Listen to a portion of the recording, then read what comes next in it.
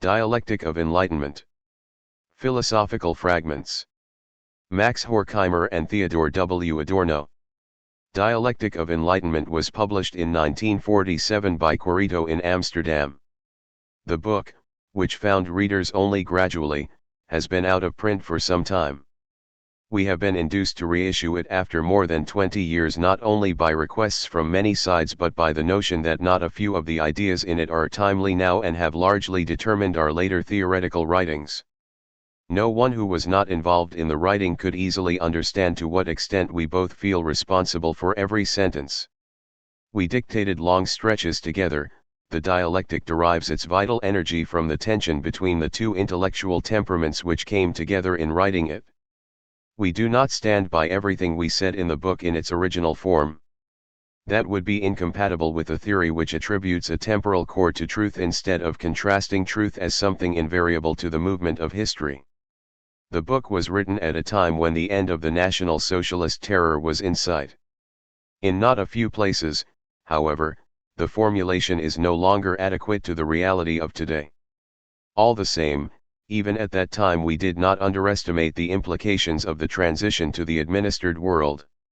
In a period of political division into immense blocks driven by an objective tendency to collide, horror has been prolonged. The conflicts in the Third World and the renewed growth of totalitarianism are not mere historical interludes any more than, according to the dialectic, fascism was at that time.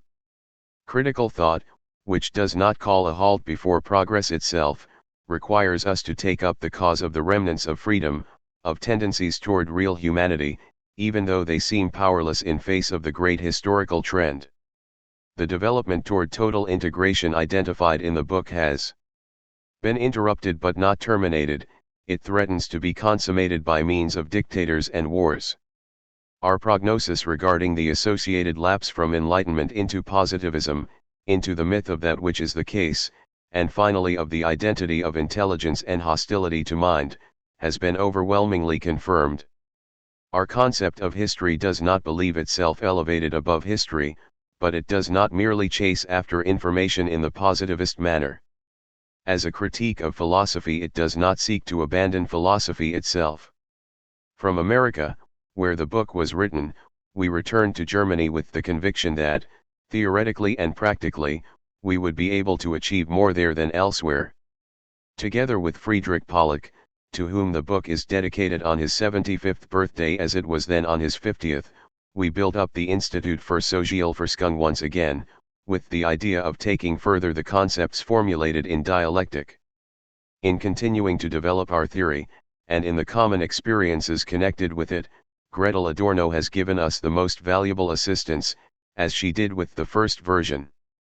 We have made changes far more sparingly than is usual with re-editions of books dating back several decades. We did not want to retouch what we had written, not even the obviously inadequate passages. To bring the text fully up to date with the current situation would have amounted to nothing less than writing a new book. That what matters today is to preserve and disseminate freedom, rather than to accelerate, however indirectly, the advance toward the administered world, we have also argued in our later writings. We have confined ourselves here to correcting misprints and such like matters. This restraint has made the book a piece of documentation. We hope that it is also more. Max Horkheimer, Theodor W. Adorno. Frankfurt am Main, April 1969. Preface to the Italian edition *, 1962/1966. The German text of Dialectic of Enlightenment is a fragment. Begun as early as 1941, during the Second World War, it was supposed to form the introduction to the theory of society and history we had sketched during the period of National Socialist rule. It is self-evident that, with regard to terminology and the scope of the questions investigated, the book is shaped by the social conditions in which it was written. In keeping with its theme, our book demonstrates tendencies which turn cultural progress into its opposite. We attempted to do this on the basis of social phenomena of the 1930s and 1940s in America. However, to construct a systematic theory which would do justice to the present economic and political circumstances is a task which, for objective and subjective reasons, we are unable to perform today. We are therefore happy that the fragment is appearing in a series devoted predominantly to philosophical questions. MHNTWA. Frankfurt am Main, March 1966. Preface, 1944 and 1947. When we began this work, the first samples of which we dedicate to Friedrich Pollock, we hoped to be able to present the whole book on his 50th birthday. But the further we proceeded with the task, the more we became aware of the mismatch between it and our own capabilities. What we had set out to do was nothing less than to explain why humanity, instead of entering a truly human state, is sinking into a new kind of barbarism. We underestimated the difficulty of dealing with the subject because we still placed too much trust in contemporary consciousness. While we had noted for many years that, in the operations of modern science, the major discoveries are paid for with an increasing decline of theoretical education, we nevertheless believed that we could follow those operations to the extent of limiting our work primarily to a critique or a continuation of specialist theories. Our work was to adhere, at least thematically, to the traditional disciplines, sociology, psychology, and epistemology. The fragments we have collected here show, however, that we had to abandon that trust. While attentive cultivation and investigation of the scientific heritage, especially when positivist new brooms have swept it away as useless lumber, does represent one moment of knowledge, in the present collapse of bourgeois civilization not only the operations but the purpose of science have become dubious. The tireless self-destruction of Enlightenment, hypocritically celebrated by implacable fascists and implemented by pliable experts in humanity *, compels thought to forbid itself its last remaining innocence regarding the habits and tendencies of the zeitgeist. If public life has reached a state in which thought is being turned inescapably into a commodity and language into celebration of the commodity, the attempt to trace the sources of this degradation must refuse obedience to the current linguistic and intellectual demands before it is rendered entirely futile by the consequence of those demands for world history. If the only obstacles were those arising from the oblivious instrumentalization of science, thought about social questions could at least attach itself to tendencies opposed to official science. Those tendencies, too, however, are caught up in the general process of production. They have changed no less than the ideology they attacked. They suffer the fate which has always been reserved for triumphant thought. It voluntarily leaves behind its critical element to become a mere means in the service of an existing order. It involuntarily tends to transform the positive cause it has espoused into something negative and destructive. The 18th century philosophy which, defying the funeral pyres for books and people, put the fear of death into infamy, joined forces with it under Bonaparte. Finally, the apologetic school of Kant usurped the succession to the uncompromising encyclopedists, extending the hand of friendship * to all those whom the latter had opposed. Such metamorphoses of critique into affirmation do not leave theoretical content untouched, its truth evaporates. Today, however, motorized history is rushing ahead of such intellectual developments, and the official spokesmen, who have other concerns, are liquidating the theory to which they owe their place in the sun * before it has time to prostitute itself completely *. In reflecting on its own guilt, therefore, thought finds itself deprived not only of the affirmative reference to science and everyday phenomena but also of the conceptual language of opposition. No terms are available which do not tend toward complicity with the prevailing intellectual trends, and what threadbare language cannot achieve on its own is precisely made good by the social machinery. The censors voluntarily maintained by the film factories to avoid greater costs have their counterparts in all other departments. The process to which a literary text is subjected, if not in the automatic foresight of its producer then through the battery of readers, publishers, adapters, and ghost writers inside and outside the editorial office, outdoes any censor in its thoroughness. To render their function entirely superfluous appears, despite all the benevolent reforms, to be the ambition of the educational system. In the belief that without strict limitation to the observation of facts and the calculation of probabilities the cognitive mind would be over-receptive to charlatanism and superstition, that system is preparing arid ground for the greedy acceptance of charlatanism and superstition. Just as prohibition has always ensured the admission of the poisonous product, the blocking of the theoretical imagination has paved the way for political delusion. Even when people have not already succumbed to such delusion, they are deprived by the mechanisms of censorship, both the external ones and those implanted within them, of the means of resisting it. The aporia which faced us in our work thus proved to be the first matter we had to investigate, the self-destruction of enlightenment. We have no doubt, and herein lies our petitio principii, that freedom in society is inseparable from enlightenment thinking. We believe we have perceived with equal clarity, however, that the very concept of that thinking, no less than the concrete historical forms, the institutions of society with which it is intertwined, already contains the germ of the regression asterisk which is taking place everywhere today. If enlightenment does not assimilate reflection on this regressive moment, it seals its own fate. By leaving consideration of the destructive side of progress to its enemies, thought in its headlong asterisk rush into pragmatism is forfeiting its sublating character, and therefore its relation to truth.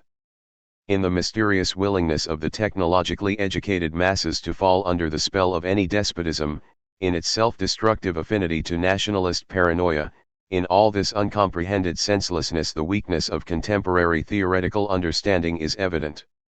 We believe that in these fragments we have contributed to such understanding by showing that the cause of enlightenment's relapse into mythology is to be sought not so much in the nationalist, pagan, or other modern mythologies concocted specifically to cause such a relapse as in the fear of truth which petrifies enlightenment itself. Both these terms, enlightenment and truth, are to be understood as pertaining not merely to intellectual history but also to current reality. Just as enlightenment expresses the real movement of bourgeois society as a whole from the perspective of the idea embodied in its personalities and institutions, truth refers not merely to rational consciousness but equally to the form it takes in reality. The loyal son of modern civilization's fear of departing from the facts, which even in their perception are turned into clichés by the prevailing usages in science, business, and politics, is exactly the same as the fear of social deviation. Those usages also define the concept of clarity in language and thought to which art, literature, and philosophy must conform today. By tabooing any thought which sets out negatively from the facts and from the prevailing modes of thought as obscure, convoluted, and preferably foreign, that concept holds mind captive in ever deeper blindness. It is in the nature of the calamitous situation existing today that even the most honorable reformer who recommends renewal in threadbare language reinforces the existing order he seeks to break by taking over its worn-out categorical apparatus and the pernicious power philosophy lying behind it. False clarity is only another name for myth. Myth was always obscure and luminous at once. It has always been distinguished by its familiarity and its exemption from the work of concepts. The enslavement to nature of people today cannot be separated from social progress. The increase in economic productivity which creates the conditions for a more just world also affords the technical apparatus and the social groups controlling it a disproportionate advantage over the rest of the population. The individual is entirely nullified in face of the economic powers. These powers are taking society's domination over nature to unimagined heights. While individuals as such are vanishing before the apparatus they serve, they are provided for by that apparatus and better than ever before.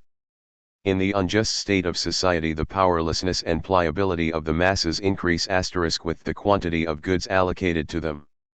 The materially considerable and socially paltry rise in the standard of living of the lower classes is reflected in the hypocritical propagation of intellect.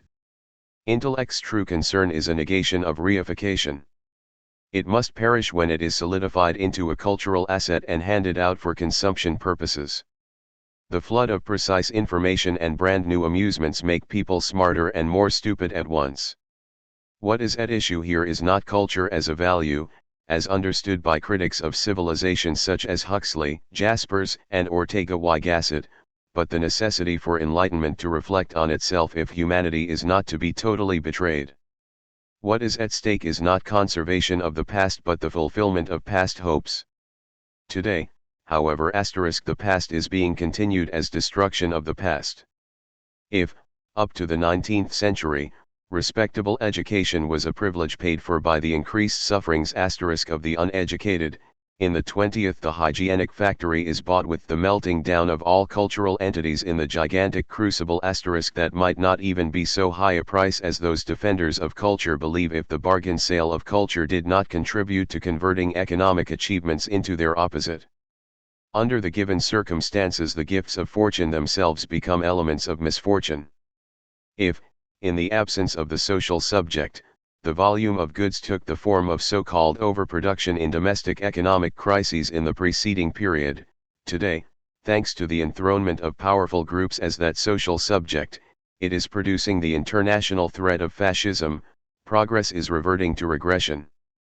That the hygienic factory and everything pertaining to it, Volkswagen * and the Sports Palace, are obtusely liquidating metaphysics does not matter in itself, but that these things are themselves becoming metaphysics, an ideological curtain * within the social whole, behind which real doom is gathering, does matter. That is the basic premise of our fragments. The first essay, the theoretical basis of those which follow, seeks to gain greater understanding of the intertwinement of rationality and social reality, as well as of the intertwinement, inseparable from the former, of nature and the mastery of nature. The critique of enlightenment given in this section is intended to prepare a positive concept of enlightenment which liberates it from its entanglement in blind domination.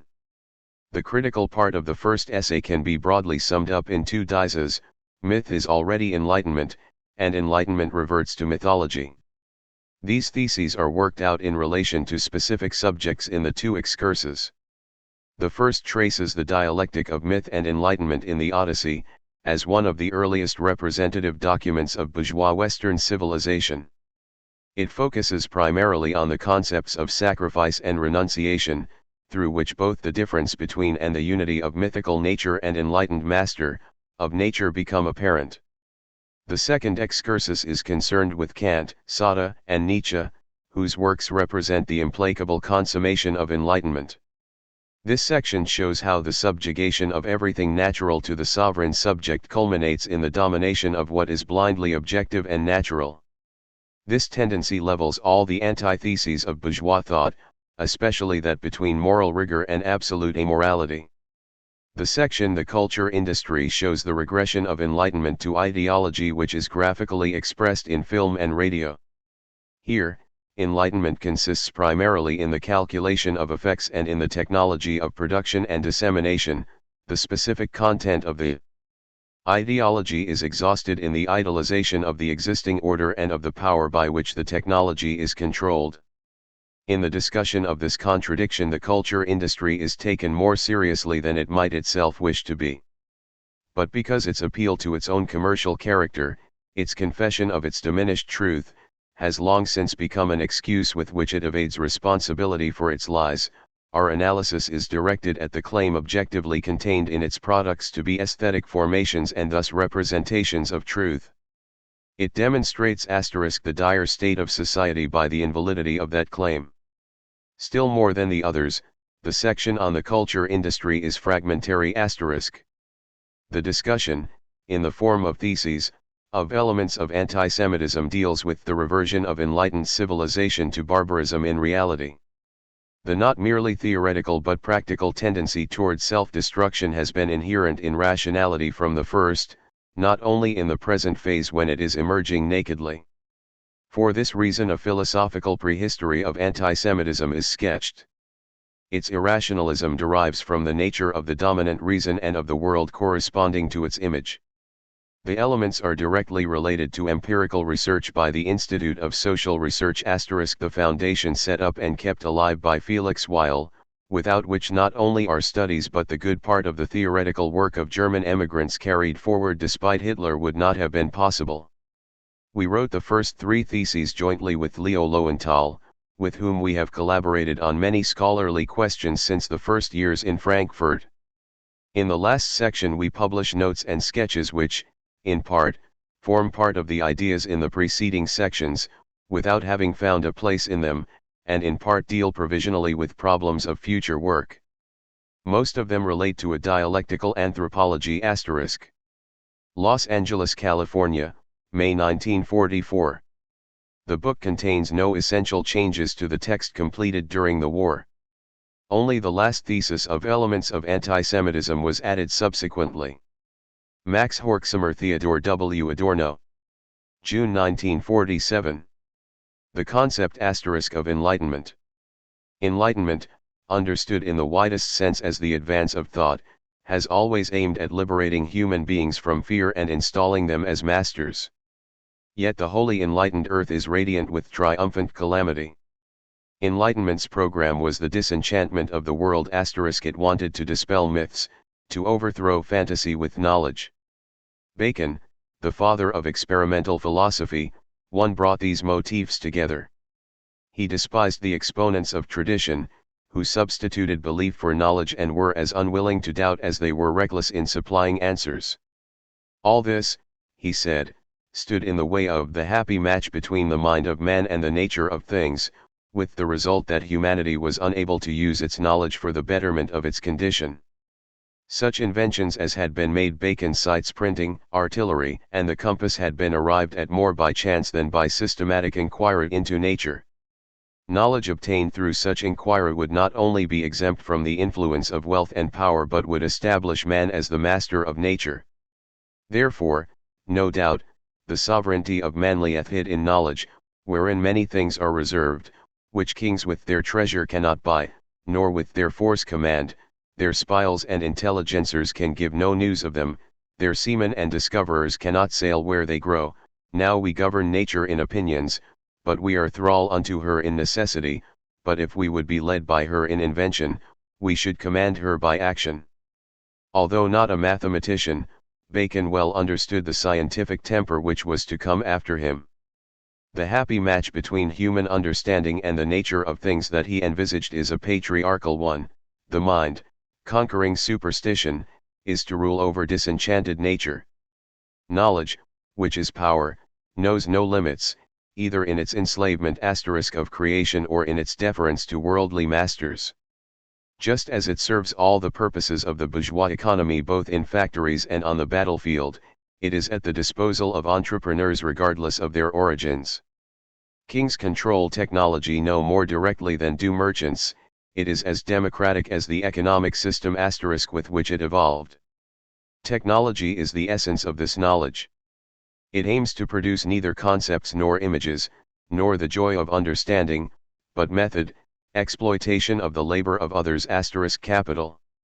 The many things which, according to Bacon, knowledge still held in store are themselves mere instruments, the radio as a sublimated printing press, the dive bomber as a more effective form of artillery, remote control as a more reliable compass. What human beings seek to learn from nature is how to use it to dominate wholly both it and human beings. Nothing else counts.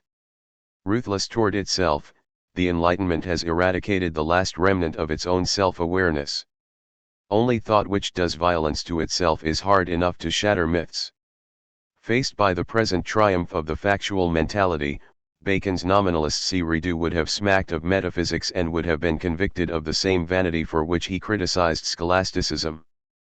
Power and knowledge are synonymous. Point 1 For Bacon as for Luther, knowledge that tendeth but to satisfaction, is but as a courtesan, which is for pleasure, and not for fruit or generation. Its concern is not satisfaction, which men call truth, but operation, the effective procedure.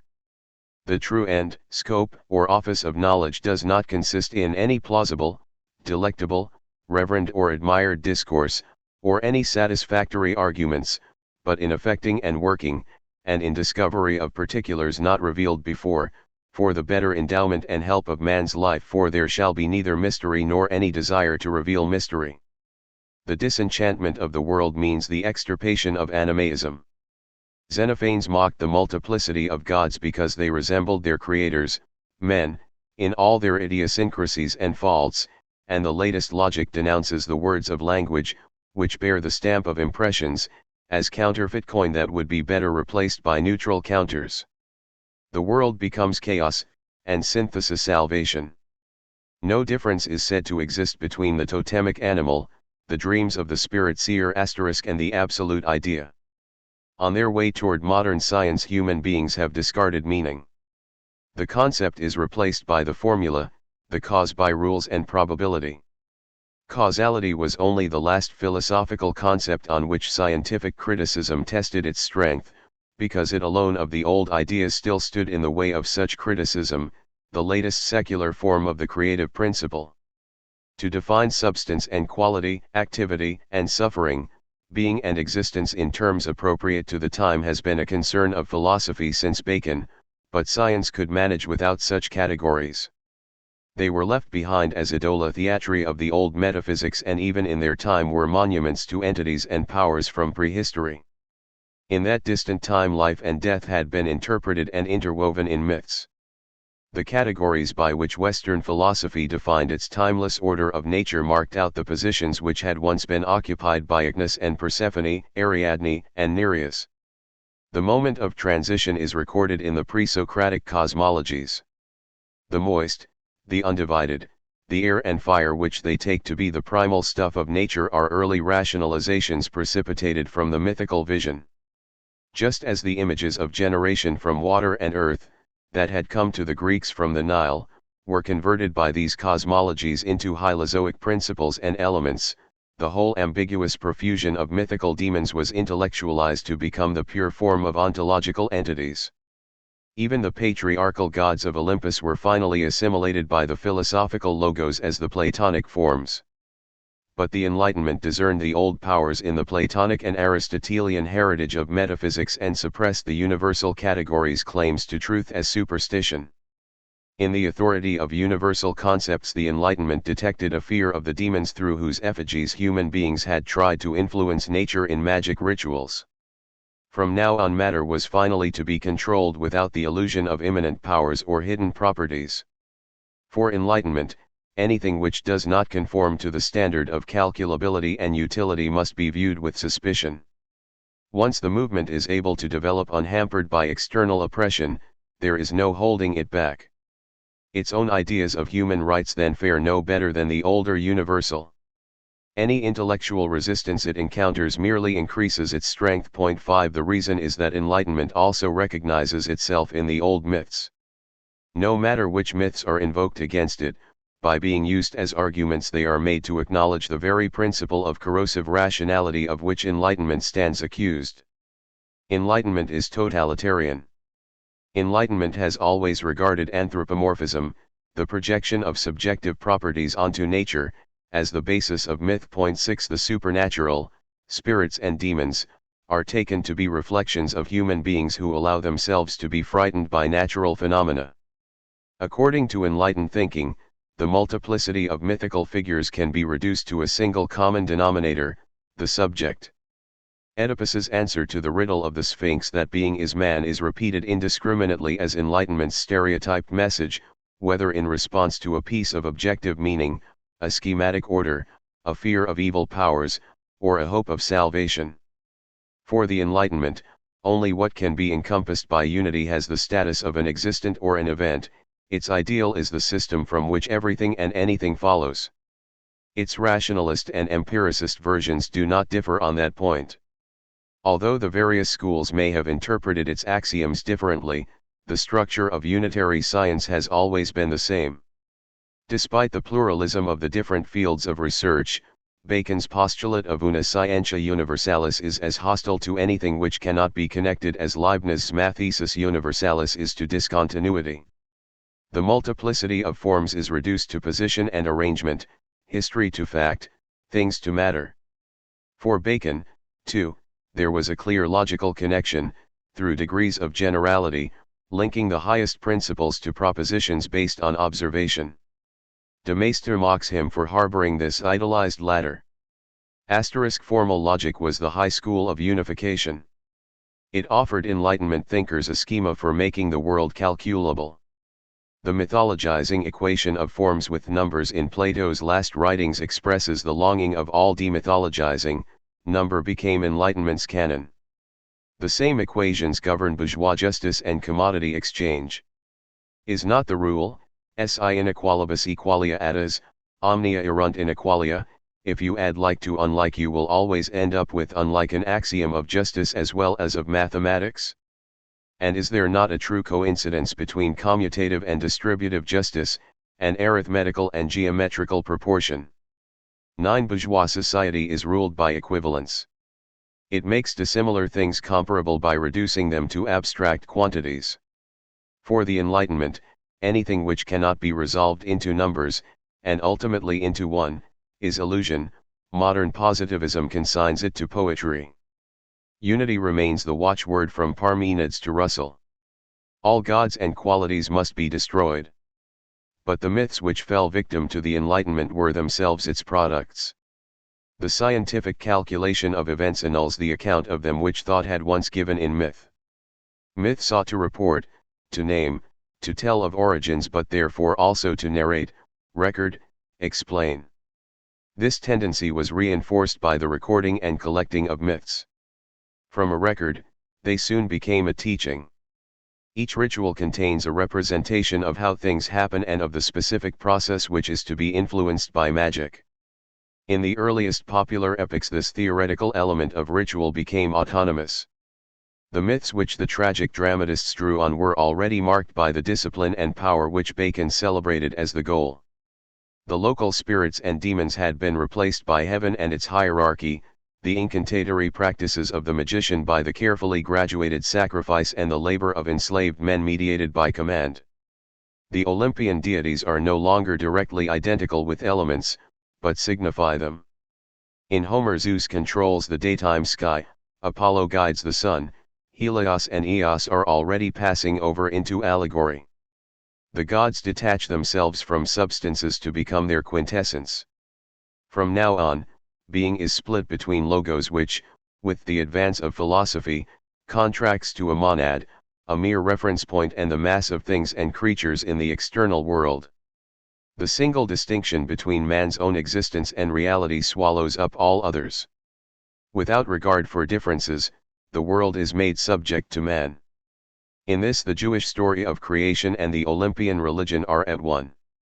And let them have dominion over the fish of the sea, and over the fowl of the air, and over the cattle, and over all the earth, and over every creeping thing that creepeth upon the earth. 10. Zeus, Father Zeus, yours is the dominion of the heavens, you oversee the works of men, both the wicked and the just, and the unruly animals, you who uphold righteousness. 11. It is so ordained that one atones at once, another later, but even should one escape the doom threatened by the gods, it will surely come to pass one day, and innocence shall expiate his deed, whether his children or a later generation. 12. Only those who subject themselves utterly pass muster with the gods. The awakening of the subject is bought with the recognition of power as the principle of all relationships. In face of the unity of such reason, the distinction between God and man is reduced to an irrelevance, as reason has steadfastly indicated since the earliest critique of Homer. In their mastery of nature, the creative God and the ordering mind are alike. Man's likeness to God consists in sovereignty over existence, in the lordly gaze, in the command. Myth becomes enlightenment and nature mere objectivity. Human beings purchase the increase in their power with estrangement from that over which it is exerted. Enlightenment stands in the same relationship to things as the dictator to human beings. He knows them to the extent that he can manipulate them. The man of science knows things to the extent that he can make them. Their in itself becomes for him. In their transformation the essence of things is revealed as always the same, a substrate of domination. This identity constitutes the unity of nature. Neither it nor the unity of the subject was presupposed by magical incantation. The rites of the shaman were directed at the wind, the rain, the snake outside or the demon inside the sick person, not at materials or specimens. The spirit which practiced magic was not single or identical, it changed with the cult masks which represented the multiplicity of spirits. Magic is bloody untruth, but in it domination is not yet disclaimed by transforming itself into a pure truth underlying the world which it enslaves. The magician imitates demons, to frighten or placate them he makes intimidating or appeasing gestures. Although his task was impersonation, he did not claim to be made in the image of the invisible power, as does civilized man, whose modest hunting ground then shrinks to the unified cosmos, in which nothing exists but prey. Only when made in such an image does man attain the identity of the cell, which cannot be lost in identification with the other but takes possession of itself once and for all as an impenetrable mask. It is the identity of mind and its correlative, the unity of nature, which subdues the abundance of qualities. Nature, stripped of qualities, becomes the chaotic stuff of mere classification, and the all-powerful cell becomes a mere having, an abstract identity. Magic implies specific representation. What is done to the spear, the hair, the name of the enemy, is also to befall his person. The sacrificial animal is slain in place of the god. The substitution which takes place in sacrifice marks a step toward discursive logic. Even though the hind which was offered up for the daughter, the lamb for the firstborn, necessarily still had qualities of its own, it already represented the genus. It manifested the arbitrariness of the specimen. But the sanctity of the hic et nunc, the uniqueness of the chosen victim which coincides with its representative status, distinguishes it radically, makes it non-exchangeable even in the exchange. Science puts an end to this. In it there is no specific representation. Something which is a sacrificial animal cannot be a god. Representation gives way to universal fungibility. An atom is smashed not as a representative but as a specimen of matter, and the rabbit suffering the torment of the laboratory is seen not as a representative but, mistakenly, as a mere exemplar. Because in functional science the differences are so fluid that everything is submerged in one and the same matter, the scientific object is petrified, whereas the rigid ritual of former times appears supple in its substitution of one thing for another. The world of magic still retained differences whose traces have vanished even in linguistic forms. Point 13 The manifold affinities between existing things are supplanted by the single relationship between the subject who confers meaning and the meaningless object, between rational significance and its accidental bearer. At the magical stage, dream and image were not regarded as mere signs of things but were linked to them by resemblance or name. The relationship was not one of intention but of kinship. Magic, like science, is concerned with ends, but it pursues them through mimesis, not through an increasing distance from the object. It certainly is not founded on the omnipotence of thought, which the primitive is supposed to impute to himself like the neurotic. 14 There can be no overvaluation of psychical acts in relation to reality where thought and reality are not radically distinguished. The unshakable confidence in the possibility of controlling the world. 15 Which Freud anachronistically attributes to magic applies only to the more realistic form of world domination achieved by the greater astuteness of science. The autonomy of thought in relation to objects, as manifested in the reality adequacy of the ego, was a prerequisite for the replacement of the localized practices of the medicine man by all-embracing industrial technology. As a totality sec out in language and laying claim to a truth which suppressed the older mythical faith of popular religion, the solar, patriarchal myth was itself an enlightenment, fully comparable on that level to the philosophical one. But now it paid the price.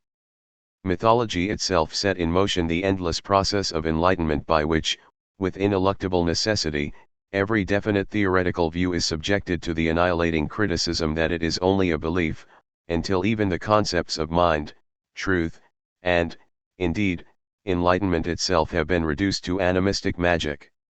The principle of the fated necessity which caused the downfall of the mythical hero, and finally evolved as the logical conclusion from the oracular utterance, not only predominates, refined to the cogency of formal logic, in every rationalistic system of Western philosophy but also presides over the succession of systems which begins with the hierarchy of the gods and, in a permanent twilight of the idols, hands down a single identical content, wrath against those of insufficient righteousness.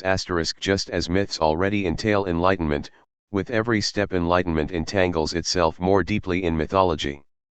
Receiving all its subject matter from myths, in order to destroy them, it falls as judge under the spell of myth. 2 Seeks to escape the trial of fate and retribution by itself exacting retribution on that trial. In myths, everything that happens must atone for the act of having happened. It is no different in enlightenment. No sooner has a fact been established than it is rendered insignificant. The doctrine that action equals reaction continued to maintain the power of repetition over existence long after humankind had shed the illusion that, by repetition, it could identify itself with repeated existence and so escape its power. But the more the illusion of magic vanishes, the more implacably repetition, in the guise of regularity, imprisons human beings in the cycle now objectified in the laws of nature, to which they believe they owe their security as free subjects.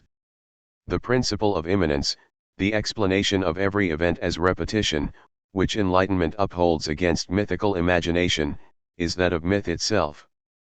The arid wisdom which acknowledges nothing new under the sun, because all the pieces in the meaningless game have been played out, all the great thoughts have been thought, all possible discoveries can be construed in advance, and human beings are defined by self-preservation through adaptation. This barren wisdom merely reproduces the fantastic doctrine it rejects, the sanction of fate which, through retribution, incessantly reinstates what always was. Whatever might be different is made the same. That is the verdict which critically sets the boundaries to possible experience. The identity of everything with everything is bought at the cost that nothing can at the same time be identical to itself. Enlightenment dissolves away the injustice of the old inequality of unmediated mastery, but at the same time perpetuates it in universal mediation, by relating every existing thing to every other. It brings about the situation for which Kierkegaard praised his Protestant ethic and which, in the legend cycle of Hercules, constitutes one of the primal images of mythical violence. It amputates the incommensurable. Not merely are qualities dissolved in thought, but human beings are forced into real conformity. The blessing that the market does not ask about birth is paid for in the exchange society by the fact that the possibilities conferred by birth are molded to fit the production of goods that can be bought. The market. Each human being has been endowed with a self of his or her own, different from all others, so that it could all the more surely be made the same. But because that self never quite fitted the mold, Enlightenment throughout the liberalistic period has always sympathized with social coercion. The unity of the manipulated collective consists in the negation of each individual and in the scorn poured on the type of society which could make people into individuals. The horde, a term which doubtless is to be found in the Hitler Youth Organization, is not a relapse into the old barbarism but the triumph of repressive egalite, the degeneration of the equality of rights into the wrong inflicted by equals. The fake myth of fascism reveals itself as the genuine myth of prehistory, in that the genuine myth beheld retribution while the false one wreaks it blindly on its victims.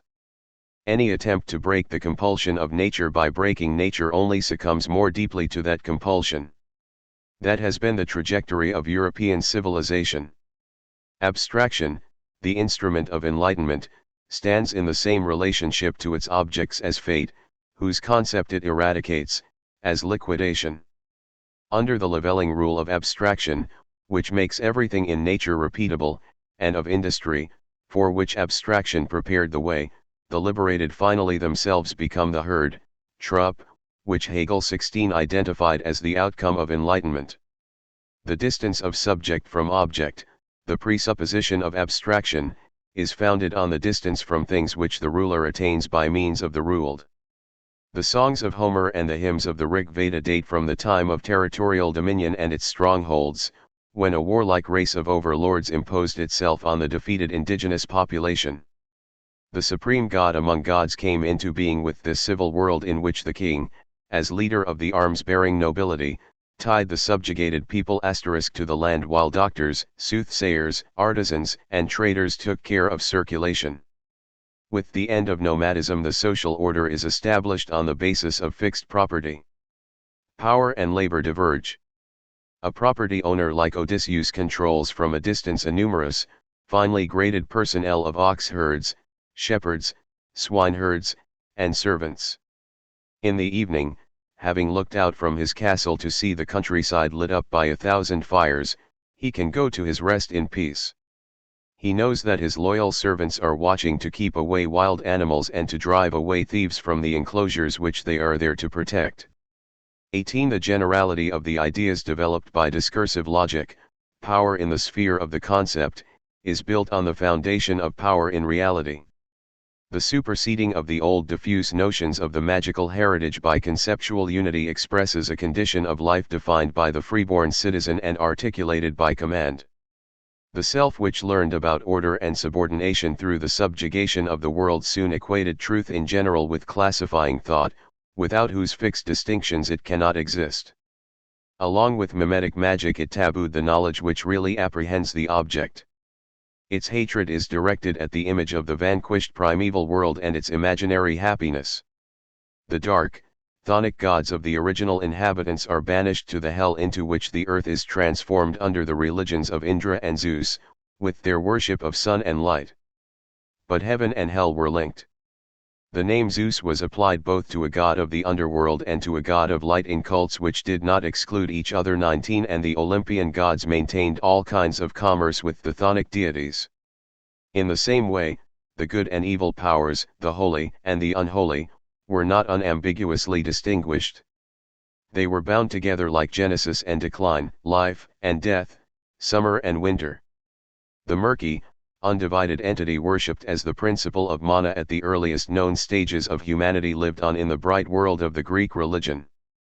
Primal and undifferentiated, it is everything unknown and alien, it is that which transcends the bounds of experience, the part of things which is more than their immediately perceived existence. What the primitive experiences as supernatural is not a spiritual substance in contradistinction to the material world but the complex concatenation of nature in contrast to its individual link. The cry of terror called forth by the unfamiliar becomes its name. It fixes the transcendence of the unknown in relation to the known, permanently linking horror to holiness. The doubling of nature into appearance and essence, effect and force, made possible by myth no less than by science, springs from human fear, the expression of which becomes its explanation. This does not mean that the soul is transposed into nature, as psychologism would have us believe. Nutria, the moving spirit, is not a projection but the echo of the real preponderance of nature in the weak psyches of primitive people. The split between animate and inanimate, the assigning of demons and deities to certain specific places, arises from this pre-animism. Even the division of subject and object is prefigured in it. If the tree is addressed no longer as simply a tree but as evidence of something else, a location of mana, language expresses the contradiction that it is at the same time itself and something other than itself, identical and not identical. 20 Through the deity speech is transformed from tautology into language.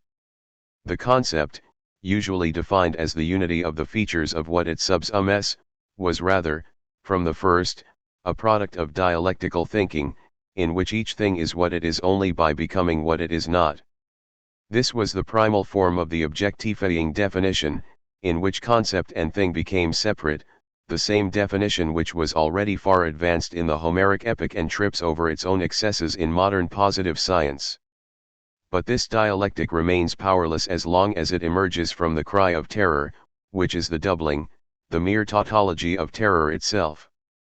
The gods cannot take away fear from human beings, the petrified cries of whom they bear as their names.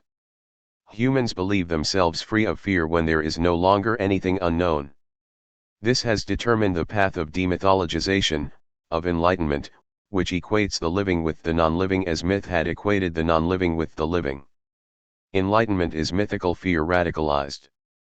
The pure immanence of positivism, its ultimate product, is nothing other than a form of universal taboo.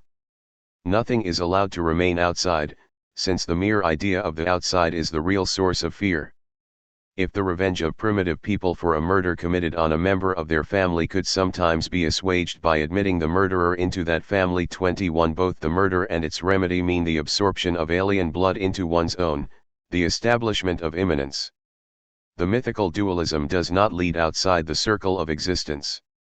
The world controlled by mana, and even the worlds of Indian and Greek myth, are issueless and eternally the same. All birch is paid for with death, all fortune with misfortune. While men and gods may attempt in their short span to assess their fates by a measure other than blind destiny, existence triumphs over them in the end. Even their justice, wrested from calamity, bears its features, It corresponds to the way in which human beings, primitives no less than Greeks and barbarians, looked upon their world from within a society of oppression and poverty. Hence, for both mythical and enlightened justice, guilt and atonement, happiness and misfortune, are seen as the two sides of an equation. Justice gives way to law. The shaman wards off a danger with its likeness. Equivalence is his instrument, and equivalence regulates punishment and reward within civilization. The imagery of myths, too, can be traced back without exception to natural conditions. Just as the constellation Gemini, like all the other symbols of duality, refers to the inescapable cycle of nature, just as this cycle itself has its primeval sign in the symbol of the egg from which those later symbols are sprung, the scales, Libra, held by Zeus, which symbolize the justice of the entire patriarchal world, point back to mere nature. The step from chaos to civilization, in which natural conditions exert their power no longer directly but through the consciousness of human beings, changed nothing in the principle of equivalence. Indeed, human beings atoned for this very step by worshipping that to which previously, like all other creatures, they had been merely subjected. Earlier, fetishes had been subject to the law of equivalence. Now equivalence itself becomes a fetish.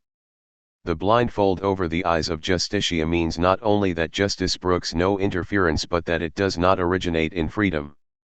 The teachings of the priests were symbolic in the sense that in them sign and image coincided. As the hieroglyphs attest, the word originally also had a pictorial function. This function was transferred to myths.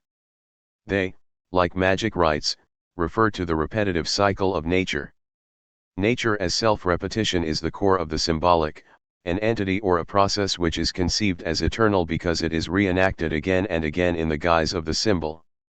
Inexhaustibility, endless renewal, and the permanence of what they signify are not only attributes of all symbols but their true content. Contrary to the Jewish Genesis, the representations of creation in which the world emerges from the primal mother, the cow or the egg, are symbolic. The scorn of the ancients for their all-too-human gods left their core untouched. The essence of the gods is not exhausted by individuality. They still had about them a quality of mana / they embodied nature as a universal power. With their pre-animistic traits they intrude into the Enlightenment. Beneath the modest veil of the Olympian Chronique Scandalous the doctrine of the commingling and colliding of elements had evolved, establishing itself at once as science. It turned the myths into figments of fantasy. With the clean separation between science and poetry, the division of labor which science had helped to establish was extended to language. For science the word is first of all a sign, it is then distributed among the various arts as sound, image, or word proper, but its unity can never be restored by the addition of these arts, by synesthesia or total art * as sign. Language must resign itself to being calculation and, to know nature, must renounce the claim to resemble it. As image it must resign itself to being a likeness and, to be entirely nature, must renounce the claim to know it. With advancing enlightenment, only authentic works of art have been able to avoid the mere imitation of what already is. The prevailing antithesis between art and science, which rends the two apart as areas of culture in order to make them jointly manageable as areas of culture, finally causes them, through their internal tendencies as exact opposites, to converge. Science, in its neopositivist interpretation, becomes aestheticism, a system of isolated signs devoid of any intention transcending the system. It becomes the game which mathematicians have long since proudly declared their activity to be. Meanwhile, art as integral replication has pledged itself to positivist science, even in its specific techniques. It becomes, indeed, the world over again, an ideological doubling, a compliant reproduction. The separation of sign and image is inescapable. But if, with heedless complacency, it is hypostatized over again, then each of the isolated principles tends toward the destruction of truth. Philosophy has perceived the chasm opened by this separation as the relationship between intuition and concept and repeatedly but vainly has attempted to close it. Indeed, philosophy is defined by that attempt. Usually, however, it has sided with the tendency to which it owes its name. Plato banished poetry with the same severity with which positivism dismissed the doctrine of forms. Homer, Plato argued, had procured neither public nor private reforms through his much vaunted art, had neither won a war nor made an invention. We did not know, he said, of any numerous followers who had honored or loved him. Art had to demonstrate its usefulness. 22 The making of images was proscribed by Plato as it was by the Jews. Both reason and religion outlaw the principle of magic. Even in its resigned detachment from existence, as art, it remains dishonorable. Those who practice it become vagrants, latter-day nomads, who find no domicile among the settled. Nature is no longer to be influenced by likeness but mastered through work. Art has in common with magic the postulation of a special, self-contained sphere removed from the context of profane existence. Within it special laws prevail. Just as the sorcerer begins the ceremony by marking out from all its surroundings the place in which the sacred forces are to come into play, each work of art is closed off from reality by its own circumference. The very renunciation of external effects by which art is distinguished from magical sympathy binds art only more deeply to the heritage of magic. This renunciation places the pure image in opposition to corporeal existence, the elements of which the image sublates within itself. It is in the nature of the work of art, of aesthetic illusion, to be what was experienced as a new and terrible event in the magic of primitives, the appearance of the whole in the particular. The work of art constantly reenacts the duplication by which the thing appeared as something spiritual, a manifestation of mana. That constitutes its aura. As an expression of totality, art claims the dignity of the absolute. This has occasionally led philosophy to rank it higher than conceptual knowledge. According to Schilling, art begins where knowledge leaves humans in the lurch. For him art is the model of science, and wherever an is, there science must go to. According to his theory, the separation of image and sign is entirely abolished by each single representation of art. 2 The bourgeois world was rarely amenable to such confidence in art. Where it restricted knowledge, it generally did so to make room for faith, not art. It was through faith that the militant religiosity, of the modern age, of Torquemada, Luther, and Mohammed, sought to reconcile spirit and existence. But faith is a privative concept.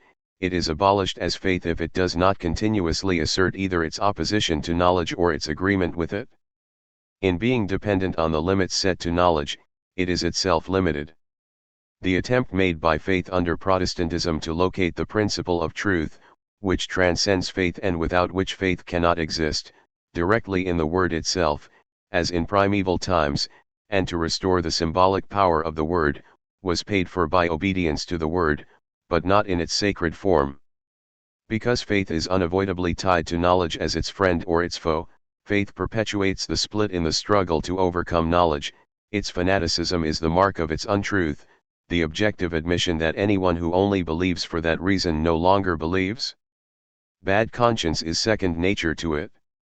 The secret awareness of this necessary, inherent flaw, the imminent contradiction that lies in making a profession of reconciliation, is the reason why honesty in believers has always been a sensitive and dangerous affair. The horrors of fire and sword, of counter-reformation and reformation, were perpetrated not as an exaggeration but as a realization of the principle of faith. Faith repeatedly shows itself of the same stamp as the world history it would like to command. Indeed, in the modern period it has become that history's preferred means, its special ruse. Not only is the Enlightenment of the 18th century inexorable, as Hegel confirmed, so, too, as none knew better than he, is the movement of thought itself. The lowest insight, like the highest, contains the knowledge of its distance from the truth, which makes the apologist a liar. The paradox of faith degenerates finally into fraud, the myth of the 20th century and faith's irrationality into rational organization in the hands of the utterly enlightened as they steer society toward barbarism. When language first entered history, its masters were already priests and sorcerers. Anyone who affronted the symbols fell prey in the name of the unearthly powers to the earthly ones, represented by these appointed organs of society. What preceded that stage is shrouded in darkness. Wherever it is found in ethnology, the terror from which mana was born was already sanctioned, at least by the tribal elders. Unidentical, fluid mana was solidified, violently materialized by men. Soon the sorcerers had populated every place with its emanations and coordinated the multiplicity of sacred realms with that of sacred rites. With the spirit world and its peculiarities they extended their esoteric knowledge and their power. The sacred essence was transferred to the sorcerers who managed it. In the first stages of nomadism the members of the tribe still played an independent part in influencing the course of nature. The men tracked prey while the women performed tasks which did not require rigid commands. How much violence preceded the habituation to even so simple an order cannot be known. In that order the world was already divided into zones of power and of the profane. The course of natural events as an emanation of mana had already been elevated to a norm demanding submission. But if the nomadic savage, despite his subjection, could still participate in the magic which defined the limits of that world, and could disguise himself as his quarry in order to stalk it, in later periods the intercourse with spirits and the subjection were assigned to different classes of humanity, power to one side, obedience to the other. The recurring, never-changing natural processes were drummed into the subjects, either by other tribes or by their own cliques, as the rhythm of work, to the beat of the club and the rod, which re-echoed in every barbaric drum, in each monotonous ritual. The symbols take on the expression of the fetish. The repetition of nature which they signify always manifests itself in later times as the permanence of social compulsion, which the symbols represent. The dread objectified in the fixed image becomes a sign of the consolidated power of the privileged asterisk, but general concepts continued to symbolize that power even when they had shed all pictorial traits. Even the deductive form of science mirrors hierarchy and compulsion.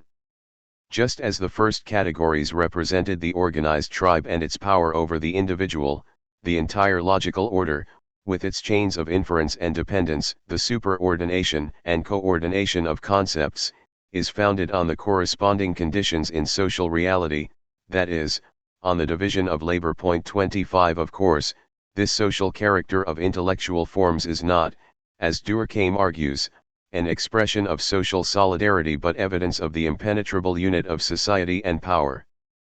Power confers increased cohesion and strength on the social whole in which it is established. The division of labor, through which power manifests itself socially, serves the self-preservation of the dominated whole. But this necessarily turns the whole, as a whole, and the operation of its immanent reason, into a means of enforcing the particular interest. Power confronts the individual as the universal, as the reason which informs reality. The power of all the members of society, to whom as individuals no other way is open, is constantly summited, through the division of labor imposed on them, in the realization of the whole, whose rationality is thereby multiplied over again. What is done to all by the few always takes the form of the subduing of individuals by the many. The oppression of society always bears the features of oppression by a collective. It is this unity of collectivity and power, and not the immediate social universal, solidarity, which is precipitated in intellectual forms. Through their claim to universal validity, the philosophical concepts with which Plato and Aristotle represented the world elevated the conditions which those concepts justified to the status of true reality. They originated, as Vico put it 20 in the marketplace of Athens, they reflected with the same fidelity the laws of physics, the equality of freeborn citizens, and the inferiority of women, children, and slaves. Language itself endowed what it expressed, the conditions of domination, with the universality it had acquired as the means of intercourse in civil society. The metaphysical emphasis, the sanction by ideas and norms, was no more than a hypostatization of the rigidity and exclusivity which concepts have necessarily taken on wherever language has consolidated the community of the rulers for the enforcement of commands. As a means of reinforcing the social power of language, ideas became more superfluous the more that power increased, and the language of science put an end to them altogether. Conscious justification lacked the suggestive power which springs from dread of the fetish. The unity of collectivity and power now revealed itself in the generality which faulty content necessarily takes on in language, whether metaphysical or scientific. The metaphysical apologia at least betrayed the injustice of the established order through the incongruence of concept and reality. The impartiality of scientific language deprived what was powerless of the strength to make itself heard and merely provided the existing order with a neutral sign for itself. Such neutrality is more metaphysical than metaphysics. Enlightenment finally devoured not only symbols but also their successors, universal concepts, and left nothing of metaphysics behind except the abstract fear of the collective from which it had sprung. Concepts in face of enlightenment are like those living on unearned income in face of industrial trusts. None can feel secure. If logical positivism still allowed some latitude for probability, ethnological positivism already equates probability with essence. Our vague ideas of chance and quintessence are pale relics of that far richer notion, 27 that is, of the magical substance. Enlightenment as a nominalist tendency stops short before the nomen, the non-extensive, restricted concept, the proper name. Although 28 it cannot be established with certainty whether proper names were originally generic names, as some maintain, the former have not yet shared the fate of the latter. The substantial ego repudiated by Hume and Mach is not the same thing as the name. In the Jewish religion, in which the idea of the patriarchy is heightened to the point of annihilating myth, the link between name and essence is still acknowledged in the prohibition on uttering the name of God. The disenchanted world of Judaism propitiates magic by negating it in the idea of God. The Jewish religion brooks no word which might bring solace to the despair of all mortality. It places all hope in the prohibition on invoking falsity as God, the finite as the infinite, the lie as truth. The pledge of salvation lies in the rejection of any faith which claims to depict it, knowledge in the denunciation of illusion. Negation, however, is not abstract. The indiscriminate denial of anything positive, the stereotyped formula of nothingness as used by Buddhism, ignores the ban on calling the absolute by its name no less than its opposite, pantheism, or the latter's caricature, bourgeois skepticism. Explanations of the world as nothingness or as the entire cosmos are mythologies, and the guaranteed paths to redemption sublimated magical practices. The self-satisfaction of knowing in advance, and the transfiguration of negativity as redemption, are untrue forms of the resistance to deception. The right of the image is rescued in the faithful observance of its prohibition. Such observance, determinate negation, 29 is not exempted from the enticements of intuition by the sovereignty of the abstract concept, as is skepticism, for which falsehood and truth are equally void. Unlike rigorism, determinate negation does not simply reject imperfect representations of the absolute, idols, by confronting them with the idea they are unable to match. Rather, dialectic discloses each image as script. It teaches us to read from its features the admission of falseness which cancels its power and hands it over to truth. Language thereby becomes more than a mere system of signs. With the concept of determinate negation, Hegel gave prominence to an element which distinguishes enlightenment from the positivist decay to which he consigned it.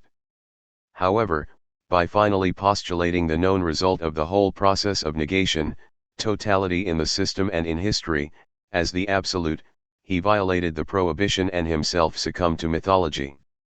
That fate befell not only his philosophy, as the apotheosis of advancing thought, but enlightenment itself, in the form of the sober matter-of-factness by which it purported to distinguish itself from Hegel and from metaphysics in general. For enlightenment is totalitarian as only a system can be.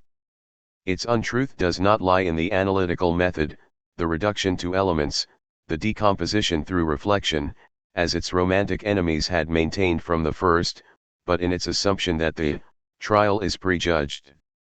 When in mathematics the unknown becomes the unknown quantity in an equation, it is made into something long familiar before any value has been assigned. Nature, before and after quantum theory, is what can be registered mathematically, even what cannot be assimilated, the insoluble and irrational, is fenced in by mathematical theorems. In the preemptive identification of the thoroughly mathematized world with truth, Enlightenment believes itself safe from the return of the mythical. It equates thought with mathematics. The latter is thereby cut loose, as it were, turned into an absolute authority. An infinite world, in this case a world of idealities, is conceived as one in which objects are not accessible individually to our cognition in an imperfect and accidental way but are attained by a rational, systematically unified method which finally apprehends each object in an infinite progression fully as its own in itself. In Galileo's mathematization of nature, nature itself is idealized on the model of the new mathematics. In modern terms, it becomes a mathematical manifold.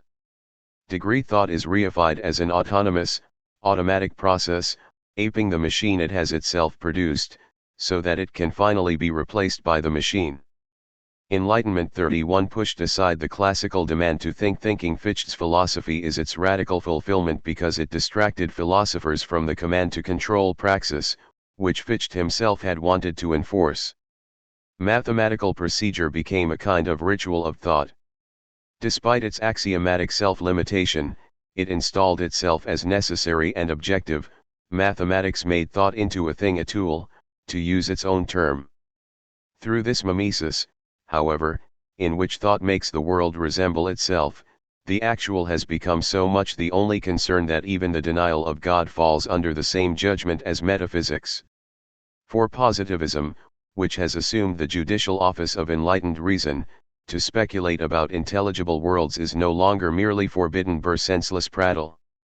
Positivism, fortunately for it, does not need to be atheistic, since objectified thought cannot even pose the question of the existence of God.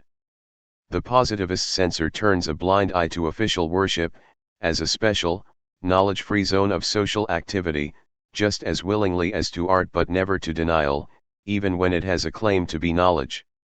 For the scientific temper, any deviation of thought from the business of manipulating the actual, any stepping outside the jurisdiction of existence, is no less senseless and self-destructive than it would be for the magician to step outside the magic circle drawn for his incantation, and in both cases violation of the taboo carries a heavy price for the offender.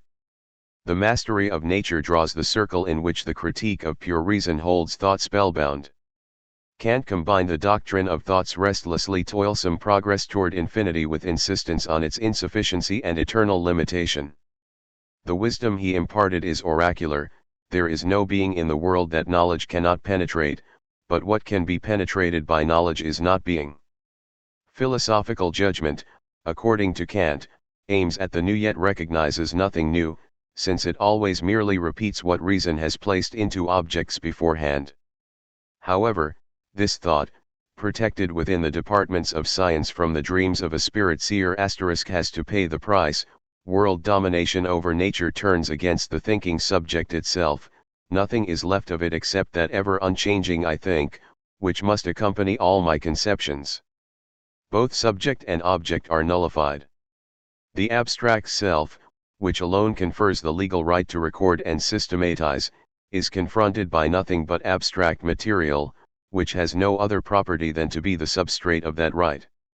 The equation of mind and world is finally resolved, but only in the sense that both sides cancel out. The reduction of thought to a mathematical apparatus condemns the world to be its own measure. What appears as the triumph of subjectivity, the subjection of all existing things to logical formalism, is bought with the obedient subordination of reason to what is immediately at hand. To grasp existing things as such, not merely to note their abstract spatial temporal relationships, by which they can then be seized, but, on the contrary, to think of them as surface, as mediated conceptual moments which are only fulfilled by revealing their social, historical, and human meaning, this whole aspiration of knowledge is abandoned. Knowledge does not consist in mere perception, classification, and calculation, but precisely in the determining negation of whatever is directly at hand. Instead of such negation, mathematical formalism, whose medium, number, is the most abstract form of the immediate, arrests thought at mere immediacy. The actual is validated, knowledge confines itself to repeating it, thought makes itself mere tautology. The more completely the machinery of thought subjugates existence, the more blindly it is satisfied with reproducing it. Enlightenment thereby regresses to the mythology it has never been able to escape, for mythology had reflected in its forms the essence of the existing order: cyclical motion, fate, domination of the world as truth, and had renounced hope. In the terseness of the mythical image, as in the clarity of the scientific formula, the eternity of the actual is confirmed and mere existence is pronounced as the meaning it obstructs. The world as a gigantic analytical judgment, the only surviving dream of science, is of the same kind as the cosmic myth which linked the alternation of spring and autumn to the abduction of Persephone. The uniqueness of the mythical event, which was intended to legitimize the factual one, is a deception. Originally, the rape of the goddess was directly equated with the dying of nature. It was repeated each autumn, and even the repetition was not a succession of separate events, but the same one each time. With the consolidation of temporal consciousness, the process was fixed as a unique event in the past, and ritual assuagement of the terror of death in each new cycle of seasons was sought in the recourse to the distant past. But such separation is powerless. The postulation of the single past event endows the cycle with a quality of inevitability, and the terror radiating from the ancient event spreads over the whole process as its mere repetition. The subsumption of the actual, whether under mythical prehistory or under mathematical formalism, the symbolic relating of the present to the mythical event in the right or to the abstract category in science, makes the new appear as something predetermined, which therefore is really die-old. It is not existence that is without hope, but knowledge which appropriates and perpetuates existence as a schema in the pictorial or mathematical symbol. In the enlightened world, mythology has permeated the sphere of the profane. Existence, thoroughly cleansed of demons and their conceptual descendants, takes on, in its gleaming naturalness, the numinous character which former ages attributed to demons. Justified in the guise of brutal facts as something eternally immune to intervention, the social injustice from which those facts arise is as sacrosanct today as the medicine man once was under the protection of his gods. Not only is domination paid for with the estrangement of human beings from the dominated objects, but the relationships of human beings, including the relationship of individuals themselves, have themselves been bewitched by the objectification of mind. Individuals shrink to the nodal points of conventional reactions and the modes of operation objectively expected of them. Animism had endowed things with souls, industrialism makes souls into things on its own account. Even in advance of total planning, the economic apparatus endows commodities with the values which decide the behavior of people. Since, with the ending of free exchange, commodities have forfeited all economic qualities except their fetish character, this character has spread like a cataract across the life of society in all its aspects. The countless agencies of mass production and its culture impress standardized behavior on the individual as the only natural, decent, and rational one. Individuals define themselves now only as things, statistical elements, successes, or failures. Their criterion is self-preservation, successful or unsuccessful adaptation to the objectivity of their function and the schemata assigned to it. Everything which is different, from the idea to criminality, is exposed to the force of the collective, which keeps watch from the classroom to the trade union. Yet even the threatening collective is merely a part of the deceptive surface, beneath which are concealed the powers which manipulate the collective as an agent of violence. Its brutality, which keeps the individual up to the mark, no more represents the true quality of people than value represents that of commodities. The demonically distorted form which things and human beings have taken on in the clear light of unprejudiced knowledge points back to domination, to the principle which already imparted the qualities of mana to spirits and deities and trapped the human gaze in the fakery of sorcerers and medicine men.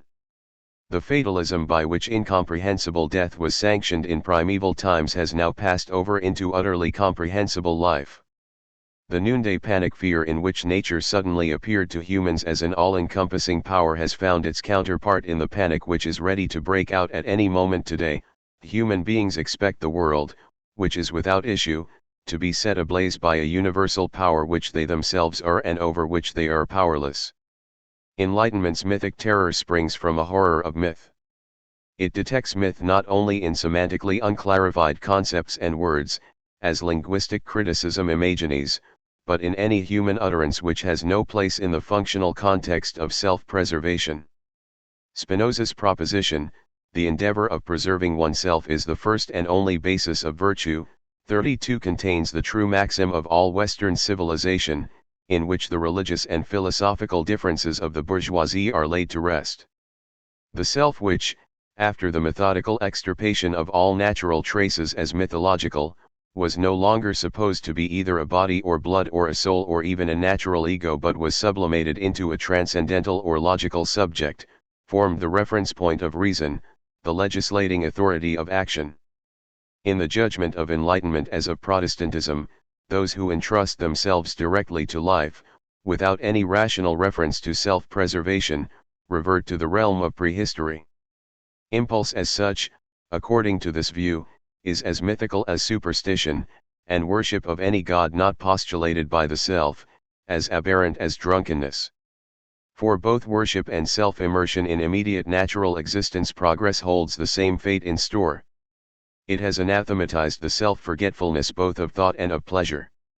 In the bourgeois economy the social work of each individual is mediated by the principle of the self, for some this labor is supposed to yield increased capital, for others the strength for extra work. But the more heavily the process of self-preservation is based on the bourgeois division of labor, the more it enforces the self-alienation of individuals, who must mold themselves to the technical apparatus body and soul. Enlightened thinking has an answer for this, too. Finally, the transcendental subject of knowledge, as the last reminder of subjectivity, is itself seemingly abolished and replaced by the operations of the automatic mechanisms of order, which therefore run all the more smoothly. Subjectivity has volatilized itself into the logic of supposedly optional rules, to gain more absolute control. Positivism, which finally did not shrink from laying hands on the idlest fancy of all, thought itself, eliminated the last intervening agency between individual action and the social norm. The technical process, to which the subject has been reified after the eradication of that process from consciousness, is as free from the ambiguous meanings of mythical thought as from meaning altogether, since reason itself has become merely an aid to the all-encompassing economic apparatus. Reason serves as a universal tool for the fabrication of all other tools, rigidly purpose-directed and as calamitous as the precisely calculated operations of material production, the results of which, for human beings, escape all calculation. Reason's old ambition to be purely an instrument of purposes has finally been fulfilled. The exclusivity of logical laws stems from this obdurate adherence to function and ultimately from the compulsive character of self-preservation. The latter is constantly magnified into the choice between survival and doom, a choice which is reflected even in the principle that, of two contradictory propositions, only one can be true and the other false. The formalism of this principle and the entire logic established around it stem from the opacity and entanglement of interests in a society in which the maintenance of forms and the preservation of individuals only fortuitously coincide. The expulsion of thought from logic ratifies in the lecture hall the reification of human beings in factory and office. In this way the taboo encroaches on the power imposing it, enlightenment on mind, which it itself is. But nature as true self-preservation is thereby unleashed, in the individual as in the collective fate of crisis and war, by the process which promised to extirpate it. If unitary knowledge is the only norm which theory has left, praxis must be handed over to the unfettered operations of world history. The self, entirely encompassed by civilization, is dissolved in an element composed of the very inhumanity which civilization has sought from the first to escape. The oldest fear, that of losing one's own name, is being fulfilled. For civilization, purely natural existence, both animal and vegetative, was the absolute danger. Mimetic, mythical, and metaphysical forms of behavior were successively regarded as stages of world history which had been left behind, and the idea of reverting to them held the terror that the self would be changed back into the mere nature from which it had extricated itself with unspeakable exertions and which for that reason filled it with unspeakable dread. Over the millennia the living memory of prehistory, of its nomadic period and even more of the truly pre-patriarchal stages, has been expunged from human consciousness with the most terrible punishments. The enlightened spirit replaced fire and the will by the stigma it attached to all irrationality, which led to perdition. Its hedonism was moderate, extremes being no less repugnant to enlightenment than to Aristotle. The bourgeois ideal of naturalness is based not on amorphous nature but on the virtue of the middle way. For this ideal, promiscuity and asceticism, superfluity and hunger, although opposites, are directly identical as powers of disintegration. By subordinating life in its entirety to the requirements of its preservation, the controlling minority guarantees, with its own security, the continuation of the whole. From Homer to modernity the ruling spirit has sought to steer between the Scylla of relapse into simple reproduction and the Charybdis of unfettered fulfillment. From the first it has mistrusted any guiding star other than the lesser evil. The German neopagans and administrators of war fever want to reinstate pleasure *, but since, under the work pressure of the millennium now ending, pleasure has learned to hate itself, in its totalitarian emancipation it remains mean and mutilated through self-contempt *, it is still in the grip of the self-preservation inculcated in it by the reason which has now been deposed. At the turning points of Western civilization, whenever new peoples and classes have more heavily repressed myth, from the beginnings of the Olympian religion to the Renaissance, the Reformation, and bourgeois atheism, the fear of unsubdued, threatening nature, a fear resulting from nature's very materialization and objectification, has been belittled as animist superstition, and the control of internal and external nature has been made the absolute purpose of life. Now that self-preservation has been finally automated, reason is dismissed by those who, as controllers of production, have taken over its inheritance and fear it in the disinherited. The essence of enlightenment is the choice between alternatives, and the inescapability of this choice is that of power. Human beings have always had to choose between their subjugation to nature and its subjugation to the self. With the spread of the bourgeois commodity economy, the dark horizon of myth is illuminated by the sun of calculating reason, beneath whose icy rays the seeds of the new barbarism are germinating. Under the compulsion of power, human labor has always led away from myth and, under power, has always fallen back under its spell. The intertwinement of myth, power, and labor is preserved in one of the tales of Homer. Book 12 of the Odyssey tells how Odysseus sailed past the Sirens. Their allurement is that of losing oneself in the past. But the hero exposed to it has come of age in suffering. In the multitude of mortal dangers which he has had to endure, the unity of his own life, the identity of the person, have been hardened. The realms of time have been separated for him like water, earth, and air. The tide of what has been has receded from the rock of the present, and the future lies veiled in cloud on the horizon. What Odysseus has left behind him has passed into the world of shades, so close is the self to the primeval myth from whose embrace it has wrested itself that its own lived past becomes a mythical prehistory. It seeks to combat this by a fixed order of time. The tripartite division is intended to liberate the present moment from the power of the past by banishing the latter beyond the absolute boundary of the irrecoverable and placing it, as usable knowledge, in the service of the present. The urge to rescue the past as something living, instead of using it as the material of progress, has been satisfied only in art, in which even history, as a representation of past life, is included. As long as art does not insist on being treated as knowledge, and thus exclude itself from praxis, it is tolerated by social praxis in the same way as pleasure. But the Siren's song has not yet been deprived of power as art.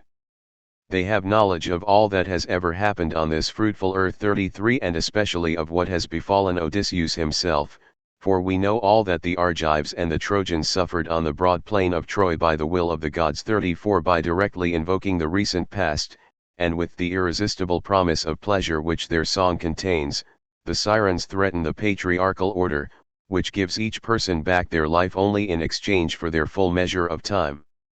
When only unfailing presence of mind wrests survival from nature, anyone who follows the Sirens' phantasmagoria is lost.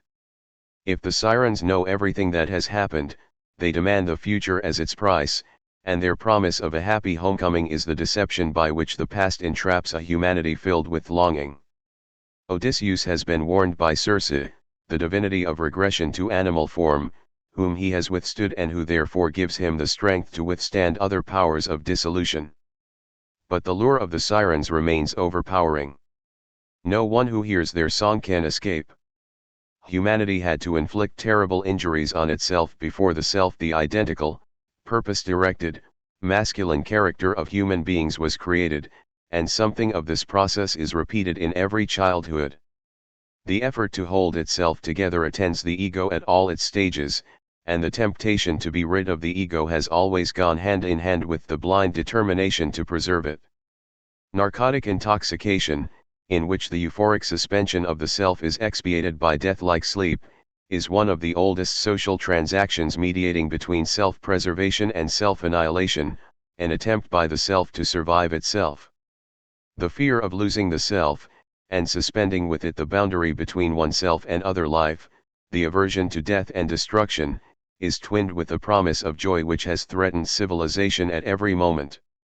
The way of civilization has been that of obedience and work, over which fulfillment shines everlastingly as mere illusion, as beauty deprived of power. Odysseus's idea, equally inimical to his death and to his happiness, shows awareness of this. He knows only two possibilities of escape. One he prescribes to his comrades. He plugs their ears with wax and orders them to row with all their might. Anyone who wishes to survive must not listen to the temptation of the irrecoverable, and is unable to listen only if he is unable to hear. Society has always made sure that this was the case. Workers must look ahead with alert concentration and ignore anything which lies to one side. The urge toward distraction must be grimly sublimated in redoubled exertions. Thus the workers are made practical. The other possibility Odysseus chooses for himself, the landowner, who has others to work for him.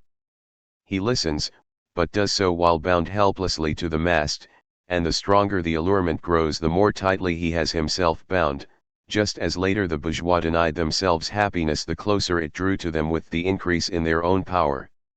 What he hears has no consequences for him, he can signal to his men to untie him only by movements of his head, but it is too late. His comrades, who themselves cannot hear, know only of the danger of the song, not of its beauty, and leave him tied to the mast to save both him and themselves.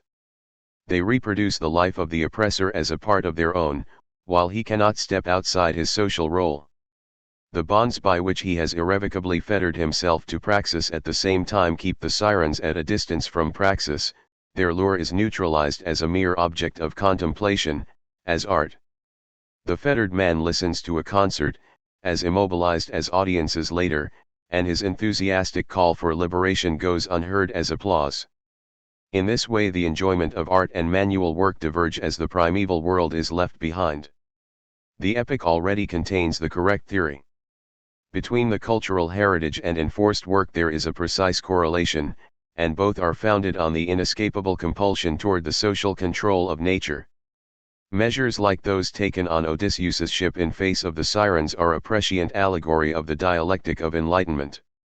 Just as the capacity to be represented is the measure of power, the mightiest person being the one who can be represented in the most functions, so it is also the vehicle of both progress and regression. Under the given conditions, exclusion from work means mutilation, not only for the unemployed but also for people at the opposite social pole.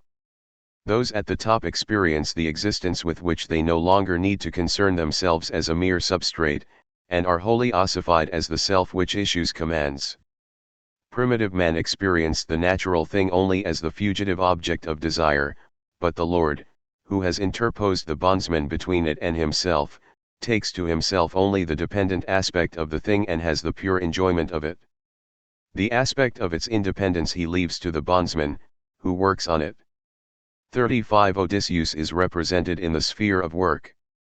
Just as he cannot give way to the lure of self-abandonment, as owner he also forfeits participation in work and finally even control over it, while his companions, despite their closeness to things, cannot enjoy their work because it is performed under compulsion, in despair, with their senses forcibly stopped. The servant is subjugated in body and soul, the master regresses. No system of domination has so far been able to escape this price, and the circularity of history in its progress is explained in part by this debilitation, which is the concomitant of power. Humanity, whose skills and knowledge become differentiated with the division of labor, is thereby forked back to more primitive anthropological stages, since, with the technical facilitation of existence, the continuance of domination demands the fixation of instincts by greater repression. Fantasy withers. The calamity is not that individuals have fallen behind society or its material production. Where the development of the machine has become that of the machinery of control, so that technical and social tendencies, always intertwined, converge in the total encompassing of human beings, those who have lagged behind represent not only untruth. Adaptation to the power of progress furthers the progress of power, constantly renewing the degenerations which prove successful progress, not failed progress, to be its own antithesis. The curse of irresistible progress is irresistible regression. This regression is not confined to the experience of the sensuous world, an experience tied to physical proximity, but also affects the autocratic intellect, which detaches itself from sensuous experience in order to subjugate it. The standardization of the intellectual function through which the mastery of the senses is accomplished, the acquiescence of thought to the production of unanimity, implies an impoverishment of thought no less than of experience. The separation of the two realms leaves both damaged. A consequence of the restriction of thought to organization and administration, rehearsed by those in charge from artful Odysseus to artless chairman of the board, is the stupidity which afflicts the great as soon as they have to perform tasks other than the manipulation of the small. Mind becomes in reality the instrument of power and self-mastery for which bourgeois philosophy has always mistaken it. The deafness which has continued to afflict the submissive proletarians since the myth is matched by the immobility of those in command.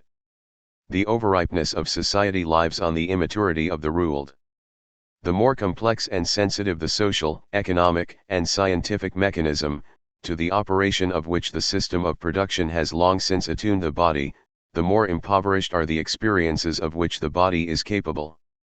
The elimination of qualities, their conversion into functions, is transferred by rationalized modes of work to the human capacity for experience, which tends to revert to that of amphibians.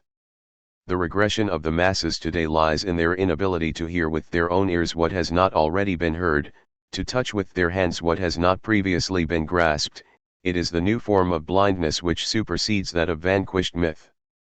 Through the mediation of the total society, which encompasses all relationships and impulses, human beings are being turned back into precisely what the developmental law of society, the principle of the self, had opposed, mere examples of the species, identical to one another through isolation within the compulsively controlled collectivity.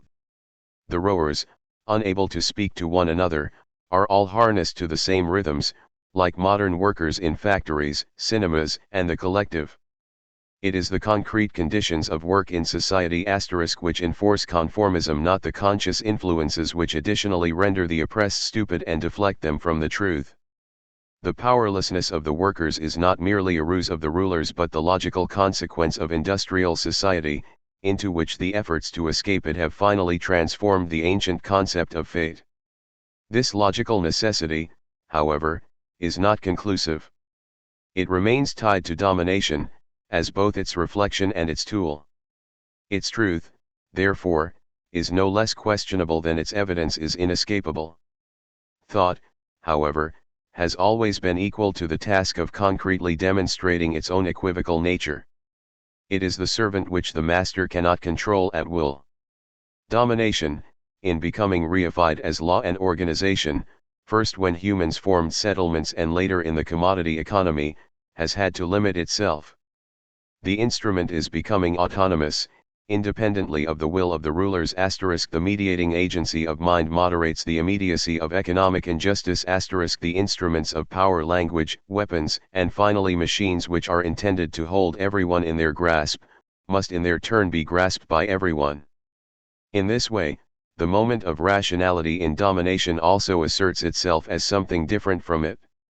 The thing-like quality of the means, which makes the means universally available, Its objective validity for everyone, itself implies a criticism of the domination from which thought has arisen as its means. On the way from mythology to logistics, thought has lost the element of reflection on itself, and machinery mutilates people today, even if it also feeds them.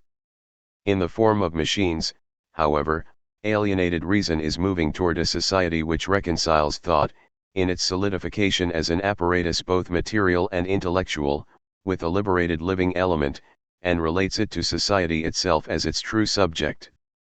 The particularist origin and the universal perspective of thought have always been inseparable.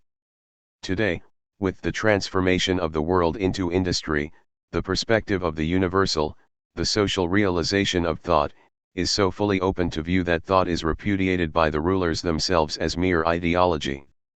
It is a telltale manifestation of the bad conscience of the cliques in whom economic necessity is finally embodied. That its revelations, from the intuitions of the Führer to the dynamic worldview, no longer acknowledge their own atrocities as necessary consequences of logical regularities, in resolute contrast to earlier bourgeois apologetics.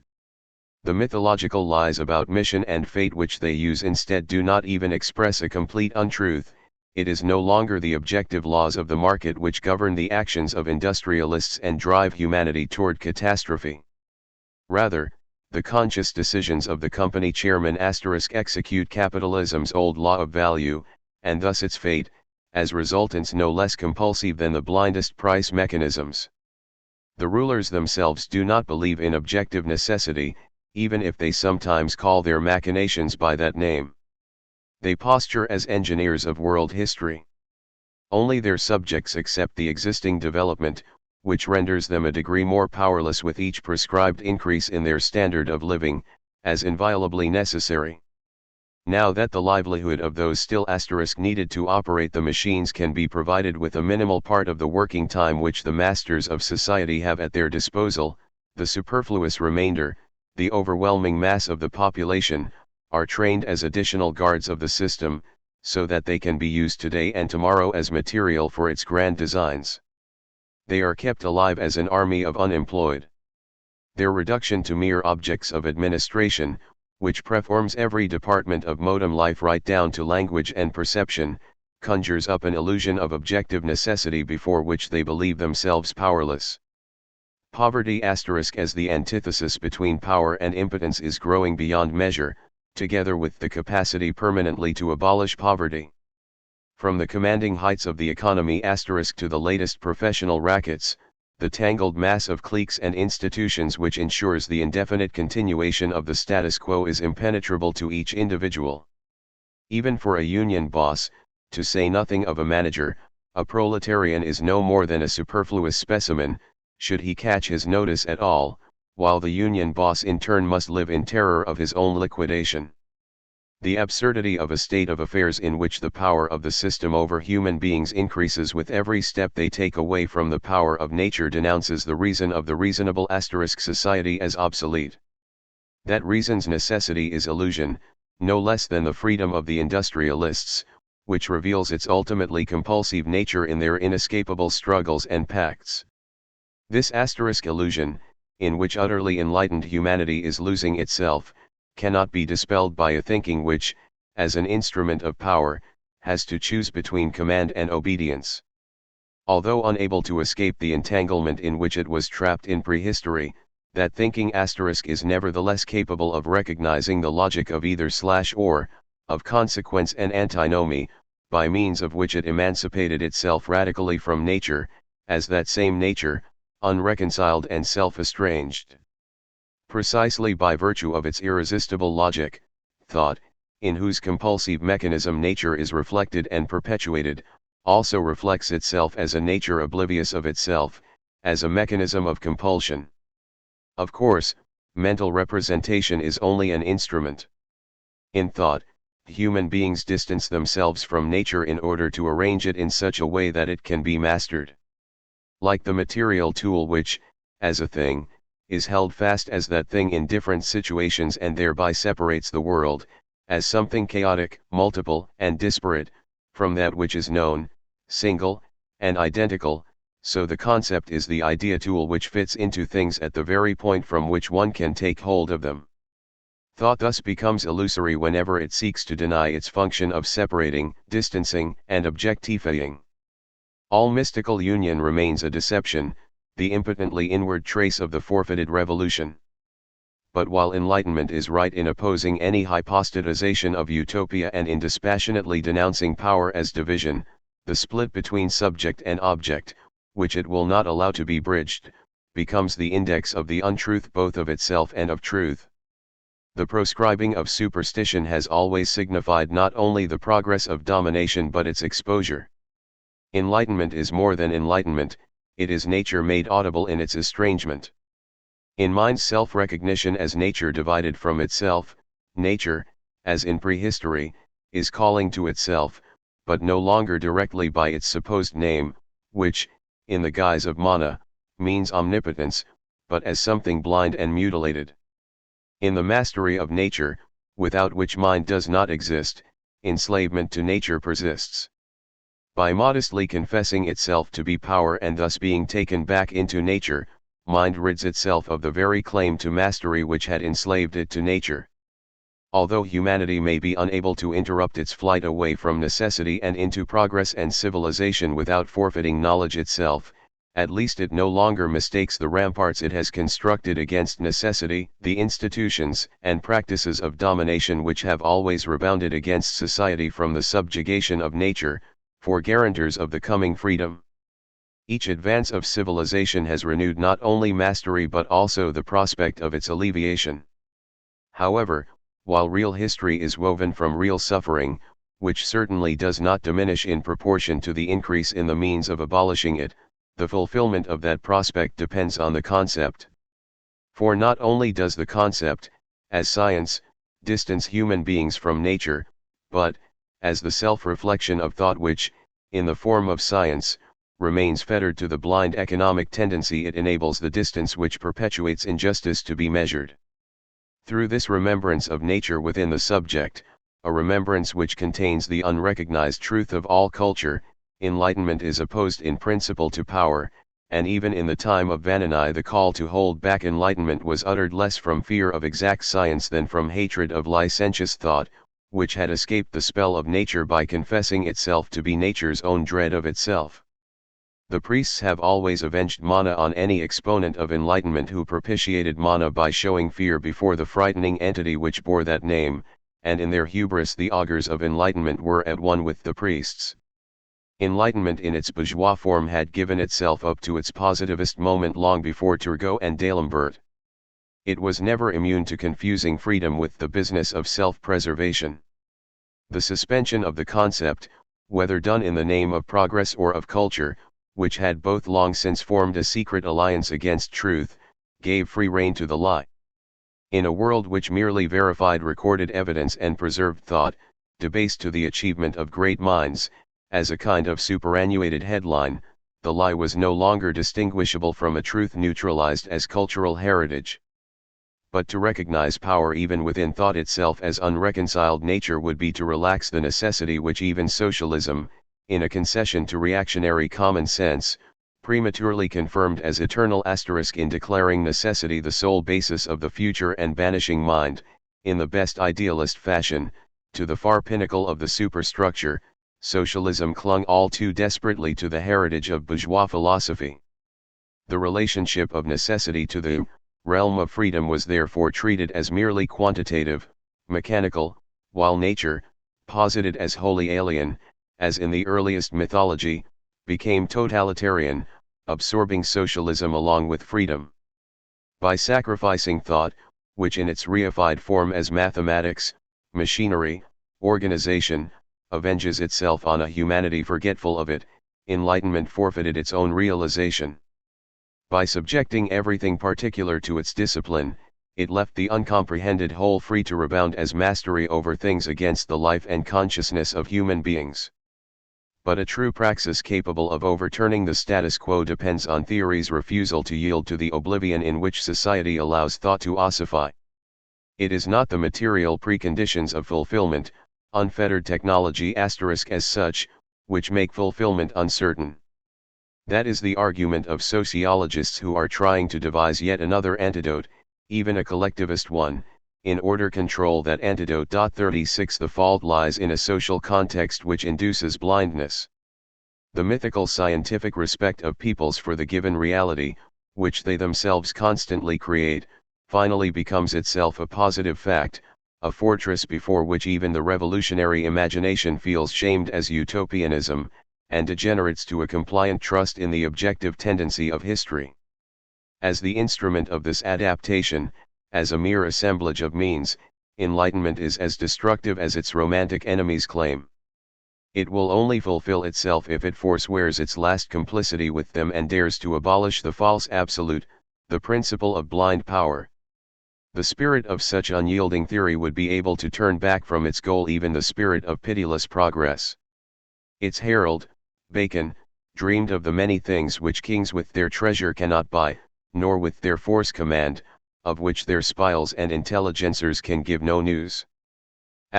Just as he wished, those things have been given to the bourgeois, the enlightened heirs of the kings. In multiplying violence through the mediation of the market, the bourgeois economy has also multiplied its things and its forces to the point where not merely kings or even the bourgeoisie are sufficient to administrate them, all human beings are needed. From the power of things they finally learn to forego power.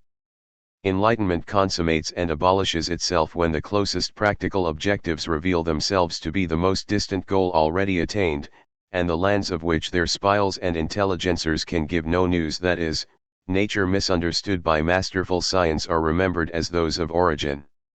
Today, when Bacon's utopia, in which we should command nature in action, has been fulfilled on a telluric scale, the essence of the compulsion which he ascribed to unmastered nature is becoming apparent. It was power itself. Knowledge, in which, for Bacon, the sovereignty of man unquestionably lay hidden, can now devote itself to dissolving that power. But in face of this possibility, Enlightenment, in the service of the present, is turning itself into an outright deception of the masses. Excursus I, Odysseus, or Myth and Enlightenment. Just as the story of the Sirens illustrates the intertwinement of myth and rational labor, the Odyssey as a whole bears witness to the dialectic of enlightenment. In its oldest stratum, especially, the epic shows clear links to myth, the adventures are drawn from popular tradition. But as the Homeric spirit takes over and organizes the myths, it comes into contradiction with them. The familiar equation of epic and myth, which in any case has been undermined by recent classical philology, proves wholly misleading when subjected to philosophical critique. The two concepts diverge. They mark two phases of an historical process, which are still visible at the joints where editors have stitched the epic together. The Homeric discourse creates a universality of language. If it does not already presuppose it, it disintegrates the hierarchical order of society through the exoteric form of its depiction, even and especially when it glorifies that order. The celebration of the wrath of Achilles and the wanderings of Odysseus is already a nostalgic stylization of what can no longer be celebrated, and the hero of the adventures turns out to be the prototype of the bourgeois individual, whose concept originates in the unwavering self-assertion of which the protagonist driven to wander the earth is the primeval model. Finally, the epic, which in terms of the philosophy of history is the counterpart of the novel, exhibits features reminiscent of that genre, and the venerable cosmos of the Homeric world, a world charged with meaning, reveals itself as an achievement of classifying reason, which destroys myth by virtue of the same rational order which is used to reflect it. Understanding of the element of bourgeois enlightenment in Homer has been advanced by the German late Romantic interpretation of antiquity based on the early writings of Nietzsche. Like few others since Hegel, Nietzsche recognized the dialectic of enlightenment. He formulated the ambivalent relationship of enlightenment to power. Enlightenment must be drummed into the people, so that the priests all turn into priests with a bad conscience and likewise with the state. That is the task of enlightenment, to show up the pompous behavior of princes and statesmen as a deliberate lie.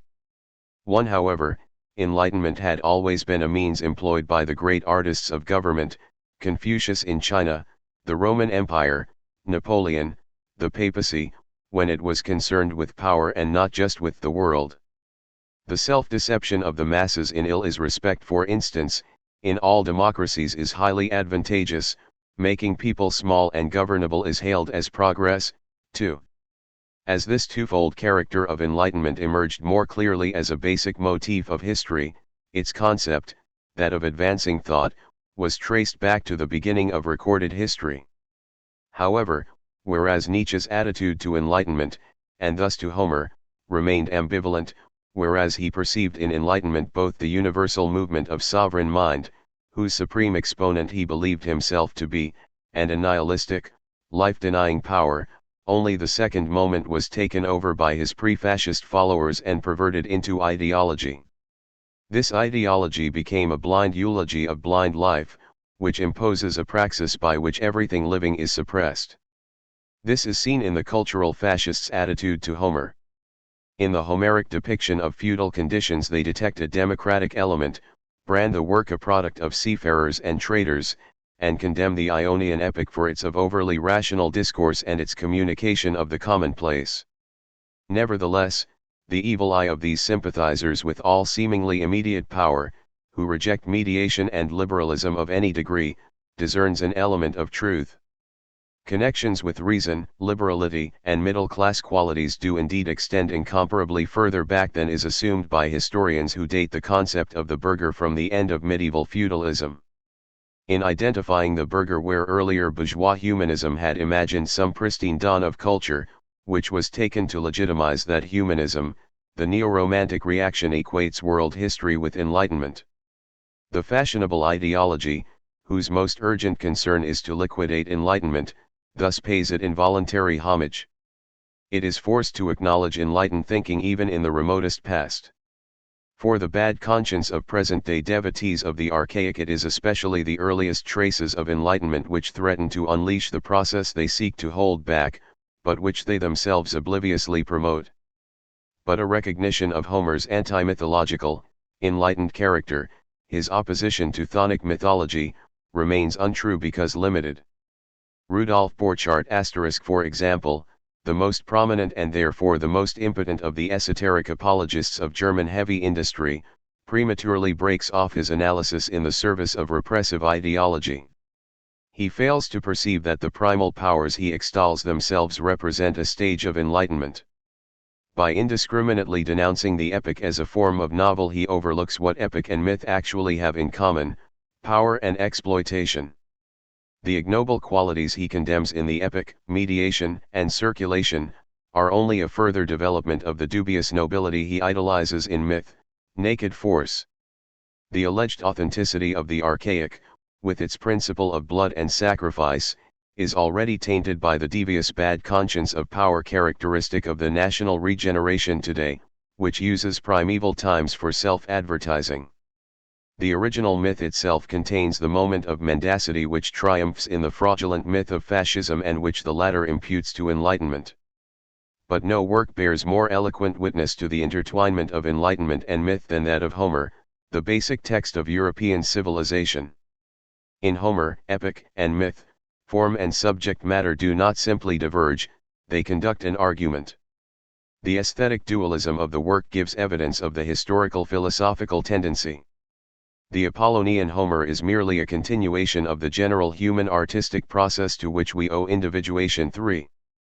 Myths are precipitated in the different strata of Homer's subject matter, but at the same time the reporting of them, the unity imposed on the diffuse legends, traces the path of the subject's flight from the mythical powers. This is already true, in a profound sense, of the Iliad. The anger of the mythical son of a goddess against the rational * warrior king and organizer, the hero's undisciplined inactivity, finally, the enlistment of the victorious, doomed hero in a cause which is national, Hellenic, and no longer tribal, an allegiance mediated by mythic loyalty to his dead comrade. All these reflect the intertwinement of history and prehistory. The same development is still more vividly present in the Odyssey, since it is closer in form to the picaresque novel. The contrast between the single surviving ego and the multiplicity of fare reflects the antithesis between enlightenment and myth. The hero's peregrinations from Troy to Ithaca trace the path of the self through myths, a self infinitely weak in comparison to the force of nature and still in the process of formation as self-consciousness. The primeval world is secularized as the space he measures out. The old demons populate only the distant margins and islands of the civilized Mediterranean, retreating into the forms of rock and cave from which they had originally sprung in the face of primal dread. The adventures bestow names on each of these places, and the names give rise to a rational overview of space. The shipwrecked, tremulous navigator anticipates the work of the compass. His powerlessness, leaving no part of the sea unknown, aims to undermine the ruling powers. But, in the eyes of the man who has thus come of age, the plain untruth of the myths, the act that sea and earth are not actually populated by demons but are a magic delusion propagated by traditional popular religion, becomes something merely aberrant in contrast to his unambiguous purpose of self-preservation, of returning to his homeland and fixed property. All the adventures Odysseus survives are dangerous temptations deflecting the self from the path of its logic. Again and again he gives way to them, experimenting like a novice incapable of learning sometimes, indeed, out of foolish curiosity, like a mime insatiably trying out roles. But where danger threatens that which saves from it also grows, for the knowledge which makes up his identity and enables him to survive has its substance in the experience of diversity, distraction, disintegration.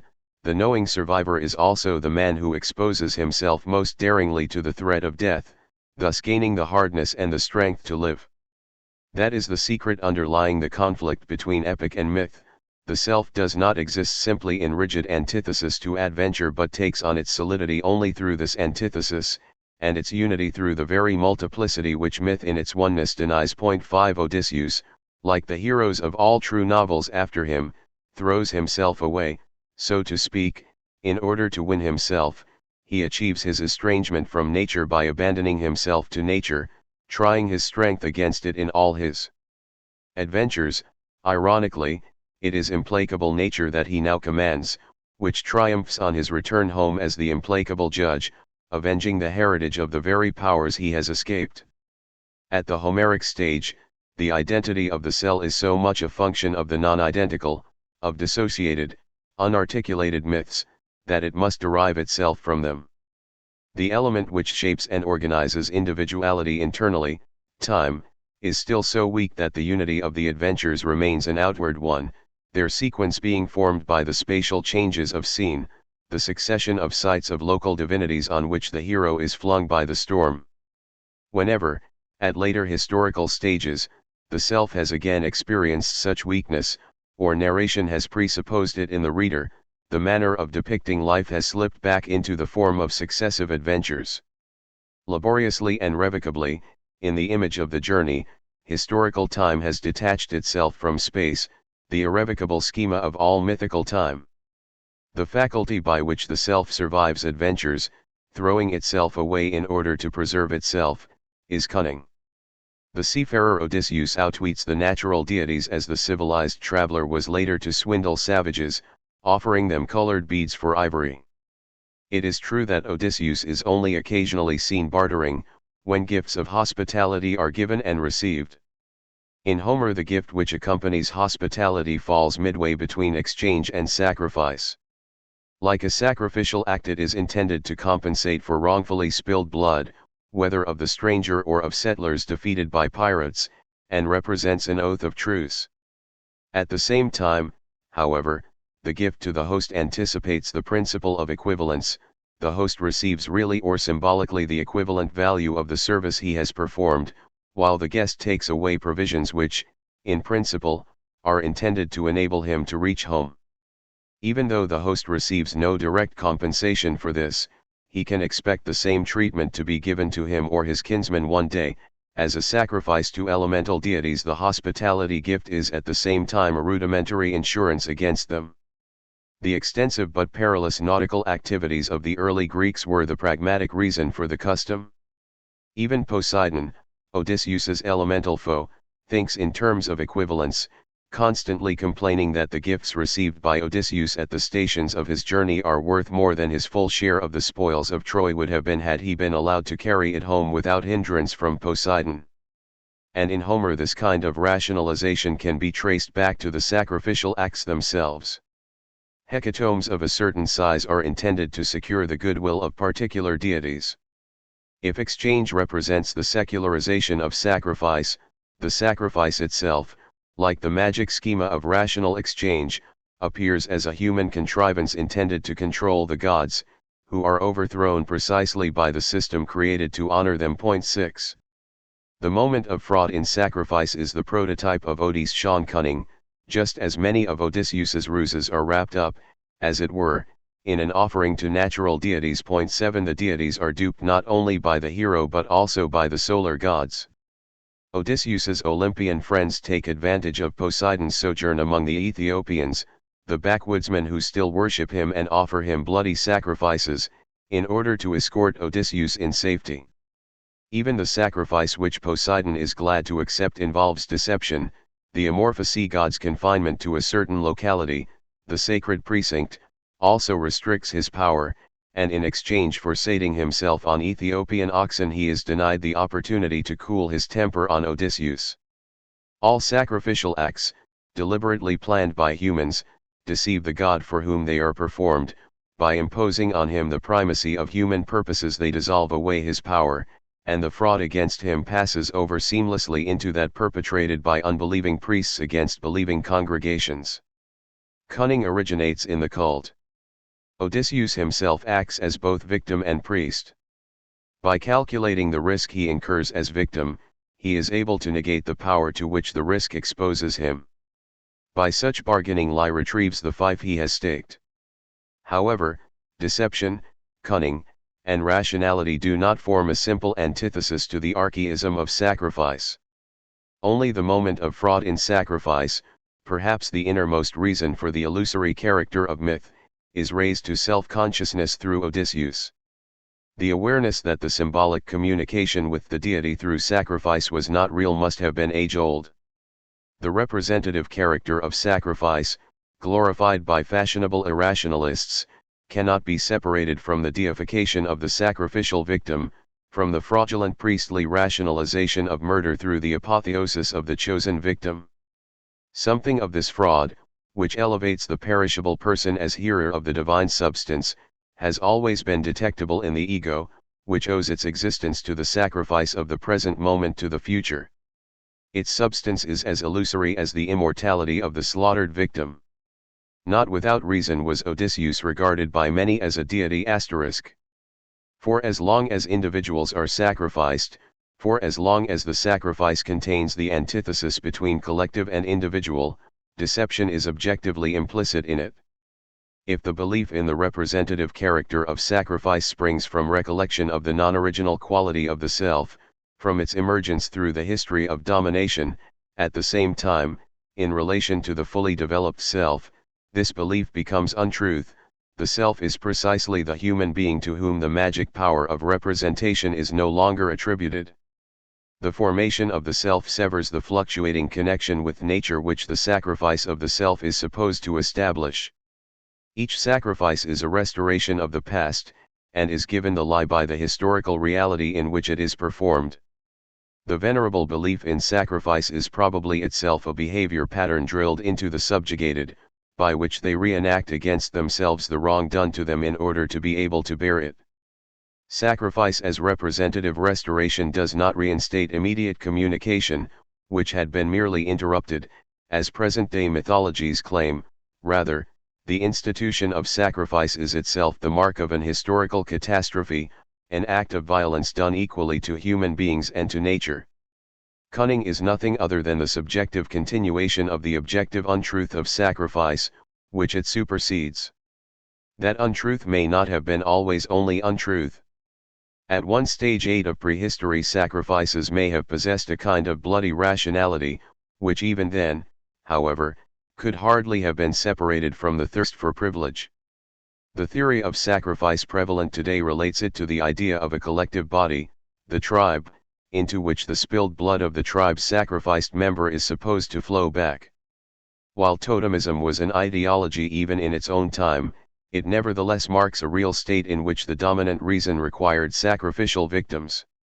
It is a state of archaic shortage, in which human sacrifice can hardly be distinguished from cannibalism. At some times the numerically increased collective can keep itself alive only by consuming human flesh. Perhaps, in some ethnic and social groups, pleasure was linked in some way to cannibalism, a link to which only the aversion to human flesh now bears witness. Customs from later times, such as the vet sacrum, whereby a whole age group of young men was forced into exile with accompanying rites at times of hunger, bear clear traces of such barbaric, idealized rationality. Long before the emergence of mythical popular religions, that rationality must have revealed itself as illusory, as systematic hunting provided the tribe with enough animals to make devouring its own members superfluous. It must have been the medicine men who deluded the shrewd hunters and trappers into believing that people still needed to be consumed. 9 The magic, collective interpretation of sacrifice, which entirely denies the rationality of sacrifice, is its rationalization, but the straightforward assumption of enlightened thinking that what today is ideology may once have been truth is too uncritical. 10 The newest ideologies are a mere reprise of the oldest, which long antedate those hitherto known, in the same way as the development of the class society refutes the previously sanctioned ideologies. The frequently cited irrationality of sacrifice is no more than an expression of the fact that the praxis of sacrifice outlasted its rational necessity, which was replaced by particular interests. This split between the rational and the irrational aspects of sacrifice gave cunning a point at which to take hold. Demythologization always takes the form of the irresistible revelation of the futility and the superfluity of sacrifices. If the principle of sacrifice was proved transient by its irrationality, at the same time it survives through its rationality. This rationality has transformed itself, not disappeared. The self wrests itself from dissolution in blind nature, whose claims are constantly reasserted by sacrifice.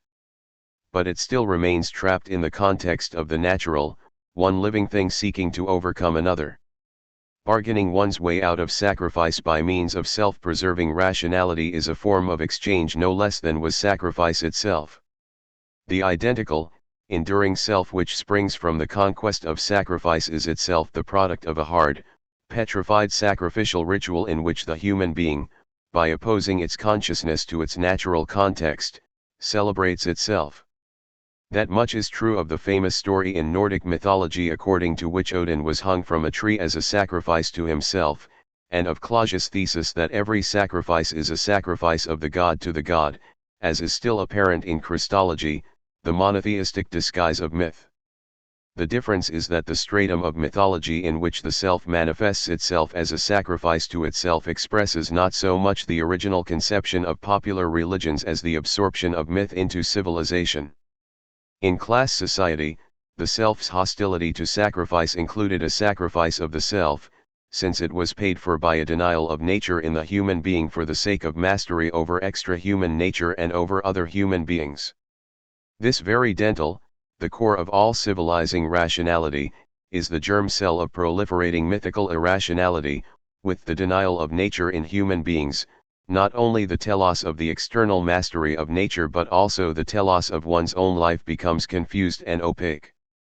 At the moment when human beings cut themselves off from the consciousness of themselves as nature, all the purposes for which they keep themselves alive, social progress, the heightening of material and intellectual forces, indeed, consciousness itself become void, and the enthronement of the means as the end, which in late capitalism is taking on the character of overt madness, is already detectable in the earliest history of subjectivity. The human being's mastery of itself, on which the self is founded, practically always involves the annihilation of the subject in whose service that mastery is maintained, because the substance which is mastered, suppressed, and disintegrated by self-preservation is nothing other than the living entity, of which the achievements of self-preservation can only be defined as functions. In other words, self-preservation destroys the very thing which is to be preserved. The anti-reason of totalitarian capitalism, whose technique of satisfying needs, in their objectified form determined by domination, makes the satisfaction of needs impossible and tends toward the extermination of humanity. This anti-reason appears prototypically in the hero who escapes the sacrifice by sacrificing himself. The history of civilization is the history of the introversion of sacrifice, in other words, the history of renunciation. All who renounce give away more of their life than is given back to them, more than the life they preserve. This process unfolds within the framework of wrong society. In that society everyone is one too many, and is cheated. But society's predicament is that the person who escaped the universal, unequal, and unjust exchange, who did not renounce but immediately seized the undiminished whole, would thereby lose everything, even the meager residue of oneself granted by self-preservation. All the superfluous sacrifices are needed, against sacrifice. Even Odysseus is a sacrificial victim, the self which incessantly suppresses its impulses 12, and thus he lets slip his own life, that he saves only to recall it as a path of error. Nevertheless, he is sacrificed, also, for the abolition of sacrifice. His lordly renunciation, as a struggle with myth, is representative of a society which no longer needs renunciation and domination, which masters itself not in order to do violence to itself and others but for the sake of reconciliation. The transformation of the sacrificial victim into subjectivity is done under the aegis of the same cunning which always had its share in sacrifice. In the untruth of guile, the deception inherent in sacrifice becomes an element of character, it becomes the mutilation of the cheat verum lagerter, whose shifty look still cowers from the blows schoolage self-preservation has brought down on him. This look expresses the relation of mind to physical strength.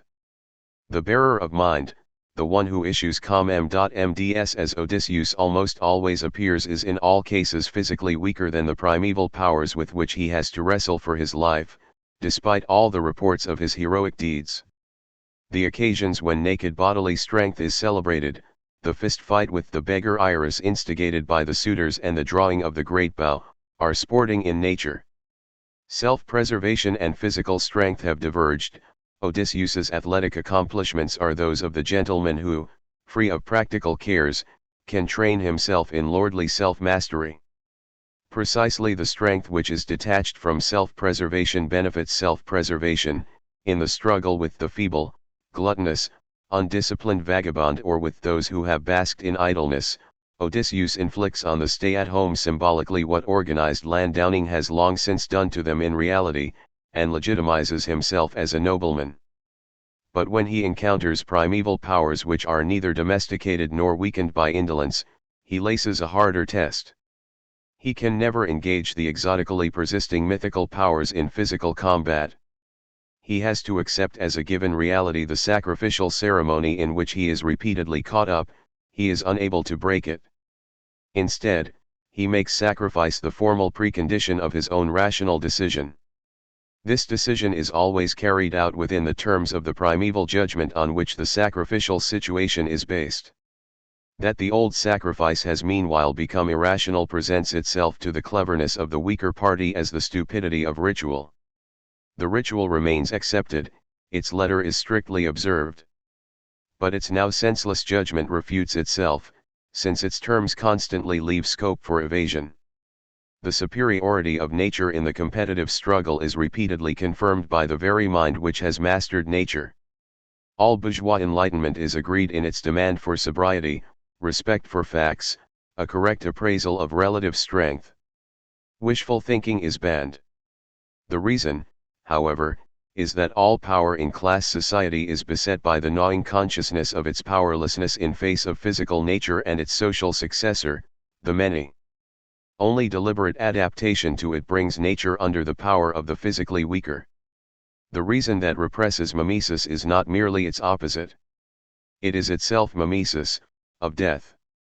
The subjective mind which disintegrates the spiritualization of nature masters spiritless nature only by imitating JT's rigidity, disintegrating itself as animistic. Imitation enters the service of power when even the human being becomes an anthropomorphism for human beings. The pattern of Odysseus's guile is mastery of nature by such adaptation.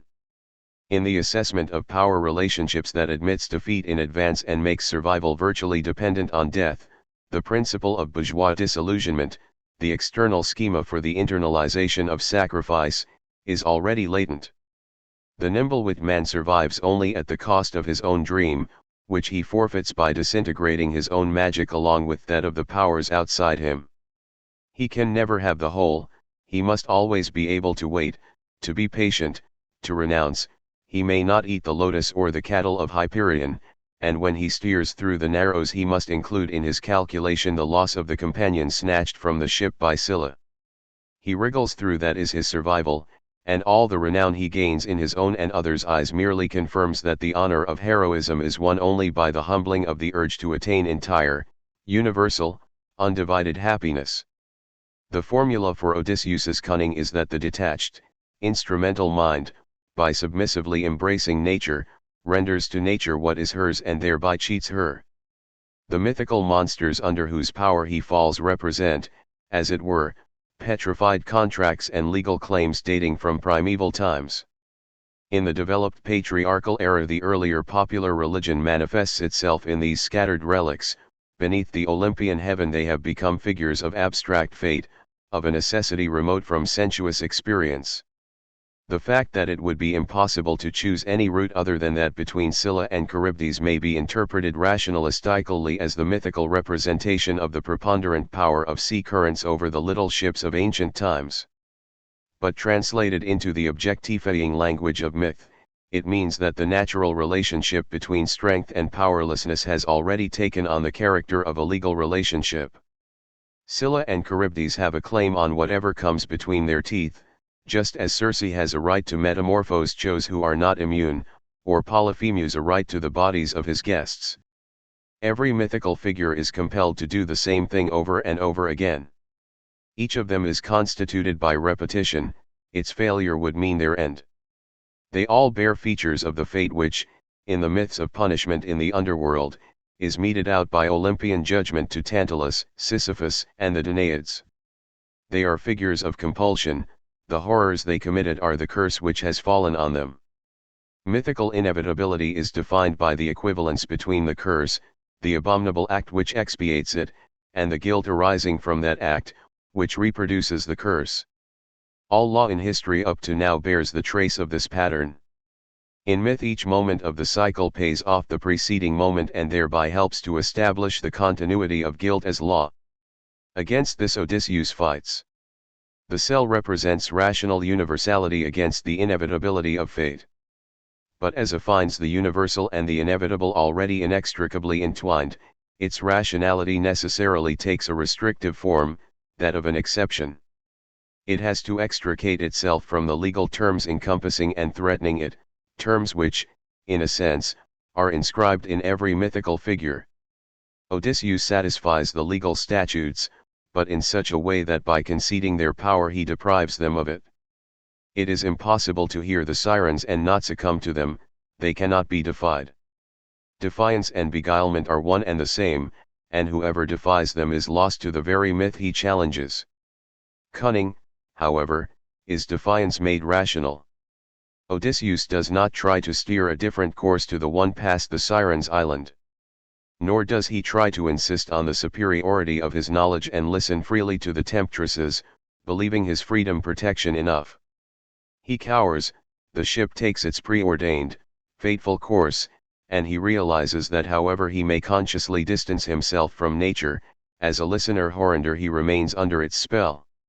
He complies with the contract of his bondage Horkheimer and, bound to the mast, struggles to throw himself into the arms of the seductresses.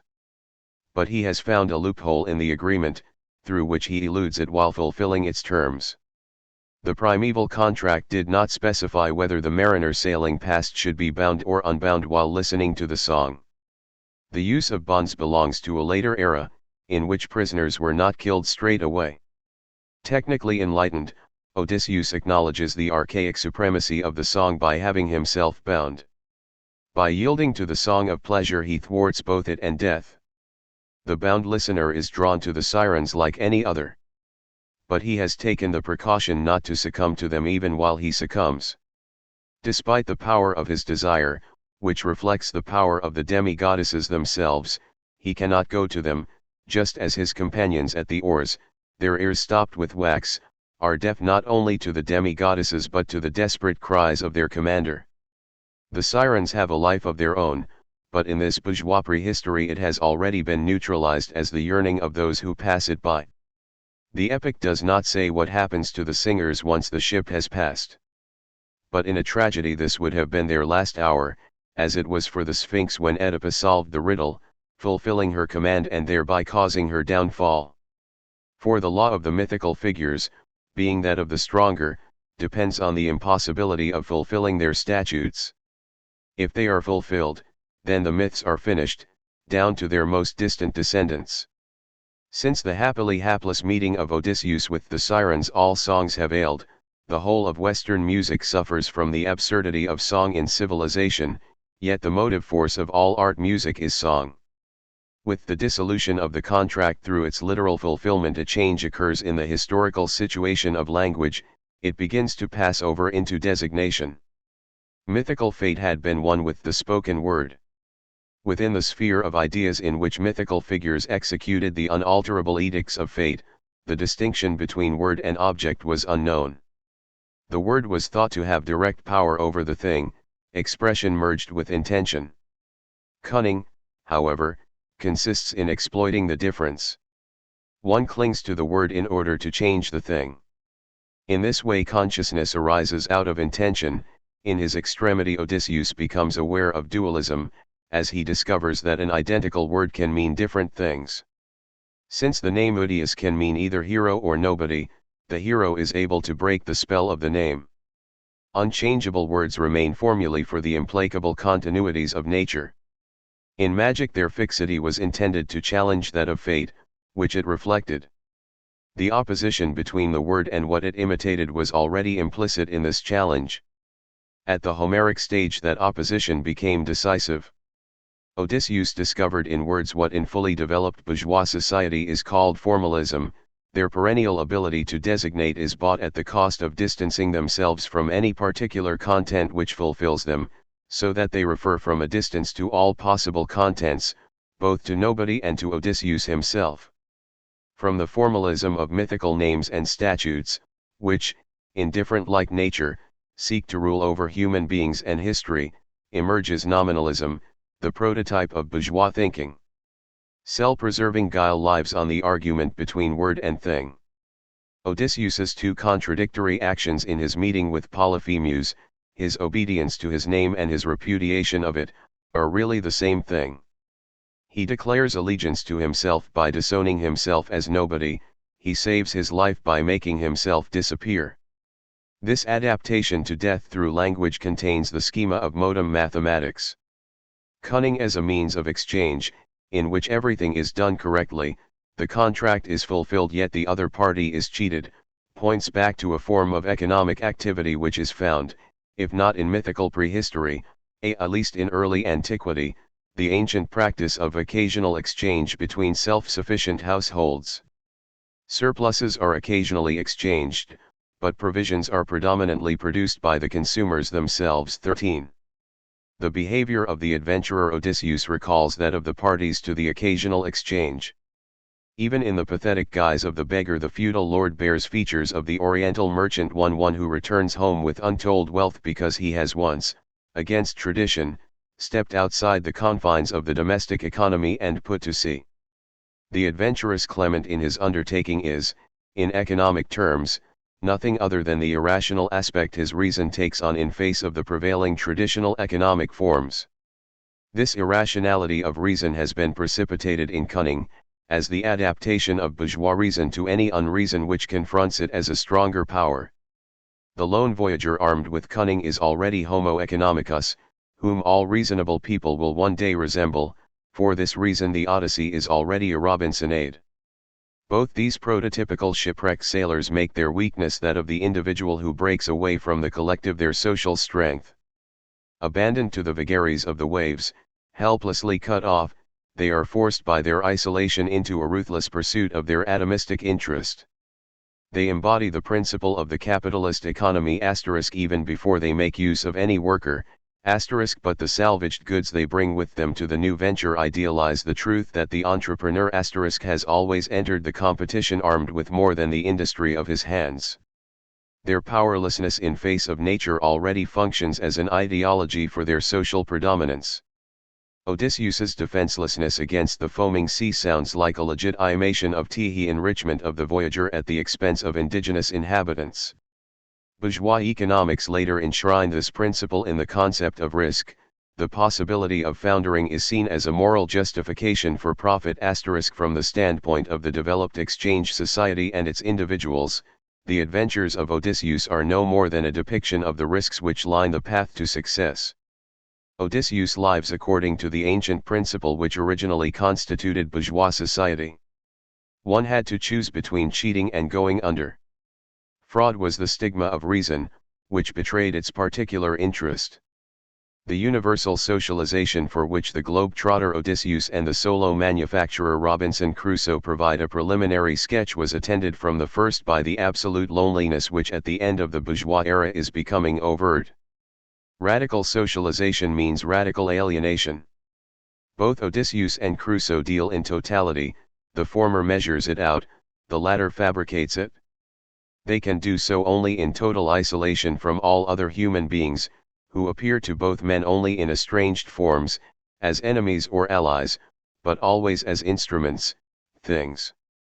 One of the first adventures in the Nostos * proper does, admittedly, originate much further back, far beyond even the barbaric age of demonic masks and gods of magic. It is the story of the Lotus Eaters. Whoever tastes their food is as much in thrall as those who listen to the siren's song or are touched by the wand of Circe. But no harm is done to those who succumb. Now it never entered the heads of these natives to kill my friends. 15 They are threatened only by forgetfulness and loss of will. The curse condemns them to nothing worse than a primal state exempt from labor and struggle in the fertile land. 16 As soon as each had eaten the honeyed fruit of the plant, all thoughts of reporting to us or escaping were banished from his mind. All they now wished for was to stay where they were with the lotus eaters, to browse on the lotus, and to forget that they had a home to return to. 17 Self-preserving reason cannot permit such an idle reminiscent of the bliss induced by narcotics, by which subordinate classes have been made capable of enduring the unendurable in ossified social orders among its own people. And indeed, it is only an illusion of bliss, a dull aimless vegetating, as impoverished as the life of animals. At best, it would be an absence of the awareness of unhappiness. But happiness contains truth within itself. It is in essence a result. It unfolds from suffering removed. The enduring Odysseus is therefore right not to endure life among the lotus eaters. Against them he asserts their own cause, the realization of utopia through historical work, whereas simply abiding within an image of bliss deprives them of their strength. But in being exerted by rationality, by Odysseus, this right is inevitably drawn into the realm of wrong. His immediate action is one which reasserts domination. Self-preserving reason can no more tolerate this bliss near the rim of the world 18 than the more dangerous form it takes in later stages. The indolent defectors are fetched back to the galleys. I had to use force to bring them back to the ships, and they wept on the way, but once on board I dragged them under the benches and left them in irons. One lotus is an oriental food. Its thin-cut slices still play a part in Chinese and Indian cooking. Perhaps the temptation ascribed to it is no other than that of regression to the stage of gathering the fruits of the earth and the sea, older than agriculture, cattle rearing, or even hunting, older, in short, than any production. It is hardly an accident that the epic connects the idea of the life of idleness with the eating of flowers, whereas no such use is associated with them today. The eating of flowers, as is still customary during dessert in the East and is known to European children from baking with rosewater and from candied violets, bears the promise of a state in which the reproduction of life is independent of conscious self-preservation, the bliss of satiety uncoupled from the utility of planned nutrition. The memory of the remote and ancient joy which flashes up before the sense of smell is still inseparable from the extreme proximity of ingestion. It points back to earliest prehistory. No matter how copious the torments endured by the people of that time, they cannot conceive of a happiness not nourished by the image of that primal age, so we left that country and sailed on sick at heart. 21. The next figure on whose shore Odysseus is cast up, Verschlagen, being cast up, and being cunning, Verschlagen are equivalents in Homer, is the Cyclops Polyphemus, who wears his single wheel-sized eye as a trace of the same primal world. The singleness of the eye suggests the nose and mouth, more primitive than the symmetry of eyes and ears, too, without which, and the combining of their dual perceptions, no identification, depth, or objectivity is possible. But, compared to the lotus eaters, he represents a later, truly barbaric age, one of hunters and shepherds. For Homer, the definition of barbarism coincides with that of a state in which no systematic agriculture, and therefore no systematic, time-managing organization of work and society, has yet been achieved. He calls the Cyclopes fierce, uncivilized people 23 because, and his words seem to contain a secret confession of the guilt of civilization itself, they never lift a hand to plant or plow but put their trust in Providence. All the crops they require spring up unsown and untilled, wheat and barley and the vines whose generous clusters give them wine when ripened for them by the timely rains 24. Abundance needs no law, and civilization's accusation of anarchy sounds almost like a denunciation of abundance. The Cyclopes have no assemblies for the making of laws, nor any settled customs, but live in hollow caverns in the mountain heights, where each man is lawgiver to his children and his wives, and nobody cares a jot for his neighbors 25. This is already a patriarchal society based on kinship and the suppression of the physically weaker, but it is not yet organized on the model of fixed property and its hierarchy. It is the lack of contact between the cave dwellers which is the true reason for the absence of objective laws, and which calls forth Homer's accusation of their mutual disregard and their state of savagery. In a later passage, however, the narrator's pragmatic fidelity to his story contradicts his civilized judgment. Despite their disregard for one another, the tribe gather round the blinded Polyphemus's cave when they hear his anguished cry, and only Odysseus's trick with his name prevents the simpletons from coming to his aid. 26. Stupidity and lawlessness share a common definition. When Homer calls the Cyclops a lawless-minded monster 27, he does not mean simply that the Cyclops does not respect the laws of morality, but that his thinking itself is lawless, unsystematic, rhapsodic, as when he is unable to perform the straightforward mental task of working out how his uninvited guests are able to leave his cave, by clinging underneath the sheep instead of riding on them, or to decipher the sophistic double meaning in Odysseus's false name. Polyphemus, although he trusts in the power of the immortals, is a cannibal. Accordingly, he refuses to show reverence for the gods despite his trust in them. Stranger, you must be a fool, or must have come from very far afield. In later times fools and strangers were less scrupulously distinguished, and ignorance of custom, like all foreignness, was branded straight away as folly. To preach to me of fear or reverence for the gods. We Cyclopes care not a jot for Zeus with his aegis, nor for the rest of the blessed gods, since we are much stronger than they. 28. We are stronger, Odysseus mockingly reports, but what the giant really meant was, we are older. The power of the solar system is acknowledged, but much as a feudal lord might acknowledge that of bourgeois wealth, while tacitly regarding himself as more noble and failing to perceive that the wrong done to him is of the same kind as the wrong he himself represents. The nearby sea god Poseidon, Polyphemus's father and Odysseus's enemy, is older than the universal Zeus in his remote heaven, and the feud between the elemental popular religion and the logocentric religion of laws is fought out, so to speak, on the backs of the subjects. However, the lawless Polyphemus is not simply the villain he appears to be according to the taboos of civilization and as the giant Goliath appears in the fables of enlightened childhood. In the meager domain in which his self-preservation has taken on orderly habits, he is not without redeeming traits. When he puts the young sheep and goats to their mother's udders, this practical action shows a concern for creaturely life itself, and the famous speech of the blinded Polyphemus in which he calls the leading ram his friend, asking whether it is the last to leave the cave because it is grieving for its master's eye, has a power and poignancy equaled only at the highest point of the Odyssey, when the homecoming Odysseus is recognized by the old dog Argus despite the appalling brutality with which the speech ends. The giant's behavior has not yet been objectified as character. When Odysseus begs for hospitality, he does not reply simply with an expression of savage hatred but only by refusing to respect a law which does not yet apply to him.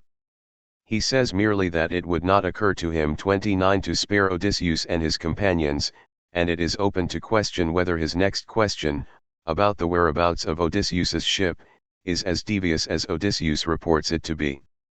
Boastful and beguiled, the drunken Polyphemus promises Odysseus gifts of hospitality 30, and it is only the notion of Odysseus as nobody that gives him the malicious idea of showing his hospitality by eating the leader last, perhaps because he has called himself nobody and thus may be considered non-existent in terms of the Cyclops' feeble wit. 31 The physical crudity of the overpowerful creature is the source of his gullible trust.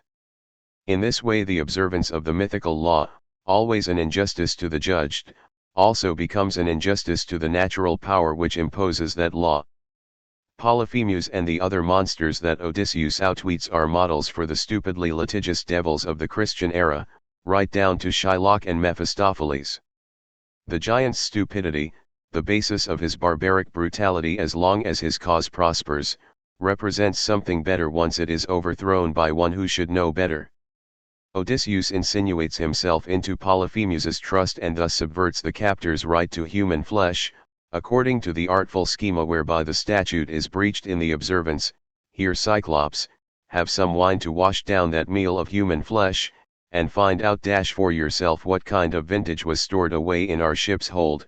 32 The bearer of culture recommends, however, the adaptation of reason to its opposite, a spate of conseriousness in which no firm identity has yet crystallized, represented by the bungling giant, culminates in the stratagem of the name.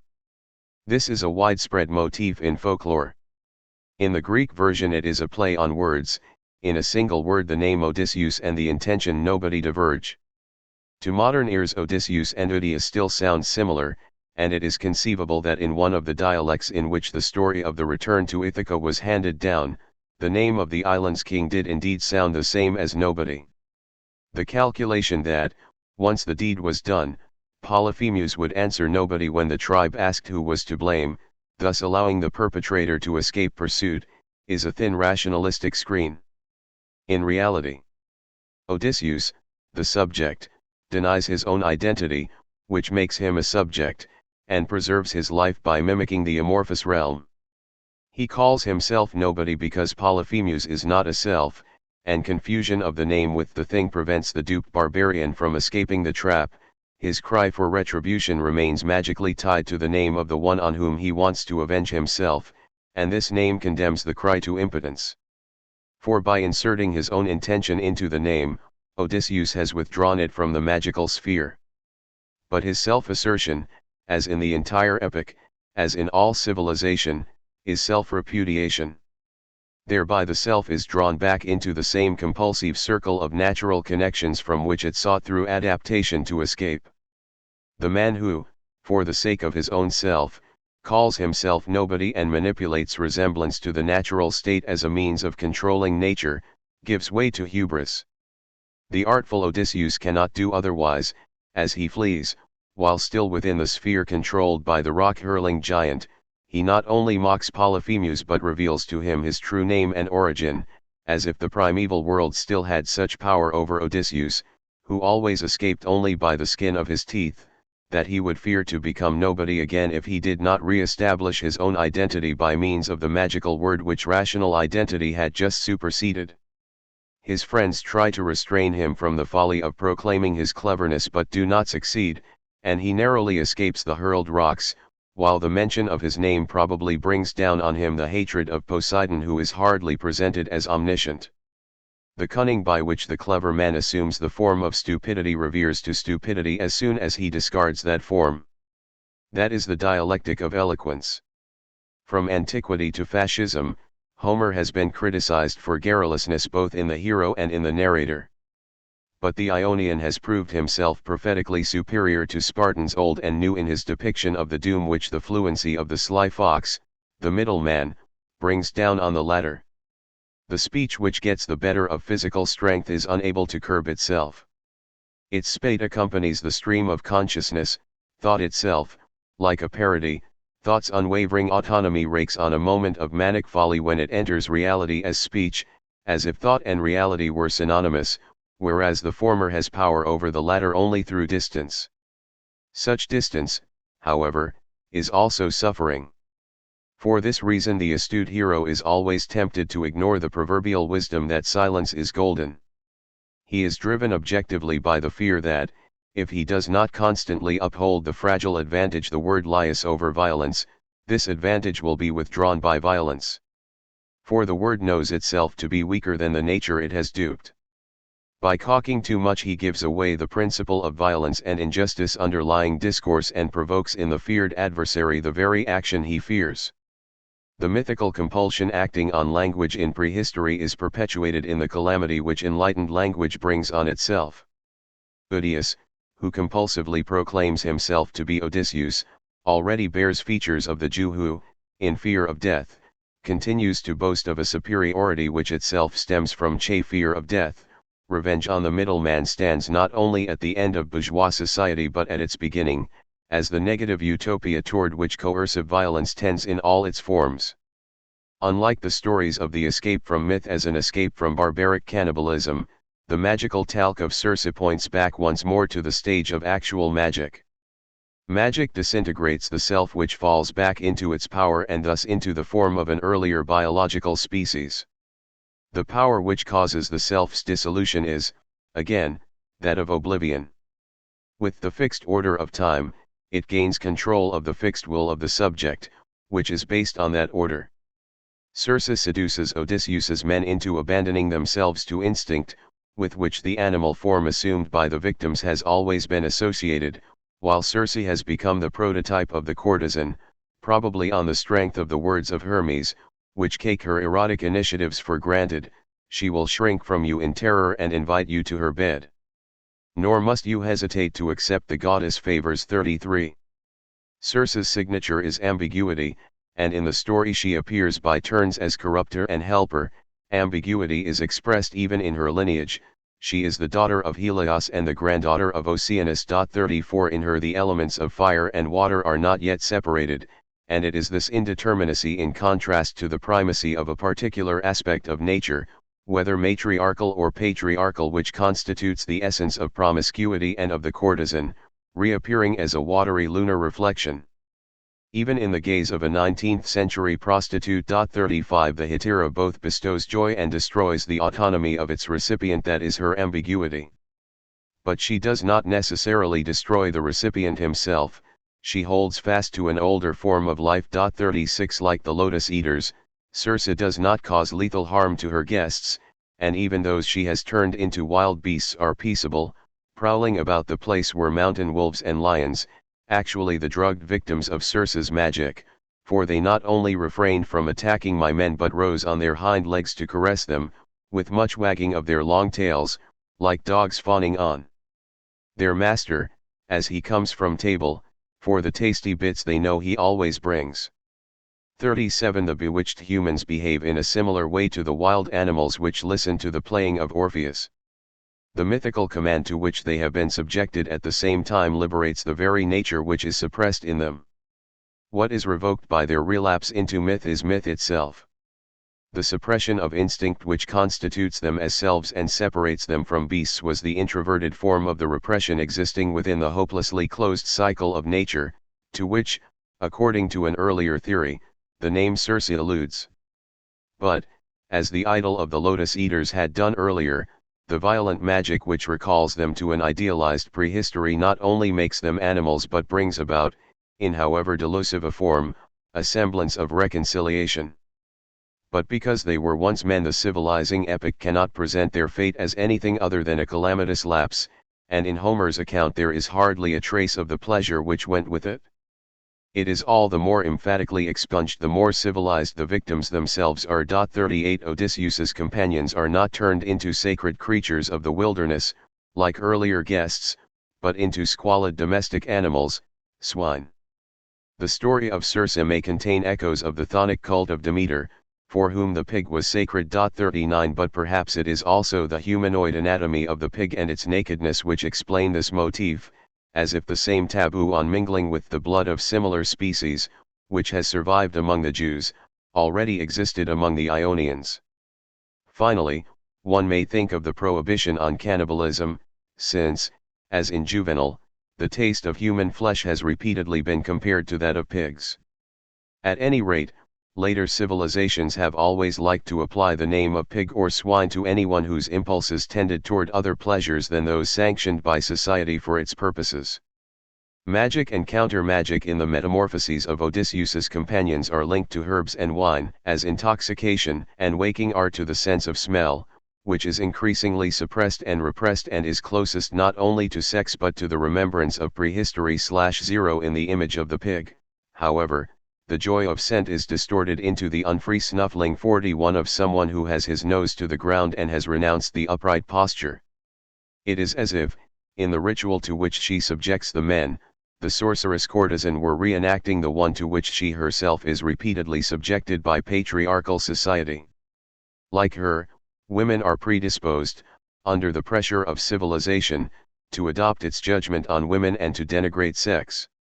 In the conflict between Enlightenment and myth, the traces of which are preserved in the epic, the powerful seductress is at the same time weak, obsolete, and vulnerable and needs the enslaved beasts as her escort. 42 As a representative of nature, woman in bourgeois society has become an enigma of irresistibility. 43 And powerlessness.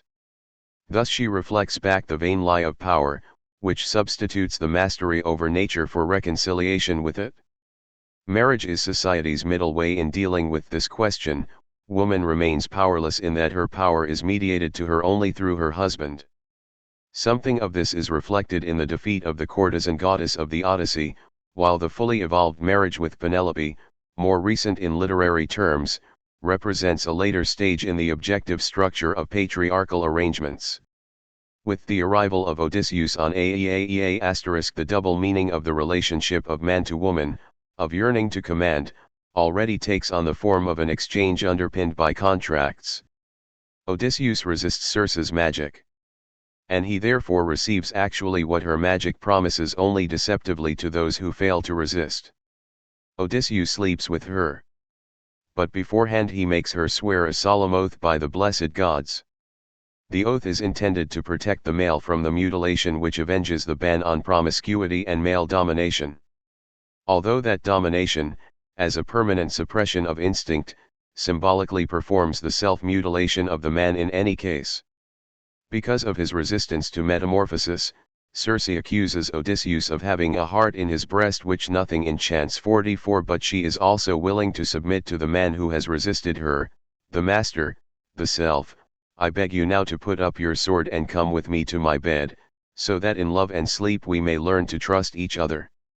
The price she places on the pleasure she bestows is the condition that pleasure should first have been spurned. The last Hetaira emerges as the first female character. In the transition from legend to history she makes a decisive contribution to the bourgeois chill. Her behavior puts into effect the ban on love which later became all the more powerful the more love as ideology was obliged to dissimulate the hatred between the competing partners. In the world of exchange the one who gives more is in the wrong, but the one who loves is always the one who loves more. While the lover's sacrifice is glorified, the making of that sacrifice is jealously enforced. It is precisely in love itself that the lover is incriminated and punished. The inability to master himself and others demonstrated by his love is reason enough to deny him fulfillment. With society, loneliness reproduces itself on a wider scale. The mechanism operates even within the tenderest ramifications of feeling, until love itself, in order to have contact with another person at all, is forced to assume such coldness that it shatters at the moment of its realization. Circe's power, which subjugates men as her slaves, gives way to her enslavement to the man who, through renunciation, has refused to submit. The goddess Circe's influence over nature, ascribed to her by the poet, is reduced to priestly soothsaying and even to clever foresight with regard to coming nautical difficulties. This lives on in the caricature of feminine wisdom. In the end, the prophecies of the disempowered sorceress regarding the sirens, Scylla and Charybdis merely serve the purposes of male self-preservation. How high a price was paid for the establishing of orderly arrangements for procreation is hinted at by the obscure passage on the behavior of Odysseus's friends when Circe had transformed them back into men as required by her contractual lord. First we read that they not only became men again but looked younger and much handsomer and taller than before. 46 But those who are thus confirmed and strengthened in their manhood are not happy. We were so moved that we all wept for happiness. It was a strange sound for those walls to echo. 47 The earliest wedding song, the accompaniment of the feast celebrating the rudimentary marriage which lasts only a year, may have sounded like this. The actual marriage to Penelope has more in common with it than might be supposed. Harlot and wife are complementary forms of female self-alienation in the patriarchal world. The wife betrays pleasure to the fixed order of life and property, while the harlot, as her secret accomplice, brings within the property relationship that which the wife's property rights do not include pleasure by selling it. Circe and Calypso, the courtesans, are introduced as diligent weavers, thus resembling both mythical powers of fate and bourgeois housewives. 118 While Penelope, like a harlot, mistrustfully scrutinizes the returning Odysseus to make sure he is not really just an old beggar or even a god trying his luck. The much-lauded recognition scene is a truly patrician encounter. For a long while Penelope, overwhelmed by wonder, sat there without a word. But her eyes were busy, at one moment resting full on his face, and at the next falling on the ragged clothes that made him seem a stranger once again. 49 There is no spontaneous upsurge of feeling. She is determined to avoid a mistake, which she can hardly afford under the weight of the order bearing down on her. This annoys the young Telemachus, who has not yet fully adapted himself to his future position yet already feels man enough to admonish his mother.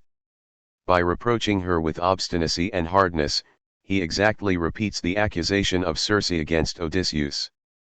If the hetero makes the patriarchal world order her own, the monogamous wife is not satisfied even with this and cannot rest until she has made herself conform to the male character. In this way the spouses settle their differences. The test she sets Odysseus concerns the immovable position of the marriage bed which her husband, as a young man, had constructed around an olive tree, a symbol of the unity of sex and property. With touching artfulness she refers to this bed as if it could be moved from the spot, whereupon her husband, flaring up and rounding on his wife, proceeds to give a circumstantial account of his durable amateur handiwork. As a prototypical bourgeois he is smart enough to have a hobby. It consists in a resumption of the craft work from which, within the framework of differentiated property relations, he has long since been exempted. He enjoys this occupation, as his freedom to perform superfluous tasks confirms his power over those who have to do such work in order to live. By this the ingenious Penelope recognizes him, flattering him with praise of his exceptional intelligence. But her flattery, which is not without a touch of mockery, is followed, in an abrupt caesura, by words which seek the reason for the suffering of all spouses in the gods' envy of the happiness guaranteed only by marriage, the confirmation of the concept of permanence. All our unhappiness is due to the gods, who couldn't bear to see us share the joys of youth and reach the threshold of old age together. 51 Marriage represents not only the account-balancing order of the living but also solidarity and steadfastness in face of death. In it reconciliation grows up around subjugation, just as in history up to now true humanity has flourished only in conjunction with the barbaric element which is veiled by humane values. Even if the contract between the spouses sets aside the old hostility only with difficulty, nevertheless the couple aging in peace merges into the image of Philemon and Baucis, as the smoke from the sacrificial altar is transmuted into that rising beneficently from the hearth. Undoubtedly, marriage forms part of the primal rock of myth at the base of civilization. But its mythic solidity and permanence jut from myth, as the small island realm rises from the endless sea. The farthest point reached on the Odyssey proper is no such homely refuge. It is Hades. The images which appear to the adventurer in the first visit to the underworld are of matriarchal shades 52 who have been banished by the religion of light, his own mother, before whom Odysseus forces himself to maintain a purposive patriarchal hardness. 53 is followed by heroines from primeval times. The image of the mother, however, is powerless, blind, and speechless. 54 A phantom, like epic narrative at the moments when language gives way to images. Sacrificial blood is required as a pledge of living memory before the shades can speak, breaking free, however vainly and ephemerally, from mythic muteness. Only when subjectivity masters itself by recognizing the nullity of images does it begin to share the hope which images vainly promise. The promised land for Odysseus is not the archaic realm of images. Finally, all the images reveal their true essence as shades in the world of the dead, as illusion. Having recognized them as dead, he dismisses them with the lordly gesture of self-preservation, banishing them from the sacrifice which he reserves for those who grant him knowledge which benefits his life. In such knowledge the power of myth, transposed into mental forms, survives only as imagination. The realm of the dead, where the disempowered myths gather, is farthest from his homeland, with which it can communicate only from the remotest distance. If one follows Kirchhoff in supposing that Odysseus's visit to the underworld forms part of the oldest stratum of the epic, composed of actual legends 55, then this oldest stratum also contains a tendency which, as in the tradition of the journeys to the underworld of Orpheus and Heracles, most decisively transcends myth. Indeed, the motif of forcing the gates of hell, of abolishing death, is the innermost cell of all anti-mythological thought. This anti-mythological element is contained in Tiresias's prophecy of the possible placation of Poseidon.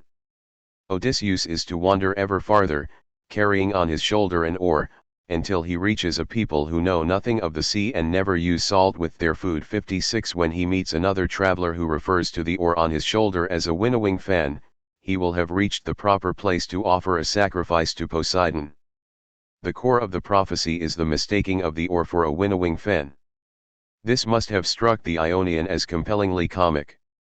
However, this comic effect, on which the reconciliation is made to depend, cannot have been directed at humans but at the wrathful Poseidon. 57 The misunderstanding is meant to amuse the fierce elemental god, in the hope that his anger might be dispersed in laughter.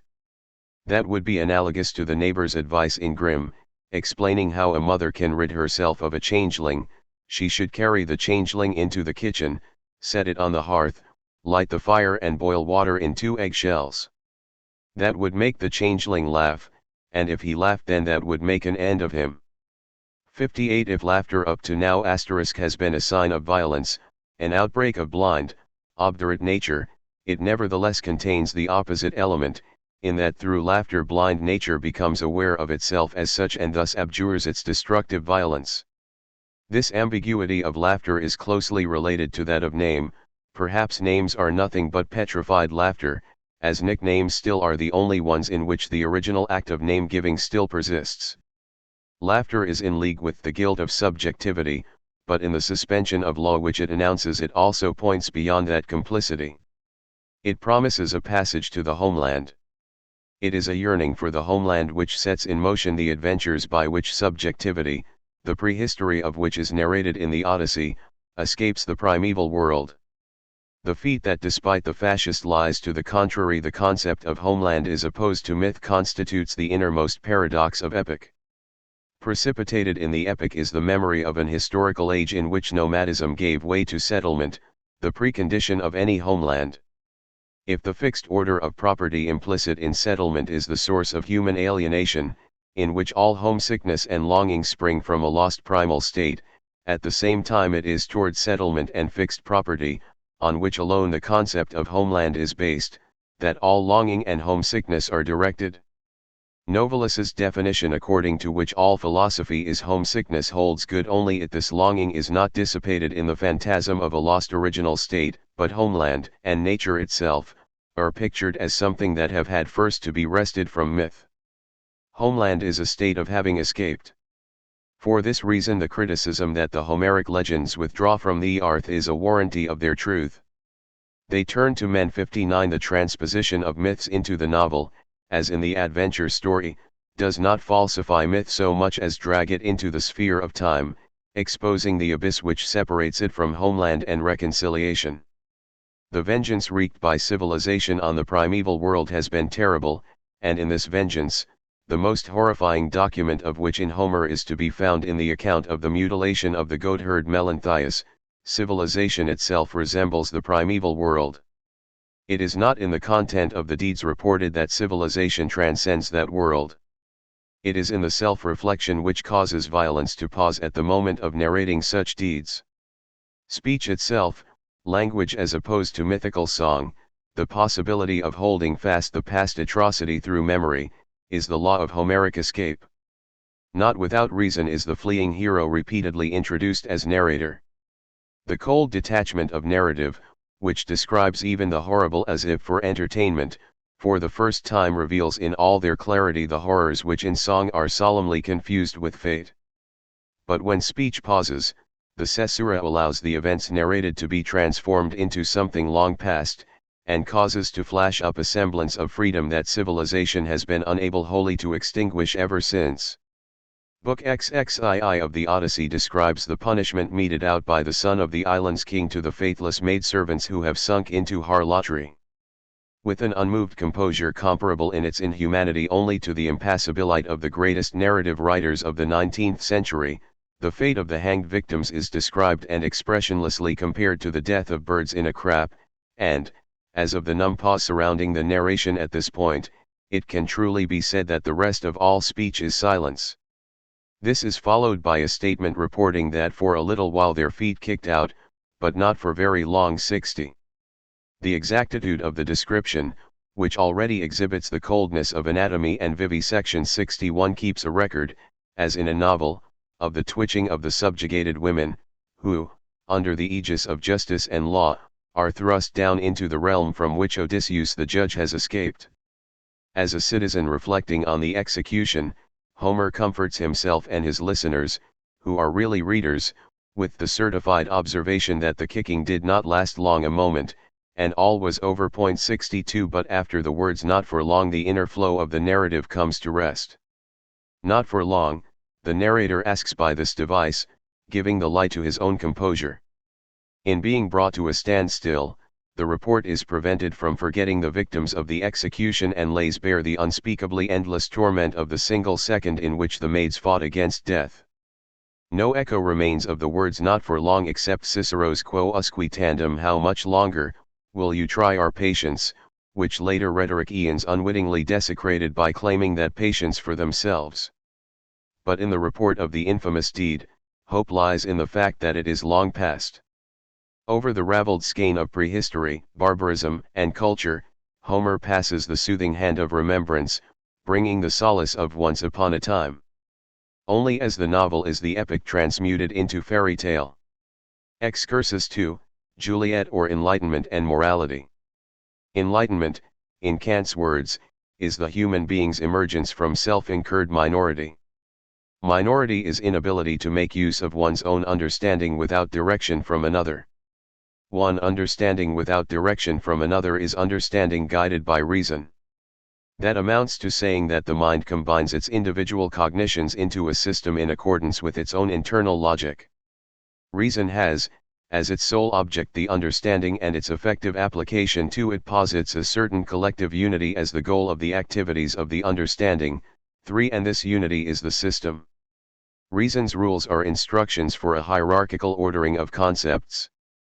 For Kant, as for Leibniz and Descartes, rationality consists in processes of ascending to the higher genera and of descending to the lower species, by which we obtain the idea of systematic connection in its completeness, for the systematization of knowledge lies in the connection of its parts in conformity with a single principle. 5. Thinking, as understood by the Enlightenment, is the process of establishing a unified, scientific order and of deriving factual knowledge from principles. Whether these principles are interpreted as arbitrarily posited axioms, innate ideas, or the highest abstractions. The laws of logic establish the most universal relationships within the order and define them. Unity lies in self-consistency. The principle of contradiction is the system in nous.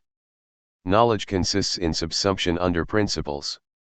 It is one with judgment, by which perceptions are incorporated into the system. Any thinking not guided by Che's system is directionless or authoritarian.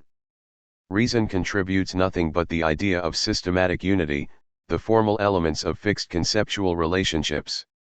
Any substantial objective which might be put forward as a rational insight is, according to the Enlightenment in its strict sense, delusion, falsehood, rationalization, no matter what pains individual philosophers may take to steer us away from this conclusion and toward a reliance on philanthropic feeling. Reason is a faculty of deducing the particular from the universal. 6. According to Kant, the homogeneity of the general and the particular is guaranteed by the schematism of pure understanding, by which he means the unconscious activity of the intellectual mechanism which structures perception in accordance with the understanding. The intelligibility which subjective judgment discovers in any matter is imprinted on that matter by the intellect as an objective quality before it enters the ego. Without such a schematism, in short, without the intellectual element in perception, no impression would conform to the corresponding concept, no category to the particular example, thought, not to speak of the system toward which everything is directed, would be devoid of unity. To establish this unity is the conscious task of science. If veiled empirical laws are only special determinations of the pure laws of understanding, research must always ensure that the principles are properly linked to the factual judgments. This harmony of nature with our cognitive faculty is presupposed a priori by the judgment aid. It is the guiding thread of organized experience. The system must be kept in harmony with nature, just as facts are predicted from the system, so they must confirm it. Facts, however, form part of praxis. They everywhere characterize the contact of the individual subject with nature as social object. Experience is always real action and suffering. In physics, to be sure, the perception by which a theory can be proved is usually reduced to the electrical spark appearing in the experimental apparatus. Its non-appearance is generally of no practical consequence.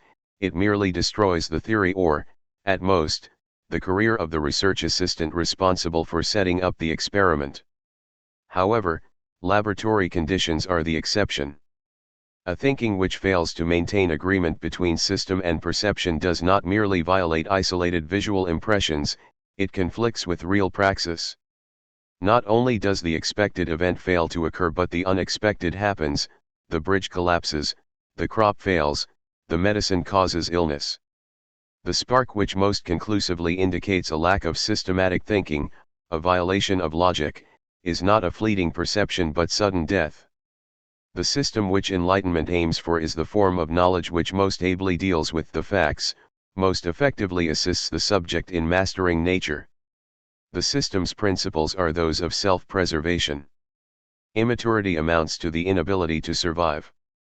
The bourgeois in the successive forms of the slave owner, the free entrepreneur, and the administrator is the logical subject of enlightenment.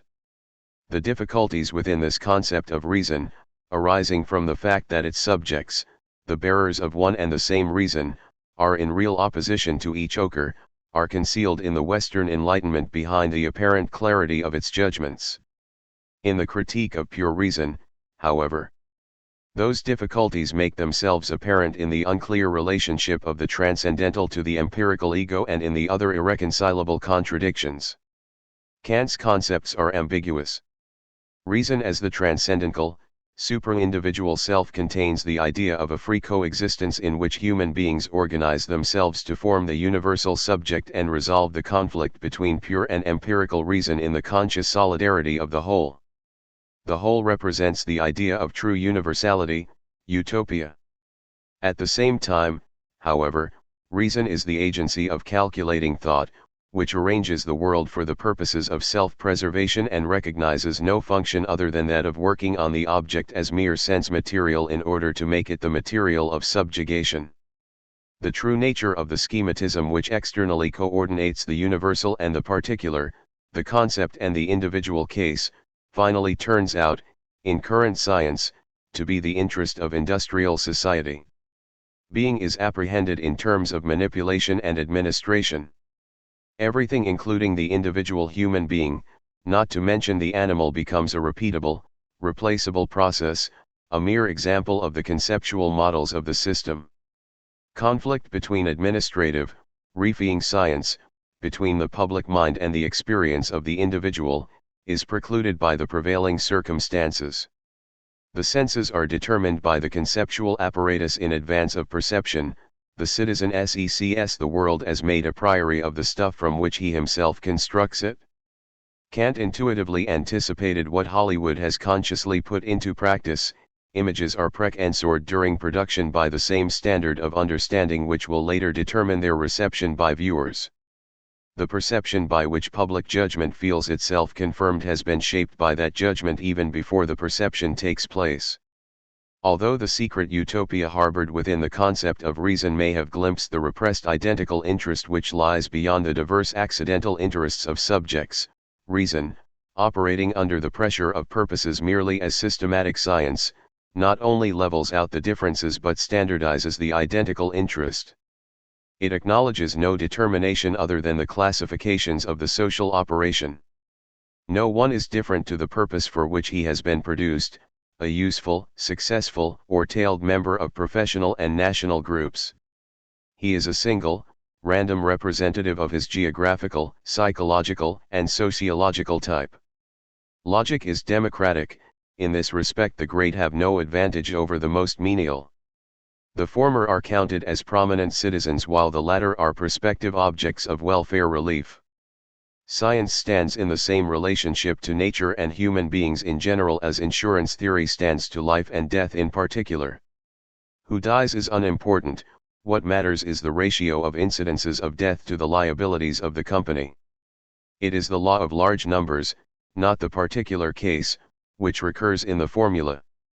Nor is the concordance of general and particular concealed any longer within an intellect which always perceives the particular as a case of the general and the general only as the aspect of the particular by which it can be grasped and manipulated. Science itself has no awareness of itself, it is merely a tool. Enlightenment, however, is the philosophy which equates truth with the scientific system. Kant's attempt to justify this identity, which was still made with a philosophical intention, gave rise to concepts which have no meaning for science, since they are not simply instructions for performing manipulations according to certain rules. The notion of the self-understanding of science conflicts with the concept of science itself.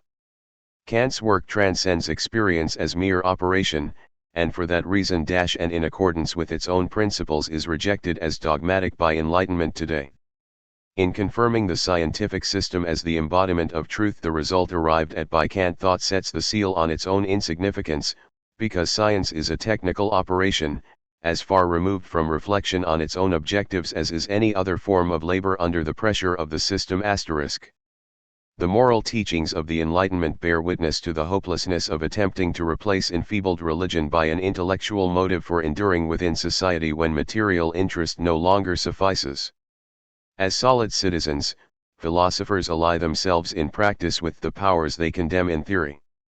The theories are logical and hard while the moral philosophies are propagandistic and sentimental, even when rigorous in tone, or else the moral philosophies are acts of violence performed in the awareness that morality is non-deducible, like Kant's recourse to creating moral forces as facts.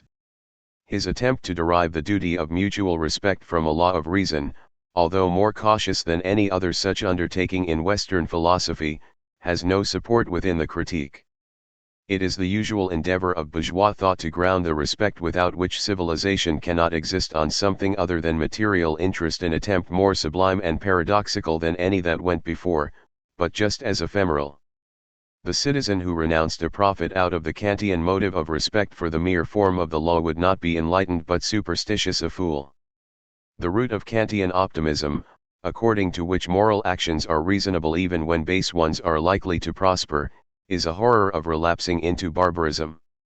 If Kant writes in response to Haller 10, one of these great moral forces, reciprocal love and respect, were to collapse, then nothingness, immorality, with gaping maw would drink the whole realm of moral beings like a drop of water. But, according to Kant, from the standpoint of scientific reason, moral forces are neutral drives and forms of behavior, no less than immoral ones, which they immediately become when no longer directed at that hidden possibility but at reconciliation with power. Enlightenment expels difference from theory. It considers human actions and desires exactly as if I were dealing with lines, planes, and bodies. The totalitarian order has put this into effect in utter seriousness. Freed from supervision by one's own class, which had obliged the 19th-century businessman to maintain Kantian respect and reciprocal love, fascism which by its iron discipline relieves its peoples of the burden of moral feelings, no longer needs to observe any discipline. Contrary to a categorical imperative, and all the more deeply in accord with pure reason, it treats human beings as things, centers of modes of behavior. The rulers sought to shield the bourgeois world from the flood of naked violence, which now has broken over Europe, only for as long as economic concentration was insufficiently advanced. Previously only the poor and savages had been exposed to the untrammeled force of the capitalist elements. The totalitarian order has granted unlimited rights to calculating thought and puts its trust in science as such. Its canon is its own brutal efficiency. From Kant's critique to Nietzsche's genealogy of morals, the hand of philosophy had traced the writing on the wall, one individual put that writing into practice, in all its details. The work of the Marquis de Sade exhibits understanding without direction from another, that is to say, the bourgeois subject freed from all tutelage. Self-preservation is the constitutive principle of science, the soul of the table of categories, even if, as in Kant, it has to be deduced idealistically. Even the ego, the synthetic unity of apperception, the agency which Kant calls the highest point, from which the whole of logic must be suspended, is really both the product and the condition of material existence. Individuals, in having to fend for themselves, develop the ego as the agency of reflective foresight and overview. Over successive generations it expands and tracks with the individual's prospects of economic autonomy and productive ownership. Finally it passes from the expropriated citizens to the totalitarian trust masters, whose science has become the quintessence of the methods by which the subjugated mass society reproduces itself. Sade erected an early monument to their planning skills. The conspiracy of rulers against peoples, implemented by relentless organization, finds the Enlightenment spirit since Machiavelli and Hobbes no less compliant than the bourgeois republic. That spirit is hostile to authority only when authority lacks the strength to enforce obedience, and to violence only when violence is not an established fact. As long as one does not ask who is applying it, reason has no greater affinity with violence than with mediation. Depending on the situation of individuals and groups, it presents either peace or war, tolerance or repression, as the given state of affairs. Because it unmasks substantial goals as asserting the power of nature over mind and as curtailing its own self-legislation, reason, as a purely formal entity, is at the service of every natural interest. Becoming simply an organ, thinking reverts to nature. For the rulers, however, human beings become mere material, as the whole of nature has become material for society. After the brief interlude of liberalism in which the bourgeois kept one another in check, power is revealing itself as archaic terror in a fascistically rationalized form. 4 The religious chimeras, says the Prince of Francavilla at the court of King Ferdinand of Naples, must be replaced by utmost terror. The people must be freed from the fear of a future hell. Once that is destroyed they will abandon themselves to anything. But that chimerical fear must be replaced by penal laws of enormous severity, which apply, of course, only to the people, since they alone cause unrest in the state. Malcontents are born only to the lower classes. What do the rich care for the idea of a leash they will never feel themselves, if this empty semblance gives them the right to grind down those living under their yoke? You will find no one in that class who will not permit the darkest shadow of tyranny to fall on him, provided it really falls on others. 13 Reason is the organ of calculation, of planning, it is neutral with regard to ends, its element is coordination.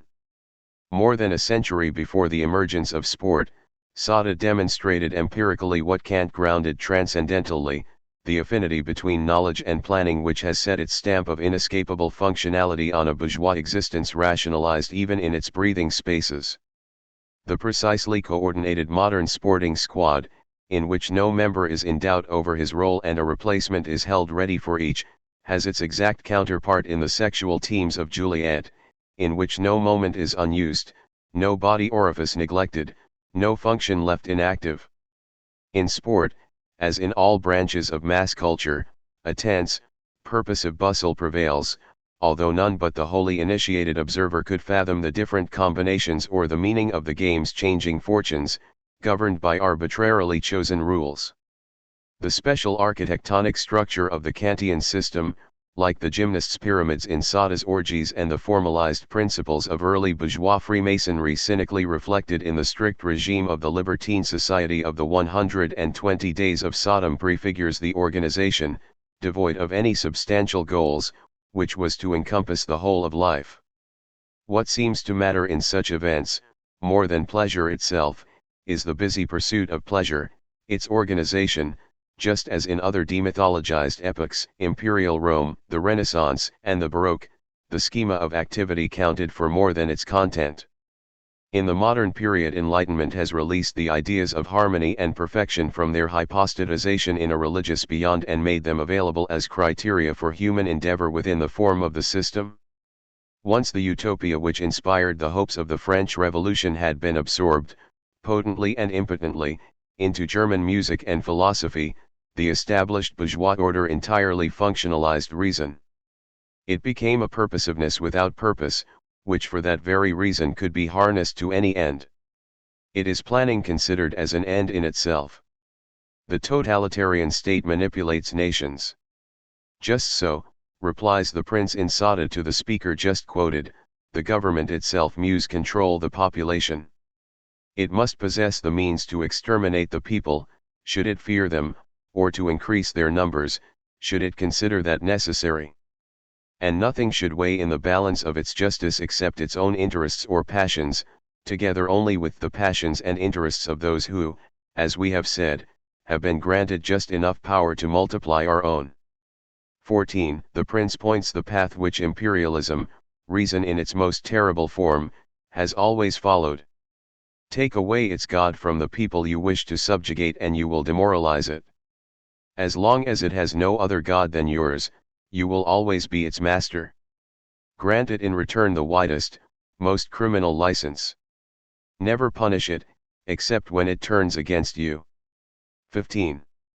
As reason posits no substantial goals, all affects are equally remote to it.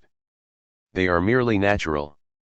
The principle according to which reason is simply opposed to everything unreasonable underlies the true opposition between enlightenment and mythology. The latter recognizes spirit only as something immersed in nature, a natural power. For it, inward impulses, like outward forces, are living powers of divine or demonic origin. Enlightenment, by contrast, relocates context, meaning, and life entirely within a subjectivity which is actually constituted only by this relocation.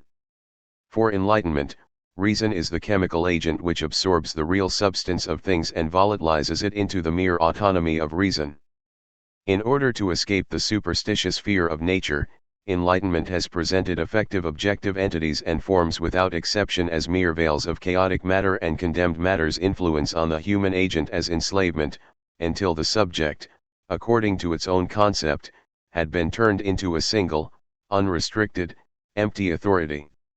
The whole force of nature became a mere undifferentiated resistance to the abstract power of the subject. The particular mythology which the Western Enlightenment, including Calvinism, had to do away with was the Catholic doctrine of the Ordo and the pagan popular religion which continued to flourish beneath it. To liberate human beings from such beliefs was the objective of bourgeois philosophy. However, the liberation went further than its humane originators had intended. The market economy it unleashed was at once the prevailing form of reason and the power which ruined reason. The Romantic reactionaries only expressed what the bourgeois themselves had realized, that freedom in their world tended toward organized anarchy. The Catholic counter-revolution's critique of the Enlightenment proved no less valid than the Enlightenment's critique of Catholicism. The Enlightenment had pinned its colors to liberalism. If all affects are of equal value, then self-preservation, which dominates the form of the system in any case, seems to offer the most plausible maxims for action. It was to be given free rein in the free economy.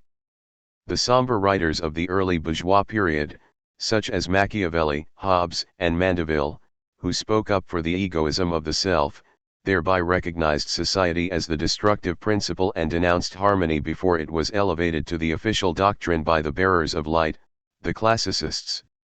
The former writers exposed the totality of the bourgeois order as the horrifying entity which finally engulfed both, the general and the particular, society and the self. With the development of the economic system in which the control of the economic apparatus by private groups creates a division between human beings, self-preservation, although treated by reason as identical, had become the reified drive of each individual citizen and proved to be a destructive natural force no longer distinguishable from self-destruction. The two principles combined in a murky fusion. Pure reason became unreason, a procedure as immune to errors as it was devoid of content. However, with the revolutionary avant-garde, the utopia which proclaimed the reconciliation between nature and the self emerged from its hiding place in German philosophy as something at once irrational and reasonable, as the idea of the community of free individuals and brought down on itself the full fury of reason. In society as it is, despite feeble moralistic attempts to propagate humanity as the most rational means, self-preservation remains unencumbered by a utopia denounced as myth.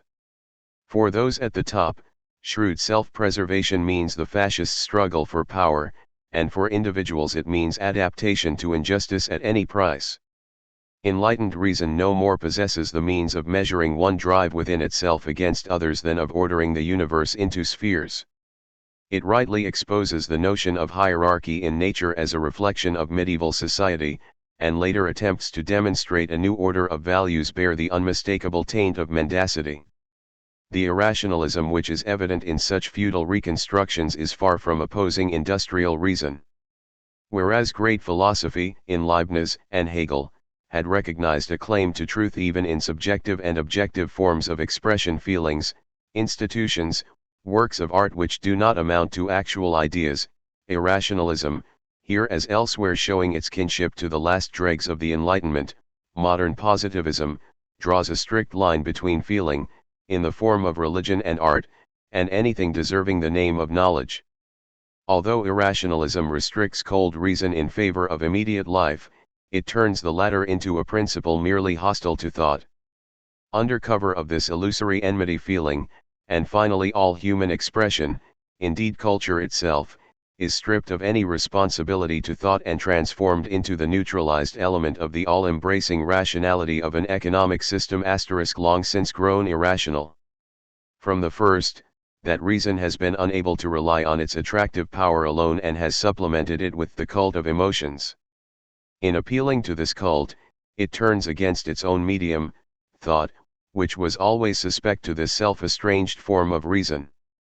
The tender effusions of lovers in films already function as a blow against dispassionate theory, and that is taken further in the sentimental argument against any thought which attacks injustice.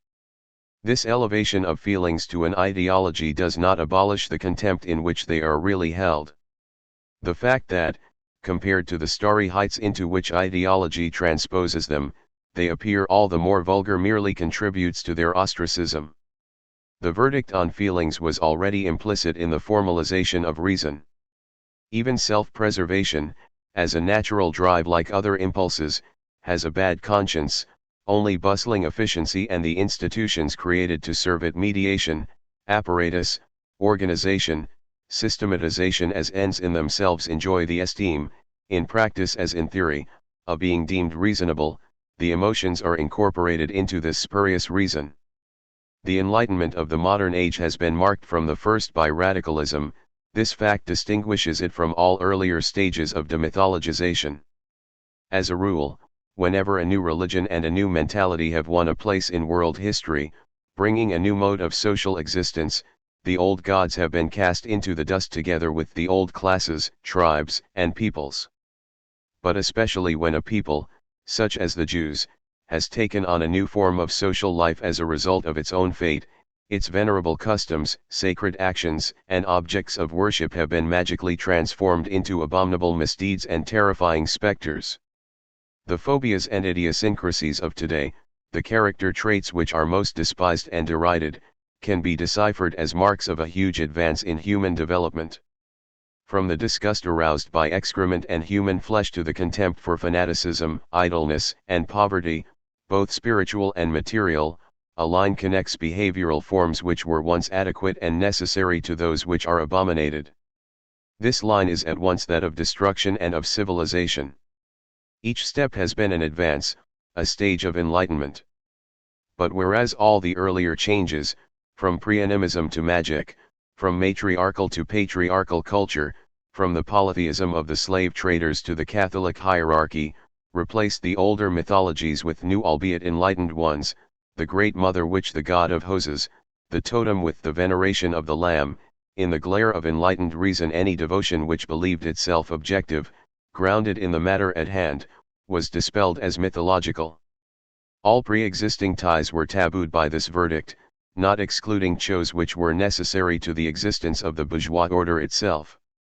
The instrument by means of which the bourgeoisie had come to power, the unfettering of forces, universal freedom, self-determination in short, enlightenment turned against the bourgeoisie as soon as chat class, as a system of rule, was forced to suppress those it ruled.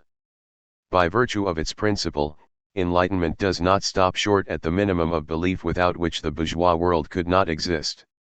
It does not render to power the reliable services which had always been performed for it by the old ideologies.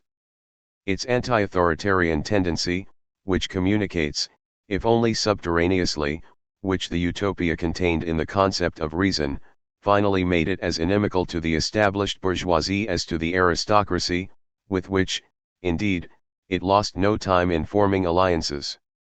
Ultimately, the anti-authoritarian principle necessarily becomes its own antithesis, the agency opposed to reason. Its abolition of all absolute ties allows power to decree and manipulate any ties which suit its purposes. After civic virtue and charity, for which it never offered good reasons, philosophy proclaimed authority and hierarchy as virtues, when enlightenment had long since revealed them as lies. But against such perversion of itself enlightenment, too, had no arguments, since pristine truth has no advantage over distortion, or rationalization over reason, unless it can demonstrate a practical one as well. With the formalization of reason, theory itself, it seeks to be more than a cipher for neutral procedures, becomes an incomprehensible concept, and thought is deemed meaningful only after the sacrifice of meaning. Once harnessed to the dominant mode of production, enlightenment, which strives to undermine any order which has become repressive, nullifies itself. This is expressed in the early attacks of the current form of enlightenment on the all-crushing Kant. Just as Kant's moral philosophy set limits to his enlightened critique in order to rescue the possibility of reason, unreflecting enlightened thinking has always sought, for its own survival, to cancel itself with skepticism, in order to make room for the existing order. In contrast to such precautions, the work of Sada, like that of Nietzsche, is an intransigent critique of practical reason, beside which even that of Kant himself appears like a revocation of his own thought. It pushes the scientific principle to annihilating extremes. Kant, to be sure, had so purified the moral law within the self of any heteronymous belief that respect, despite his assurances, could be no more than a psychological fact of nature, as the starry sky above the self was a physical one. A fact of reason, he called it 16, while Leibniz termed it a general instinct of society 17. But facts count for nothing where they do not exist. Sada does not deny their occurrence. Justine, the virtuous sister, is a martyr to the moral law. Juliet, however, draws the conclusion the bourgeoisie sought to avoid. She demonizes Catholicism as the latest mythology, and with it civilization as a whole. The energies previously focused on the sacrament are now devoted, perversely, to sacrilege. This inversion is extended to community in general. In all this Juliet does not proceed fanatically, as Catholicism had done with the Incas, but merely attends to the business of sacrilege in the efficient, enlightened way that Catholics, too, still had in their blood from archaic times. The primeval forms of behavior which had been tabooed by civilization, and had grown destructive under the stigma of bestiality, had led an underground life. Juliet revives them in their outlawed, not their natural form. She compensates the value judgment against them which, like all value judgments, was unfounded by its opposite. Thus, when she reenacts the primitive reactions, they are no longer primitive but bestial. In psychological terms, Juliet, not unlike Merteuil in Les Liaisons Dangereuses, B embodies neither unsublimated nor regressive libido but intellectual pleasure in regression, a more intellectualist diabole, the joy of defeating civilization with its own weapons. She loves systems and logic. She wields the instrument of rational thought with consummate skill. As far as self-mastery is concerned, her instructions sometimes stand in the same relation to Kant's as the special application does to the principle. Virtue, writes the latter 19, in so far as it is grounded on inner freedom, also contains an affirmative imperative for men, namely to place all their capacities and inclinations under the power of reason and therefore under the authority over oneself, which imperative is added to the interdiction on allowing oneself to be commanded by one's feelings and inclinations, the duty of apathy. For unless reason takes the reins of government into its hands, those feelings and inclinations will play the master over men. Juliet teaches as follows on the self-discipline of the criminal. First, reflect on your plan for several days in advance. Consider all its consequences, paying attention to what can be useful to you, and what might possibly betray you. Weigh these things just as soberly as if you were sure to be discovered. 20. The murderer's face must show utmost calm. Let your features show calm and indifference. Try to acquire the greatest possible callousness in this situation. If you are unsure of being free of pangs of conscience, and you will gain such certainty only through the habit of crime, if you are unsure of this, I say, then you will labor in vain to master the play of your features. 21. To be free of the stab of conscience is as essential to formalistic reason as to be free of love or hate. Remorse posits the past which, contrary to popular ideology, has always meant nothing to the bourgeoisie as something which exists. It is a relapse, to prevent which, tour bourgeois praxis, would be remorse's only justification.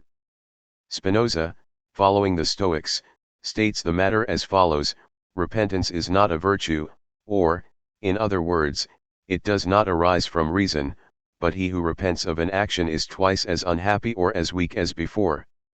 But he goes on at once, quite in the spirit of Francavilla, if the mob is not in fear, it threatens in its turn. 23. Thus maintaining, as a good student of Machiavelli, that modesty and remorse, like fear and hope, are undoubtedly useful, however contrary to reason. Apathy, considered as a strength, is a necessary presupposition of virtue, writes Kant. 24. Distinguishing, not unlike Sada, between this moral apathy and insensibility in the sense of indifference to sensory stimulation. Enthusiasm is bad. Calm and resolution constitute the strength of virtue. That is the state of health in moral life, whereas the affect, even when it is excited by the idea of the good, is a momentarily lustrous phenomenon which leaves behind lassitude. Juliet's friend Clairville makes exactly the same observation with regard to vice. 26. My soul is hardened, and I am far from preferring sensibility to the happy indifference I now enjoy. O Juliet! Perhaps you are deceiving yourself about the dangerous sensibility prized by so many fools.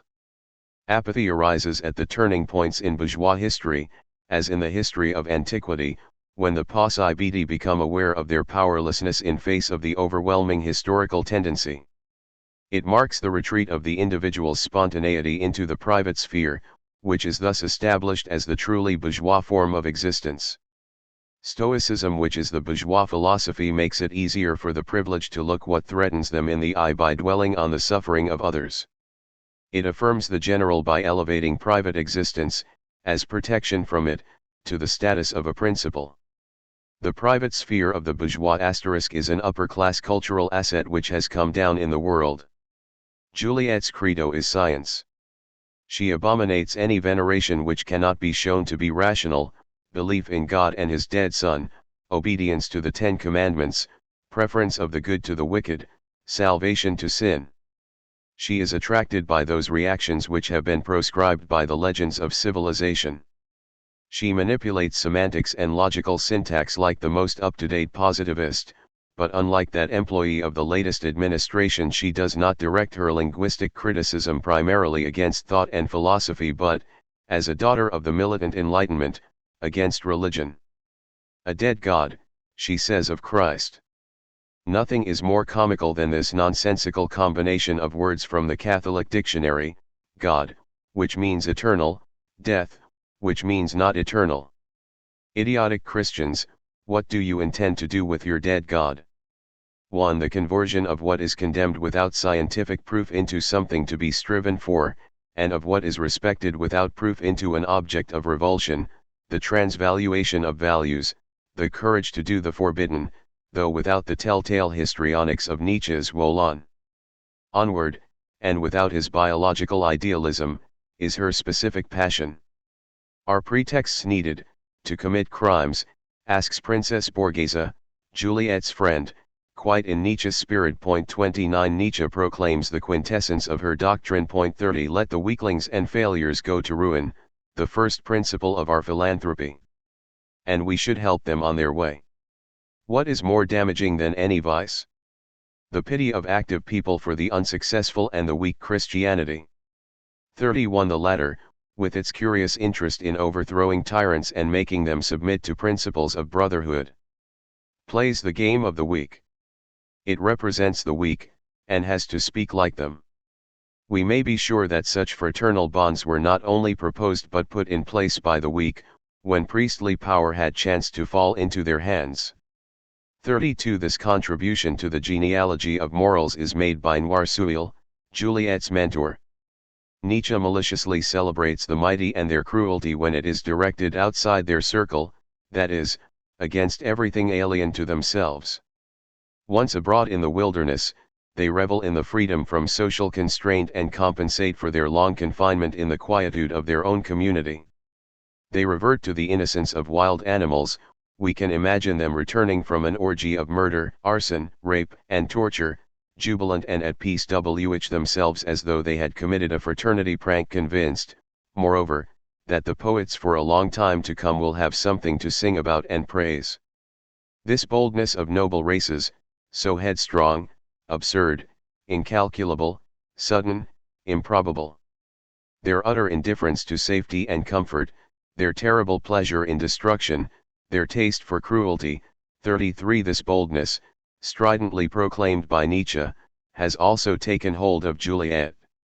Live dangerously is her message, to dare henceforth to do anything without fear. 31 There are the strong and the weak, there are classes, races, and nations which dominate and others which are subjected. Where, I ask you, cries Verneuil, is the mortal stupid enough in face of all the evidence to claim that all men are bomb equal, in law and in fact? It was left to a misanthropist like Rousseau to put forward such a paradox, since, being extremely weak, he wanted to pull down those to whose level he was unable to raise himself. What effrontery did it take, I ask you, for this pygmy 4 feet 2 inches tall to compare himself to the model of stature and strength whom nature had endowed with the strength and figure of a Hercules? Is that not the same as comparing a fly to an elephant? Strength, beauty, stature, eloquence, those are the virtues which were decisive when authority passed to the rulers at the dawn of society. 35 To expect that strength will not manifest itself as strength, Nietzsche goes on 3f as the desire to overcome, to appropriate, to have enemies, obstacles, and triumphs, is every bit as absurd as to xp that weakness will manifest itself as strength. How do you really expect, says Verneuil 37, a man endowed by nature with the highest predisposition for crime, whether through his superior strength, the refinement of his senses, or as a result of an education fitting to his class or his wealth, how, I ask, do you expect this individual to be judged by the same law as those whom everything constrains to act virtuously and moderately? Would the law be more just if it punished both in the same way? Is it natural for someone whom everything invites to do evil to be treated like someone whom everything impels to behave with prudence? Once the objective order of nature has been dismissed as prejudice and myth, nature is no more than a mass of material. For Nietzsche there is no law which we not only recognize but recognize over us. 38 To the extent that the understanding, which was formed against the standard of self-preservation, recognizes any law of life, it is that of the stronger. While reason, because of its formalism, is unable to yield any necessary model for humanity, it has the advantage of actuality, in contrast to mendacious ideology. It is the weak who are guilty, according to Nietzsche's doctrine, since they use cunning to circumvent the natural law.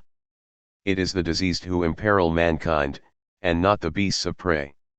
It is the predestined failures and victims who undermine the social structure, who poison our faith in life and our fellow men. 39 They have spread throughout the world the Christianity which Nietzsche hates and abominates no less than Sada. It is not the reprisals of the weak against the strong which truly conform to nature. They exist in the mental realm, not the physical. To carry out such reprisals the weak man would need strength he has not been given. He would have to assume a character which is by no means his. In a certain way he would do violence to nature. What is truthful in the laws of this wise mother is that the strong are allowed to injure the weak, since, to act in this way, they must only use the gifts they have received. The strong individual does not, like the weak, disguise himself with a character other than his own. He merely expresses in action what he has received from nature. Everything which follows from that is therefore natural: his oppression, his violence, his cruelties, his tyrannies, his injustices, are pure, like the hand which has imprinted them on him. And if the strong person exercises all his rights to oppress and pillage the weak, he is only doing the most natural thing in the world. We should never, therefore, have scruples over what we are able to take from the weak, since it is not we who are committing the crime. Rather, it is the defense or revenge of the weak which are characteristic of crime. 10 If a weak person defends himself, he does wrong, the wrong of stepping outside his own character of weakness, which nature has impressed on him. She created him to be a scythe, and poor. He refuses to submit, that is his wrong. 41 In such magisterial speeches Dorval, the leader of a respectable Paris gang, expounds for Juliet the secret creed of all ruling classes, a creed to which Nietzsche, proclaiming it to his own time, added the psychology of resentment. Like Juliet he admired the beautiful terribleness of the deed. 42 Even though, as a German professor, he differed from Sada in rejecting criminality, because its egoism is restricted to such base goals. If its goals are lofty, humanity has a different standard, judging crime, even when committed with the most terrible means, not to be such. 43 The enlightened Juliet is still free of such prejudice in favor of greatness, a prejudice which, indeed, is characteristic of the bourgeois world. For her the racketeer is not less admirable than the minister because his victims are fewer. For the German, however, beauty is a function of size, and amid the twilight of the idols he cannot shake off the idealistic habit of wanting to see the petty thief hanged while imperialist raids are transfigured into woe-rid historical missions. By elevating the cult of strength to a world historical doctrine, German fascism took it to its absurd conclusion. As a protest against civilization, the master morality perversely upheld the oppressed. Hatred of stunted instincts objectively exposes the true nature of the slave masters, which reveals itself only in their victims. But, in the guise of a great power and a state religion, the master morality places itself entirely in the service of the civilizing powers that be, of the solid majority, of resentment, and everything it once opposed. The realization of Nietzsche's doctrines both refutes them and reveals their truth, a truth which, despite his yes-saying affirmation of life, was hostile to the spirit of reality. If remorse was contrary to reason, pity was outright sin. Anyone who yields to it perverts the general law, whence it follows that pity, far from being a virtue, becomes truly a vice as soon as it induces us to interfere with the inequality required by the laws of nature. 44 Sada and Nietzsche realized that once reason had been formalized, pity was left behind as a kind of sensuous awareness of the identity of general and particular, as naturalized mediation. It then forms a highly compelling prejudice: compassion does not appertain to the use of reason. Although it seems to bear in it a sort of piety, writes Spinoza 45, and he who is moved neither by reason nor pity to help others is rightly called inhuman. 46 Commiseratio is humanity in its immediate form, but at the same time bad and useless, for since it is the opposite of the manly competence which, from Roman virtues through the Medici to efficiency under the Fords, has always been the true bourgeois virtue. Womanish and childish, Clairville calls pity, vaunting her own stoicism, the tranquility of the passions which enables her to accomplish and endure everything without agitation. 48 Pity is anything but a virtue. It is a weakness, born of fear and misfortune, a weakness that must be overcome most of all if one is striving to conquer excessive nervous sensibility, which is irreconcilable with the maxims of philosophy. 41 Women are the source of outbursts of unrestrained compassion. 50 Sada and Nietzsche knew that their doctrine of the sinfulness of pity was an old bourgeois heritage. The latter speaks of strong times and aristocratic cultures, while the former refers to Aristotle. 51 and the Peripatetics. 52 Pity could not withstand the scrutiny of philosophy. Nor did Kant make an exception.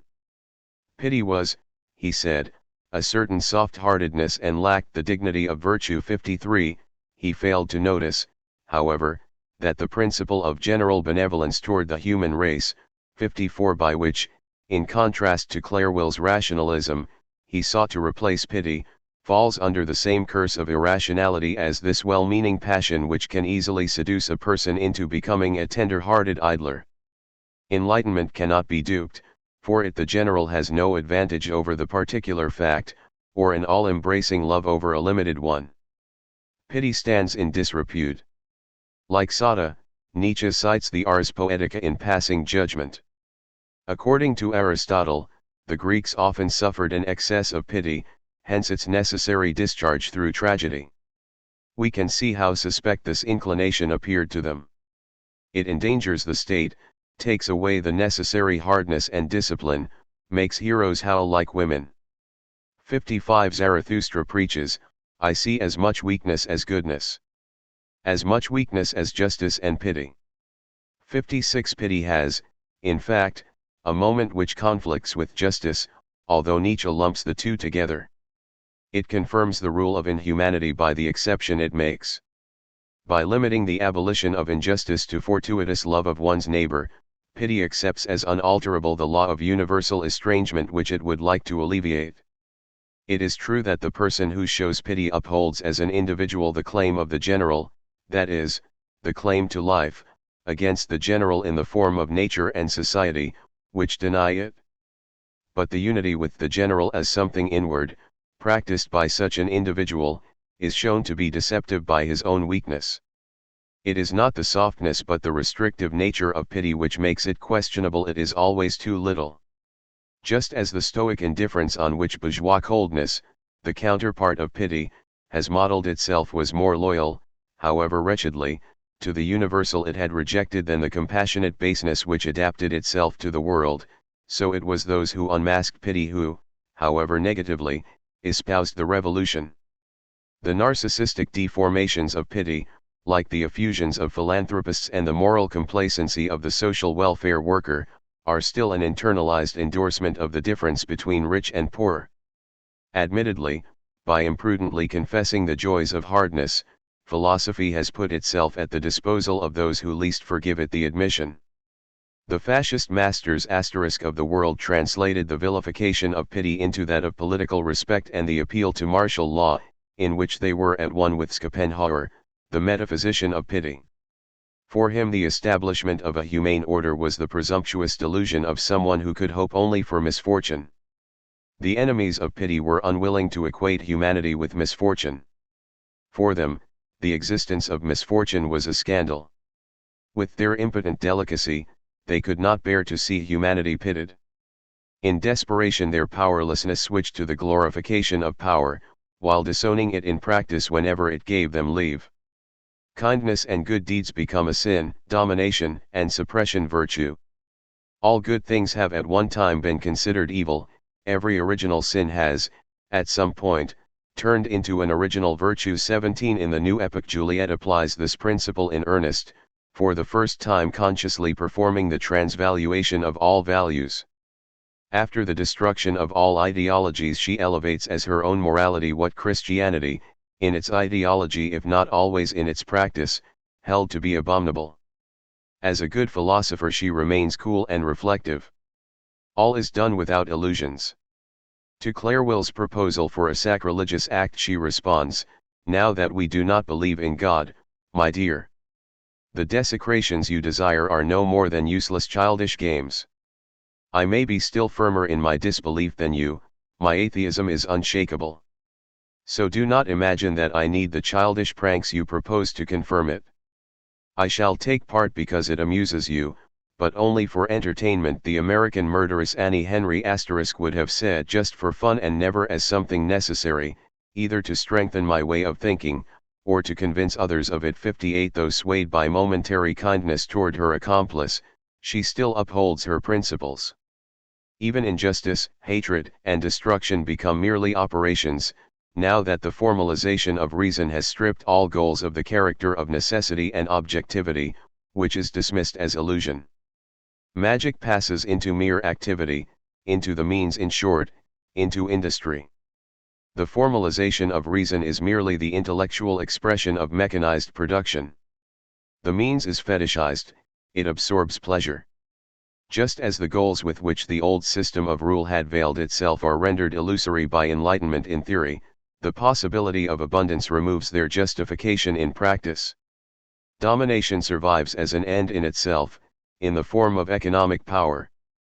Pleasure itself shows traces of the outdated, the irrelevant, like the metaphysics which forbade it. Juliet speaks of the motives of crime. 9 She herself is no less ambitious and avaricious than her friends Brigany, but she idolizes the forbidden. Brigany, a man devoted to the means and to duty, is more advanced. To enrich ourselves, that is what matters. It would be the height of guilt if we failed to reach that goal. Only if one is truly on the way to becoming wealthy is one permitted to reap one's pleasures. Until then one must forget them. For all her rational superiority, Juliet still clings to one superstition. While she recognizes the naivete of sacrilege, in the end it still gives her pleasure. But every pleasure betrays idolization, it is self-abandonment to another. Nature actually does not know pleasure, it does not go beyond the satisfaction of needs. All pleasure is social, in the unsublimated affects no less than in the sublimated. It springs from alienation. Even when enjoyment is ignorant of the prohibition it infringes, it owes its origin to civilization, to the fixed order from which it yearns to return to the very nature from which that order protects it. Only when dream absolves them of the compulsion of work, of the individual's attachment to a particular social function and finally to a self, leading back to a primal scare free of domination and discipline, do human beings feel the magic of pleasure. It was the homesickness of those enmeshed in civilization, the objective despair of those who had to turn themselves into elements of the social order, which nourished the love of gods and demons. To them as transfigured nature this love turned in adoration. Thought arose in the course of liberation from terrible nature, which is finally subjugated utterly. Pleasure, so to speak, is nature's revenge. In it human beings divest themselves of thought, escape from civilization. In earlier societies such homecoming was provided by communal festivals. Primitive orgies are the collective origin of pleasure. The interlude of universal confusion represented by the festival, writes Roger Cale Lewis, seems truly like the moment when the world's order is suspended. All excesses are permitted. Rules must be broken, everything must be turned upside down. In the mythic epoch the course of time was reversed, one was born aged, died as a child. All the precepts protecting the good, natural, and social order are systematically violated. 61 Abandons oneself to the transfigured powers of origin, but from the standpoint of the suspended interdiction these actions appear as dissipated and insane. 61 Only with increasing civilization and enlightenment do the strengthened self and the secure system of power reduce the festival to farce. The rulers introduce pleasure as a rational measure, a tribute paid to imperfectly subdued nature. They seek at once to detoxify it and to preserve it in higher culture, to administer it to their subjects in controlled doses where it cannot be entirely withdrawn. Pleasure becomes an object of manipulation, until it finally perishes in the administrative arrangements. This development extends from the primitive feast to the holiday. The more dominant the complex social organism becomes, the less it tolerates interruptions of the ordinary course of life. Today as yesterday, tomorrow as today, everything must follow the same course. The general overflowing is no longer possible. The period of turbulence has been individualized. Holidays have supplanted the feast. 62 In fascism they are supplemented by the collective fake intoxication, concocted from radio, headlines, and Benzedrine *. Bergani has a presentiment of this. He grants himself amusements on the road to fortune, as vacations. Juliet, by contrast, still emulates the ancien regime. She deifies sin. Her libertinism is enthralled to Catholicism as the nun's ecstasy is to paganism. Nietzsche is aware of the still mythical nature of pleasure. In its abandonment to nature, pleasure renounces the possible, just as pity renounces the transformation of the whole. Both contain a moment of resignation. Nietzsche cracks down pleasure in all its hiding places, as narcissism in solitude, as masochistic enjoyment in the depressions of the self-tormentor. Against all who merely enjoy, 63 Juliet cries to rescue pleasure by rejecting love in its bourgeois form as devotion, which, as resistance to the bourgeoisie's own shrewdness, is characteristic of that class in its last century. In love, pleasure was linked to the deification of the person who bestowed it and was the truly human passion. It is being finally revoked as a value judgment conditioned by sexuality. In the enraptured adoration of the lover, as in the boundless admiration shown in Rerum by the beloved, the actual servitude of the woman was endlessly transfigured. Again and again, the sexes were reconciled on the basis of their recognition of this servitude. The woman seemed freely to accept her defeat, the man to grant her victory. Under Christianity, the hierarchy of the sexes, the yoke placed on the feminine character by the masculine order of property, was idealized as the union of hearts in marriage, and the memory of sexuality's better, patriarchal past appeased. Under big industry * love is annulled. The decline of middle-class property, the downfall of the free economic subject, affects the family. It is no longer the celebrated cell of society it once was, since it no longer forms the basis of the citizen's economic existence. For adolescents, the family no longer marks out the horizon of their lives. The autonomy of the father is vanishing, and with it resistance to his authority. Earlier, Theodor's servitude in the paternal home inflamed in her the passion which seemed to lead to freedom but was fulfilled neither in marriage nor anywhere outside. As the prospect of a job opens for the girl, that of love is closed.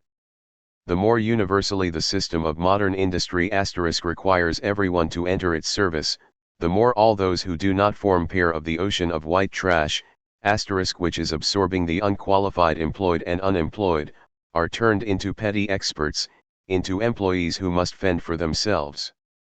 In the form of skilled work, the autonomy of the entrepreneur, which is over, is spreading to all those admitted as producers, including the working woman, and is becoming their character. Their self-respect grows in proportion to their fungibility. Defiance of the family is no more an act of daring. The leisure time relationship with the boyfriend is the gateway to heaven. People are taking on the rational, calculating attitude to their own sexuality, long since proclaimed as ancient wisdom by Juliet's enlightened circle. Mind and body are being separated in reality, just as those indiscreet bourgeois libertines demanded. It appears to me, Noirsuil states rationalistically 64 that love and pleasure are two very different things. Because tender feelings correspond to relationships of caprice and decorum, but in no way spring from the beauty of a neck or the pretty curve of a hip. And these objects, which, in accordance with our taste, can keenly excite our physical affects, have, it seems to me, no rights over our mental affections. To complete my thought, Belize is ugly, is 40 years old, entirely lacks grace of person, is without regular features or any physical charm. But Belize has intelligence, a precious character, a million things which attach my feelings and preferences. I shall never wish to sleep with Belize, but I shall love her to the point of madness, whereas I shall lust after Araminta but heartily detest her as soon as the fever of desire is past. Here, the inevitable consequence implicit in the Cartesian division of the human being into thinking and extensive substance is expressed with total clarity as the destruction of romantic love. The latter is taken to be a mask, a rationalization of the physical drive, a false and always dangerous metaphysics. 65 as Count Belmore explains in his great speech on love. For all their libertinism, Juliet's friends conceive of sexuality, as against tenderness, of earthly as against heavenly love, not just as a degree too powerful but also as oversimplified. The beauty of a neck or the curve of a hip acts on sexuality not as unhistorical, merely natural facts but as images in which the whole of social experience is contained.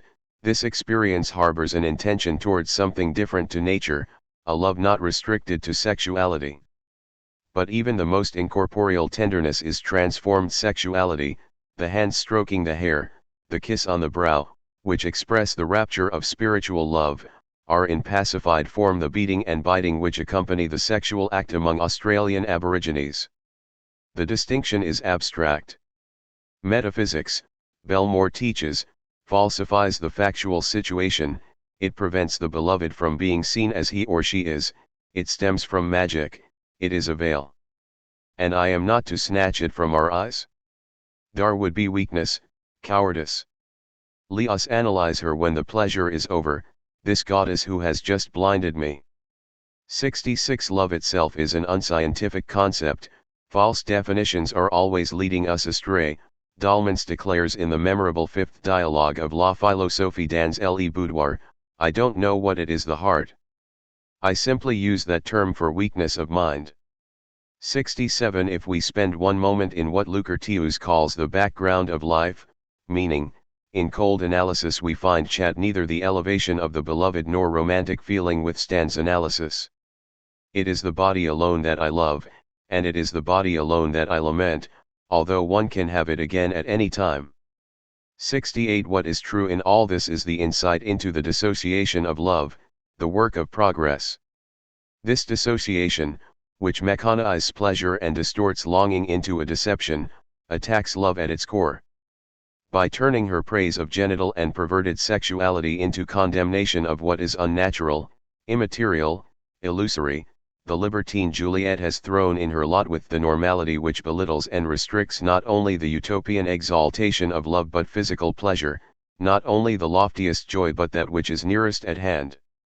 The cynical roué whose side she takes has metamorphosed, with the help of the sex educator, the psychoanalyst, and the hormone physiologist, into the open-minded practical man who extends his affirmation of sport and hygiene to include the sex life.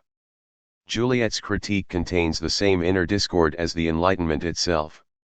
In so far as the criminal violation of taboos, which once made common cause with the bourgeois revolution, has not been simply absorbed into the new matter-of-factness, it lives on, with sublime love, as fidelity to the utopia brought near by the availability of physical pleasure to all. The ridiculous enthusiasm which attached us to a particular individual as the only one, the elevation of woman in love, can be traced back beyond Christianity to matriarchal stages. It is certain that our spirit of chivalrous courtship, which comically offers our homage to an object made only to satisfy our need, it is certain, I say, that this spirit stems from the reverence our ancestors once had for women because of their profession as prophetesses in town and country. Through terror, aversion became worship, and chivalry was nurtured in the womb of superstition. But this reverence never existed in nature, and it would be a waste of time to seek it there. The inferiority of that sex to ours is too well founded ever to give us a sound motive to respect it, and the love which arises from that blind reverence is, like it, a prejudice. 69 It is on power, however legalistically veiled, that the social hierarchy ultimately rests. The mastery of nature is reproduced within humanity. Christian civilization, which used the idea of protecting the physically weak to justify exploitation of the strong bondsman, never entirely won the hearts of the converted peoples. The principle of love was too strongly disavowed by the sharp intellect and the still sharper weapons of the Christian masters, until Lutheranism abolished the antithesis between state and doctrine by making the sword and rod the gospel's quintessence. It directly equated spiritual freedom with the affirmation of actual oppression. But woman bears the stigma of weakness. Her weakness places her in a minority even when she is numerically superior to men. As with the subjugated original inhabitants in early forms of state, the indigenous population of colonies, who lack the organization and weapons of their conquerors, as with the Jews among Aryans, her defenselessness legitimizes her oppression. Sada expresses as formulae the reflections of Strindberg. Let us not doubt that there is a difference between man and woman no less certain and important than that between man and the apes of the forest. We would have just as good reason to deny woman membership of our species as to refuse to acknowledge brotherhood with the apes. Examine carefully a naked woman beside a man of the same age, naked like her, and you will be readily convinced of the considerable difference, disregarding the sex, which exists between the two creatures, and will clearly see that the woman is merely a lower degree of the man. The differences likewise exist within.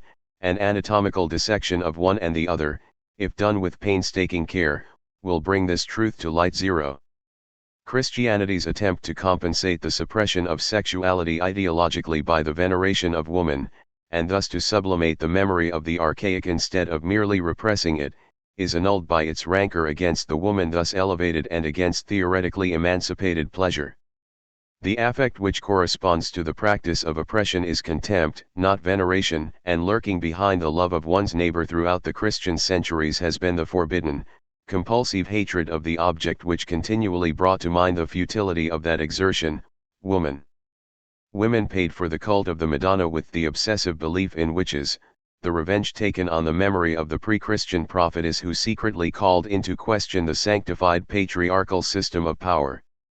The woman excites the savage rage of the half-conversed man who is required to honor her, just as the weak in general can count on the mortal enmity of the superficially civilized strong who are supposed to spare them. Sada brings this hatred to consciousness. I have never believed, says Count Gigi, the Roman chief of police, that the union of two bodies could ever give rise to the union of two hearts. I see in this physical union strong reasons for contempt. For revulsion, but not a single one for love. One, and when a girl terrorized by Saint Fons, the royal minister, bursts into tears, he exclaims, "That is how I like women. Why cannot I reduce them all to such a state with a single word?" 72 Man as ruler refuses to do woman the honor of individualizing her. Socially, the individual woman is an example of the species, a representative of her sex, and thus, wholly encompassed by male logic, she stands for nature, the substrate of never-ending subsumption on the plane of ideas and of never-ending subjection on that of reality. Woman as an allegedly natural being is a product of history, which denatures her. But the desperate, destructive urge directed against everything which embodies the lure of nature, everything which is physiologically, biologically, nationally, or socially inferior, indicates that Christianity's attempt has failed. Kne pousse d on mot, les redoutats en cet état. To eradicate utterly the hated but overwhelming temptation to lapse back into nature that is the cruelty which stems from failed civilization, it is barbarism, the other side of culture. Them all. For destruction tolerates no exceptions, the will to destroy is totalitarian, and totalitarianism springs from that will alone. I have reached the point, Juliet tells the Pope, where I can say with Tiberius, if only the whole of mankind had only one head, so that I could have the pleasure of cutting it off with a single blow. 73 The signs of powerlessness, hasty uncoordinated movements, animal fear, swarming masses, provoke the lust for murder.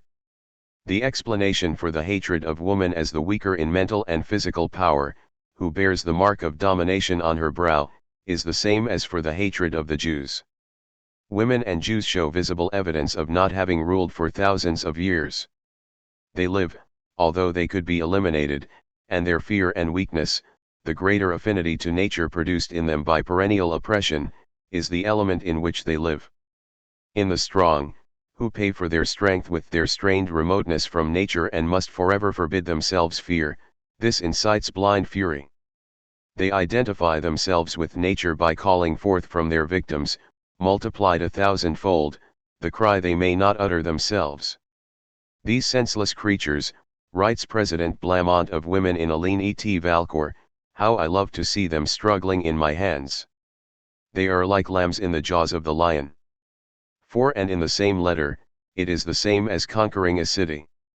You must occupy the heights. Establish yourself at all the commanding points and then launch your attack without any fear of resistance. A creature which has fallen attracts predators. Humiliation of those already visited by misfortune brings the keenest pleasure. The less the danger to the one on top, the more unhampered the joy in the torments he can now inflict. Only through the hopeless despair of the victim can power become pleasure and triumphantly revoke its own principle, discipline.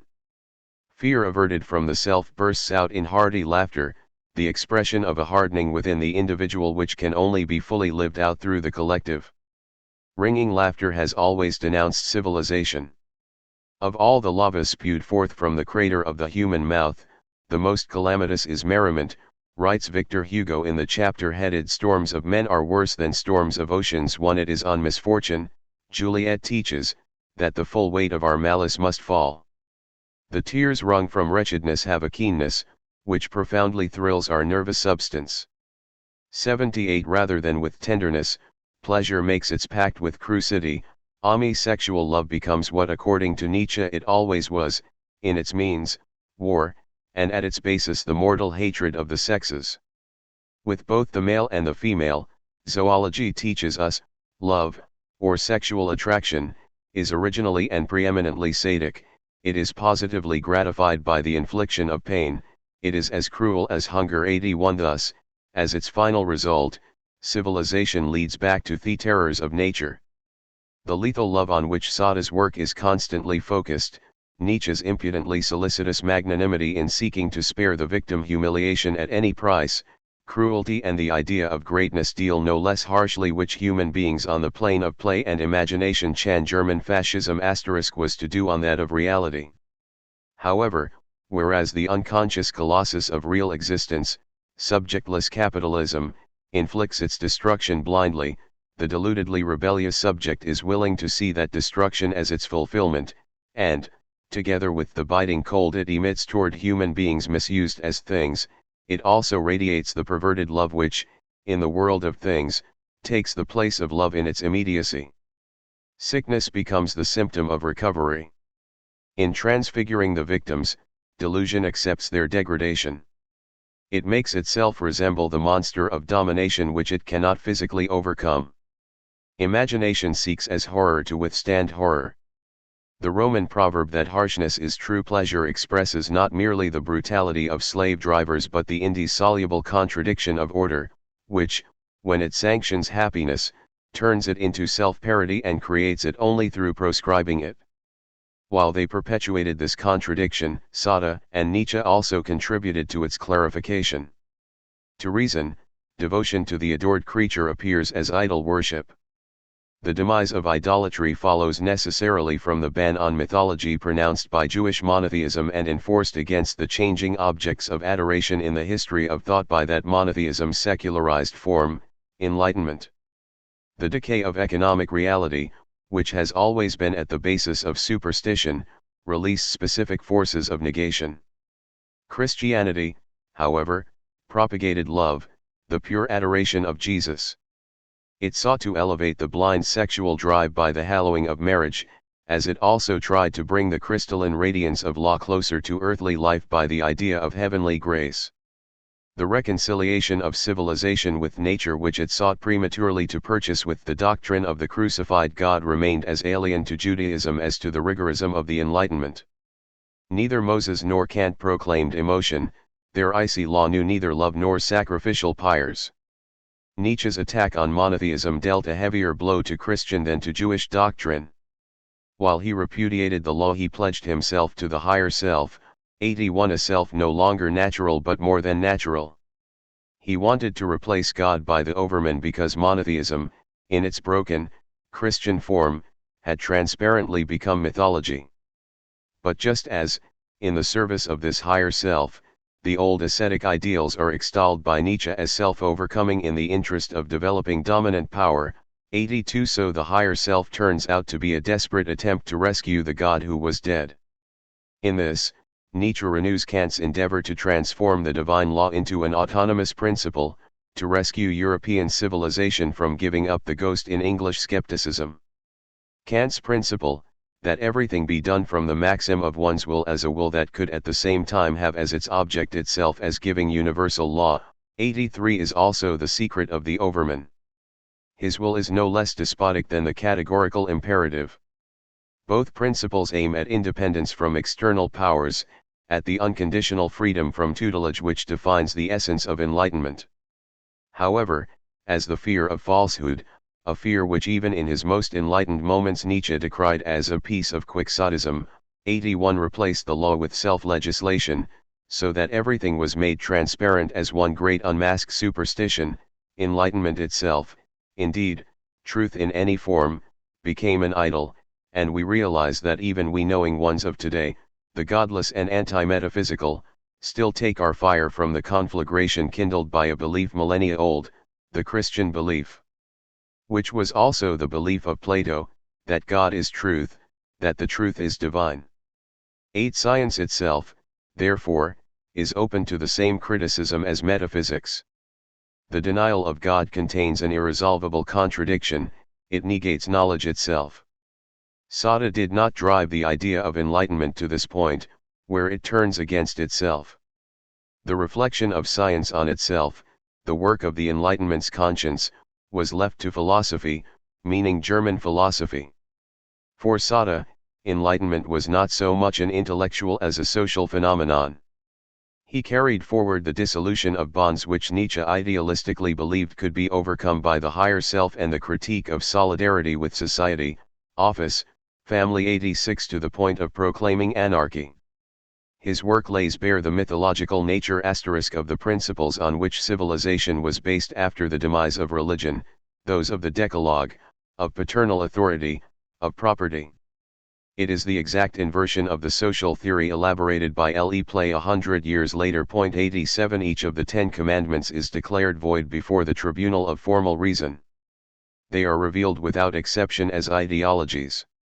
At Juliet's request the Pope himself pleads the case for murder. 88 He finds it easier to rationalize unchristian acts in the light of natural reason than it had ever been justify the Christian principles according to which those acts were devilish. The mitred philosopher has less need of sophistry in advocating murder than Maimonides and St. Thomas Aquinas in condemning it. Roman reason is even more inclined than the God of the Prussians to side with the bigger battalions.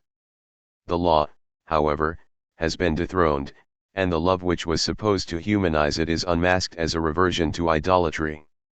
It is not just romantic sexual love which has been condemned as metaphysics by science and industry, but love of any kind, for no love can withstand reason, neither that between wife and husband nor between lover and beloved, nor the love between parents and children. The Duc de Blangus announces to his subjects that those related to the rulers, daughters, and wives, should be treated as harshly, indeed, still more harshly, than others, in order to show you how deeply we despise the bonds by which you may think us fettered. 1. Woman's love is abolished like that of man. The rules of libertinage passed on by Saint Fons to Juliet are to apply to all women. 90 Dahlmann's voices the materialistic disenchantment of parental love. These latter ties originate in the parents' fear of being abandoned in old age, and the self-interested concern they show for us in our childhood is intended to earn them the same consideration in old age. 91 Sada's argument is as old as the bourgeoisie. Democritus already denounced parental love as economic. 92 Sada, however, applies the same disenchantment even to exogamy, the foundation of civilization. According to him, there are no rational grounds to oppose incest. 95 And the hygienic argument formerly used has now been invalidated by advanced science, which ratifies Sada's cold judgment.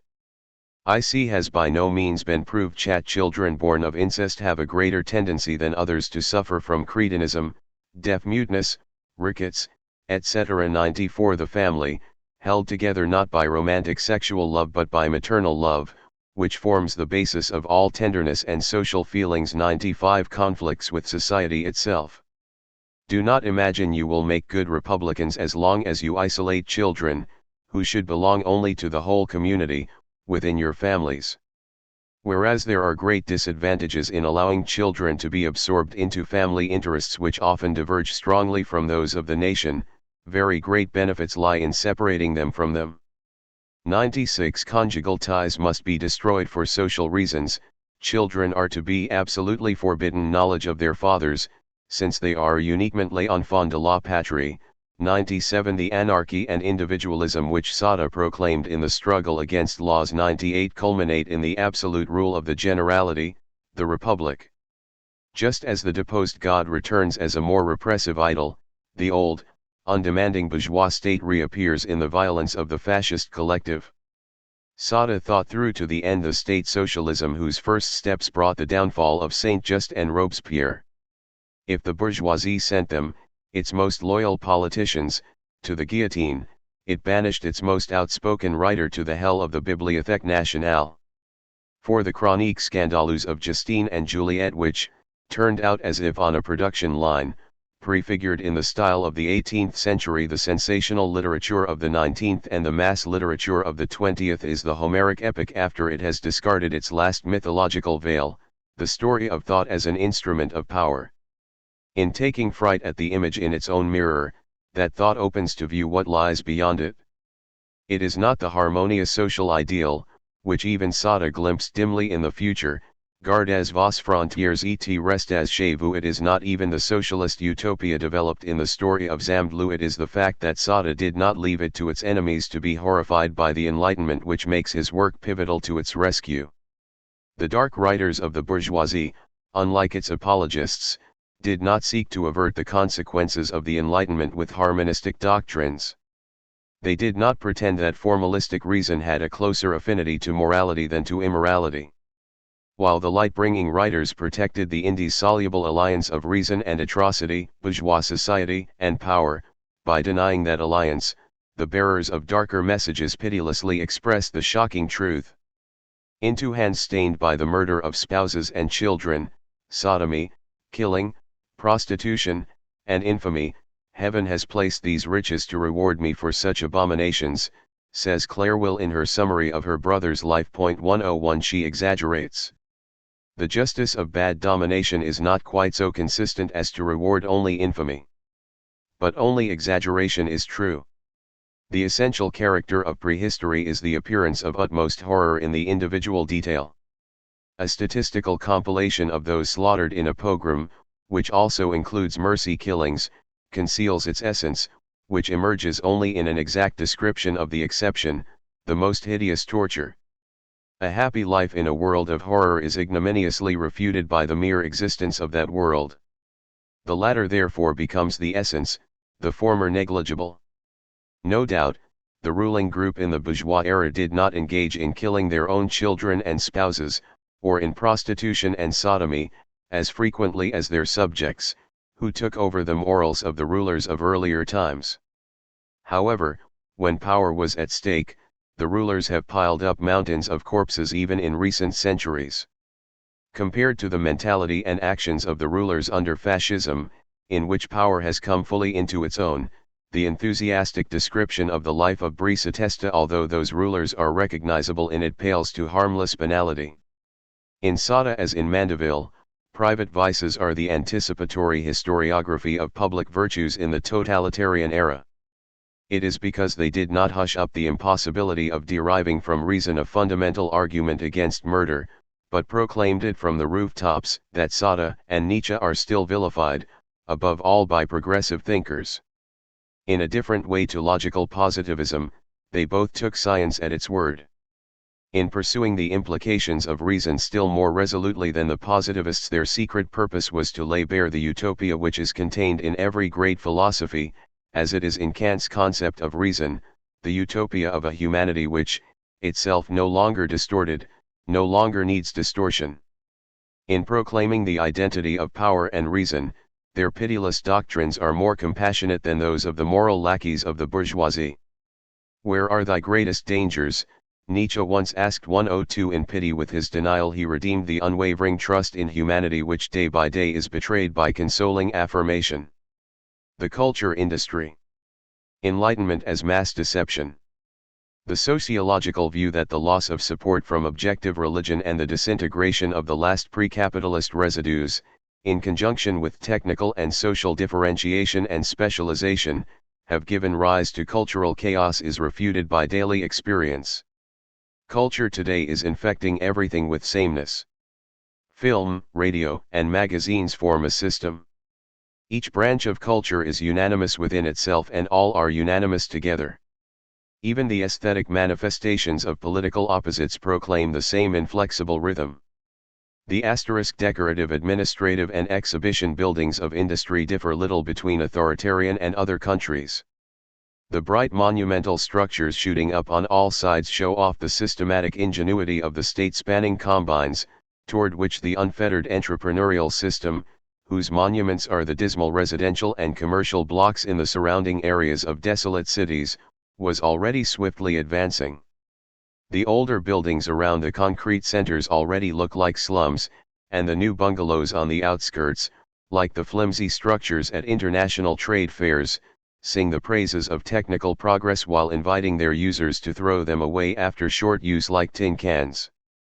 But the town planning projects, which are supposed to perpetuate individuals as autonomous units in hygienic small apartments, subjugate them only more completely to their adversary, the total power of capital *, just as the occupants of city centers are uniformly summoned there for purposes of work and leisure, as producers and consumers, so the living cells crystallize into homogeneous, well-organized complexes. The conspicuous unity of macrocosm and microcosm confronts human beings with a model of their culture, the false identity of universal and particular. All mass culture under monopoly is identical and the contours of its skeleton, the conceptual armature fabricated by monopoly, are beginning to stand out. Those in charge no longer take much trouble to conceal the structure, the power of which increases the more bluntly its existence is admitted. Films and radio no longer need to present themselves as art. The truth that they are nothing but business is used as ideology to legitimize the trash they intentionally produce. They call themselves industries, and the published figures for their directors' incomes quell any doubts about the social necessity of their finished products. Interested parties like to explain the culture industry in technological terms. Its millions of participants, they argue, demand reproduction processes which inevitably lead to the use of standard products to meet the same needs at countless locations. The technical antithesis between few production centers and widely dispersed reception necessitates organization and planning by those in control. The standardized forms, it is claimed, were originally derived from the needs of the consumers, that is why they are accepted with so little resistance. In reality, a cycle or manipulation and retroactive need is unifying the system ever more tightly. What is not mentioned is that the basis on which technology is gaining power over society is the power of those whose economic position in society is strongest. Technical rationality today is the rationality of domination. It is the compulsive character of a society alienated from itself. Automobiles, bombs, and films hold the totality together until their leveling element demonstrates its power against the very system of injustice it served. For the present, the technology of the culture industry confines itself to standardization and mass production and sacrifices what once distinguished the logic of the work from that of society. These adverse effects, however, should not be attributed to the internal laws of technology itself but to its function within the economy today. Any need which might escape the central control is repressed by that of individual consciousness. The step from telephone to radio has clearly distinguished the roles. The former liberally permitted the participant to play the role of subject. The latter democratically makes everyone equally into listeners, in order to expose them in authoritarian fashion to the same programs put out by different stations. No mechanism of reply has been developed, and private transmissions are condemned to unfreedom. They confine themselves to the apocryphal sphere of amateurs, who, in any case, are organized from above. Any trace of spontaneity in the audience of the official radio is steered and absorbed into a selection of specializations by talent spotters, performance competitions, and sponsored events of every kind. The talents belong to the operation long before they are put on show, otherwise they would not conform so eagerly. The mentality of the public, which allegedly and actually favors the system of the culture industry, is a part of the system, not an excuse for it. If a branch of art follows the same recipe as one far removed from it in terms of its medium and subject matter, if the dramatic denouement in radio soap operas is used as an instructive example of how to solve technical difficulties which are mastered no less in jam sessions than at the highest levels of jazz, or if a movement from Beethoven is loosely adapted in the same way as a Tolstoy novel is adapted for film, the pretext of meeting the public's spontaneous wishes is mere hot air. An explanation in terms of the specific interests of the technical apparatus and its personnel would be closer to the truth, provided that apparatus were understood in all its details as a part of the economic mechanism of selection. Added to this is the agreement, or at least the common determination, of the executive powers to produce or let pass nothing which does not conform to their tables, to their concept of the consumer, or, above all, to themselves. If the objective social tendency of this age is incarnated in the obscure subjective intentions of board chairmen, this is primarily the case in the most powerful sectors of industry: steel, petroleum, electricity, chemicals. Compared to them, the culture monopolies are weak and dependent. They have to keep in with the true wielders of power, to ensure that their sphere of mass society, the specific product of which still has too much of cozy liberalism and Jewish intellectualism about it, is not subjected to a series of purges. The dependence of the most powerful broadcasting company on the electrical industry, or of film on the banks, characterizes the whole sphere, the individual sectors of which are themselves economically intertwined. Everything is so tightly clustered that the concentration of intellect reaches a level where it overflows the demarcations between company names and technical sectors. The relentless unity of the culture industry bears witness to the emergent unity of politics. Sharp distinctions like those between A and B films, or between short stories published in magazines in different price segments, do not so much reflect real differences as assist in the classification, organization, and identification of consumers. Something is provided for everyone so that no one can escape. Differences are hammered home and propagated. The hierarchy of serial qualities purveyed to the public serves only to quantify it more completely. Everyone is supposed to behave spontaneously according to a level determined by indices and to select the category of mass product manufactured for their type. On the charts of research organizations, indistinguishable from those of political propaganda, consumers are divided up as statistical material into red, green, and blue areas according to income group. The schematic nature of this procedure is evident from the fact that the mechanically differentiated products are ultimately all the same. That the difference between the models of Chrysler and General Motors is fundamentally illusory is known by any child, who is fascinated by that very difference. The advantages and disadvantages debated by enthusiasts serve only to perpetuate the appearance of competition and choice. It is no different with the offerings of Warner Brothers and Metro-Goldwyn-Mayer. But the differences, even between the more expensive and cheaper products from the same firm, are shrinking in cars to the different number of cylinders, engine capacity, and details of the gadgets, and in films to the different number of stars, the expense lavished on technology, labor, and costumes, or the use of the latest psychological formulae. The unified standard of value consists in the level of conspicuous production, the amount of investment put on show. The budgeted differences of value in the culture industry have nothing to do with actual differences, with the meaning of the product itself. The technical media, too, are being engulfed by an insatiable uniformity. Television aims at a synthesis of radio and film, delayed only for as long as the interested pares cannot agree. Such a synthesis, with its unlimited possibilities, promises to intensify the impoverishment of the aesthetic material so radically that the identity of all industrial cultural products, still scantily disguised today, will triumph openly tomorrow in a mocking fulfillment of Wagner's dream of the total artwork. The accord between word, image, and music is achieved so much more perfectly than in Tristan because the sensuous elements, which compliantly document only the surface of social reality, are produced in principle within the same technical work process, the unity of which they express as their true content. This work process integrates all the elements of production, from the original concept of the novel, shaped by its sidelong glance at film asterisk to the last sound effect. It is the triumph of invested capital. To impress the omnipotence of capital on the hearts of expropriated job candidates as the power of their true master is the purpose of all films, regardless of the plot selected by the production directors. Even during their leisure time, consumers must orient themselves according to the unity of production. The active contribution which Kantian schematism still expected of subjects that they should, from the first, relate sensuous multiplicity to fundamental concepts is denied to the subject by industry. It purveys schematism as its first service to the customer.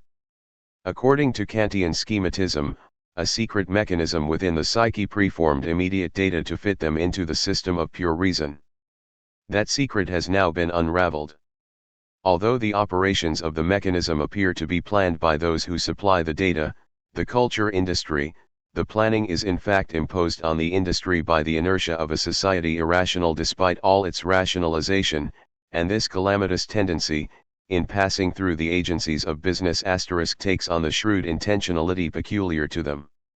For the consumer there is nothing left to classify, since the classification has already been preempted by the schematism of production. This dreamless art for the people fulfills the dreamy idealism which went too far for idealism in its critical form. Everything comes from consciousness, from that of God for Malebranche and Berkeley, and from earthly production management for mass art. Not only do hit songs, stars, and soap operas conform to types recurring cyclically as rigid invariants, but the specific content of productions, the seemingly variable element, is itself derived from those types. The details become interchangeable. The brief interval sequence which has proved catchy in a hit song, the hero's temporary disgrace which he accepts as a good sport, the wholesome slaps the heroine receives from the strong hand of the male star, his plain-speaking abruptness toward the pampered heiress, are, like all the details, ready-made clichés, to be used here and there as desired and always completely defined by the carried purpose they serve within the schema. To confirm the schema by acting as its constituents is their sole raison d'être. In a film, the outcome can invariably be predicted at the start: who will be rewarded, punished, forgotten, and in light music the prepared car can always guess the continuation after the first bars of a hit song and is gratified when it actually occurs. The average choice of words in a short story must not be tampered with. The gags and effects are no less calculated than their framework. They are managed by special experts, and their slim variety is specifically tailored to the office pigeonhole. The culture industry has developed in conjunction with the predominance of the effect, the tangible performance, the technical detail, over the work, which once carried the idea and was liquidated with it. By emancipating itself, the detail had become refractory. From romanticism to expressionism it had rebelled as unbridled expression, as the agent of opposition, against organization. In music, the individual harmonic effect had obliterated awareness of the form as a whole, in painting the particular detail had obscured the overall composition, in the novel psychological penetration had blurred the architecture. Through totality, the culture industry is putting an end to all that.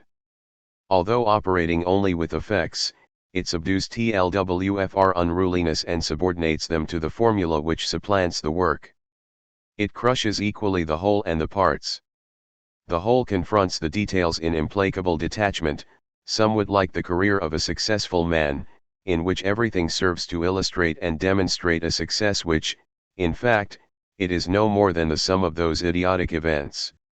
The so-called leading idea is a filing compartment which creates order, not connections. Lacking both contrast and relatedness, the whole and the detail look alike. Their harmony, guaranteed in advance, mocks the painfully achieved harmony of the great bourgeois works of art. In Germany even the most carefree films of democracy were overhung already by the graveyard stillness of dictatorship. The whole world is passed through the filter of the culture industry. The familiar experience of the moviegoer, who perceives the street outside as a continuation of the film he has just left, because the film seeks strictly to reproduce the world of everyday perception, has become the guideline of production.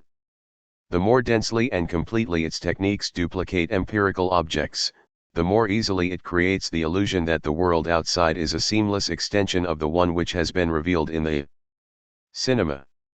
Since the abrupt introduction of the sound film, mechanical duplication has become entirely subservient to this objective. According to this tendency, life is to be made indistinguishable from the sound film. Far more strongly than the theater of illusion, film denies its audience any dimension in which they might roam freely in imagination, contained by the film's framework but unsupervised by its precise actualities, without losing the thread. Thus it trains those exposed to it to identify film directly with reality. The withering of imagination and spontaneity in the consumer of culture today need not be traced back to psychological mechanisms. The products themselves, especially the most characteristic, the sound film, cripple those faculties through their objective makeup. They are so constructed that their adequate comprehension requires a quick, observant, knowledgeable cast of mind but positively debars the spectator from thinking, if he is not to miss the fleeting facts. This kind of alertness is so ingrained that it does not even need to be activated in particular cases, while still repressing the powers of imagination. Anyone who is so absorbed by the world of the film, by gesture, image, and word, that he or she is unable to supply that which would have made it a world in the first place, does not need to be entirely transfixed by the special operations of the machinery at the moment of the performance. The required qualities of attention have become so familiar from other films and other culture products already known to him or her that they appear automatically. The power of industrial society is imprinted on people once and for all. The products of the culture industry are such that they can be alertly consumed even in a state of distraction. But each one is a model of the gigantic economic machinery which, from the first, keeps everyone on their toes, both at work and in the leisure time which resembles it. In any sound film or any radio broadcast something is discernible which cannot be attributed as a social effect to any one of them, but to all together. Each single manifestation of the culture industry inescapably reproduces human beings as what the whole has made them.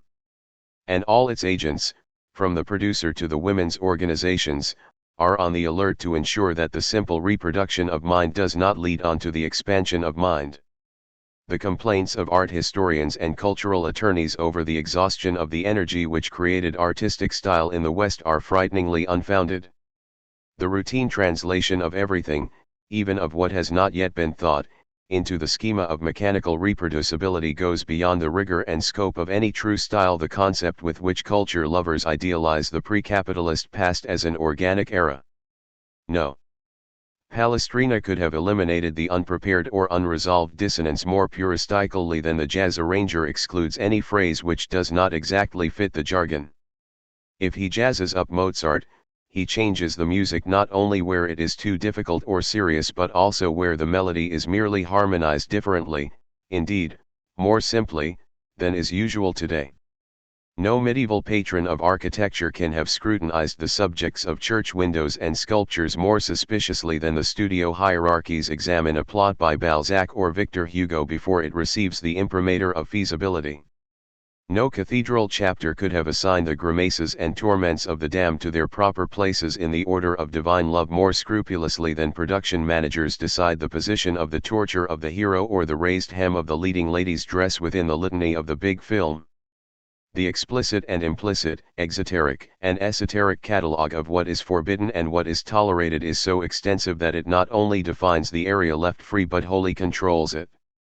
Even the most minor details are modeled according to this lexicon. Like its adversary, avant-garde art, the culture industry defines its own language positively, by means of prohibitions applied to its syntax and vocabulary. The permanent compulsion to produce new effects which yet remain bound to the old schema, becoming additional rules, merely increases the power of the tradition which the individual effect seeks to escape. Every phenomenon is by now so thoroughly imprinted by the schema that nothing can occur that does not bear in advance the trace of the jargon, that is not seen at first glance to be approved.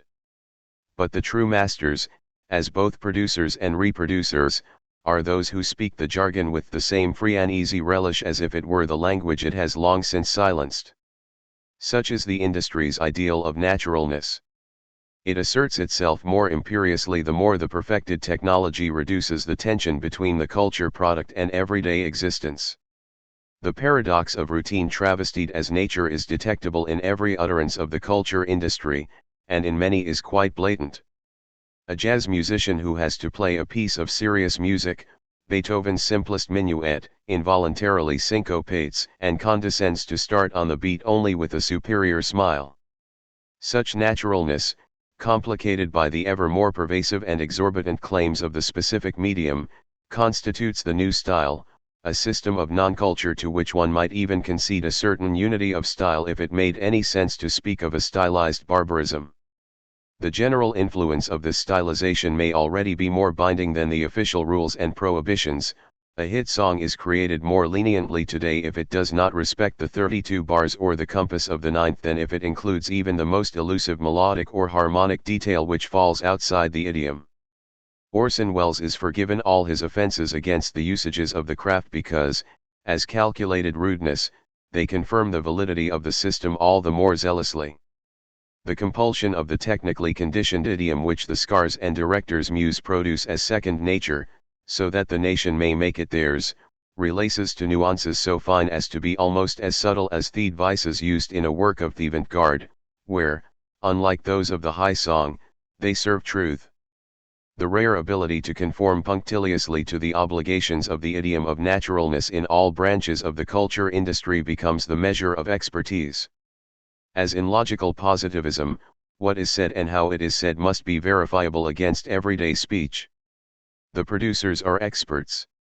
The idiom demands the most prodigious productive powers, which it absorbs and squanders. Satanically, it has rendered cultural conservatism's distinction between genuine and artificial style obsolete. A style might possibly be called artificial if it had been imposed from outside against the resistance of the intrinsic tendencies of form. But in the culture industry the subject matter itself, down to its smallest elements, springs from the same apparatus, as the jargon into which it is absorbed. The deals struck between the art specialists and the sponsor and censor over some all too unbelievable lie tell us less about internal, aesthetic tensions than about a divergence of interests. The reputation of the specialist, in which a last residue of actual autonomy still occasionally finds refuge, collides with the business policy of the church or the industrial combine producing the culture commodity. By its own nature, however, the matter has already been reified as negotiable even before the various agencies come into conflict. Even before Zanuck * acquired her, Saint Bernadette gleamed in the eye of her writer as an advert aimed at all the relevant consortia. To this the impulses of form have been reduced. As a result, the style of the culture industry, which has no resistant material to overcome, is at the same time the negation of style. The reconciliation of general and particular, of rules and the specific demands of the subject, through which alone style takes on substance, is nullified by the absence of tension between the poles. The extremes which touch have become a murky identity in which the general can replace the particular and vice versa. Nevertheless, this caricature of style reveals something about the genuine style of the past. The concept of a genuine style becomes transparent in the culture industry as the aesthetic equivalent of power. The notion of style as a merely aesthetic regularity is a retrospective fantasy of Romanticism. The unity of style not only of the Christian Middle Ages but of the Renaissance expresses the different structures of social coercion in those periods, not the obscure experience of the subjects, in which the universal was locked away. The great artists were never those whose works embodied style in its least fractured, most perfect form but those who adopted style as a rigor to set against the chaotic expression of suffering, as a negative truth. In the style of these works expression took on the strength without which existence is dissipated unheard. Even works which are called classical, like the music of Mozart, contain objective tendencies which resist the style they incarnate. Up to Schoenberg and Picasso, great artists have been mistrustful of style, which at decisive points has guided them less than the logic of the subject matter. What the Expressionists and Dadaists attacked in their polemics, the untruth of style as such, triumphs today in the vocal jargon of the crooner, in the adept grace of the film star, and even in the mastery of the photographic shot of a farm laborer's hovel. In every work of art, style is a promise. In being absorbed through style into the dominant form of universality, into the current musical, pictorial, or verbal idiom, what is expressed seeks to be reconciled with the idea of the true universal. This promise of the work of art to create truth by impressing its unique contours on the socially transmitted forms is as necessary as it is hypocritical. By claiming to anticipate fulfillment through their aesthetic derivatives, it posits the real forms of the existing order as absolute. To this extent the claims art are always also ideology. Yet it is only in its struggle with tradition, a struggle precipitated in style, that art can find expression for suffering. The moment in the work of art by which it transcends reality cannot, indeed, be severed from style. That moment, however, does not consist in achieved harmony, in the questionable unity of form and content, inner and outer, individual and society, but in those traits in which the discrepancy emerges, in the necessary failure of the passionate striving for identity. Instead of exposing itself to this failure, in which the style of the great work of art has always negated itself, the inferior work has relied on its similarity to others, the surrogate of identity.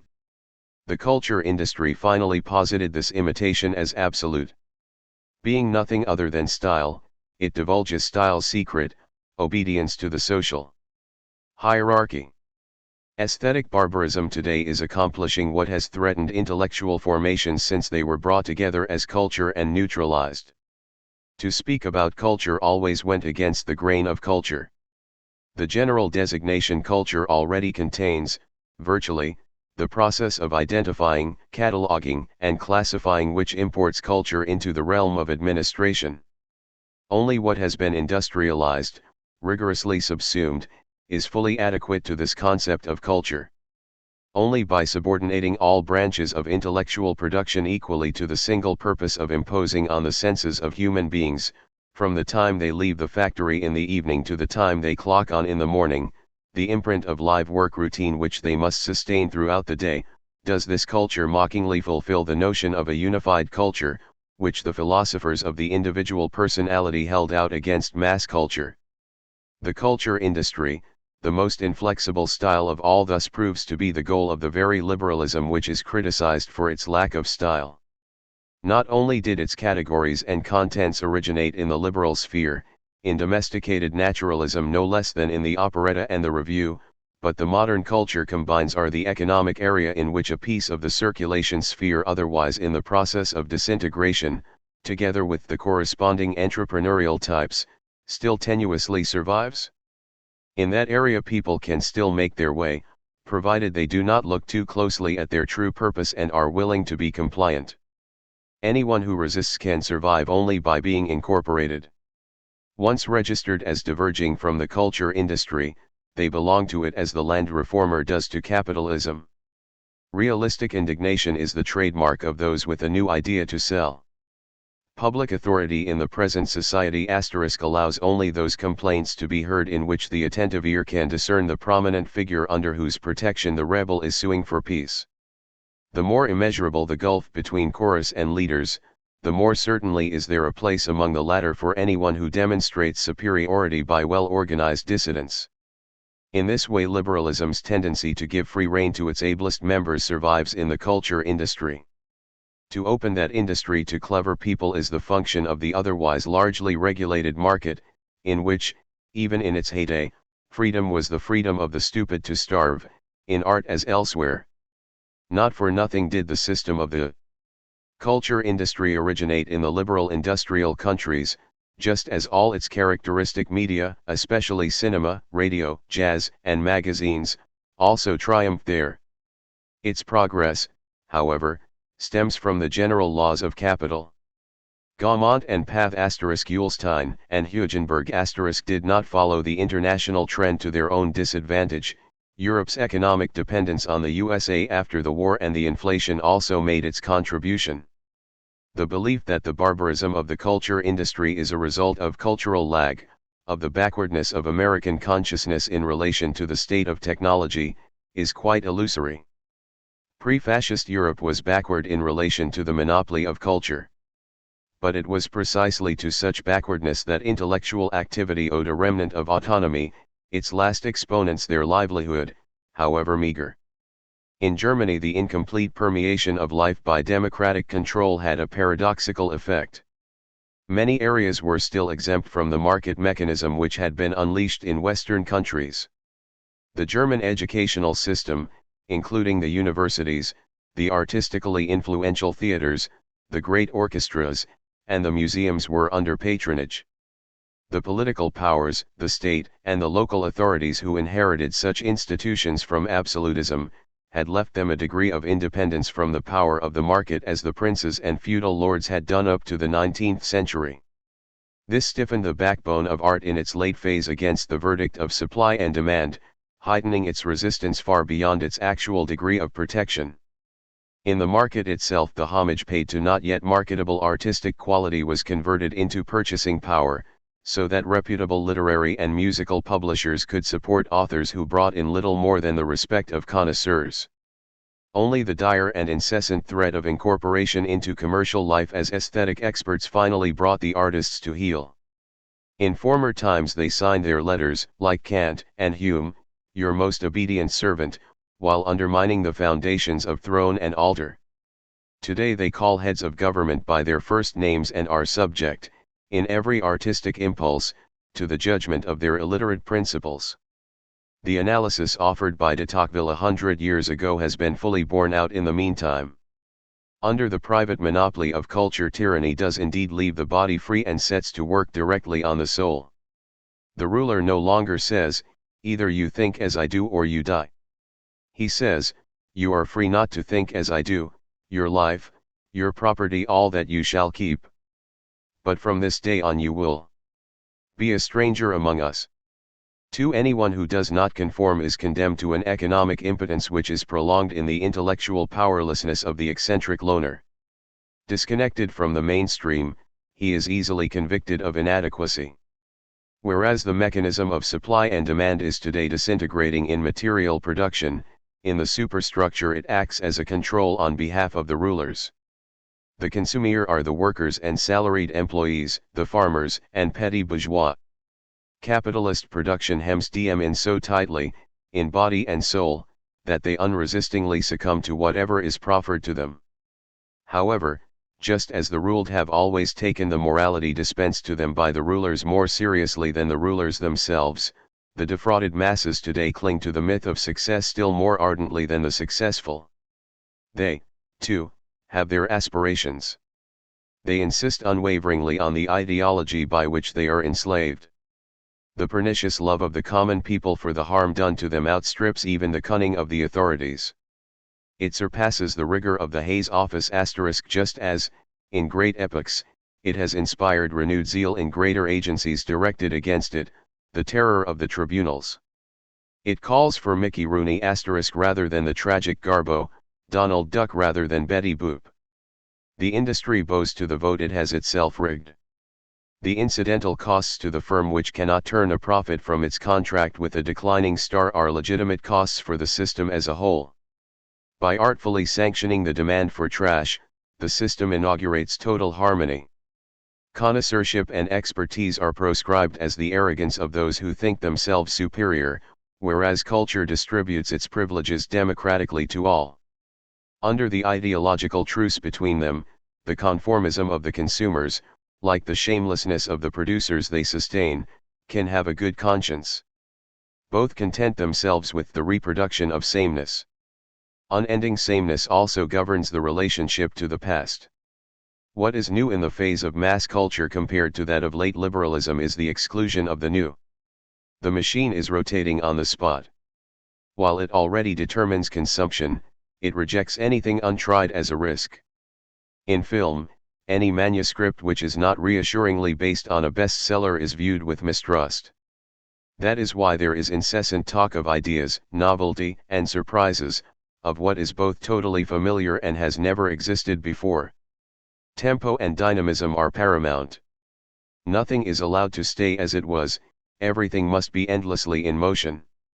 For only the universal victory of the rhythm of mechanical production and reproduction promises that nothing will change, that nothing unsuitable will emerge. To add anything to the proven cultural inventory would be too speculative. The frozen genres sketch, short story, problem film, hit song represent the average of late liberal taste threateningly imposed as a norm. The most powerful of the culture agencies, who work harmoniously with others of their kind as only managers do, whether they come from the ready-to-wear trade or * college, have long since reorganized and rationalized the objective mind. It is as if some omnipresent agency * had reviewed the material and issued an authoritative catalogue tersely listing the products available. The ideal forms are inscribed in the cultural heavens where they were already numbered by Plato, indeed, were only numbers, incapable of increase or change. Amusement and all the other elements of the culture industry existed long before the industry itself. Now they have been taken over from above and brought fully up to date. The culture industry can boast of having energetically accomplished and elevated to a principle the often inept transposition of art to the consumption sphere, of having stripped amusement of its obtrusive naïvetés and improved the quality of its commodities. The more all-embracing the culture industry has become, the more pitilessly it has forced the outsider into either bankruptcy or a syndicate. At the same time it has become more refined and elevated, becoming finally a synthesis of Beethoven and the Casino de Paris. Its victory is twofold: what is destroyed as truth outside its sphere can be reproduced indefinitely within it as lies. Light art as such, entertainment, is not a form of decadence. Those who deplore it as a betrayal of the ideal of pure expression harbor illusions about society * the purity of bourgeois art, apostatized as a realm of freedom contrasting to material praxis, was bought from the outset with the exclusion of the lower class, and art keeps faith which the cause of that class, the true universal, precisely by freeing itself from the purposes of the false. Serious art has denied itself to those for whom the hardship and oppression of life make a mockery of seriousness and who must be glad to use the time not spent at the production line in being simply carried along. Light art has accompanied autonomous art as its shadow. It is the social bad conscience of serious art. The truth which the latter could not apprehend because of its social premises gives the former an appearance of objective justification. The split between them is itself the truth. It expresses at least the negativity of the culture which is the sum of both spheres, the antithesis. Can.be reconciled least of all by Enpsenrubing light and iuo serious or vice versa. That, however, is whack the culture industry attempts. The eccentricity of RHE circus, the peep show, or the brothel in relation to society is as embarrassing to it as that of Schoenberg and Karl Kraus. The leading jazz musician Benny Goodman therefore has to appear with the Budapest String Quartet, more pedantic rhythmically than any amateur clarinetist, while the quartet play with the saccharine monotony of Guy Lombardo. For what is significant is not crude ignorance, stupidity, or lack of polish. Thr eta iota iota eta iota upsilon iota pi gamma pi have abolished the rubbish of former times by Lmbosumget's own perfection, by prohibiting and domesticating dilettantism irsu incessantly committing two blunders without which the elevated style cannot be conceived. Wit I / h registered wevkr, k that the irreconcilable elements of culture, art, and point one amusement have been subjected equally to the concept of purpose and thus brought under a single false denominator the totality of the culture industry. Its element is repetition. The fact that its characteristic innovations are in all cases mere implement jrw mass production nor extraneous to the @p. With good reason the interest of countless consumers is focused on the technology, not on the rigidly repeated, threadbare, and ill-abandoned content. The social power revered by the spectators manifests itself more effectively in the technically enforced ubiquity of stereotypes than in the stale ideologies which the ephemeral contents have to endorse. Nevertheless, tutmm faswifi iuanes the eniquinment busy wheelie not be broken by outright dictate but by the hostility inherent in the rhcptiwb rhe process as a whole. Those tendencies are isenyoifted bv the survival qlihe market in the industry. Demand has not yet been replaced by simple obedience. The major reorganization of the film industry shortly before the First World War, the material precondition for its expansion, was a deliberate adaptation to needs of the public registered at the ticket office, which were hardly thought worthy of consideration in the pioneering days of the screen. That view is still held by the captains of the film industry, who accept only more or less phenomenal box office success as evidence and prudently ignore the counter-evidence, truth. Their ideology is business. In this they are right to the extent that the power of the culture industry lies in its unity with fabricated and not in simple antithesis to it or even in the antithesis between omnipotence and powerlessness. Entertainment is the prolongation of work under late capitalism. It is sought by those who want to escape the mechanized labor process so that they can cope with it again. At the same time, however, mechanization has such power over leisure and its happiness, determines so thoroughly the fabrication of entertainment commodities that the off-duty worker can experience nothing but after-images of the work process itself. The ostensible content is merely a faded foreground, what is imprinted is the automated sequence of standardized tasks. The only escape from the work process in factory and office is through adaptation to it in leisure time. This is the incurable sickness of all entertainment. Amusement congeals into boredom, since, to be amusement, it must cost no effort and therefore moves strictly along the well-worn grooves of association. The spectator must need no thoughts of his own, the product prescribes each reaction, not through any actual coherence which collapses once exposed to thought but through signals. Any logical connection presupposing mental capacity is scrupulously avoided. Developments are to emerge from the directly preceding situation, not from the idea of the whole. There is no plot which could withstand the screenwriter's eagerness to extract the maximum effect from the individual scene. Finally, even the schematic formula seems dangerous, since it provides some coherence of meaning, however meager, when only meaninglessness is acceptable. Often the plot is willfully denied the development called for by characters and theme under the old schema. Instead, the next step is determined by what the writers take to be their most effective idea. Obtusely ingenious surprises disrupt the plot. The product's tendency to fall back perniciously on the pure nonsense which, as buffoonery and clowning, was a legitimate part of popular art up to Chaplin and the Marx Brothers, emerges most strikingly in the less sophisticated genres. Whereas the films of Greer Garson and Bette Davis can still derive some claim to a coherent plot from the unity of the socio-psychological case represented, the tendency to subvert meaning has taken over completely in the text of novelty songs * suspense films, and cartoons. The idea itself, like objects in comic and horror films, is massacred and mutilated. Novelty songs have always lived on contempt for meaning, which, as both ancestors and descendants of psychoanalysis, they reduce to the monotony of sexual symbolism. In crime and adventure films the spectators are begrudged even the opportunity to witness the resolution. Even in non-ironic examples of the genre they must make do with the mere horror of situations connected in only the most perfunctory way. Cartoon and stunt films were once exponents of fantasy against rationalism. They allowed justice to be done to the animals and things electrified by their technology, by granting the mutilated beings a second life. Today they merely confirm the victory of technological reason over truth.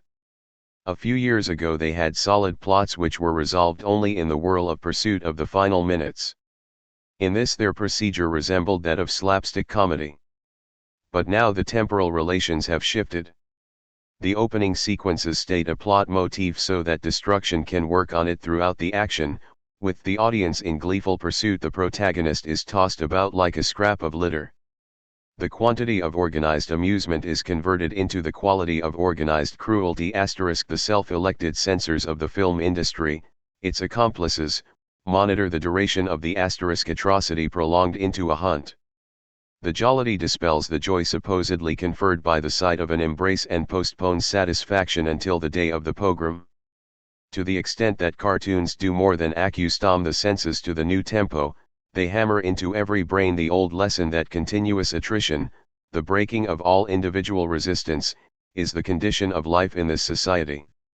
Donald Duck in the cartoons and the unfortunate victim in real life receive their beatings so that the spectators can accustom themselves to theirs. The enjoyment of the violence done to the film character turns into violence against the spectator, distraction becomes execution. No stimulant concocted by the experts may escape the weary eye. In face of the slick presentation no one may appear stupid even for a moment, everyone has to keep up, emulating the smartness displayed and propagated by the production. This makes it doubtful whether the culture industry even still fulfills its self-proclaimed function of distraction. If the majority of radio stations and cinemas were shut down, consumers probably would not feel too much deprived. In stepping from the street into the cinema, they no longer enter the world of dream in any case, and once the use of these institutions was no longer made obligatory by their mere existence, the urge to use them might not be so overwhelming. Shutting them down in this way would not be reactionary machine wrecking. Those who suffered would not be the film enthusiasts but those who always pay the penalty in any case, the ones who had lagged behind. For the housewife, despite the films which are supposed to integrate her still further, the dark of the cinema grants a refuge in which she can spend a few unsupervised hours, just as once, when there were still dwellings and evening repose, she could sit gazing out of the window. The unemployed of the great centers find freshness in summer and warmth in winter in these places of regulated temperature. Apart from that, and even by the measure of the existing order, the bloated entertainment apparatus does not make life more worthy of human beings. The idea of exploiting the given technical possibilities of fully utilizing the capacities for aesthetic mass consumption, is part of an economic system which refuses to utilize capacities when it is a question of abolishing hunger.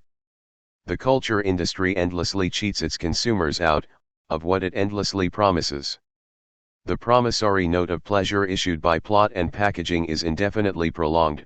The promise, which actually comprises the entire show, disdainfully intimates that there is nothing more to come, that the diner must be satisfied which reading the menu.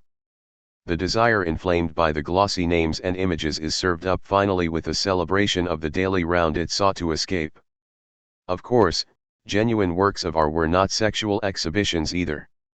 But by presenting denial as negative, they reversed, as it were, the debasement of the drive and rescued by mediation what had been denied. That is the secret of aesthetic sublimation, to present fulfillment in its brokenness. The culture industry does not sublimate, it suppresses. By constantly exhibiting the object of desire, the breasts beneath the sweater, the naked torso of the sporting hero, it merely goads the unsublimated anticipation of pleasure, which through the habit of denial has long since been mutilated as masochism. There is no erotic situation in which innuendo and incitement are not accompanied by the clear notification that things will never go so far. The Hayes Office merely confirms the ritual which the culture industry has staged in any case, that of Tantalus. Works of art are ascetic and shameless, the culture industry is pornographic and prudish. It reduces love to romance. And, once reduced, much is permitted, even libertinage as a marketable specialty, purveyed by quota with the trade description daring. The mass production of sexuality automatically brings about its repression. Because of his ubiquity, the film star with whom one is supposed to fall in love is, from the start, a copy of himself. Every tenor now sounds like a Caruso record, and the natural faces of Texas girls already resemble those of the established models by which they would be typecast in Hollywood. The mechanical reproduction of beauty, which, admittedly, is made only more inescapable by the reactionary culture zealots with their methodical idolization of individuality, no longer leaves any room for the unconscious idolatry with which the experience of beauty has always been linked. The triumph over beauty is completed by humor, the malicious pleasure elicited by any successful deprivation. There is laughter because there is nothing to laugh about. Laughter, whether reconciled or terrible, always accompanies the moment when a fear is ended. It indicates a release, whether from physical danger or from the grip of logic. Reconciled laughter resounds with the echo of escape from power. Wrong laughter copes with fear by defecting to the agencies which inspire it. It echoes the inescapability of power. Fun is a medicinal bath which the entertainment industry never ceases to prescribe. It makes laughter the instrument for cheating happiness. To moments of happiness laughter is foreign. Only operettas, and now films, present sex amid peals of merriment. But Baudelaire is as humorless as Hölderlin. In wrong society laughter is a sickness infecting happiness and drawing it into society's worthless totality. Laughter, about something is always laughter at it, and the vital force which, according to Bergson, bursts through rigidity in laughter is, in truth, the eruption of barbarity, the self-assertion which, in convivial settings, dares to celebrate its liberation from scruple. The collective of those who laugh parodies humanity. They are monads, each abandoning himself to the pleasure at the expense of all others and with the majority in support of being ready to shrink from nothing. Their harmony presents a caricature of solidarity. What is infernal about wrong laughter is that it compellingly parodies what is best, reconciliation. Joy, however, is austere, res severa verum gaudium *. The ideology of monasteries, that it is not asceticism but the sexual act which marks the renunciation of attainable bliss, is negatively confirmed by the gravity of the lover who presciently pins his whole life to the fleeting moment. The culture industry replaces pain, which is present in ecstasy no less than in asceticism, with jovial denial. Its supreme law is that its consumers shall at no price be given what they desire, and in that very deprivation they must take their laughing satisfaction. In each performance of the culture industry the permanent denial imposed by civilization is once more inflicted on and unmistakably demonstrated to its victims. To offer them something and to withhold it is one and the same. That is what the erotic commotion achieves. Just because it can never take place, everything revolves around the coitus. In film, to allow an illicit relationship without due punishment of the culprits is even more strictly taboo than it is for the future son-in-law of a millionaire to be active in the workers' movement. Unlike that of the liberal era, industrial no less than nationalist culture can permit itself to inveigh against capitalism, but not to renounce the threat of castration. This threat constitutes its essence *. It outlasts the organized relaxation of morals toward the wearers of uniforms, first in the jaunty films produced for them and then in reality. What is decisive today is no longer Puritanism, though it still asserts itself in the form of women's organizations, but the necessity, inherent in the system *. Of never releasing its grip on the consumer, of not for a moment allowing him or her to suspect that resistance is possible.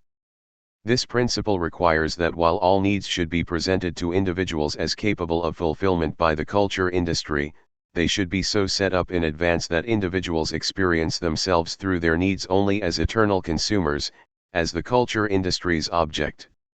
Nor only does it persuade them that its fraud is satisfaction, it also gives them to understand that they must make do with what is offered, whatever it may be. The flight from the everyday world, promised by the culture industry in all its branches, is much like the abduction of the daughter in the American cartoon. The father is holding the ladder in the dark. The culture industry presents that same everyday world as paradise.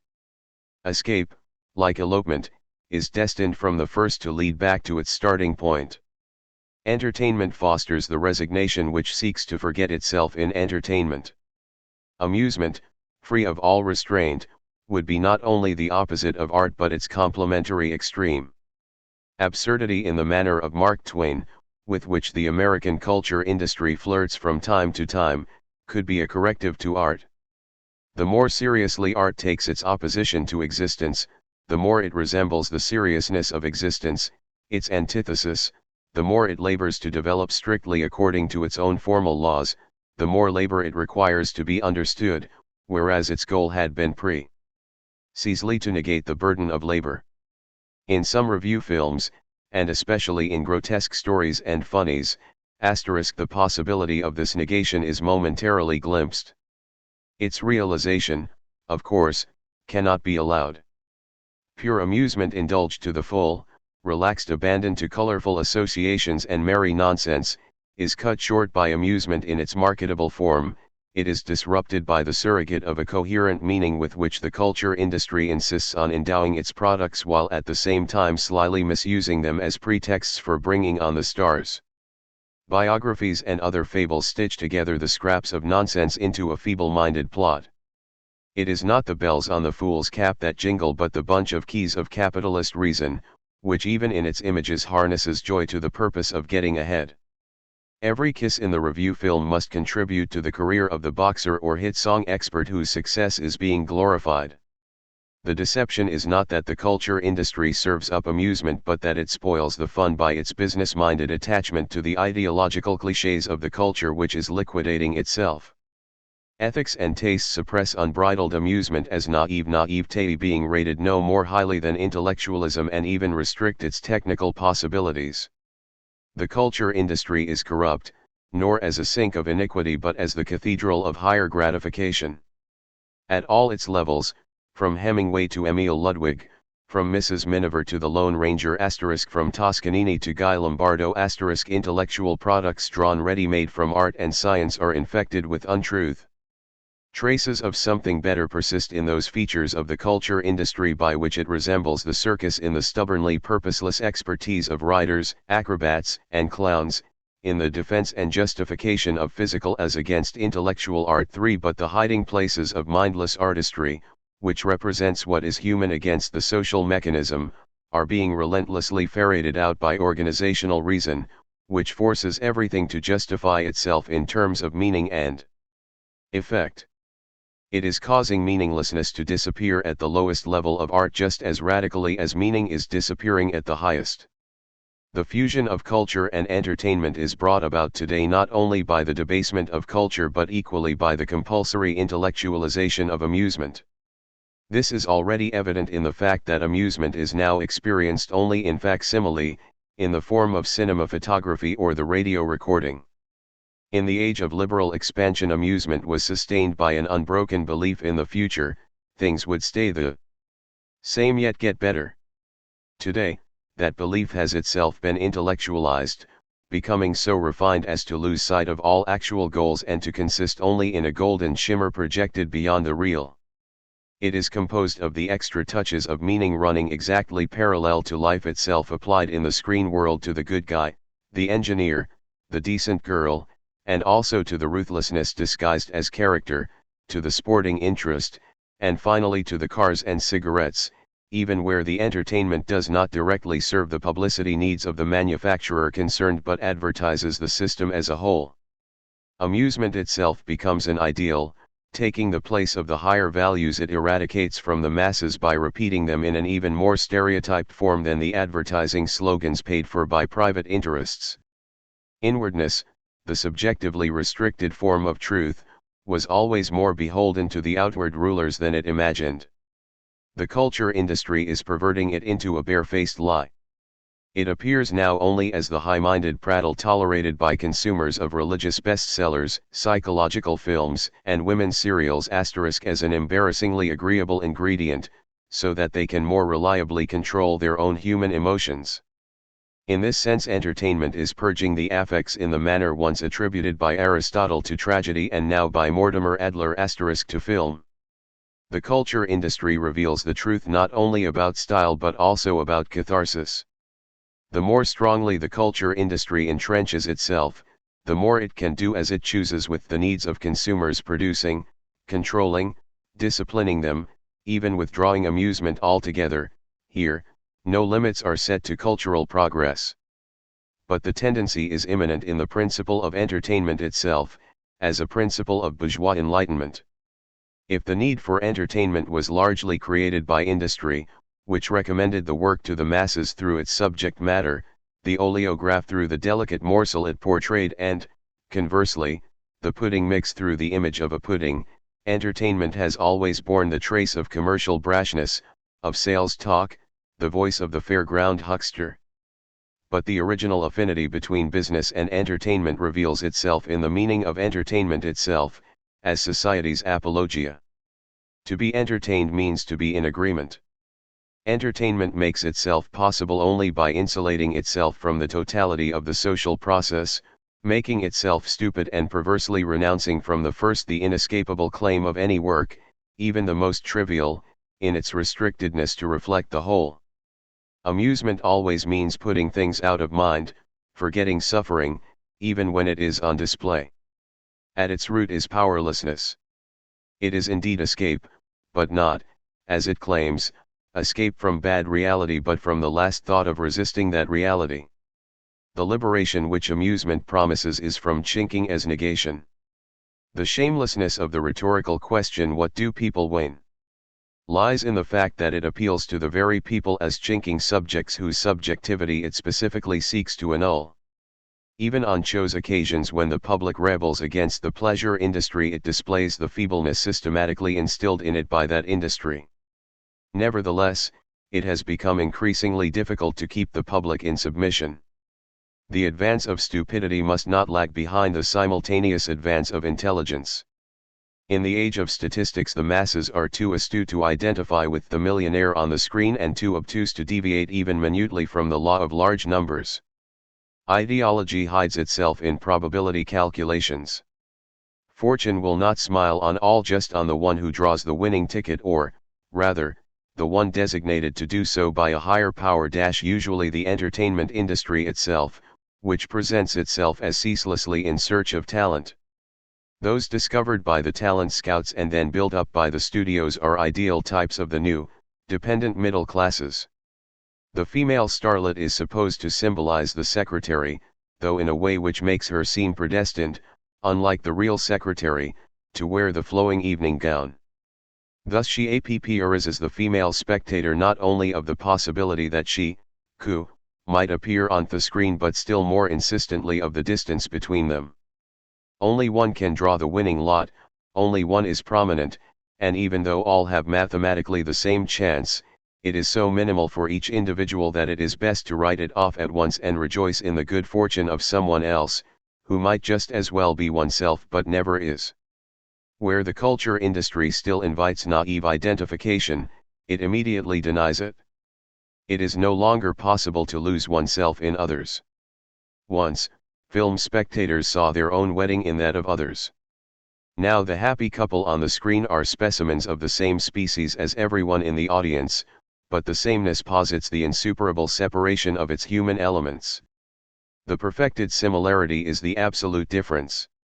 The identity of the species prohibits that of the individual cases.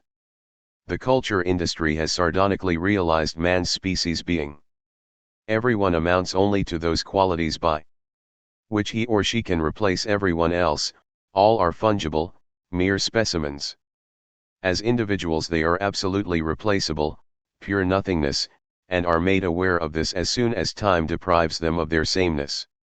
This changes the inner composition of the religion of success, which they are sternly required to uphold. The path per aspera ad astra, which presupposes need and effort, is increasingly replaced by the prize. The element of blindness in the routine decision as to which song is to be a hit, which extra a heroine, is celebrated by ideology. Films emphasize chance. By imposing an essential sameness on their characters, with the exception of the villain, to the point of excluding any faces which do not conform, for example, those which, like Garbo's, do not look as if they would welcome the greeting "Hello, sister." The ideology does, it is true, make life initially easier for the spectators. They are assured that they do not need to be in any way other than they are, and that they can succeed just as well without having to perform tasks of which they know themselves incapable. But at the same time they are given the hint that effort would not help them in any case, because even bourgeois success no longer has any connection to the calculable effect of their own work. They take the hint.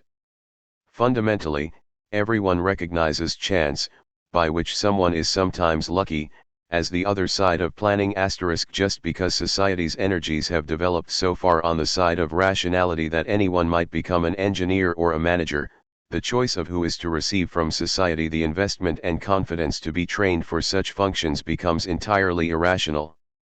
Chance and planning become identical since, given the sameness of people, the fortune or misfortune of the individual, right up to the top, loses all economic importance. Chance itself is planned, not in the sense that it will affect this or that particular individual but in that people believe in its control. For the planners it serves as an alibi, giving the impression that the web of transactions and measures into which life has been transformed * still leaves room for spontaneous, immediate relationships between human beings. Such freedom is symbolized in the various media of the culture industry by the arbitrary selection of average cases. In the detailed reports on the modestly luxurious pleasure trip organized by the magazine for the lucky competition winner, preferably a shorthand typist who probably won through contacts with local powers that be, the powerlessness of everyone is reflected. So much are the masses mere material that those in control * can raise one of them up to their heaven and cast him or her out again, let them go hang with their justice and their labor. Industry * is interested in human beings only as its customers and employees and has in fact reduced humanity as a whole, like each of its elements, to this exhaustive formula. Depending on which aspect happens to be paramount at the time, ideology stresses plan or chance, technology or life, civilization or nature. As employees, people are reminded of the rational organization and must fit into it as common sense requires. As customers they are regaled, whether on the screen or in the press, with human interest stories demonstrating freedom of choice and the charm of not belonging to the system. In both cases they remain objects. The less the culture industry has to promise and the less it can offer a meaningful explanation of life, the emptier the ideology it disseminates necessarily becomes. Even the abstract ideals of the harmony and benevolence of society are too concrete in the age of the universal advertisement. Abstractions in particular are identified as publicity devices. Language which appeals to mere truth only arouses impatience to get down to the real business behind it. Words which are not a means seem meaningless, the others seem to be fiction, untruth. Value judgments are perceived either as advertisements or as mere chatter. The noncommittal vagueness of the resulting ideology does not make it more transparent, or weaker. Its very vagueness, the quasi-scientific reluctance to be pinned down to anything which cannot be verified, functions as an instrument of control. Ideology becomes the emphatic and systematic proclamation of what is. Through its inherent tendency to adopt the tone of the factual report, the culture industry makes itself the irrefutable prophet of the existing order. With consummate skill it maneuvers between the crags of demonstrable misinformation and obvious truth by faithfully duplicating appearances, the density of which blocks insight. Thus the omnipresent and impenetrable world of appearances is set up as the ideal. Ideology is split between the photographing of brute existence and the blatant lie about its meaning, a lie which is not articulated directly but drummed in by suggestion. The mere cynical reiteration of the real is enough to demonstrate its divinity. Such photological proof may not be stringent, but it is overwhelming. Anyone who continues to doubt in face of the power of monotony is a fool. The culture industry sweeps aside objections to itself along with those to the world it neutrally duplicates. One has only the choice of conforming or being consigned to the backwoods. The provincials who oppose cinema and radio by falling back on eternal beauty and amateur theatricals have already reached the political stance toward which the members of mass culture are still being driven. This culture is hardened enough either to poke fun at the old wishful dreams, the paternal ideal no less than unconditional feeling, or to invoke them as ideology, as the occasion demands. The new ideology has the world as such as its subject. It exploits the cult of fact by describing bad existence with utmost exactitude in order to elevate it into the realm of facts. Through such elevation existence itself becomes a surrogate of meaning and justice. Beauty is whatever the camera reproduces. The disappointed hope that one might oneself be the employee who won the world trip is matched by the disappointing appearance of the exactly photographed regions through which the journey might have led. What is offered is not Italy but evidence that it exists. The film can permit itself to show the Paris in which the young American woman hopes to still her longing as a desolately barren place, in order to drive her all the more implacably into the arms of the smart American boy she might equally well have met at home. That life goes on at all, that the system, even in its most recent phase, reproduces the lives of those who constitute it instead of doing away with them straight away, is even credited to the system as its meaning and value. The ability to keep going at all becomes the justification for the blind continuation of the system, indeed, for its immutability. What is repeated is healthy the cycle in nature as in industry. The same babies grin endlessly from magazines, and endlessly the jazz machine pounds.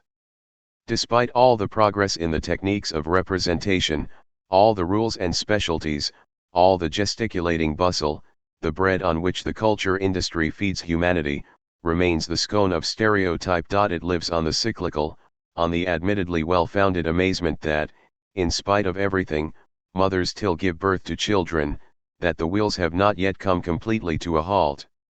All this consolidates the immutability of the existing circumstances.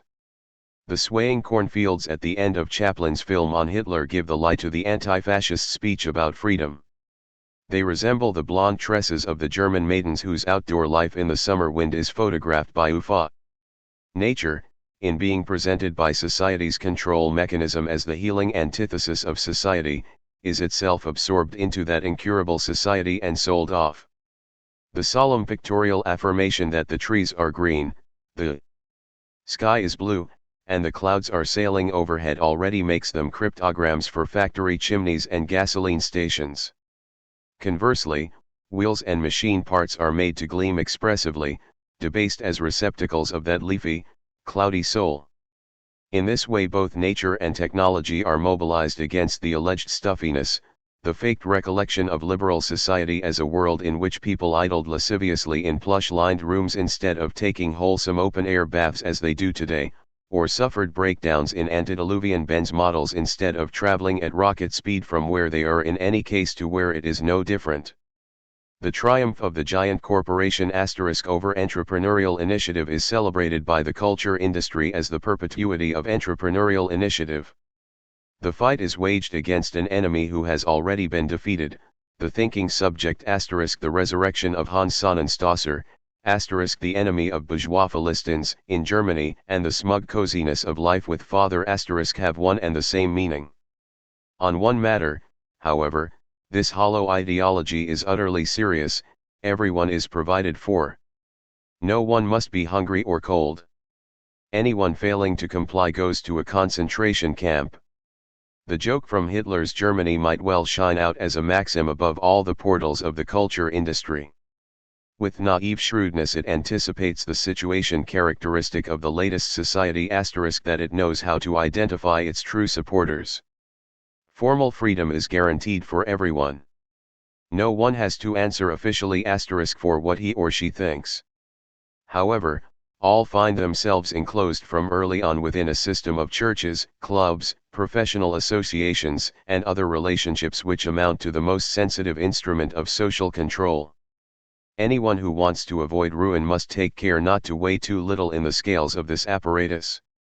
Otherwise he will fall behind in life and finally go under.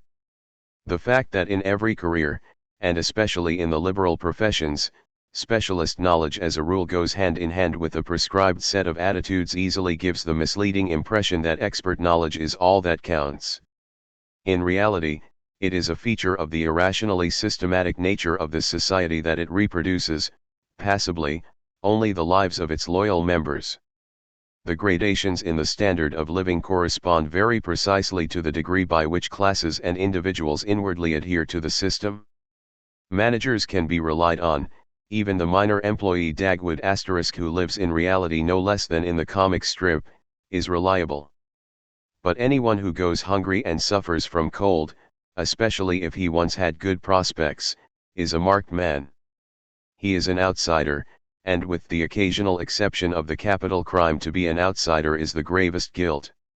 In films such a person is, at best, an eccentric, an object of maliciously indulgent humor, but mostly he is a villain and is identified as such on his very first appearance, long before the action requires it, to forestall even the momentary misapprehension that society turns against those of goodwill. In fact, a kind of welfare state on a higher level is being established today. To assert their positions, people keep in motion an economy in which the extreme development of technology has made the masses in principle superfluous as producers in their own country. According to the ideological illusion, the workers, the true providers, are fed by their leaders of industry whom they feed. Thus the position of the individual becomes precarious. Under liberalism the poor were regarded as lazy, today they are automatically suspect. Anyone who is not provided for outside the concentration camp belongs inside it, or at any rate in the hell of the most demeaning labor and the slums. The culture industry, however, reflects society's positive and negative provision for those it administers as direct human solidarity in the world of honest folk. No one is forgotten, everywhere are neighbors, social welfare officers, Dr. Gillespies, and armchair philosophers with their hearts in the right place who, with their kindly man-to-man interventions, turn the socially perpetuated wretchedness into remediable individual cases, unless even that is ruled out by the personal depravity of those concerned. The managed provision of friendly care, administered by every factory as a means of increasing production, brings the last private impulse under social control. By being given the appearance of immediacy, the relationships of people within production are returned to the private sphere. Such winter aid casts its conciliatory shadow over the films and broadcasts of the culture industry long before such care is transferred in totalitarian style from the factory to society itself. The great helpers and benefactors of humanity, whose scholarly and scientific achievements have to be embellished by script writers as simple acts of compassion to wring from them a fictitious human interest, function as stand-ins for the leaders of nations, who ultimately decree the abolition of compassion and succeed in preventing all infections by exterminating the last of the sick. The emphasis on the heart of gold is society's way of admitting the suffering it creates. Everyone knows that they are helpless within the system, and ideology must take account of this. Far from merely concealing the suffering under the cloak of improvised comradeship, the culture industry stakes its company pride on looking it manfully in the eye and acknowledging it with unflinching composure. This posture of steadfast endurance justifies the world which that posture makes necessary. Such is the world, so hard, yet therefore so wonderful, so healthy. The lie does not shrink back even from tragedy. Just as totalitarian society does not abolish the suffering of its members, but registers and plans it, mass culture does the same with tragedy. Hence the persistent borrowings from art. Art supplies the tragic substance which pure entertainment cannot provide on its own, yet which it needs if it is to adhere to its principle of meticulously duplicating appearance. Tragedy, included in society's calculations and affirmed as a moment of the world, becomes a blessing. It deflects the charge that truth is glossed over, whereas in fact it is appropriated with cynical regret. It imparts an element of interest to the insipidity of censored happiness and makes that interest manageable. To the consumer who has seen culturally better days it offers the surrogate of long abolished depth, and to regular moviegoers the veneer of culture they need for purposes of prestige. To all it grants the solace that human fate in its strength and authenticity is possible even now and its unflinching depiction inescapable. The unbroken surface of existence, in the duplication of which ideology consists solely today, appears all the more splendid, glorious, and imposing the more it is imbued with necessary suffering. It takes on the aspect of fate. Tragedy is leveled down to the threat to destroy anyone who does not conform, whereas its paradoxical meaning once lay in hopeless resistance to mythical threat. Tragic fate becomes the just punishment into which bourgeois aesthetics has always longed to transform it. The morality of mass culture has come down to it from yesterday's children's books. In the first-class production the villain is dressed up as the hysteric who, in a study of ostensibly clinical exactitude, seeks to trick her more realistic rival out of her life's happiness and who herself suffers a quite untheatrical death. To be sure, only at the top are things managed as scientifically as this. Further down, the resources are scarcer. their tragedy has its teeth drawn without social psychology. Just as any honest Hungarian-Viennese operetta must have its tragic finale in the second act, leaving nothing for the third but the righting of misunderstandings, mass culture gives tragedy permanent employment as routine. The obvious existence of a formula is enough in itself to allay the concern that tragedy might still be untamed. The housewife's description of the recipe for drama as getting into trouble and out again encompasses the whole of mass culture from the weak-minded women's serial to its highest productions. Even the worst outcome, which once had better intentions, still confirms the established order and corrupts tragedy, whether because the irregular lover pays for her brief happiness with death or because the sad end in the picture makes the indestructibility of actual life shine all the more brightly. Tragic cinema is becoming truly a house of moral correction. The masses, demoralized by existence under the pressure of the system and manifesting civilization only as compulsively rehearsed behavior in which rage and rebelliousness everywhere show through, are to be kept in order by the spectacle of implacable life and the exemplary conduct of those it crushes. Culture has always contributed to the subduing of revolutionary as well as of barbaric instincts. Industrial culture does something more. It inculcates the conditions on which implacable life is allowed to be lived at all. Individuals must use their general satiety as a motive for abandoning themselves to the collective power of which they are sated. The permanently hopeless situations which grind down filmgoers in daily life are transformed by their reproduction, in some unknown way, into a promise that they may continue to exist. One needs only to become aware of one's nullity, to subscribe to one's own defeat, and one is already a party to it. Society is made up of the desperare and thus falls prey to rackets. In a few of the most significant German novels of the pre-fascistic era, such as Berlin Alexanderplatz and Kleiner Mann, was none, this tendency was as vividly evident as in the mediocre film and in the procedures of jazz. Fundamentally, they all present the self-mockery of man. The possibility of becoming an economic subject, an entrepreneur, a proprietor, is entirely liquidated. Right down to the small grocery, the independent firm on the running and inheriting of which the bourgeois family and the position of its head were founded, has fallen into hopeless dependence. All have become employees, and in the civilization of employees the dignity of the father, dubious in any case, ceases to be. The behavior of the individual toward the racket, whether commercial, professional, or political, both before and after admittance to it, the gestures of the leader before the masses, of the lover before the woman he woos, are taking on peculiarly masochistic traits. The attitude all are forced to adopt in order to demonstrate ever again their moral fitness for this society is reminiscent of that of boys daring admission to a tribe, circling under the blows of the priest. They wear stereotypical smiles. Existence in late capitalism is a permanent rite of initiation. Everyone must know that they identify wholeheartedly with the power which beats them. This is inherent in the principle of syncopation in jazz, which mocks the act of stumbling while elevating it to the norm.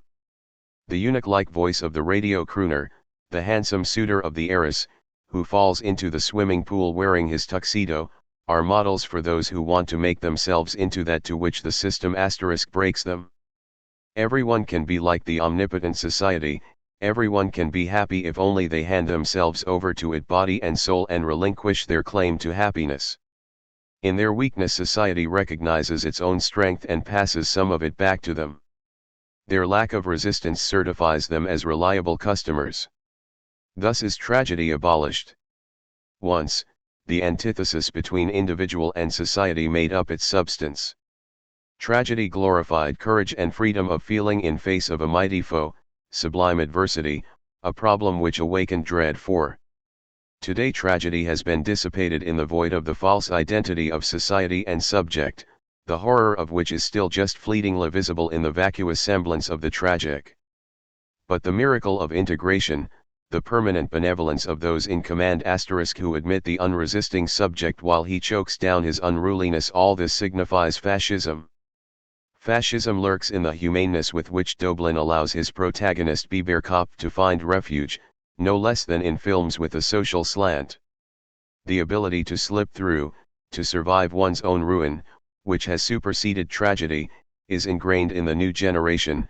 Its members are capable of any work, since the work process allows them to become attached to none. One is reminded of the sad pliability of the soldier returning home, unaffected by the war, of the casual laborer who finally joins the clandestine groups and the paramilitary organizations. The liquidation of tragedy confirms the abolition of the individual. It is not only the standardized mode of production of the culture industry which makes the individual illusory in its products. Individuals are tolerated only as far as their wholehearted identity with the universal is beyond question. From the standardized improvisation in jazz to the original film personality who must have a lock of hair straying over her eyes so that she can be recognized as such, pseudo-individuality reigns. The individual trait is reduced to the ability of the universal so completely to mold the accidental that it can be recognized as accidental. The sulky taciturnity or the elegant walk of the individual who happens to be on show is serially produced like the Yale locks which differ by fractions of a millimeter.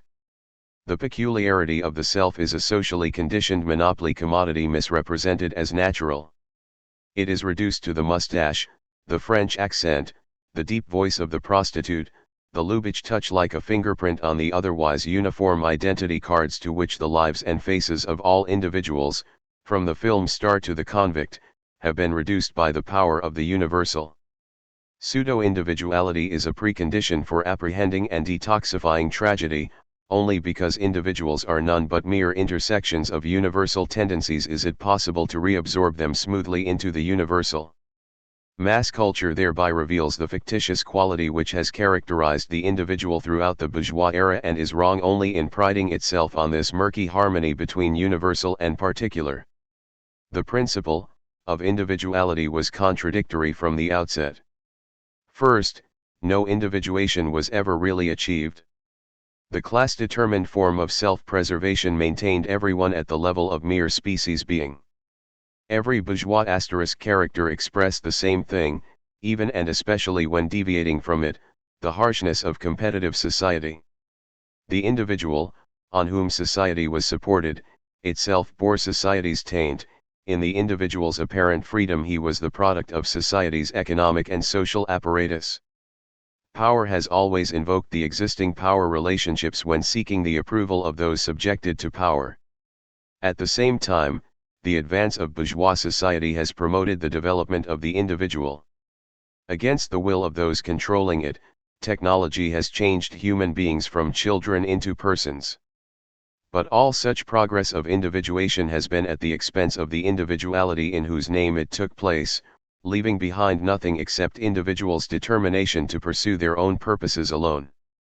The citizens whose lives are split between business and private life, their private life between ostentation and intimacy, their intimacy between the sullen community of marriage and the bitter solace of being entirely alone, at odds with themselves and with everyone, are virtually already Nazis who are at once enthusiastic and fed up, or the city dwellers of today, who can imagine friendship only as social contact between the inwardly unconnected. The culture industry can only manipulate individuality so successfully because the fractured nature of society has always been reproduced within it.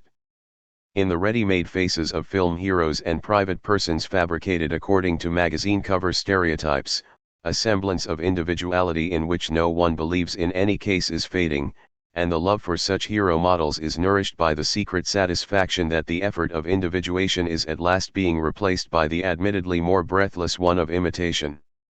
The hope that the contradictory, disintegrating person could not survive for generations, that the psychological fracture within it must split the system itself, and that human beings might refuse to tolerate the mendacious substitution of the stereotype for the individual, that hope is vain. The unity of the personality has been recognized as illusory since Shakespeare's Hamlet. In the synthetically manufactured physiognomies of today, the fact that the concept of human life ever existed is already forgotten. For centuries society has prepared for Victor Mature and Mickey Rooney *, they come to fulfill the very individuality they destroy. The heroizing of the average forms part of the cult of cheapness. The highest paid stars resemble advertisements for unnamed merchandise. Not for nothing are they often chosen from the ranks of commercial models. The dominant taste derives its ideal from the advertisement, from commodified beauty. Socrates' dictum that beauty is the useful has at last been ironically fulfilled. The cinema publicizes the cultural conglomerate asterisk as a totality, while the radio advertises individually the products for whose sake the cultural system exists. For a few coins you can see the film which cost millions, for even less you can buy the chewing gum behind which stand the entire riches of the world, and the sales of which increase those riches still further. Through universal suffrage the vast funding of armies is generally known and approved, if in absentia, while prostitution behind the lines is not permitted. The best orchestras in the world, which are none, are delivered free of charge to the home. All this mockingly resembles the land of milk and honey as the national community apes the human one. Something is served up for everyone asterisk. A provincial visitor's comment on the old Berlin Metropole Theater that it is remarkable what can be done for the money has long since been adopted by the culture industry and elevated to the substance of production itself. Not only is a production always accompanied by triumphant celebration that it has been possible at all, but to a large extent it is that triumph itself. To put on a show means to show everyone what one has and can do. The show is still a fair ground, but one incurably infected by culture. Just as people lured by the fairground crier overcame their disappointment inside the booths with a brave smile, since they expected it in any case, the moviegoer remains tolerantly loyal to the institution. But the cheapness of mass-produced luxury articles, and its complement, universal fraud, are changing the commodity character of art itself. That character is not new. It is the fact that art now dutifully admits to being a commodity, abjures its autonomy and proudly takes its place among consumer goods, that has the charm of novelty. Art was only ever able to exist as a separate sphere in its bourgeois form. Even its freedom, as negation of the social utility which is establishing itself through the market, is essentially conditioned by the commodity economy. Pure works of art, which negated the commodity character of society by simply following their own inherent laws, were at the same time always commodities. To the extent that, up to the 18th century, artists were protected from the market by patronage, they were subject to the patrons and their purposes instead. The purposelessness of the great modern work of art is sustained by the anonymity of the market. The latter's demands are so diversely mediated that the artist is exempted from any particular claim, although only to a certain degree, since his autonomy, being merely tolerated, has been attended throughout bourgeois history by a moment of untruth, which has culminated now in the social liquidation of art. The mortally sick Beethoven, who flung away a novel by Walter Scott with the cry, "The fellow writes for money," while himself proving an extremely experienced and tenacious businessman in commercializing the last quartet's works representing the most extreme repudiation of the market, offers the most grandiose example of the unity of the opposites of market and autonomy in bourgeois art.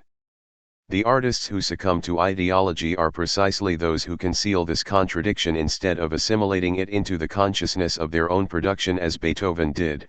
He improvised on rage over a lost penny and derived the metaphysical injunction it must be which seeks aesthetically to annul the world's compulsion by taking that burden onto itself, from his housekeeper's demand for her monthly wages. The principle of idealist aesthetics, purposiveness without purpose * reverses the schemas socially adopted by bourgeois art, purposelessness for purposes dictated by the market. In the demand for entertainment and relaxation, purpose has finally consumed the realm of the purposeless. But as the demand for the marketability of art becomes total, a shift in the inner economic composition of cultural commodities * is becoming apparent. For the use which is made of the work of art in antagonistic society is largely that of confirming the very existence of the useless, which art's total subsumption under usefulness has abolished. In adapting itself entirely to need, the work of art defrauds human beings in advance of the liberation from the principle of utility which it is supposed to bring about. What might be called use value in the reception of cultural assets is being replaced * by exchange value, enjoyment is giving way to being there and being in the know, connoisseurship by enhanced prestige. The consumer becomes the ideology of the amusement industry, whose institutions he or she cannot escape. One has to have seen Mrs. Miniver just as one must subscribe to Life and Time. Everything is perceived only from the point of view that it can serve as something else, however vaguely that other thing might be envisaged. Everything has value only in so far as it can be exchanged, not in so far as it is something in itself. For consumers, the use value of art, its essence, is a fetish, and the fetish, the social valuation which they mistake for the merit of works of art, becomes its only use value, the only quality they enjoy. In this way the commodity character of art disintegrates just as it is fully realized. Art becomes a species of commodity, worked up and adapted to industrial production, saleable and exchangeable, but art as the species of commodity which exists in order to be sold yet not for sale becomes something hypocritically unsaleable as soon as the business transaction is no longer merely its intention but its sole principle. The Toscanini performance on the radio is, in a sense, unsaleable. One listens to it for nothing, and each note of the symphony is accompanied, as it were, by the sublime advertisement that the symphony is not being interrupted by advertisements. This concert is brought to you as a public service. The deception takes place indirectly via the profit of all the United Automobile and Soap manufacturers, on whose payments the stations survive, and, of course, via the increased sales of the electrical industry as the producer of the receiver sets. Radio, the progressive latecomer to mass culture, is drawing conclusions which film's pseudo-market at present denies that industry. The technical structure of the commercial radio system makes it immune to liberal deviations of the kind the film industry can still permit itself in its own preserve. Film is a private enterprise which already represents the sovereign whole in which respect it has some advantages over the other individual combines. Chesterfield is merely the nation's cigarette, but the radio is its mouthpiece. In the total assimilation of culture products into the commodity sphere, radio makes no attempt to purvey its products as commodities. In America it levies no duty from the public. It thereby takes on the deceptive form of a disinterested, impartial authority, which fits fascism like a glove. In fascism, radio becomes the universal mouthpiece of the Führer. In the loudspeakers on the street his voice merges with the howl of sirens proclaiming panic, from which modern propaganda is hard to distinguish in any case. The National Socialists knew that broadcasting gave their cause stature as the printing press did to the Reformation. The Führer's metaphysical charisma, invented by the sociology of religion turned out finally to be merely the omnipresence of his radio addresses, which demonically parodies that of the divine spirit. The gigantic fact that the speech penetrates everywhere replaces its content, as the benevolent act of the Toscanini broadcast supplants its content, the symphony. No listener can apprehend the symphony's true coherence, while the Führer's address is in any case a lie. To posit the human word as absolute, the false commandment, is the imminent tendency of radio. Recommendation becomes command. The promotion of identical commodities under different brand names, the scientifically endorsed praise of the laxative in the slick voice of the announcer between the overtures of La Traviata and Rienzi, has become untenable if only for its silliness. One day the diktat of production, the specific advertisement, veiled by the semblance of choice, can finally become the Führer's overt command. In a society of large-scale fascistic rackets which agree among themselves on how much of the national product is to be allocated to providing for the needs of the people, to invite the people to use a particular soap powder would, in the end, seem anachronistic. In a more modern, less ceremonious style, the Führer directly orders both the Holocaust and the supply of trash. Today works of art, suitably packaged like political slogans, are pressed on a reluctant public at reduced prices by the culture industry. They are opened up for popular enjoyment like parks. However, the erosion of their genuine commodity character does not mean that they would be abolished in the life of a free society, but that the last barrier to their debasement as cultural assets has now been removed. The abolition of educational privilege by disposing of culture at bargain prices does not admit the masses to the preserves from which they were formerly excluded, but, under the existing social conditions, contributes to the decay of education and the progress of barbaric incoherence. Someone who in the 19th or early 20th century spent money to attend a drama or a concert, paid the performance at least as much respect as the money spent. The citizen who wanted a return for his outlay might occasionally try to establish some connection to the work. The guidebooks to Wagner's music dramas or the commentaries on Faust bear witness to this. They form a transition to the biographical glaze applied to works of art and the other practices to which works of art are subjected today. Even when the art business was in the bloom of youth, use value * was not dragged along as a mere appendage by exchange value but was developed as a precondition of the latter, to the social benefit of works ot art. As long as it was expensive, art kept the citizen within some bounds. That is now over. Art's unbounded proximity to those exposed to it, no longer mediated by money, completes the alienation between work and consumer, which resemble each other in triumphant reification in the culture industry. Respect is vanishing along with criticism, the latter gives way to mechanical expertise, the former to the forgetful cult of celebrities. For consumers, nothing is expensive anymore.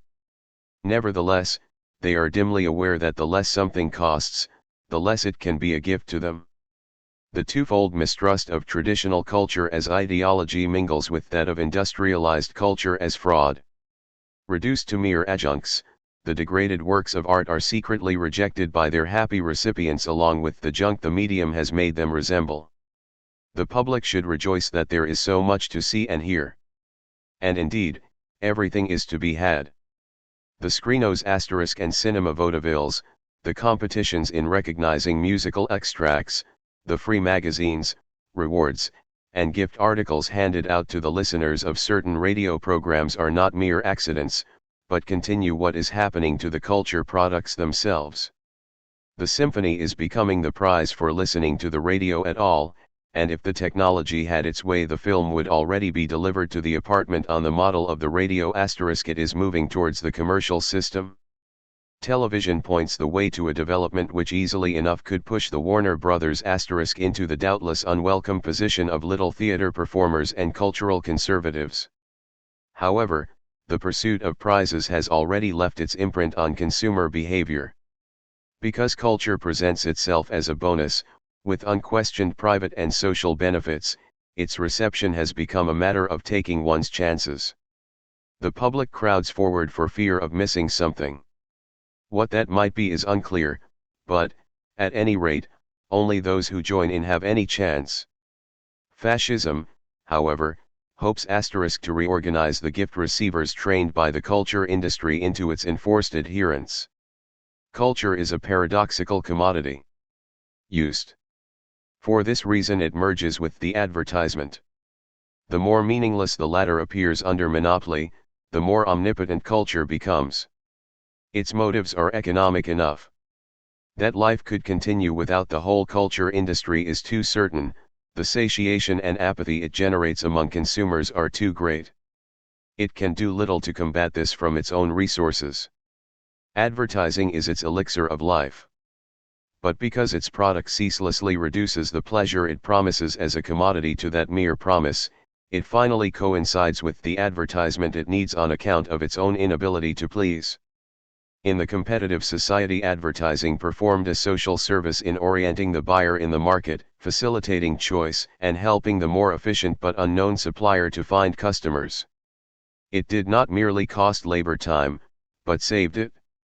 Today, when the free market is coming to an end, those in control of the system are entrenching themselves in advertising *. It strengthens the bond which shackles consumers to the big combines. Only those who can keep paying the exorbitant fees charged by the advertising agencies, and most of all by radio itself, that is, those who are already part of the system or are co-opted into it by the decisions of banks and industrial capital, can enter the pseudo-market as sellers. The costs of advertising, which finally flow back into the pockets of the combines * spare them the troublesome task of subduing unwanted outsiders. They guarantee that the wielders of influence remain among their peers, not unlike the resolutions of economic councils * which control the establishment and continuation of businesses in the totalitarian state. Advertising today is a negative principle, a blocking device, anything which does not bear its seal of approval is economically suspect. All-pervasive advertising is certainly not needed to acquaint people with the goods on offer, the varieties of which are limited in an case. It benefits the selling of goods only directly. The termination of a familiar advertising campaign by an individual firm represents a loss of prestige, and is indeed an offense against the discipline which the leading clique imposes on its members. In wartime, commodities which can no longer be supplied continue to be advertised merely as a display of industrial power. Such times the subsidizing of the ideological media is more important than the repetition of names through their ubiquitous us. Under the pressure of the system, advertising techniques have invaded the idiom, the style of the culture industry. So complete is their triumph that in key positions it is no longer even explicit. The imposing building of the big companies floodlit advertisements in stone are free of advertising, merely displaying the illuminated company initials on their pinnacles, with no further need of self-congratulation. By contrast, the building, surviving from the 19th century, the architecture of which still shamefully reveals their utility as consumer goods, their function as AC accommodation, are covered from basement to above roof level with hoardings and banners. The landscape becomes a mere background for signboards and symbols. Advertising becomes simply the art with which Goebbels presciently equated it, art pour art, advertising for advertising's sake, the pure representation of social power. In the influential American magazines Life and Fortune, the images and texts of advertisements are, at a cursory glance, hardly distinguishable from the editorial section. The enthusiastic and unpaid picture story about the living habit and personal grooming of celebrities, which wins them new fans, is editorial, while the advertising pages rely on photographs and data so factual and lifelike that they represent the ideal of information to which the editorial section only aspires. Every film is a preview of the next, which promises yet again to unite the same heroic couple under the same exotic sun. Anyone arriving late cannot tell whether he is watching the trailer or the real thing. The montage character of the culture industry, the synthetic, controlled manner in which its products are assembled factory-like not only in the film studio but also, virtually, in the compilation of the cheap biographies, journalistic novels, and hit songs predisposes it to advertising, the individual moment, in being detachable, replaceable, estranged even technically from any coherence of meaning, lends itself to purposes outside the work. The special effect, the trick, the isolated and repeatable individual performance have always conspired with the exhibition of commodities for advertising purposes, and today every close-up of a film actress is an advert for her name, every hit song a plug for its tune. Advertising and the culture industry are merging technically no less than economically. In both, the same thing appears in countless places, and the mechanical repetition of the same culture product is already that of the same propaganda slogan. In both, under the dictate of effectiveness, technique is becoming psychotechnique, a procedure for manipulating human beings. In both, the norms of the striking yet familiar, the easy but catchy, the worldly wise but straightforward hold good. Everything is directed at overpowering a customer conceived as distracted or resistant. Through the language they speak, the customers make their own contribution to culture as advertising. For the more completely language coincides with communication, the more words change from substantial carriers of meaning to signs devoid of qualities, the more purely and transparently they communicate what they designate, the more impenetrable they become. The demythologizing of language, as an element of the total process of enlightenment, reverts to magic. In magic, word and content were at once different from each other and indissolubly linked. Concepts like melancholy, history, indeed, life, were apprehended in the word which both set them apart and preserved them. Its particular form constituted and reflected them at the same time. The trenchant distinction which declares the word itself fortuitous and its allocation to its object arbitrary does away with the superstitious commingling of word and thing. Anything in a given sequence of letters which goes beyond the correlation to the event designated is banished as unclear and as verbal metaphysics. As a result, the word, which henceforth is allowed only to designate something and not to mean it, becomes so fixated on the object that it hardens to a formula. This affects language and subject matter equally. Instead of raising a matter to the level of experience, the purified word exhibits it as a case of an abstract moment, and everything else, severed from now defunct expression by the demand for pitiless clarity, therefore withers in reality also. The outside left in football, the black shirt * the Hitler Youth member, and others of their kind are no more than what they are called. If, before its rationalization, the word had set free not only longing but lies, in its rationalized form it has become a straitjacket more for longing than for lies. The blindness and muteness of the data to which positivism reduces the world passes over into language itself, which is limited to registering those data. Thus relationships themselves become impenetrable, taking on an impact, a power of adhesion and repulsion which makes them resemble their extreme antithesis, spells. They act once more like the practices of a kind of sorcery, whether the name of a diva is concocted in the studio on the basis of statistical data, or welfare government is averted by the use of taboo-laden words such as bureaucracy and intellectuals, or vileness exonerates itself by invoking the name of a homeland. The name, to which magic most readily attaches, is today undergoing a chemical change. It is being transformed into arbitrary, manipulable designations, the power of which, although calculable, is for that reason as willful as that of archaic names. First names, the archaic residues, have been brought up to date either by stylizing them into advertising brands. Film stars' surnames have become first names, or by standardizing them collectively. By contrast, the bourgeois family name, which, instead of being a trademark, individualized its bearers by relating them to their own prehistory, sounds old-fashioned. In Americans it arouses a curious unease. To conceal the uncomfortable distance existing between particular people * they call themselves Bob and Harry, like replaceable members of teams. Such forms of interaction reduce human beings to the brotherhood of the sporting public, which protects them from true fraternity. Signification, the only function of the word admitted by semantics, is consummated in the sign. Its character as sign is reinforced by the speed with which linguistic models are put into circulation from above. Whether folk songs are rightly or wrongly called upper-class culture which has come down in the world, their elements have at least taken on their popular form in a long, highly mediated process of experience. The dissemination of popular songs, by contrast, is practically instantaneous. The American term fad for fashions which catch on, epidemically inflamed by the action of highly concentrated economic powers, referred to this phenomenon long before totalitarian advertising bosses had laid down the general lines of culture in their countries. If the German fascists launch a word like intolerable untragbar over the loudspeakers one day, the whole nation is saying intolerable the next.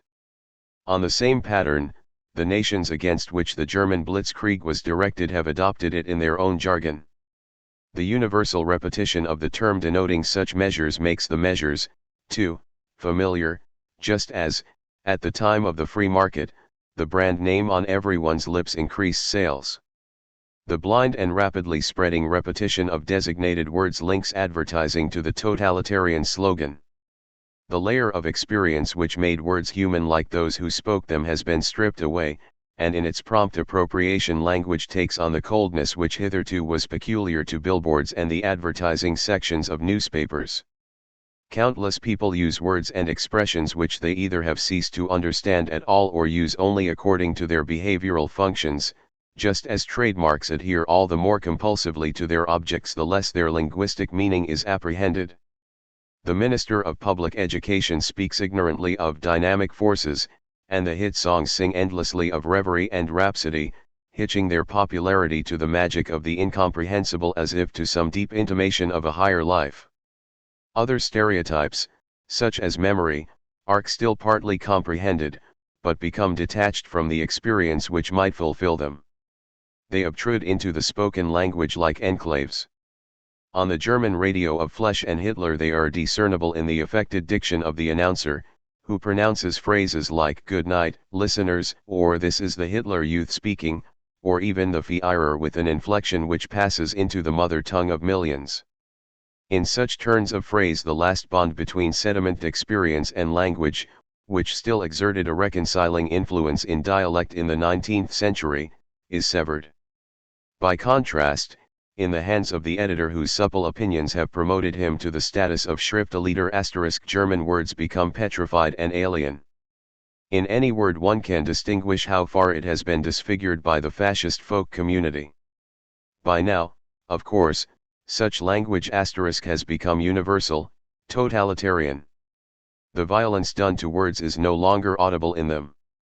The radio announcer does not need to talk in an affected voice, indeed, he would be impossible if his tone differed from that of his designated listeners. This means, however, that the language and gestures of listeners and spectators are more deeply permeated by the patterns of the culture industry than ever before, in nuances still beyond the reach of experimental methods. Today the culture industry has taken over the civilizing inheritance of the frontier and entrepreneurial democracy, whose receptivity to intellectual deviations was never too highly developed. All are free to dance and amuse themselves, just as, since the historical neutralization of religion, they have been free to join any of the countless sects. But freedom to choose an ideology, which always reflects economic coercion, everywhere proves to he freedom to be the same. The way in which the young girl accepts and performs the obligatory date, the tone of voice used on the telephone and in the most intimate situations, the choice of words in conversation, indeed, the whole inner life compartmentalized according to the categories of vulgarized depth psychology, bears witness to the attempt to turn oneself into an apparatus meeting the requirements of success, an apparatus which, even in its unconscious impulses, conforms to the model presented by the culture industry. The most intimate reactions of human beings have become so entirely reified, even to themselves, that the idea of anything peculiar to them survives only in extreme abstraction. Personality means hardly more than dazzling white teeth and freedom from body odor and emotions. That is the triumph of advertising in the culture industry, the compulsive imitation by consumers of cultural commodities which, at the same time, they recognize as false *. Elements of anti-Semitism, limits of Enlightenment. Anti-Semitism today is for some a question affecting human destiny and for others a mere pretext. For the fascists the Jews are not a minority but the anti-race, the negative principle as such, on their extermination the world's happiness depends. Diametrically opposed to this is the thesis that the Jews, free of national or racial features, form a group through religious belief and tradition and nothing else. Jewish traits relate to Eastern Jews, and only to those not yet assimilated. Both doctrines are true and false at the same time. The first is true in the sense that fascism has made it true. The Jews are today the group which, in practice and in theory, draws to itself the destructive urge which the wrong social order spontaneously produces. They are branded as absolute evil by absolute evil. In this sense they are indeed the chosen people. Now that power is no longer needed for economic reasons *, the Jews are designated as its absolute object, existing merely for the exercise of power. The workers * who are the real target, are understandably nor told as much to their faces. The blacks must be kept in their place, but the Jews are to be wiped from the face of the earth, and the call to exterminate them like vermin finds an echo among the prospective fascists of all countries. In the image of the Jew which the racial nationalists hold up before the world they express their own essence. Their craving is for exclusive ownership, appropriation * unlimited power, and at any price. The Jew, burdened with his tormentor's guilt, mocked as their Lord, they nail to the cross, endlessly repeating a sacrifice in whose power they are unable to believe. The other, liberal thesis is true as an idea. It contains an image of the society in which rage would no longer reproduce itself or seek qualities on which to be discharged *, but by assuming the unity of humanity to have been already realized in principle, the liberal thesis serves as an apology for the existing order. The attempt to avert the direst threat by minority policies and other democratic measures is ambiguous, as is the defensive strategy of the last liberal citizens. Their powerlessness attracts the enemy of powerlessness. The mode of life and appearance of the Jews compromise the existing universal by deficient adaptation. Their inflexible adherence to their own order of life has placed them in an insecure relationship to the prevailing one. They expected to be sustained by that order without subscribing to it. Their relationship to the dominant nations was one of greed and fear. Yet whenever they sacrificed their difference to the prevailing mode, the successfully adapted Jews took on in exchange the cold, stoical character which existing society imposes on human beings. The dialectical intertwinement of enlightenment and power, the dual relationship of progress to both cruelty and liberation, which has been brought home to the Jews no less by the great exponents of enlightenment than by democratic popular movements, manifests itself in the makeup of the assimilated Jews themselves. The enlightened self-control with which adapted Jews effaced within themselves the painful scars of domination by others, a kind of second circumcision, made them forsake their own dilapidated community and wholeheartedly embrace the life of the modern bourgeoisie, which was already advancing ineluctably toward a reversion to pure oppression and reorganization into an exclusively racial entity. Race is not, as the racial nationalists claim, an immediate, natural peculiarity. Rather, it is a regression to nature as mere violence, to the hidebound particularism which, in the existing order, constitutes precisely the universal. Race today is the self-assertion of the bourgeois individual, integrated into the barbaric collective. The harmonious society to which the liberal Jews declared their allegiance has finally been granted to them in the form of the national community. They believed that only anti-Semitism disfigured this order, which in reality cannot exist without disfiguring human beings. The persecution of the Jews, like any persecution, cannot be separated from that order. Its essence, however it may hide itself at times, is the violence which today is openly revealed. 2. Anti-Semitism as a popular movement has always been driven by the urge of which its instigators accuse the Social Democrats, to make everyone the same. Those without the power to command must fare no better than ordinary people. From the German civil servant to the Negroes in Harlem, those avidly emulating their betters have always known that they would really gain nothing but the satisfaction of seeing others no better off than themselves. The Aryanization of Jewish property, which in any case primarily benefited those at the top, enriched the masses in the Third Reich hardly more than the wretched booty pillaged from Jewish quarters enriched the Cossacks. The real benefit it brought was a half-understood ideology. That the demonstration of its economic futility heightened rather than moderated the attraction of the racialist panacea points to its true nature. It does not help human beings but assuages their urge to destroy. The actual advantage enjoyed by the racialist comrade is that his rage will be sanctioned by the collective. The less he gains in any other way, the more obstinately, against better knowledge, he clings to the movement. Anti-Semitism has proved immune to the charge of inadequate profitability. For the common people it is a luxury. Its usefulness for the rulers is evident. It serves as a distraction, a cheap means of corruption, a terrorist warning. The respectable rackets condone it, the disreputable ones carry it out. But the form of the mentality, both social and individual, which manifests itself in anti-Semitism, the primeval historical entrapment from which it is a desperate attempt to escape, remains wholly obscure. If a malady so deeply embedded in civilization is not properly accounted for by knowledge, the individual, too, though he may be as well intentioned as the victim himself, cannot mitigate it through understanding. The plausibly rational, economic, and political explanations and counterarguments, however correct their individual observations, cannot appease it, since rationality itself, through its link to power, is submerged in the same malady. Whether blindly dealing out blows or blindly fending them off, persecutors and victims form part of the same calamitous cycle. Anti-Semitic behavior is unleashed in situations in which blinded people, deprived of subjectivity, are let loose as subjects. Their actions for those involved are lethal yet meaningless reactions, of the kind which behaviorists register but fail to interpret. Anti-Semitism is a well-rehearsed pattern, indeed, a ritual of civilization, and the pogroms are the true ritual murders. They demonstrate the impotence of what might have restrained them: reflection, meaning, ultimately truth.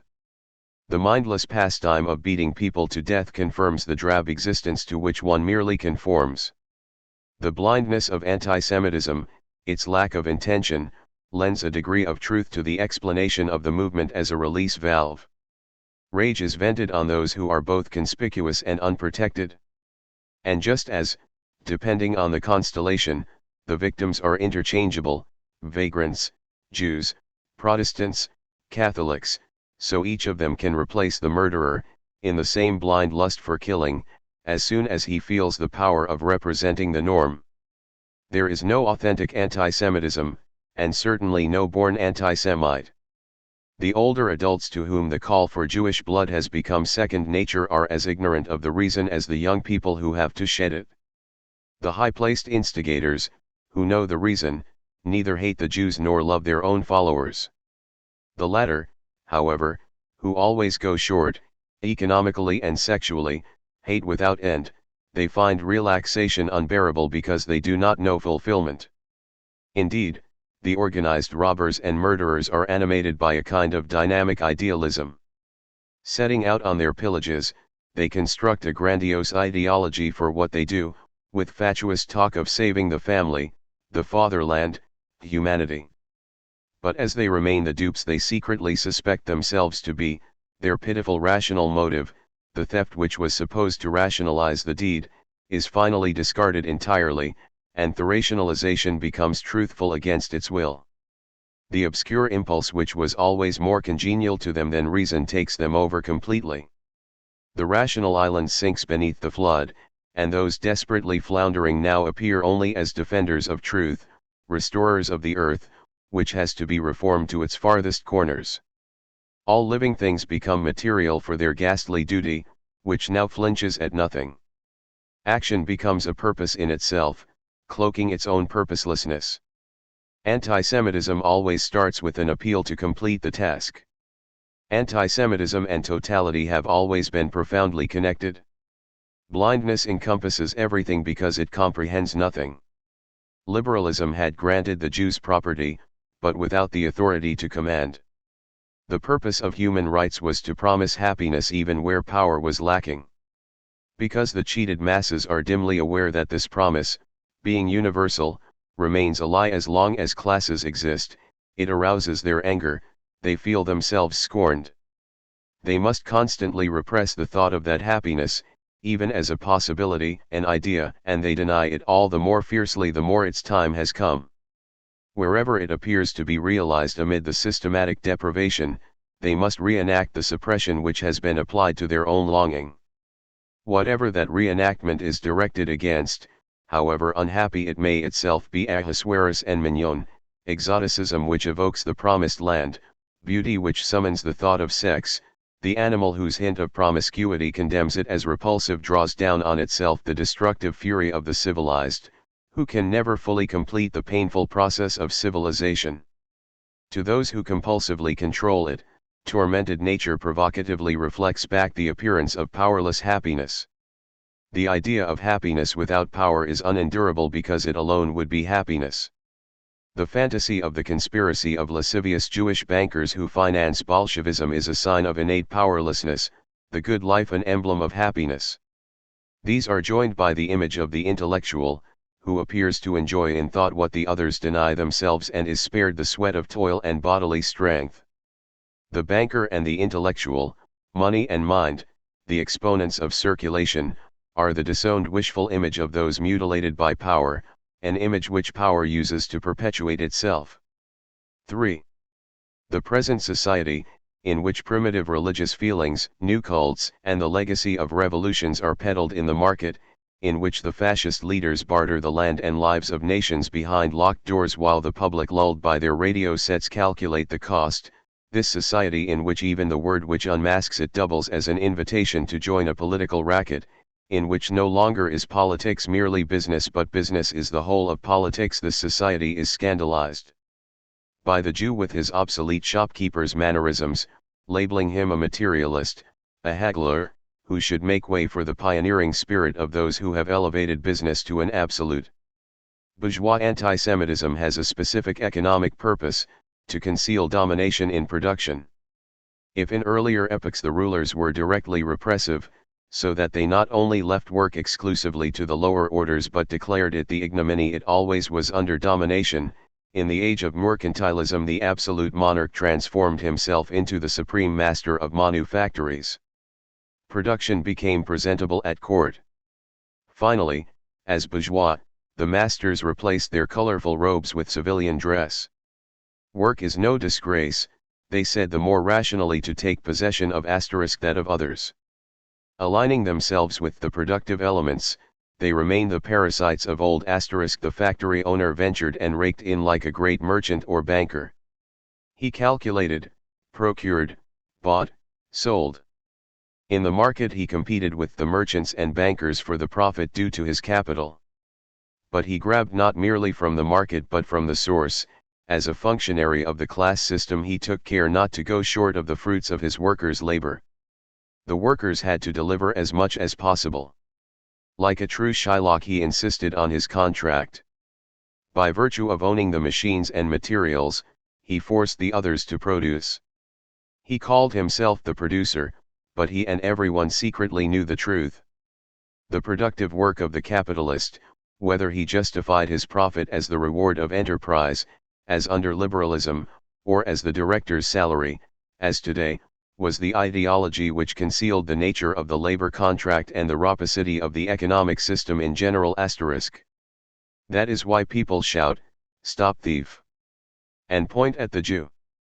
He is indeed the scapegoat, not only for individual maneuvers and machinations but in the wider sense that the economic injustice of the whole class is attributed to him. The factory owner has his debtors, the workers, under observation in his factory and can check their performance before he parts with his money. They only find out the true nature of the exchange only when they see what they can buy with it. The smallest magnate has access to a quantity of services and goods available to no ruler before him, but the workers receive what is called the cultural minimum. Not content with letting the market tell them how few goods can be theirs, the salesman sings the praises of those they cannot afford. Only the relationship of wages to prices expresses what is withheld from the workers. With their wages they have accepted the principle of just remuneration. The merchant presents them with the promissory note they have signed on behalf of the manufacturer. The merchant is the bailiff for the whole system, raking upon himself the odium due to the others. That the circulation sphere is responsible for exploitation is a socially necessary illusion. The Jews had not been the only people active in the circulation sphere. But they had been locked up in it too long not to reflect in their makeup something of the hatred so long directed at that sphere. Unlike their Aryan colleagues, they were largely denied access to the source of added value. Only at a late stage and with difficulty were they allowed to gain ownership of the means of production. To be sure, in the history of Europe, and even in Imperial Germany, baptized Jews had reached high positions in administration and industry. But they always had to justify this with redoubled devotion and diligence, and stubborn self-denial. They were only admitted if, through their behavior, they tacitly adopted and confirmed the verdict on the other Jews. That is the purpose of baptism. All the great achievements of their prominent members were not enough to allow Jews to be admitted to the peoples of Europe. Having been prevented from putting down roots they were then criticized as rootless. They always remained the protected Jews, dependent on emperors, princes, or the absolutist state. These patrons were economically more advanced than the rest of the population. To the extent that they could make use of the Jew as an intermediary, they protected him against the masses who had to foot the bill for progress. The Jews were the colonizers of progress. Having helped as merchants to disseminate Roman civilization throughout Gentile Europe, they became, in keeping with their patriarchal religion, representatives of urban, civic, and finally industrial conditions. As bearers of capitalist modes of existence from country to country they earned the hatred of those who suffered under that system. For the sake of the economic progress which today is their downfall, the Jews were from the first a thorn in the side of the craftsmen and farmers whose status capitalism undermined. Now it is their turn to bear the brunt of its exclusive, particularist character. They, who always wanted to be first, are left far behind. Even the Jewish head of an American entertainment trust is hopelessly defensive amid his wealth.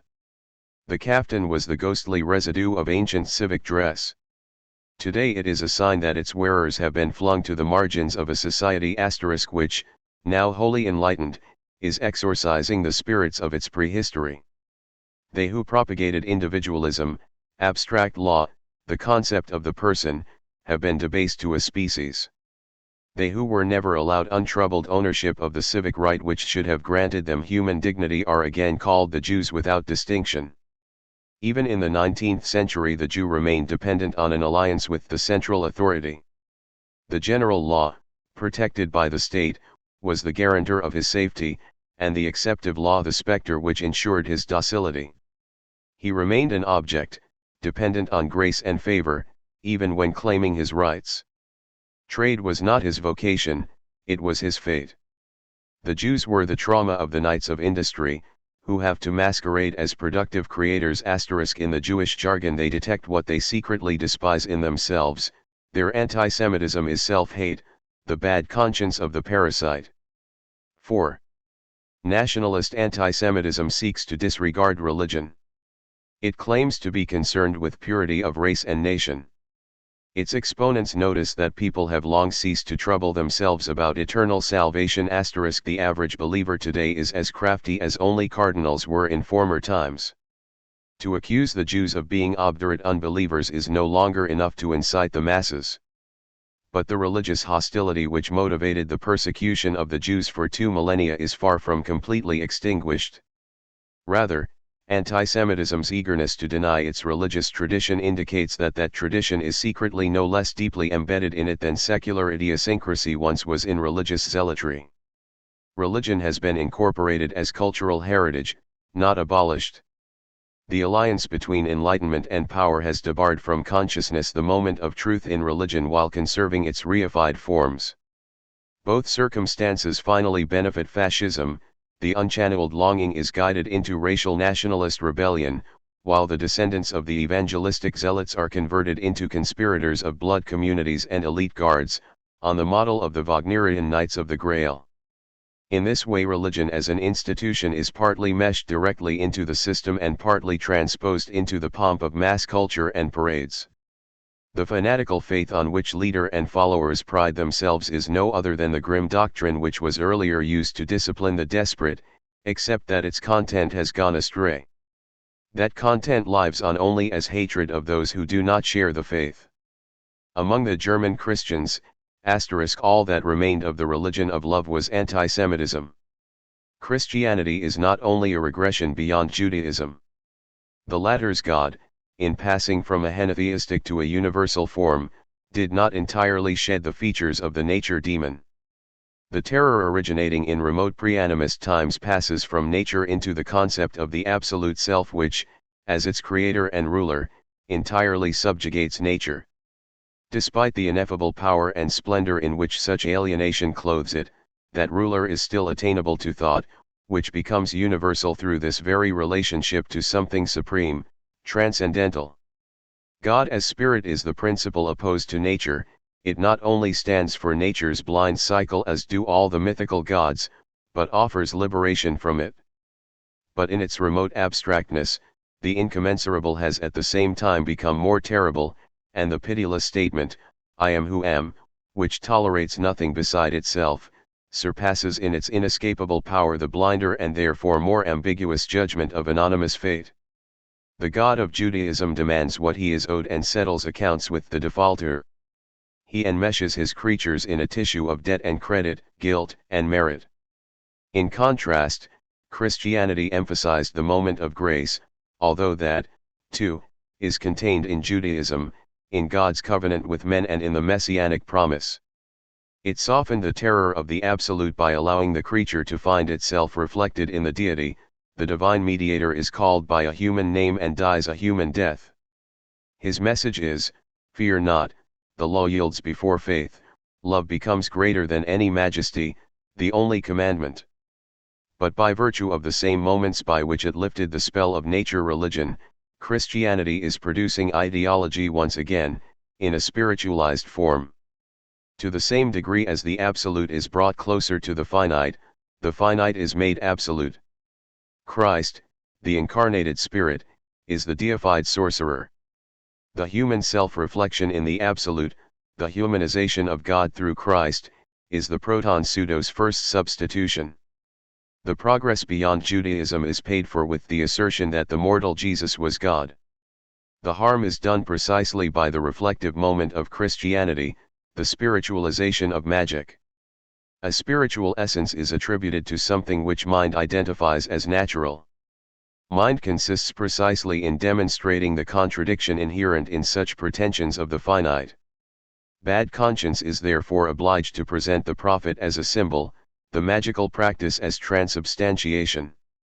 It is that which makes Christianity a religion, and, in a sense, the only one, an intellectual link to something intellectually suspect, a special sphere of culture. Like the great Asiatic belief systems, pre-Christian Judaism was hardly separable from national life, from collective self-preservation. The reshaping of the heathen ritual of sacrifice not only took place in worship and in the mind but determined the form of the labor process. In providing the schema for the latter, sacrifice becomes rational. The taboo is transformed into the rational organization of the work process. It regulates administration in war and peace, sowing and harvesting, food preparation and slaughter. Although the rules may not arise from rational reflection, rationality arises from them.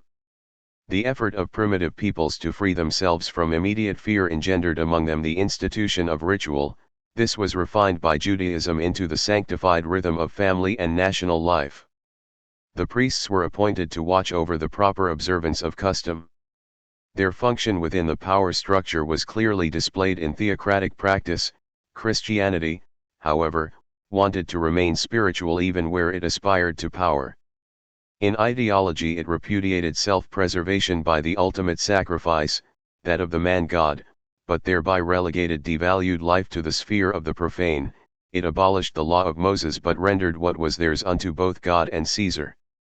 Secular authority is either confirmed or usurped, while Christianity acquires a license to manage salvation. Self-preservation is to be conquered through the imitation of Christ by order. In this way self-sacrificing love is stripped of its naivete, severed from natural love and turned to account as credit. The love mediated by ecclesiastical knowledge is presented as immediate love, in which nature and the supernatural are reconciled. Therein lies its untruth, in the fraudulently affirmative interpretation of self-forgetting. That interpretation is fraudulent because the Church depends for its existence on people's belief that they will attain salvation by following its teaching, whether that teaching demands works like the Catholic version or faith like the Protestant, yet cannot guarantee that goal. The non-binding nature of the religious promise of salvation, the Jewish and negative moment in the Christian doctrine, by which magic and finally the Church itself are relativized, is tacitly ignored by naive believers, for whom Christianity, supernaturalism, becomes a magic ritual, a nature religion. They believe only by forgetting their belief. They convince themselves of the certainty of their knowledge like astrologers or spiritualists. That is not necessarily worse than spiritualized theology. The old Italian lady who with devout simplicity consecrates a candle to Saint Gennaro to protect her grandson in the war may be closer to the truth than the high priests and pontiffs who, untainted by idolatry, bless the weapons against which Saint Gennaro is powerless. To the simple, however, religion itself becomes a substitute for religion. Christianity had some awareness of this from its earliest days, but it was only the paradoxical Christians, the anti-official thinkers from Pascal through Lessing and Kierkegaard to Barth, who made it the keystone of their theology. In this awareness they were not only the radical Christians but the tolerant ones. The others, who repressed that knowledge and with bad conscience convinced themselves of Christianity as a secure possession, were obliged to confirm their eternal salvation by the worldly ruin of those who refused to make the murky sacrifice of reason. That is the religious origin of anti-Semitism. The adherents of the religion of the Son hated the supporters of the religion of the Father as one hates those who know better. This is the hostility of spirit hardened as faith in salvation for spirit as mind. What is vexatious for the Christian enemies of the Jews is the truth which withstands evil without rationalizing it, and clings to the idea of unearned beatitude in disregard of worldly actions and the order of salvation which allegedly bring it about. Anti-Semitism is supposed to confirm that the ritual of faith and history is justified by ritually sacrificing those who deny its justice. V. I simply can't abide you, so don't forget it, says Siegfried to Mime, who is trying to win his love. The stock reply of all anti-Semites is the appeal to idiosyncrasy. Society's emancipation from anti-Semitism depends on whether the content of that idiosyncrasy is raised to the level of a concept and becomes aware of its own senselessness. But idiosyncrasy attaches itself to the peculiar. The universal, that which fits into the context of social utility, is regarded as natural. But anything natural which has not been absorbed into utility by passing through the cleansing channels of conceptual order, the screech of stylus on slate which sets the teeth on edge, the bought gout which brings to mind filth and corruption, the sweat which appears on the brow of the diligent, whatever is not quite assimilated, or infringes the commands in which the progress of centuries has been sedimented, is felt as intrusive and arouses a compulsive aversion. The motifs which trigger such idiosyncrasy are those which allude to origin. They recreate moments of biological prehistory, danger signs which made the hair stand on end and the heart stop. In the idiosyncratic aversion, individual organs escape the subject's control, autonomously obeying fundamental biological stimuli. The self which experiences itself in such reactions, rigidity of the skin, muscles, and limbs, is not quite master of them. For a few moments they mimic the motionlessness of surrounding nature. But as what is mobile draws closer to the immobile, more highly developed life to mere nature, it is also estranged from it, since immobile nature, which living creatures, like Daphne, seek with utmost agitation to become, is capable only of the most external, spatial relationships. Space is absolute alienation. Where the human seeks to resemble nature, at the same time it hardens itself against it. Protection as petrified terror is a form of camouflage. These numb human reactions are archaic patterns of self-preservation. The tribute life pays for its continued existence is adaptation to death. Civilization replaced the organic adaptation to otherness, mimetic behavior proper, firstly, in the magical phase, with the organized manipulation of mimesis, and finally, in the historical phase, with rational praxis, work. Uncontrolled mimesis is proscribed. The angel which, with fiery sword, drove humans out of paradise and onto the path of technical progress, is itself the symbol of that progress. The severity with which, over the centuries, the rulers have prevented both their own successors and the subjugated masses from relapsing into mimetic behavior, from the religious ban on graven images through the social ostracizing of actors and gypsies to the education which cures children of childishness, is the condition of civilization. Social and individual education reinforces the objectifying behavior required by work and prevents people from submerging themselves once more in the ebb and flow of surrounding nature. All distraction, indeed, all devotion has an element of mimicry. The ego has been forged by hardening itself against such behavior. The transition from reflecting mimesis to controlled reflection completes its formation. Bodily adaptation to nature is replaced by recognition in a concept, * the subsuming of difference under sameness. However, the constellation under which sameness is established, both the direct sameness of mimesis and the indirect sameness of synthesis, the adaptation of the self to the thing in the blind act of living, no less than the comparison of reified elements in scientific conceptualization, that constellation remains terror. Society perpetuates the threat from nature as the permanent, organized compulsion which, reproducing itself in individuals as systematic self-preservation, rebounds against nature as society's control over it. Science is repetition, refined to observed regularity and preserved in stereotypes. The mathematical formula is consciously manipulated regression, just as the magic ritual was. It is the most sublimated form of mimicry. In technology, the adaptation to lifelessness in the service of self-preservation is no longer accomplished, as in magic, by bodily imitation of external nature, but by automating mental processes, turning them into blind sequences. With its triumph, human expressions become both controllable and compulsive. All that remains of the adaptation to nature is the hardening against it. The camouflage used to protect and strike terror today is the blind mastery of nature, which is identical to far-sighted instrumentality. In the bourgeois mode of production, the ineradicable mimetic heritage present in all praxis is consigned to oblivion. The pitiless ban on regression appears like an edict of fate. The denial is so total that it is no longer registered consciously. Those blinded by civilization have contact with their own tabooed mimetic traits only through certain gestures and forms of behavior they encounter in others, as isolated, shameful residues in their rationalized environment. What repels them as alien is all too familiar one. It lurks in the contagious gestures of an immediacy suppressed by civilization, gestures of touching, nestling, soothing, coaxing. What makes such impulses repellent today is their outmodedness. In seeking to win over the buyer with flattery, the debtor with threats, the creditor with supplication, they appear to translate long reified human relationships back into those of personal power. Any emotion is finally embarrassing, mere excitement is preferable.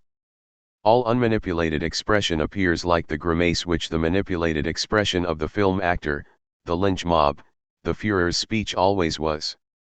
Undisciplined mimicry is the brand burned by the old domination into the living substance of the dominated, and is inherited through an unconscious process of imitation early childhood from generation to generation, from the Jewish rags and bones man to the banker. Such mimicry provokes anger, because it puts on show, in face of the new relationships of production, the old fear which one has had to forget in order to survive them. It is the compulsive moment in behavior, the rage of the tormentor and of the tormented, reappearing indistinguishably in the grimace, that triggers the specific rage of civilized people. Impotent appearance is answered by deadly reality, play by seriousness. The grimace seems like play acting because, instead of performing serious work, it prefers to portray displeasure. It appears to evade the seriousness of life by admitting it without restraint, therefore it is false. But expression is the painful echo of overwhelming power, violence which finds utterance in complaint. It is always overdone, no matter how heartfelt it may be, because, as in each work of art, the whole world seems contained in every plaintive sound. Only activity is proportionate. It, and not mimesis, can bring an end to suffering. But its consequence is the rigid, unmoved visage, culminating, at the end of this age, in the baby faces of the practical men, the politicians, priests, managing directors, racketeers. The strident voices of fascist rabble-rousers and camp commanders show the reverse side of the same social condition. The screaming is as cold-blooded as business. Even the plaintive sounds of nature are appropriated as an element of technique. The bellowing of these orators is to the pogrom what its howling klaxon is to the German flying bomb. The cry of terror which announces terror is mechanically switched on. The screamers deliberately use the wail of the victim, which first called violence by its name, and even the mere word which designates the victim Frenchman, Negro, Jew to induce in themselves the desperation of the persecuted who have to hit out. They are the false likeness of the terrified mimesis. They reproduce within themselves the insatiability of the power of which they are afraid. Everything must be used, everything must belong to them. The mere existence of the other is a provocation. Everyone else gets in the way and must be shown their limits, the limits of limitless horror. No one who seeks shelter shall find it. Those who express what everyone craves - peace, homeland, freedom will be denied it, just as nomads and traveling players have always been refused rights of domicile. Whatever someone fears, that is done to him. Even the last resting place shall be none. The despoiling of graveyards is not an excess of anti-Semitism, it is anti-Semitism itself. Those evicted compulsively arouse the lust to evict them even here. The marks left on them by violence endlessly inflame violence. Anything which merely wants to vegetate must be rooted out. The chaotically regular flight reactions of the lower animals, the patterns of swarming crowds, the convulsive gestures of the tortured, all these express what wretched life can never quite control, the mimetic impulse. In the death throes of the creature, at the furthest extreme from freedom, freedom itself irresistibly shines forth as the thwarted destiny of matter. It is against this freedom that the idiosyncratic aversion, the purported motive of anti-Semitism, is ultimately directed. The psychic energy harnessed by political anti-Semitism is this rationalized idiosyncrasy. All the gesticulations devised by the Führer and his followers are pretexts for giving way to the mimetic temptation without openly violating the reality principle with honor, as it were. They detest the Jews and imitate them constantly.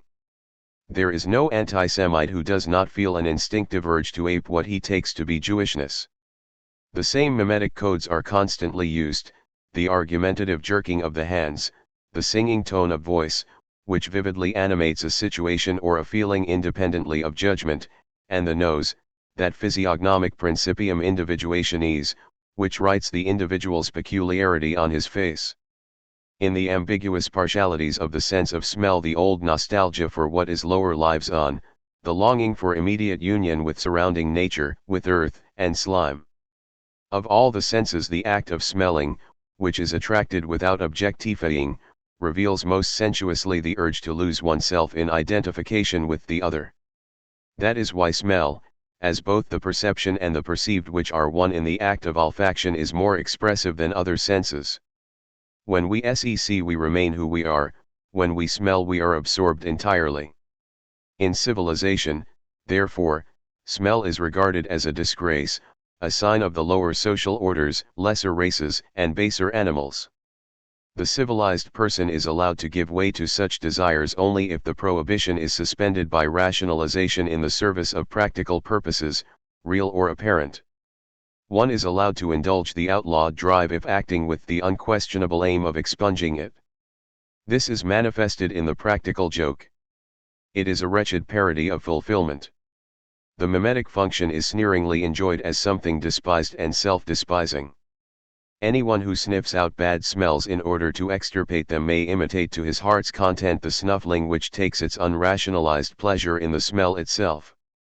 Disinfected by the civilized sniffer's absolute identification with the prohibiting agency, the forbidden impulse eludes the prohibition. If it crosses the threshold, the response is laughter. That is the schema of the anti-Semitic reaction. The anti-Semites gather to celebrate the moment when authority lifts the ban. That moment alone makes them a collective, constituting the community of kindred spirits.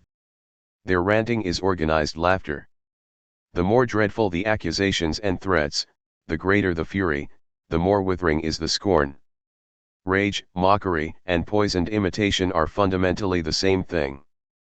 The purpose of the fascist cult of formulae, the ritualized discipline, the uniforms, and the whole allegedly irrational apparatus, is to make possible mimetic behavior.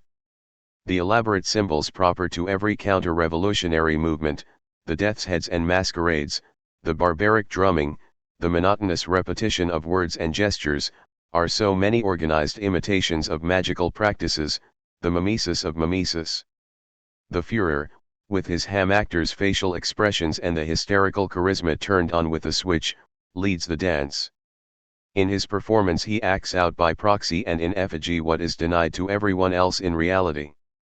Hitler can gesticulate like a clown, Mussolini risk false notes like a provincial tenor, Goebbels talk as glibly as the Jewish agent whose murder he is recommending, Coghlan * preach love like the Savior himself, whose crucifixion he impersonates for the sake of yet more bloodshed.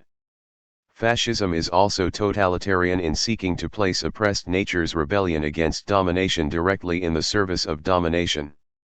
This mechanism needs the Jews.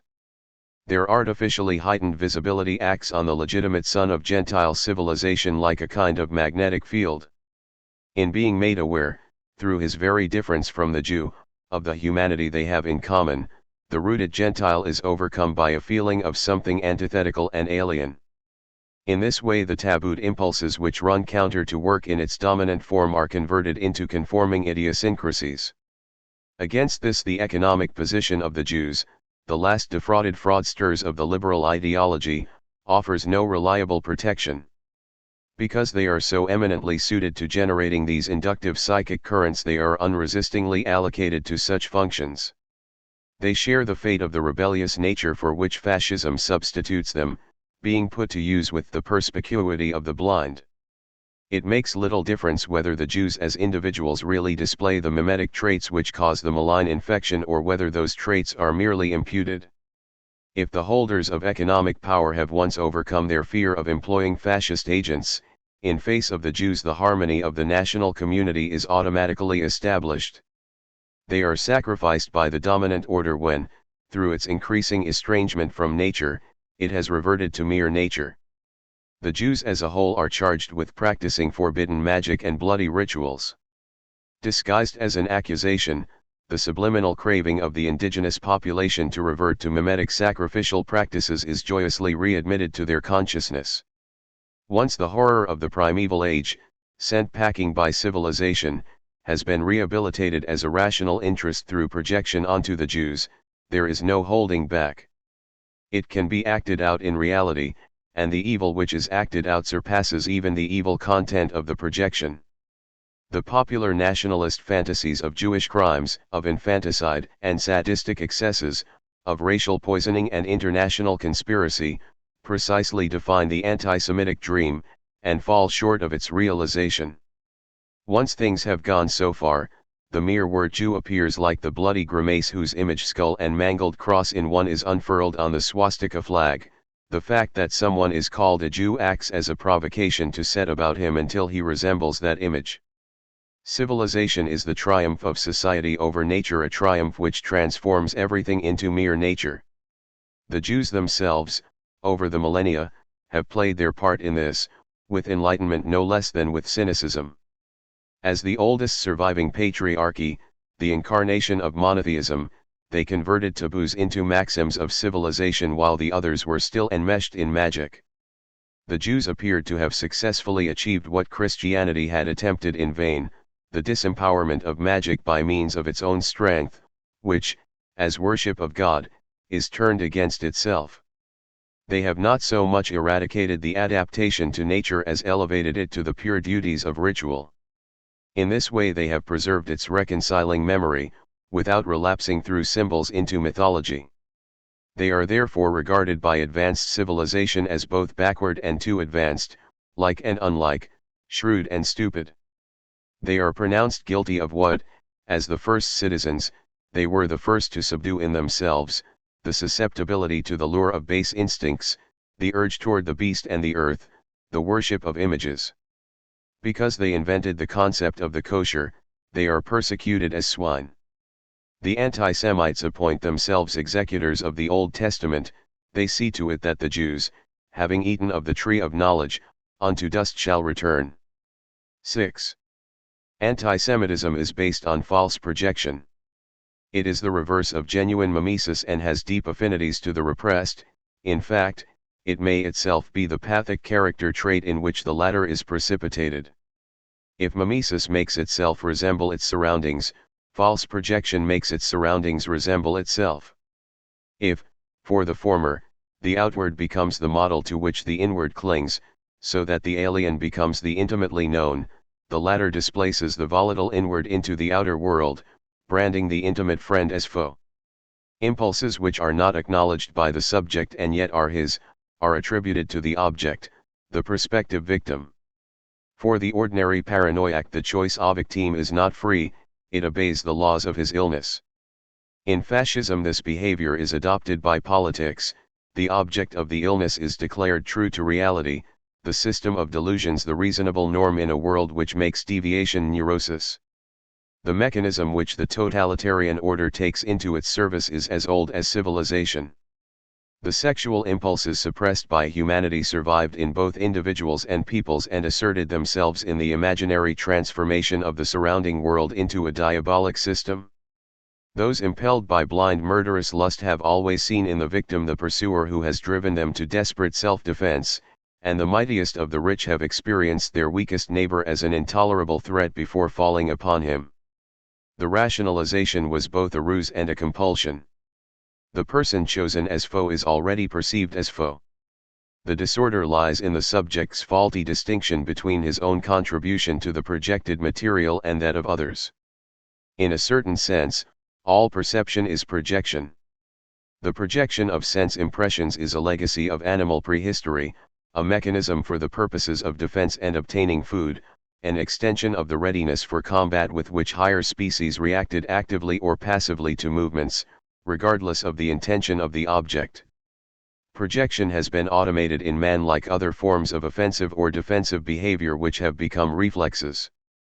In this way his objective world has been constituted as a product of an art concealed in the depths of the human soul, whose real modes of activity nature is hardly likely ever to allow us to discover, and to have open to our gaze to the system of things, the fixed universal order of which science is merely an abstract expression, is, if Kant's critique of knowledge is applied anthropologically, the unconscious product of the animal tool in the struggle for existence. It is the automatic projection.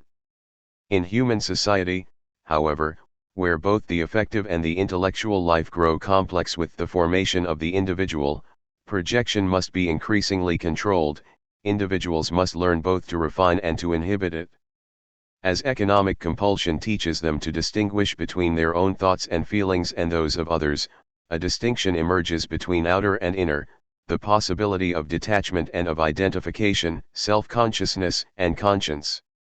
More precise reflection is needed to understand this controlled form of projection and its degeneration into the false projection which is essential to anti-Semitism.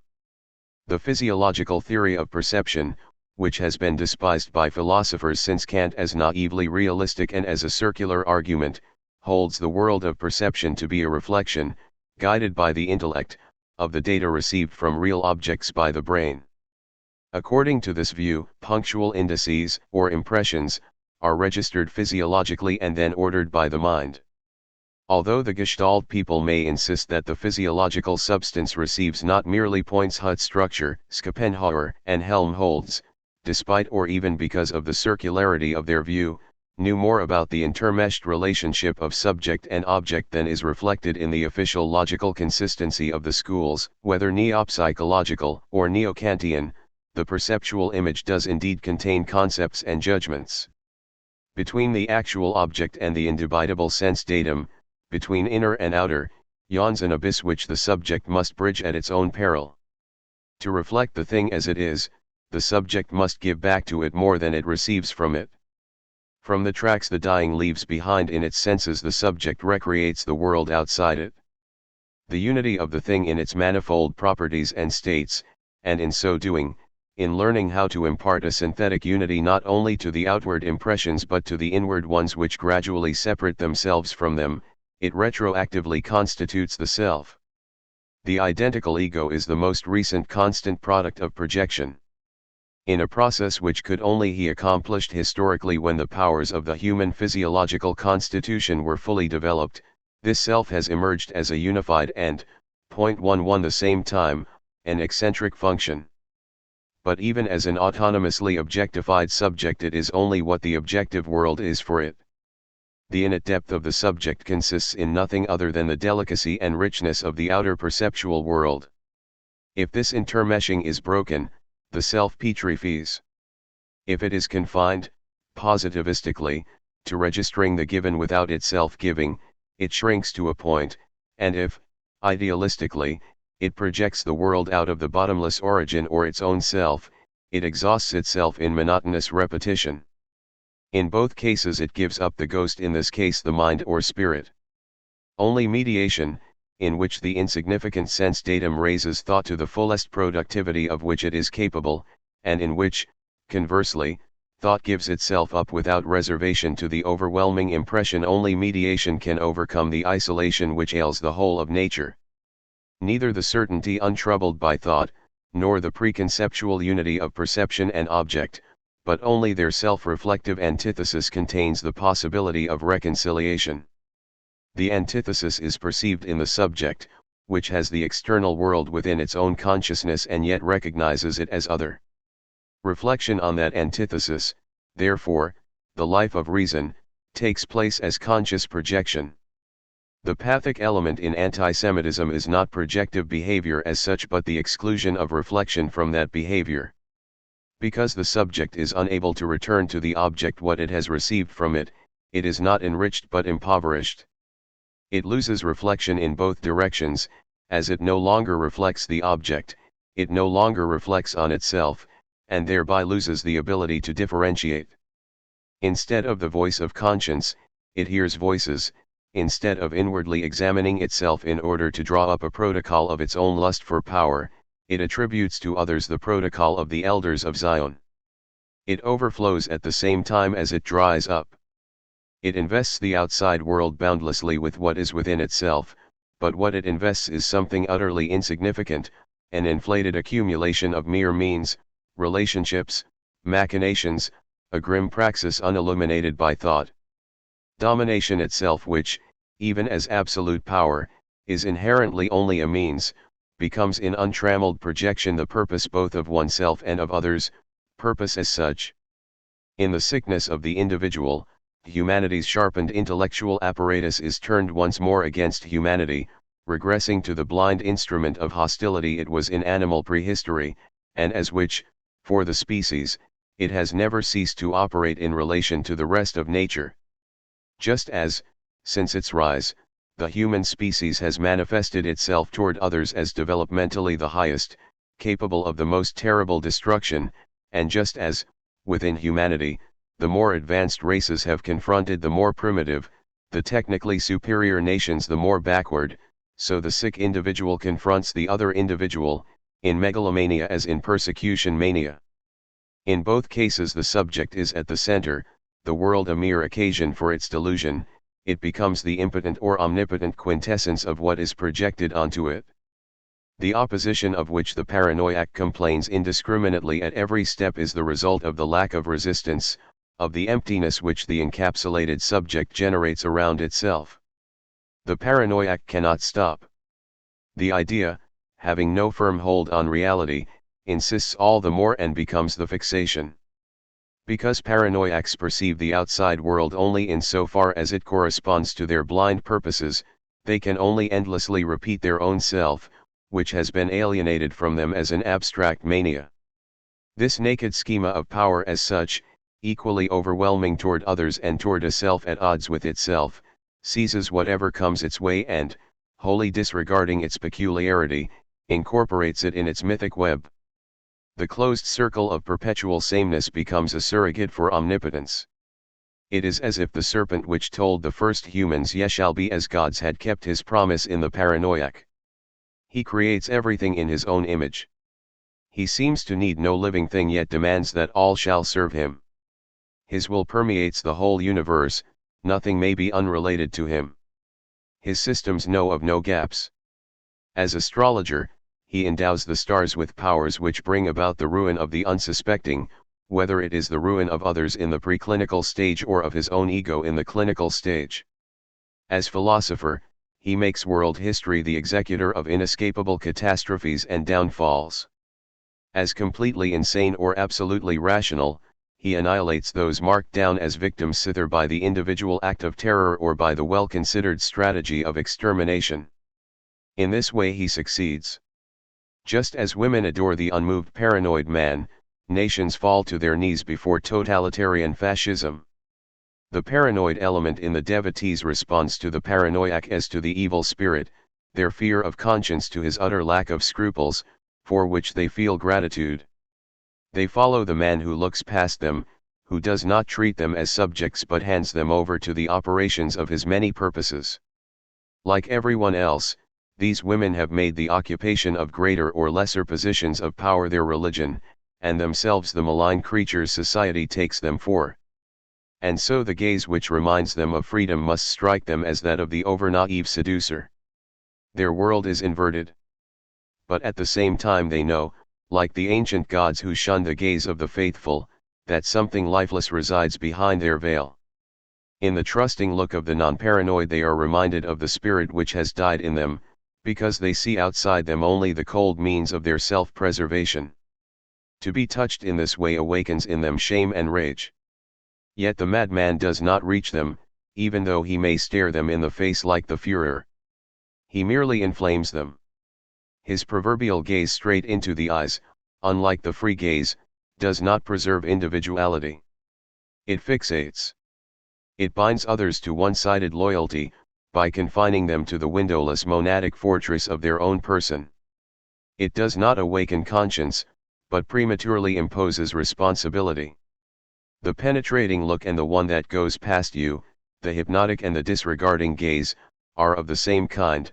In both, the subject is extinguished.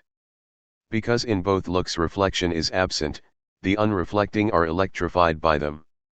They are betrayed, the women cast away, the nation incinerated. Thus, the self-encapsulated figure remains a caricature of divine power. Just as his lordly gesture is entirely without creative power in reality, so, like the devil, he lacks the attributes of the principle he usurps, mindful love and freedom secure within itself. He is malignant, driven by compulsion, and as weak as he is strong. If divine omnipotence is said to draw creation unto itself, this satanic, imagined omnipotence draws everything into its impotence. That is the secret of its rule. The compulsively projecting self can project nothing except its own unhappiness, from the cause of which, residing in itself, it is yet cut off by its lack of reflection. For this reason the products of false projection, the stereotyped schemata of both thought and reality, bring calamity. For the ego, sinking into the meaningless abyss of itself, objects become allegories of ruin, which harbor the meaning of its own downfall. The psychoanalytic theory of pathic projection has identified the transference of socially tabooed impulses from the subject to the object as the substance of that projection. Under the pressure of the superego, the ego projects aggressive urges emanating from the id which, through their strength, are a danger to itself, as malign intentions onto the outside world, and succeeds in ridding itself of them as reactions to that outside world, either in fantasy by identification with the alleged malefactor or in reality by ostensible self-defense. The proscribed material converted into aggression is usually homosexual in nature. Through fear of castration, obedience toward the father preempts castration by adapting the conscious emotional life to that of a little girl, and hatred of the father is repressed as endless rancor. In paranoia, this hatred is intensified to a castration wish expressed as a universal urge to destroy. The sick subject regresses to an archaic confusion between love and dominance.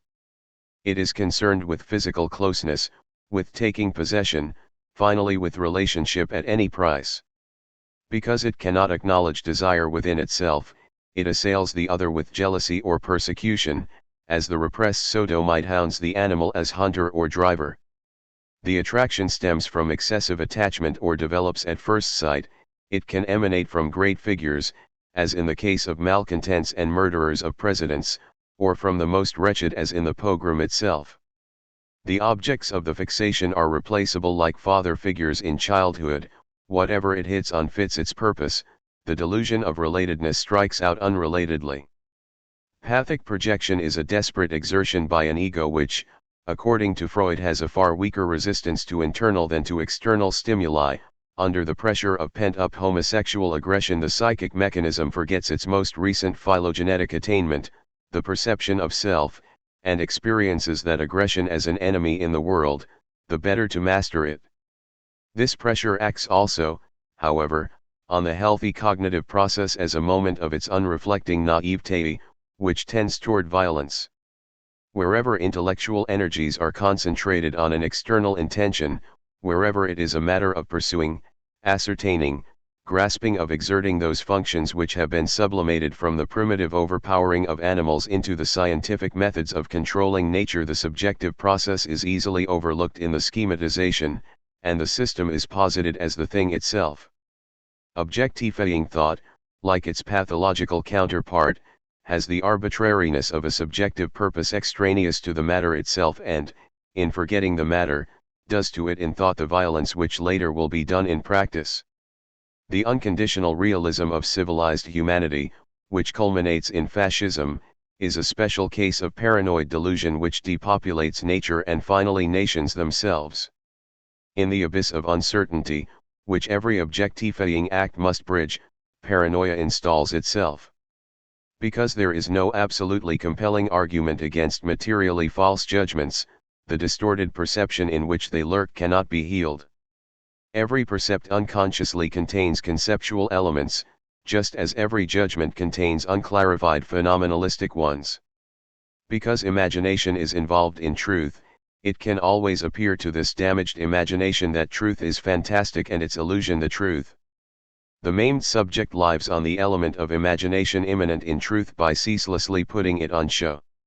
Democratically, he insists on equal rights for his delusion, because, in fact, not even truth is stringent.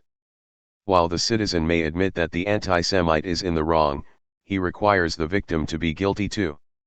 Thus Hitler demands the right to practice mass murder in the name of the principle of sovereignty under international law, which tolerates any act of violence in another country. Like every paranoiac, he takes advantage of the hypocritical identity of truth and sophistry. The distinction between them is as uncompelling as it nevertheless is strict. Perception is only possible in so far as the thing is already apprehended as determinate, for example, as a case of a genus or type. It is a mediated immediacy, thought infused with the seductive power of sensuality. It blindly transfers subjective elements to the apparent givenness of the object. Only the self-conscious work of thought, that is, according to Leibnizian and Hegelian idealism, only philosophy can escape this hallucinatory power. As, in the course of cognition, thought identifies the conceptual moments which are immediately posited in perception and are therefore compelling, it progressively takes them back into the subject and strips them of their intuitive power. In this process every earlier stage, including science, turns out to be, in comparison to philosophy, a kind of percept, an estranged phenomenon permeated with unrecognized intellectual elements. Persistence at this stage, without negation, forms part of the pathology of cognition. The subject which naively postulates absolutes, no matter how universally active it may be, is sick, passively succumbing to the dazzlement of false immediacy. Such blindness is, however, a constitutive element of all judgment, a necessary illusion. Every judgment, even negative, is reassuring. However much a judgment may stress its own isolation and relativity for the purpose of self-correction, it must assert its own content, no matter how cautiously formulated, as something not merely isolated and relative. That constitutes its nature as judgment, whereas the clause merely entrenches a claim. Truth, unlike probability, has no gradations. The negating step beyond the individual judgment, which rescues its truth, is possible only in so far as it takes itself to be truth and in that sense is paranoid. True derangement lies only in the immovable, in thought's incapacity for the negation in which, unlike the fixed judgment, thought actually consists. The paranoid overconsistency, the bad infinity of never-changing judgment, is a lack of consistency in thought, instead of conceptually carrying through the failure of the absolute claim and thereby continuing to qualify his or her judgment. The paranoiac clings obdurately to the claim which has caused the judgment to fail. Instead of going further by penetrating its subject matter more deeply, thought places itself entirely in the hopeless service of the particular judgment. The latter's irresistibility is the same as its intact positivity, and the paranoiac's weakness is that of thought itself. For reflection, which in the healthy subject breaks the power of immediacy, is never as compelling as the illusion it dispels. As a negative, reflective movement not directed straight ahead, it lacks the brutality inherent in the positive. If the psychic energy of paranoia stems from the libidinal dynamic laid bare by psychoanalysis, its objective impregnability is founded on the ambiguity inseparable from the objectifying act. Indeed, the latter's hallucinatory power will have been originally decisive. To clarify, it can be said in the language of natural selection theory that during the formative period of the human sensorium those individuals survived in whom the power of the projective mechanisms extended most deeply into their rudimentary logical faculties, or was least moderated by the premature onset of reflection. Just as, even today, practically fruitful scientific enterprises call for an unimpaired capacity for definition, for shutting down thought at a point designated by social need, for demarcating a field which is then investigated in the minutest detail without passing outside it, paranoiacs cannot step outside a complex of interests designated by their psychological fate. Their mental acuteness consumes itself within the circle drawn by their fixed idea, as human ingenuity is liquidating itself under the spell of technical civilization. Paranoia is the shadow of cognition.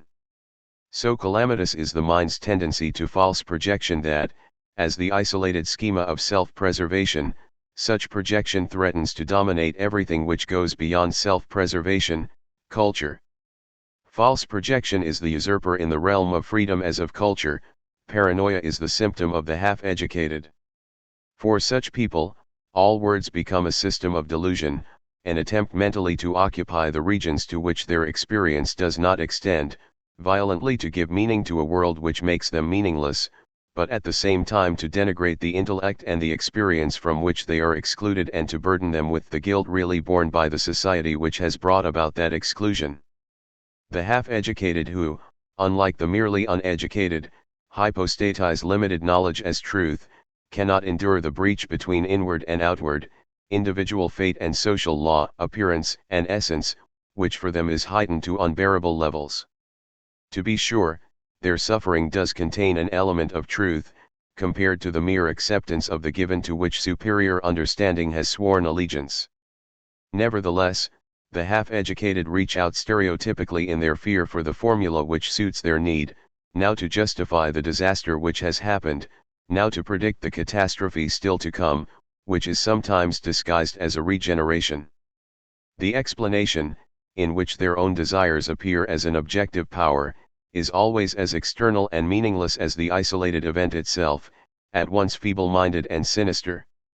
The obscurantist systems of today bring about what the devil myth of the official religion enabled people to do in the Middle Ages, to imbue the outside world with an arbitrary meaning, which the lone paranoiac now constructs according to a private schema shared by no one, and which only for that reason appears actually mad. Relief is provided by the dire conventicles and panaceas which put on scientific airs while cutting off thought, theosophy, numerology, naturopathy, eurythmy, teetotalism, yoga, and countless other sects, competing and interchangeable, all with academies, hierarchies, and specialist jargon, the fetishized officialese of science and religion. When confronted by an educated public, they remained apocryphal and disreputable. But today, when education itself is withering for economic reasons, unprecedented conditions are created for the paranoia of the masses. The belief systems of the past, which were embraced by the populace as self-contained paranoid forms, had wider meshes. Just because they were so rationally elaborated and specific, they left room, at least above them, for culture and mind, which, conceived as spirit, were their true medium. Indeed, to an extent they counteracted paranoia. Freud calls neuroses even rightly in this instance as social formations, they endeavor to achieve by private means what is effected in society by collective effort. Those belief systems retain something of the collectivity which preserves individuals from pathological symptoms. The sickness is socialized, in the intoxication of the communal ecstasy indeed, as itself a community blindness becomes a relationship and the paranoid mechanism is made controllable, without losing the power to strike terror. Perhaps that was one of the major contributions of religions to the survival of the species. Paranoid forms of consciousness tend to give rise to leagues, factions, rackets. Their members are afraid to believe their madness on their own. Projecting it, they everywhere see proselytizing and conspiracy. The established group has always taken a paranoid stance toward others, in this the great empires, indeed, organized humanity as a whole, are no better than headhunters. Those who were excluded from humanity against their will, like those who excluded themselves from it out of longing for humanity, knew that the pathological cohesion of the established group was strengthened by persecuting them. Its normal members relieve their paranoia by participating in the collective one, and cling passionately to the objectified, collective, approved forms of delusion. The horror vacui with which they devote themselves to their confederacies welds them together and gives them their almost irresistible power. With bourgeois property, education, and culture spread, driving paranoia into the dark corners of society and the psyche. But as the real emancipation of humanity did not coincide with the enlightenment of the mind, education itself became sick. The less social reality kept pace with educated consciousness, the more that consciousness itself succumbed to a process of reification. Culture was entirely commoditized, disseminated as information which did not permeate those who acquired it. Thought becomes short-winded, confines itself to apprehending isolated facts. Intellectual connections are rejected as an inconvenient and useless exertion. The developmental moment in thought, its whole genetic and intensive dimension, is forgotten and leveled down to what is immediately present. To the extensive. The present order of life allows the self no scope to draw intellectual or spiritual conclusions. Thought, stripped down to knowledge, is neutralized, harnessed merely to qualifying its practitioner lore-specific labor markets and heightening the commodity value of the personality. In this way the self-reflection of the mind, which counteracts paranoia, is disabled. Finally, under the conditions of late capitalism, the half-educated condition has become the objective spirit. In the totalitarian phase of government its exponents reinstate the provincial charlatans of politics, and with them the system of delusion, as the ultima ratio, imposing it on the majority of the administered, who have already been softened up by big politics and the culture industry. The absurdity of the present system of rule is so transparent to healthy consciousness that it needs sick consciousness to keep itself alive. Only those suffering from persecution mania can tolerate the persecution which domination inevitably becomes, provided they are allowed to persecute others. In fascism, where the responsibility for wife and child painfully inculcated by bourgeois civilization is being obscured by the individual's insistent conformity to regulations, conscience is being liquidated in any case. Contrary to the ideas of Dostoevsky and the German apostles of inwardness, conscience consisted in the self's devotion to something substantial outside itself, in the ability to make the true concerns of others one's own. This ability involves reflection as an interpenetration of receptivity and imagination. Because the abolition of the independent economic subject by big industry, partly by absorbing free entrepreneurs and partly by transforming the workers into objects of trades unions, is irresistibly eroding the basis of moral decisions, reflection, too, must wither. The soul, as the possibility of guilt aware of itself, decays. Conscience is deprived of objects, since individuals' responsibility for themselves and their dependence is replaced, although still under the old moral title, by their mere performance for the apparatus. The internal conflict of drives, in which the agency of conscience is formed, can no longer be worked through. If internalized, the social injunctions would not only be made both more binding and more open, but also would be emancipated from society and even turned against it. Instead, the individual identifies himself or herself promptly and directly with the stereotyped scales of values. The exemplary German woman, who has a monopoly on femininity as the true German man has on masculinity, and their counterparts elsewhere, are conformist, asocial human types. Despite and because of its obvious deficiency, the system of power has become so preponderant that powerless individuals can avert their fate only through blind compliance. In face of such power, it is left to chance, guided by the party, to decide where despairing self-preservation is to project the guilt for its terror. The Jews are the predestined target of this guided chance. The circulation sphere, in which they once held positions of economic power, is vanishing. The liberal form of commercial enterprise once endowed fragmented wealth with political influence. Now, no sooner emancipated, its owners are merged with the state apparatus and placed at the mercy of capital powers which have outgrown competition. No matter what the makeup of the Jews may be in reality, their image, that of the defeated, has characteristics which must make totalitarian rule their mortal enemy: happiness without power, reward without work, a homeland without frontiers, religion without myth. These features are outlawed by the ruling powers because they are secretly coveted by the ruled. The former can survive only as long as the latter turn what they yearn for into an object of hate. They do so through pathic projection, since even hatred leads to union with the object in destruction. It is the negative of reconciliation. Reconciliation is Judaism's highest concept, and expectation its whole meaning. The paranoid reaction stems from the incapacity for expectation. The anti-Semites are realizing their negative absolute through power, by transforming the world into the hell they have always taken it to be. A radical change would depend on whether the ruled, in face of absolute madness, could master themselves and hold the madness back. Only the liberation of thought from power, the abolition of violence, could realize the idea which has been unrealized until now *, that the Jew is a human being. This would be a step away from the anti-Semitic society, which drives both Jews and others into sickness, and toward the human one. Such a step would fulfill the fascist lie by contradicting it. The Jewish question would indeed prove the turning point of history. By conquering the sickness of the mind which flourishes on the rich soil of self-assertion unhampered by reflection, humanity would cease to be the universal anti-race and become the species which, as nature, is more than mere nature, in that it is aware of its own image. The individual and social emancipation from domination is the counter-movement to false projection, and no longer would Jews seek, by resembling it, to appease the evil senselessly visited on them as on all the persecuted, whether animals or human beings. 7 *. But there are no longer any anti-Semites. The last of them were liberals who wanted to express their anti-liberal opinions. By the end of the 19th century, the old-style conservative aloofness of the nobility and the officer corps toward the Jews was merely reactionary.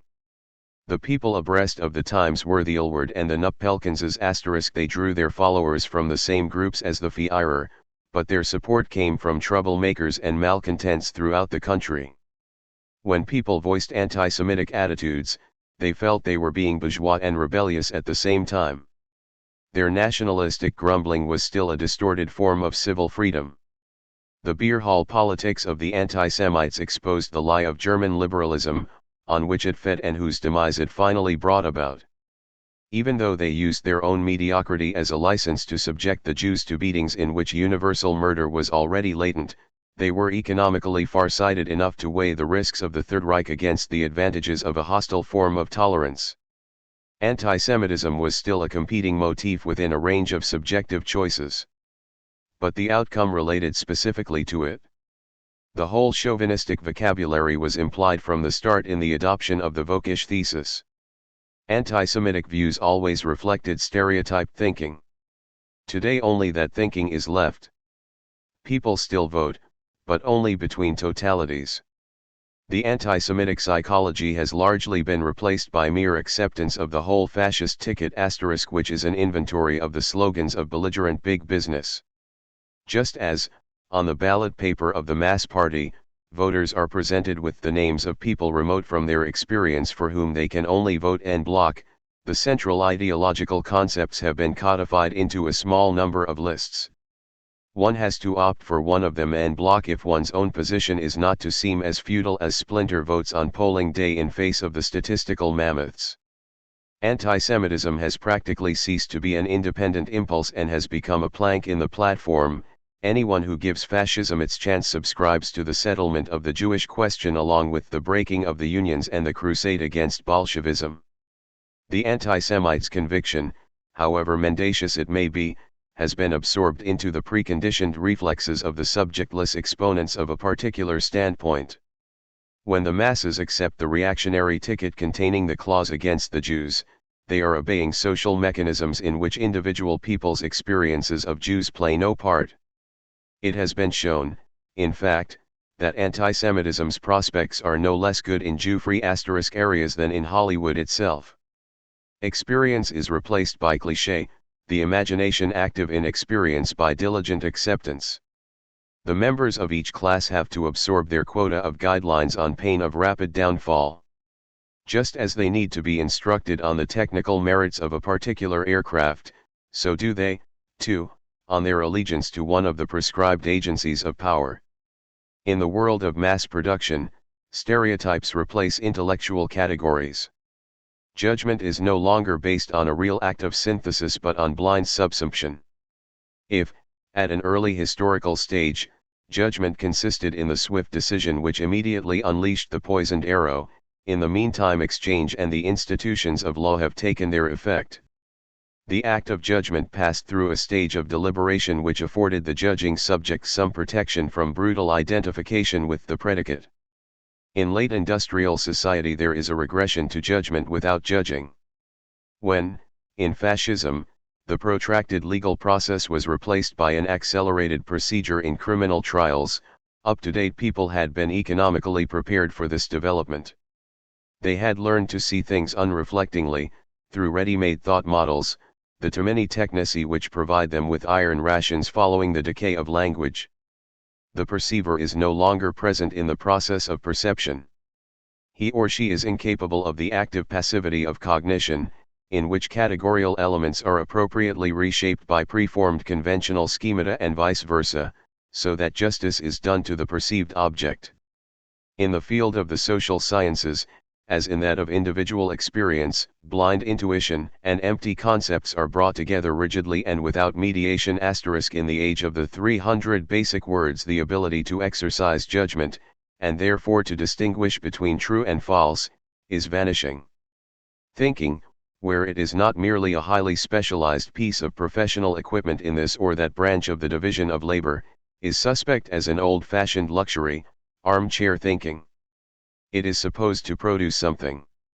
The more superfluous physical labor is made by the development of technology, the more enthusiastically it is set up as a model for mental work, which must not be tempted, however, to draw any awkward conclusions. That is the secret of advancing stupidity, on which anti-Semitism thrives. If, even within the field of logic, the concept stands opposed to the particular as something merely external, anything which stands for difference within society itself must indeed tremble. Everyone is labeled friend or foe. The disregard for the subject makes things easy for the administration. Ethnic groups are transported to different latitudes, individuals labeled Jew are dispatched to the gas chambers. The indifference to the individual expressed in logic draws its conclusions from the economic process. The individual had become an impediment to production. The lack of synchronicity between technical and human development, the cultural lag which used to exercise the minds of sociologists, is beginning to disappear. Economic rationality, the vaunted principle of the smallest necessary means, is unremittingly reshaping the last units of the economy, businesses and human beings. The most advanced form at a given time becomes the predominant one. Once, the department store expropriated the old-style specialist shop. The latter, having outgrown mercantilist regulation, had absorbed initiative, control, and organization within itself and become, like the old mill and smithy, a little factory, a free enterprise.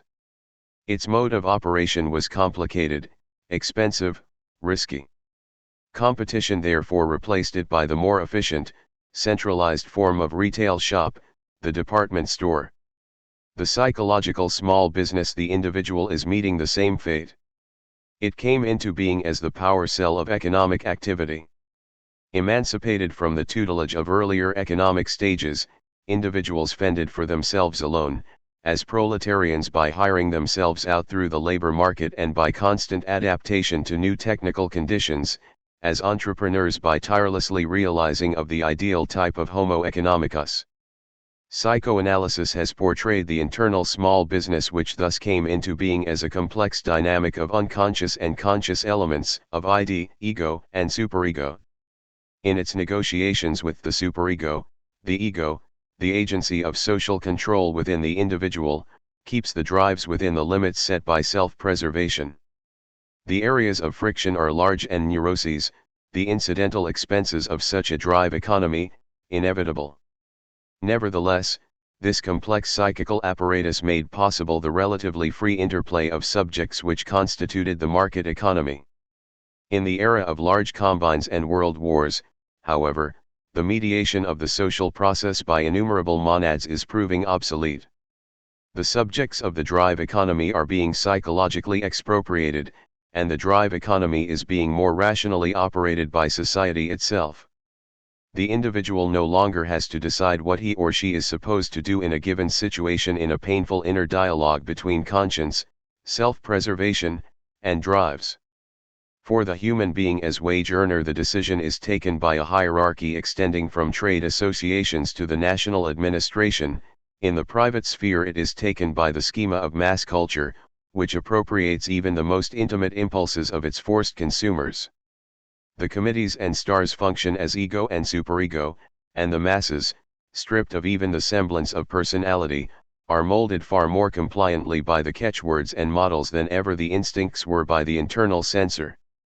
If, in liberalism, the individuation of a section of the population was necessary for the adaptation of society as a whole to the state of technology, today the functioning of the economic apparatus demands that the masses be directed without the hindrance of individuation.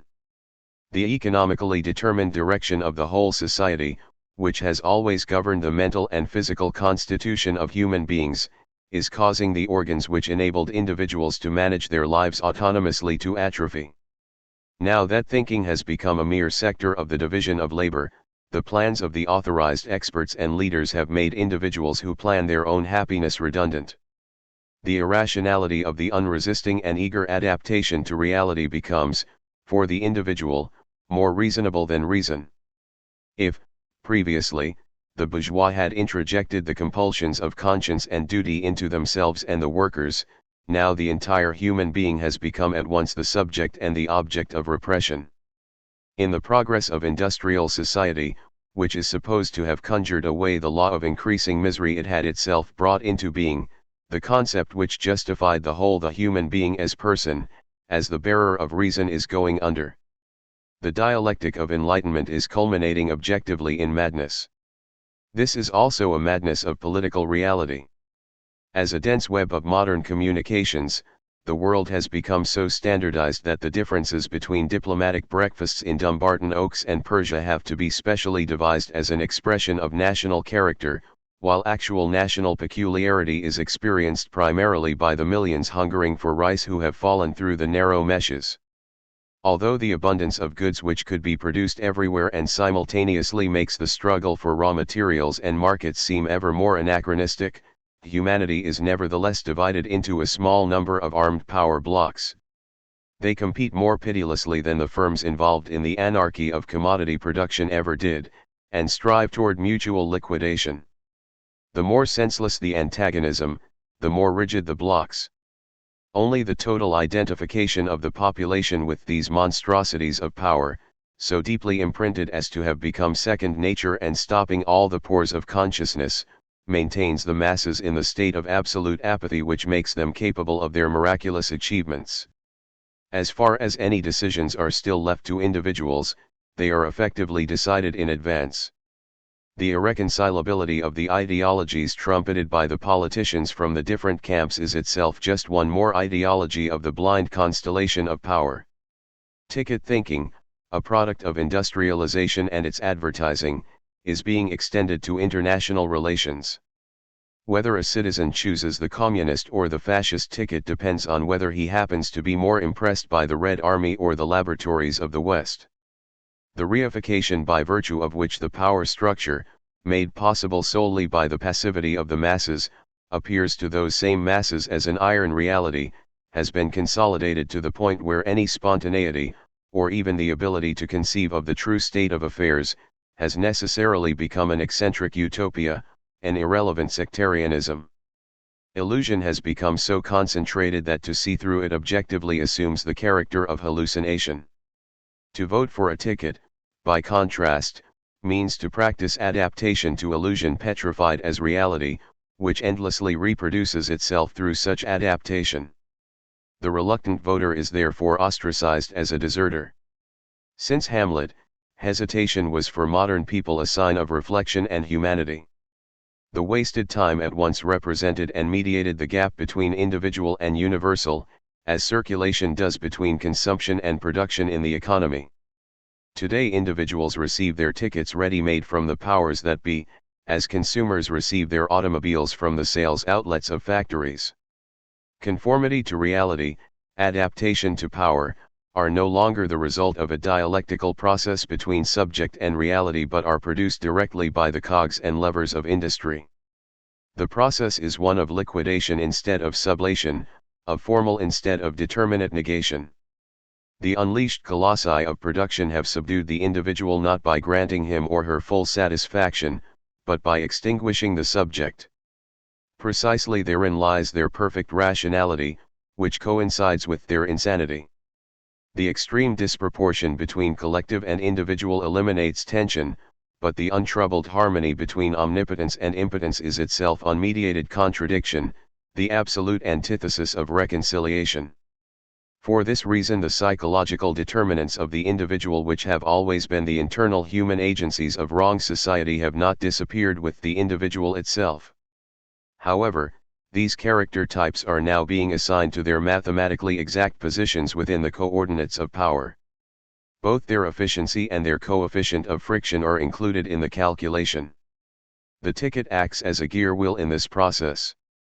Anything in the old psychological mechanism which was compulsive, unfree, and irrational is precisely adjusted to it.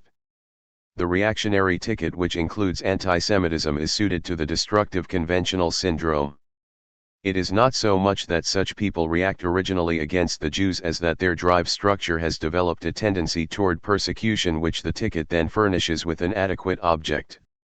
The elements of anti-Semitism, once derived from experience and now rendered inoperative by the loss of experience reflected in ticket thinking, are remobilized by the ticket.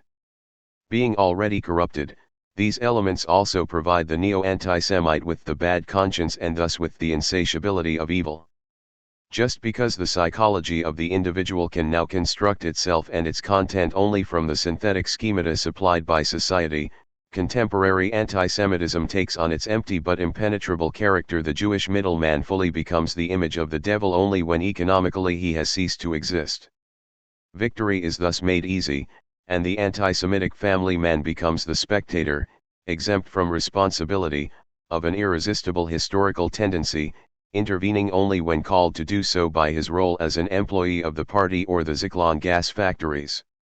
As they designate obsolete sections of the population for extermination, the administrations of totalitarian states are merely the executors of economic verdicts passed long ago. Members of other branches of the division of labor can look on with the indifference of people reading newspaper reports on clean-up operations at the scene of yesterday's catastrophe. The peculiarities for the sake of which the victims are killed have long been effaced. Those who fall within the terms of the decree as Jews have to be identified by means of elaborate questionnaires, now that the antagonistic religions which once differentiated them have been successfully remodeled and assimilated as cultural heritage under the leveling pressure of late industrial society. The Jewish masses themselves are no more immune to ticket thinking than the most hostile youth organization. In this sense, fascist anti-Semitism is obliged to invent its own object. Paranoia no longer pursues its goal on the basis of the individual case history of the persecutor. Having become a vital component of society, it must locate that goal within the delusive context of wars and economic cycles before the psychologically predisposed national comrades can support themselves on it, both inwardly and outwardly, as patients. The tendency according to which anti-Semitism now exists only as one item on an interchangeable ticket gives irrefutable reason to hope for its end. The Jews are being murdered at a time when the leaders could replace the anti-Semitic plank in their platform just as easily as their followers can be transplanted from one location of wholly rationalized production to another. The development which leads to ticket thinking is based, in any case, on the universal reduction of every specific energy to the one, identical, abstract form of labor, from the battlefield to the studio. However, the transition from those conditions to a more human state cannot take place, because benign and malign tendencies suffer the same fate. The freedom on the progressive ticket is as far removed from the existing political power structures, to which progressive decisions necessarily lead, as hostility to the Jews is external to the chemical cartel. To be sure, the psychologically more humane are attracted to freedom, but the advancing loss of experience is finally turning even the supporters of the progressive ticket into enemies of difference. It is not just the anti-Semitic ticket which is anti-Semitic, but the ticket mentality itself. The rage against difference which is ideologically inherent in that mentality as the rancor of the dominated subjects of the domination of nature is always ready to attack the natural minority, even though it is the social minority which those subjects primarily threaten. The socially responsible elite is in any case far harder to pin down than other minorities. In the murky intertwinement of property, ownership, control, and management it successfully eludes theoretical definition. The ideology of race and the reality of class both equally reveal only an abstract difference from the majority. But although the progressive ticket tends to produce something worse than its content, the content of the fascist ticket is so vacuous that it can be maintained as a substitute for something better only by desperate efforts on the part of the deceived. Its horror is that of the blatant but insistent lie. While it admits no truth by which it might be measured, its absurdity is so monstrous as to bring truth negatively within reach, so that it can be kept apart from those deprived of judgment only by their total abstention from thought. Enlightenment itself, having mastered itself and assumed its own power, could break through the limits of enlightenment. Notes and sketches. Against knowingness. One of the lessons of the Hitler period is the stupidity of cleverness. How many were the expert arguments with which Jews dismissed the likelihood of Hitler's rise, when it was already as clear as daylight. I recall a conversation with an economist who demonstrated the impossibility of Germany's militarization from the interests of Bavarian brewers. And in any case, according to the clever people, fascism was impossible in the West. Clever people have always made things easy for barbarians, because they are so stupid. It is the well-informed, far-sighted judgments, the prognoses based on statistics and experience, the observations which begin, "I happen to be an expert in this field," it is the well-founded, conclusive statements which are untrue. Hitler was against intellect and humanity. But there is also an intellect which is against humanity, it is distinguished by well-informed superiority. Postscript. That cleverness is becoming stupidity is inherent in the historical tendency. To be reasonable, in the sense used by Chamberlain when he called Hitler's demands at Bad Godesberg unreasonable, means to insist that there be equivalence between giving and taking. Such reason is modeled on exchange. Objectives may be attained only through the mediation of a kind of market, in the little advantages that power can steal while respecting the rule by which one concession is exchanged for another. Cleverness is helpless as soon as power disregards that rule and simply appropriates directly. The medium of traditional bourgeois intelligence, discussion, is in decline.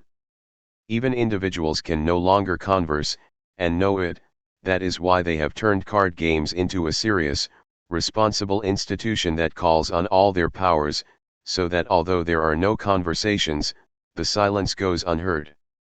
It is no different on the big stage. A fascist does not like to be spoken to. When others have their say, he takes it as an impudent interruption. He is impervious to reason because he recognizes it only in concessions made by others. The contradiction of the stupidity of cleverness is necessary. For bourgeois reason is obliged to claim universality while its own development curtails it. Just as, in an exchange, each party receives its due but social injustice nevertheless results, the exchange economy's form of reflection, the prevalent rationality, is just, universal, and particularistic, the instrument of privilege within equality. Fascism makes it pay the price. It openly represents the particular interest, thus unmasking reason, which wrongly flaunts its universality, as itself limited. That this turns clever people all at once into dunces convicts reason of its own unreason. But the fascist, too, suffers under the contradiction. For bourgeois reason is not only particularistic but also, indeed, universal, and in denying its universality fascism defeats itself. Those who came to power in Germany were smarter than the liberals and more stupid.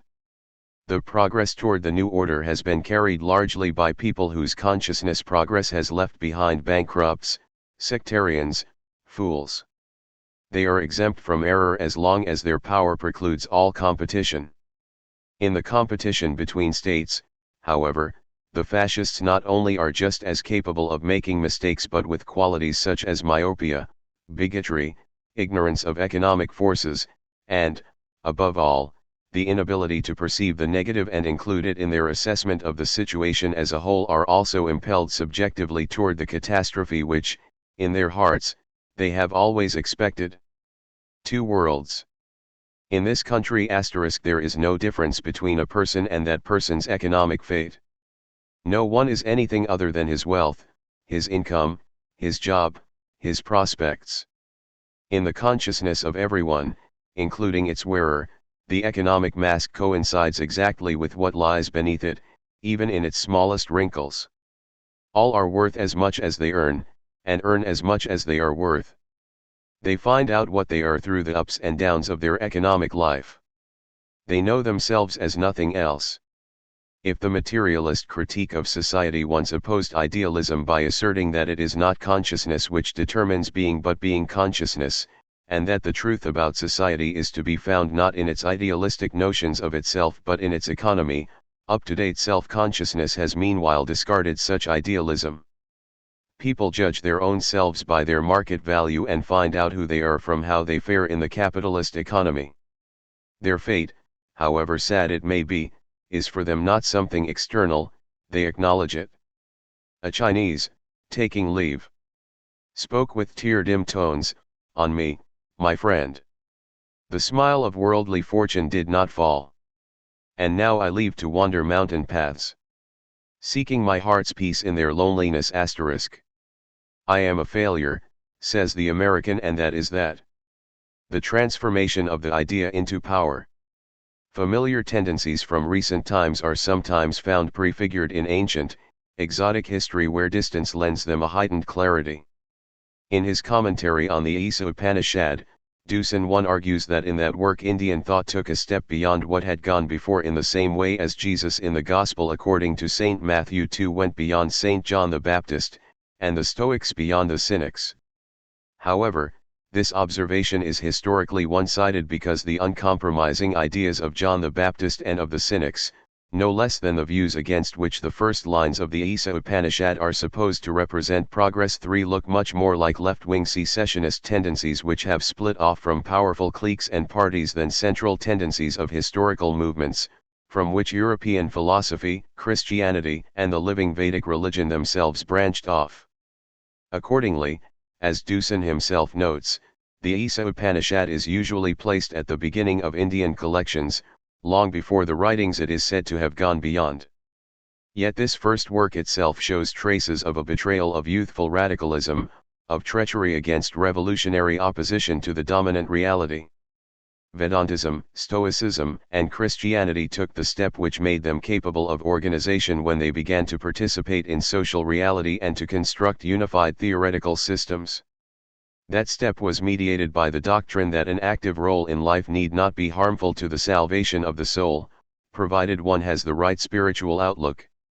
To be sure, Christianity reached this point only with St. Paul. The idea which distances itself from the existing order turns into religion. Those who refused to compromise were censured. They stood aloof from the desire for children, the desire for wealth, the desire for the world, and wandered about as beggars. For the desire for children is a desire for property, and the desire for property is a worldly desire, and both alike are vain. Those who express such views may speak the truth according to the upholders of civilization, but they do not keep step with the course of social life. They therefore became madmen, and did indeed resemble John the Baptist. He was clothed with camel's hair, and had a girdle of skin about his loins, and he did eat locusts and wild honey. 5 The Cynics, says Hegel, have little philosophical training and never managed to produce a system, a science. Only later was their system made a philosophical discipline, by the Stoics, 6 swinish, shameless beggars, he called these successors. The uncompromising figures of whom history has left some record did not entirely lack an organized following, otherwise not even their names would have come down to us. They set up at least some part of a systematic doctrine or a code of behavior. Even the more radical Upanishads, attacked by the Isa Upanishad, were verses and sacrificial formulae used by priestly guilds. 8 John the Baptist may not have inaugurated a religion, but he did found an order. The Cynics formed a school of philosophers. Its founder, Antisthenes, even sketched the outlines of a theory of the state. 10 But the theoretical and practical systems of such historical outsiders were unstructured, without a center, and differed from the successful systems by a streak of anarchy. The idea and the individual mean more to them than administration and the collective. They therefore provoke anger. Plato, the champion of power, had the Cynics in his sights when he railed against equating the office of king with that of a common shepherd and compared a loose organization of humanity without national frontiers to a state of swine. The uncompromising spirits may have been willing to unite and cooperate, but they lacked the skill to construct a solid hierarchy close to those from below. Neither in their theory, which was without uniformity or consistency, nor in their practice, which lacked the cohesion to make an impact, did they themselves reflect the world as it actually was. That was the formal difference between the radical and the conformist movements in religion and philosophy, which did not lie in their content in isolation. The sect of the ascetic Gautama conquered the Asiatic world. During his lifetime he showed a great talent for organization. Even if he did not, like the reformer Kankara, exclude the lower orders from the communication of his doctrine. 12 He expressly acknowledged property in human beings and prided himself on the sons of noble families who joined his order, in which pariahs, if present at all, appear to have been rare exceptions. 13 From the first, his disciples were differentiated on the Brahmin model. 14 Cripples, the sick, criminals, and many others were denied admission. 15 Have you, applicants were asked, leprosy, scrofula, white leprosy, consumption, epilepsy? Are you a human being? Are you a man? Are you your own master? Are you without debts? Are you not in the king's service, and so on. Fully in keeping with India's brutal patriarchalism, women were admitted only reluctantly to the original Buddhist order. They had to subjugate themselves to the men and remained in effect minors. 16 The entire order enjoyed the patronage of the rulers and fitted admirably into Indian life. Asceticism and materialism, those opposites, are ambiguous in the same way. Asceticism as a refusal to participate in the bad existing order coincides, in face of oppression, with the material demands of the masses, just as, conversely, asceticism as an agent of discipline, imposed by cliques, aims at adaptation to injustice.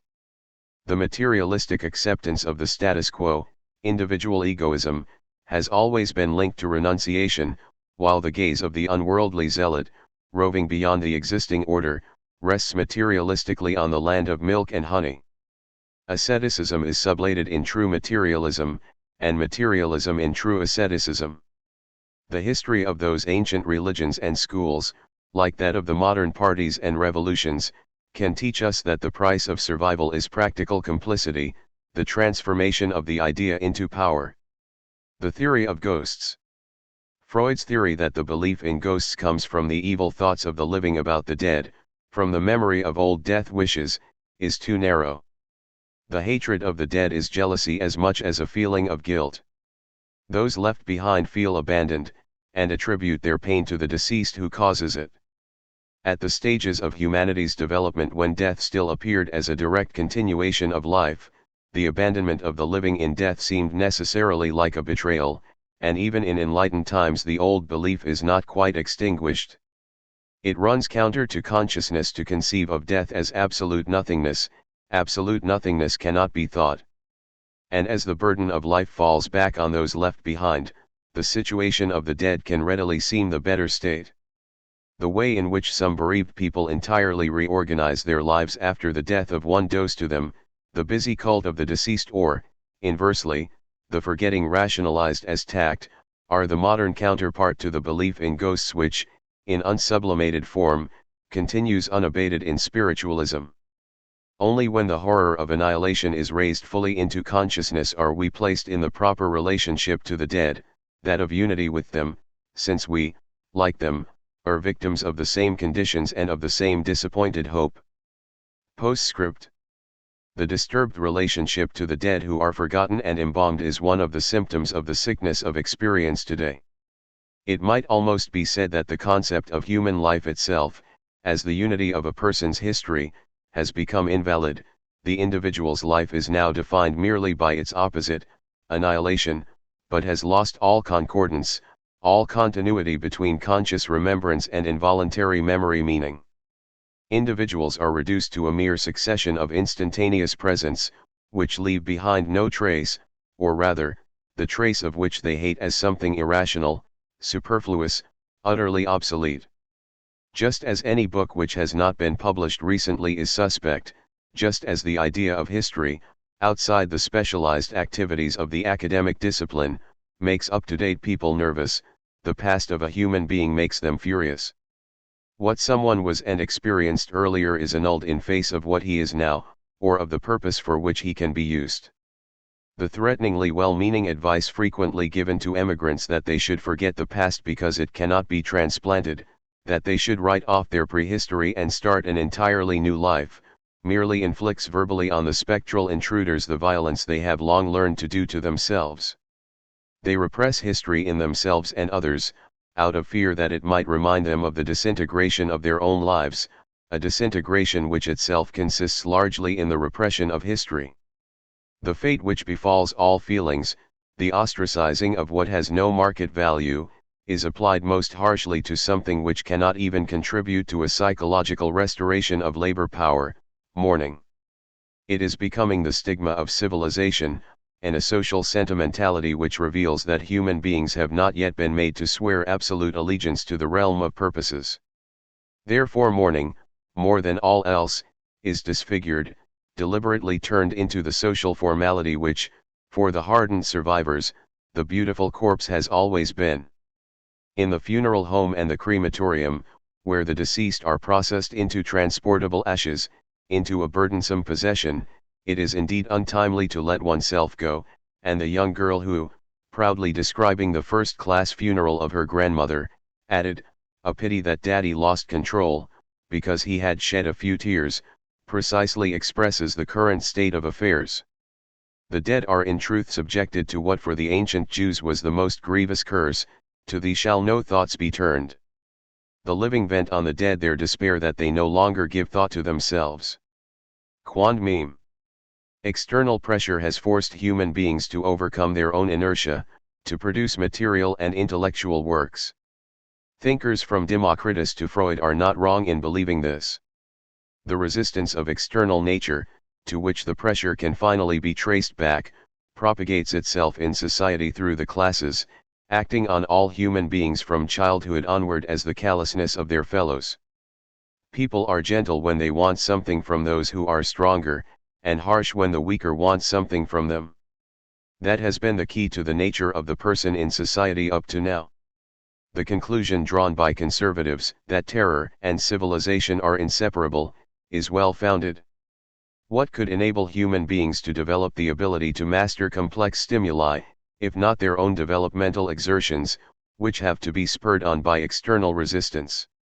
The resistance which drives them is first embodied in the father, later it grows 1,000 heads, teachers, superiors, customers, competitors, the representatives of social and state powers. Their brutality stimulates individual spontaneity. That this harshness might be moderated in the future, that the bloody punishments by which humanity has been tamed in the course of centuries could be replaced by the establishment of sanatoria, seems no more than a dream. Simulated compulsion is powerless.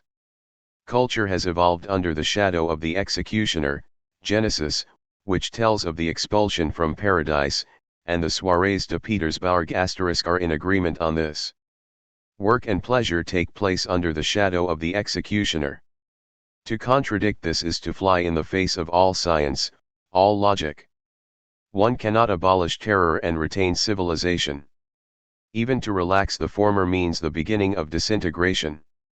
The most diverse conclusions can be drawn from this, from the worship of fascist barbarism to a flight into the circles of hell. There is one other possibility, to scorn logic, if it is against humanity. Animal psychology. A large dog stands beside the highway. If he walks trustfully onto it, he will be run over. His peaceful expression indicates that normally he is better looked after, a pet which no one harms.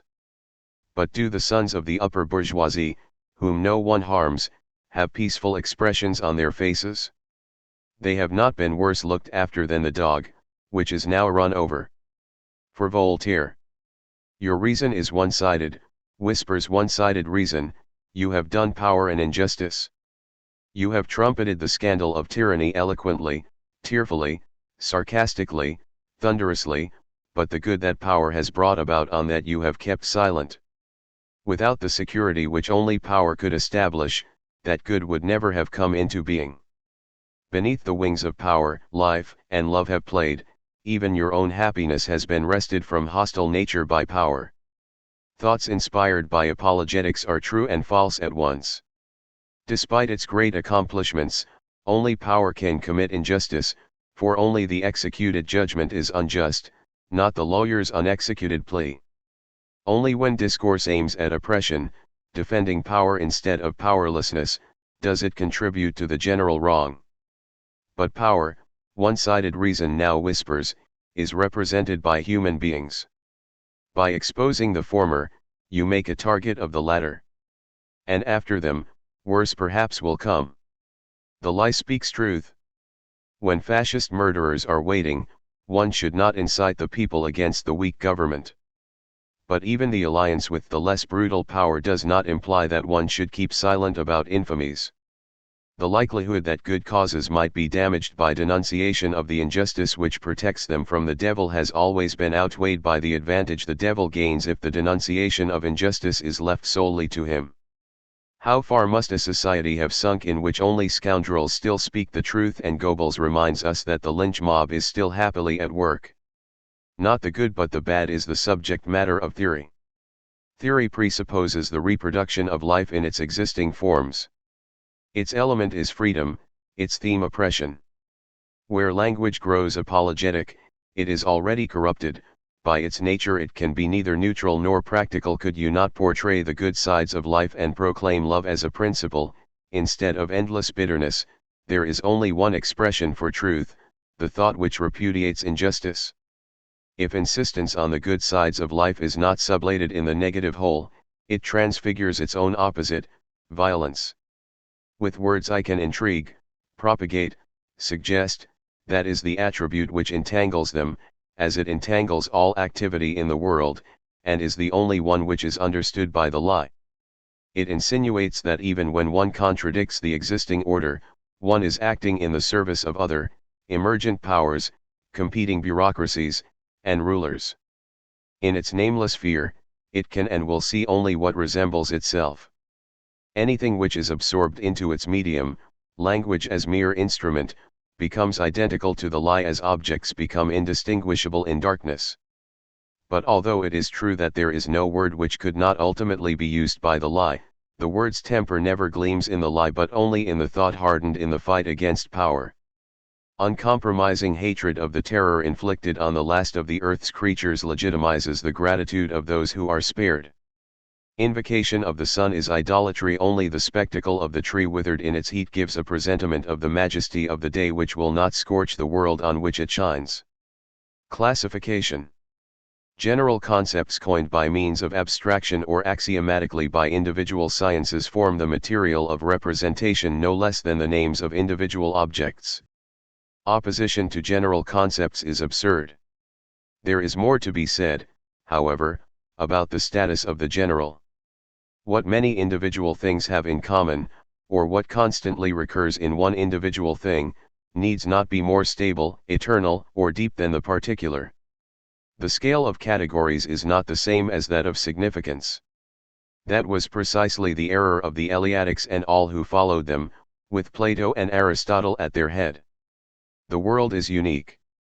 The mere repetition in speech of moments which occur again and again in the same form bears more resemblance to a futile, compulsive litany than to the redeeming word. Classification is a condition of knowledge, not knowledge itself, and knowledge in turn dissolves classification. Avalanche. The present time is without turning points. A turn of events is always for the better. But when, as today, calamity is at its height, the heavens open and hurl their fire on those who are lost in any case. This impression is communicated first of all by what was commonly called the social and political sphere. At one time, the front pages of daily newspapers seemed strange and vulgar to happy women and children. Newspapers reminded them of alehouse swagger until the bold headline finally crossed their threshold as a real threat. Rearmament, overseas affairs, tension in the Mediterranean, and who knows what other grandiose phrases put genuine fear into people, until the First World War broke out. Then, with its ever more dizzying figures, came inflation. When it paused in its course, that did not mean a turning point but still greater misfortune, rationalization, closures, demolition. When Hitler's vote went up, modestly at first but insistently, it was already clear that its motion was that of an avalanche. Voting figures are, indeed, characteristic of that phenomenon. When, on the evening of the pre-fascist election day, the first results came in from the districts, an eighth, a 16th of the votes already anticipated the whole. If 10 or 20 districts turn en masse in a certain direction, the remaining 100 will not oppose them. Already a uniform mentality exists. The essence of the world coincides with the statistical law by which its surface is classified. In Germany, fascism triumphed under a crassly xenophobic, anti-cultural, collectivist ideology. Now that it has devastated the earth, nations must fight against it, there is no other way.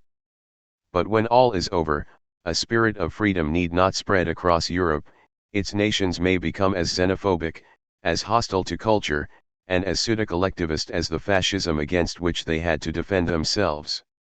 Even its defeat will not necessarily break the motion of the avalanche. The fundamental principle of liberal philosophy was that of both/and. Today the principle of either/or seems to apply, but in such a way that the decision has already been taken for the worse. Isolation by communication. That communication media cause isolation is true not only in the intellectual sphere.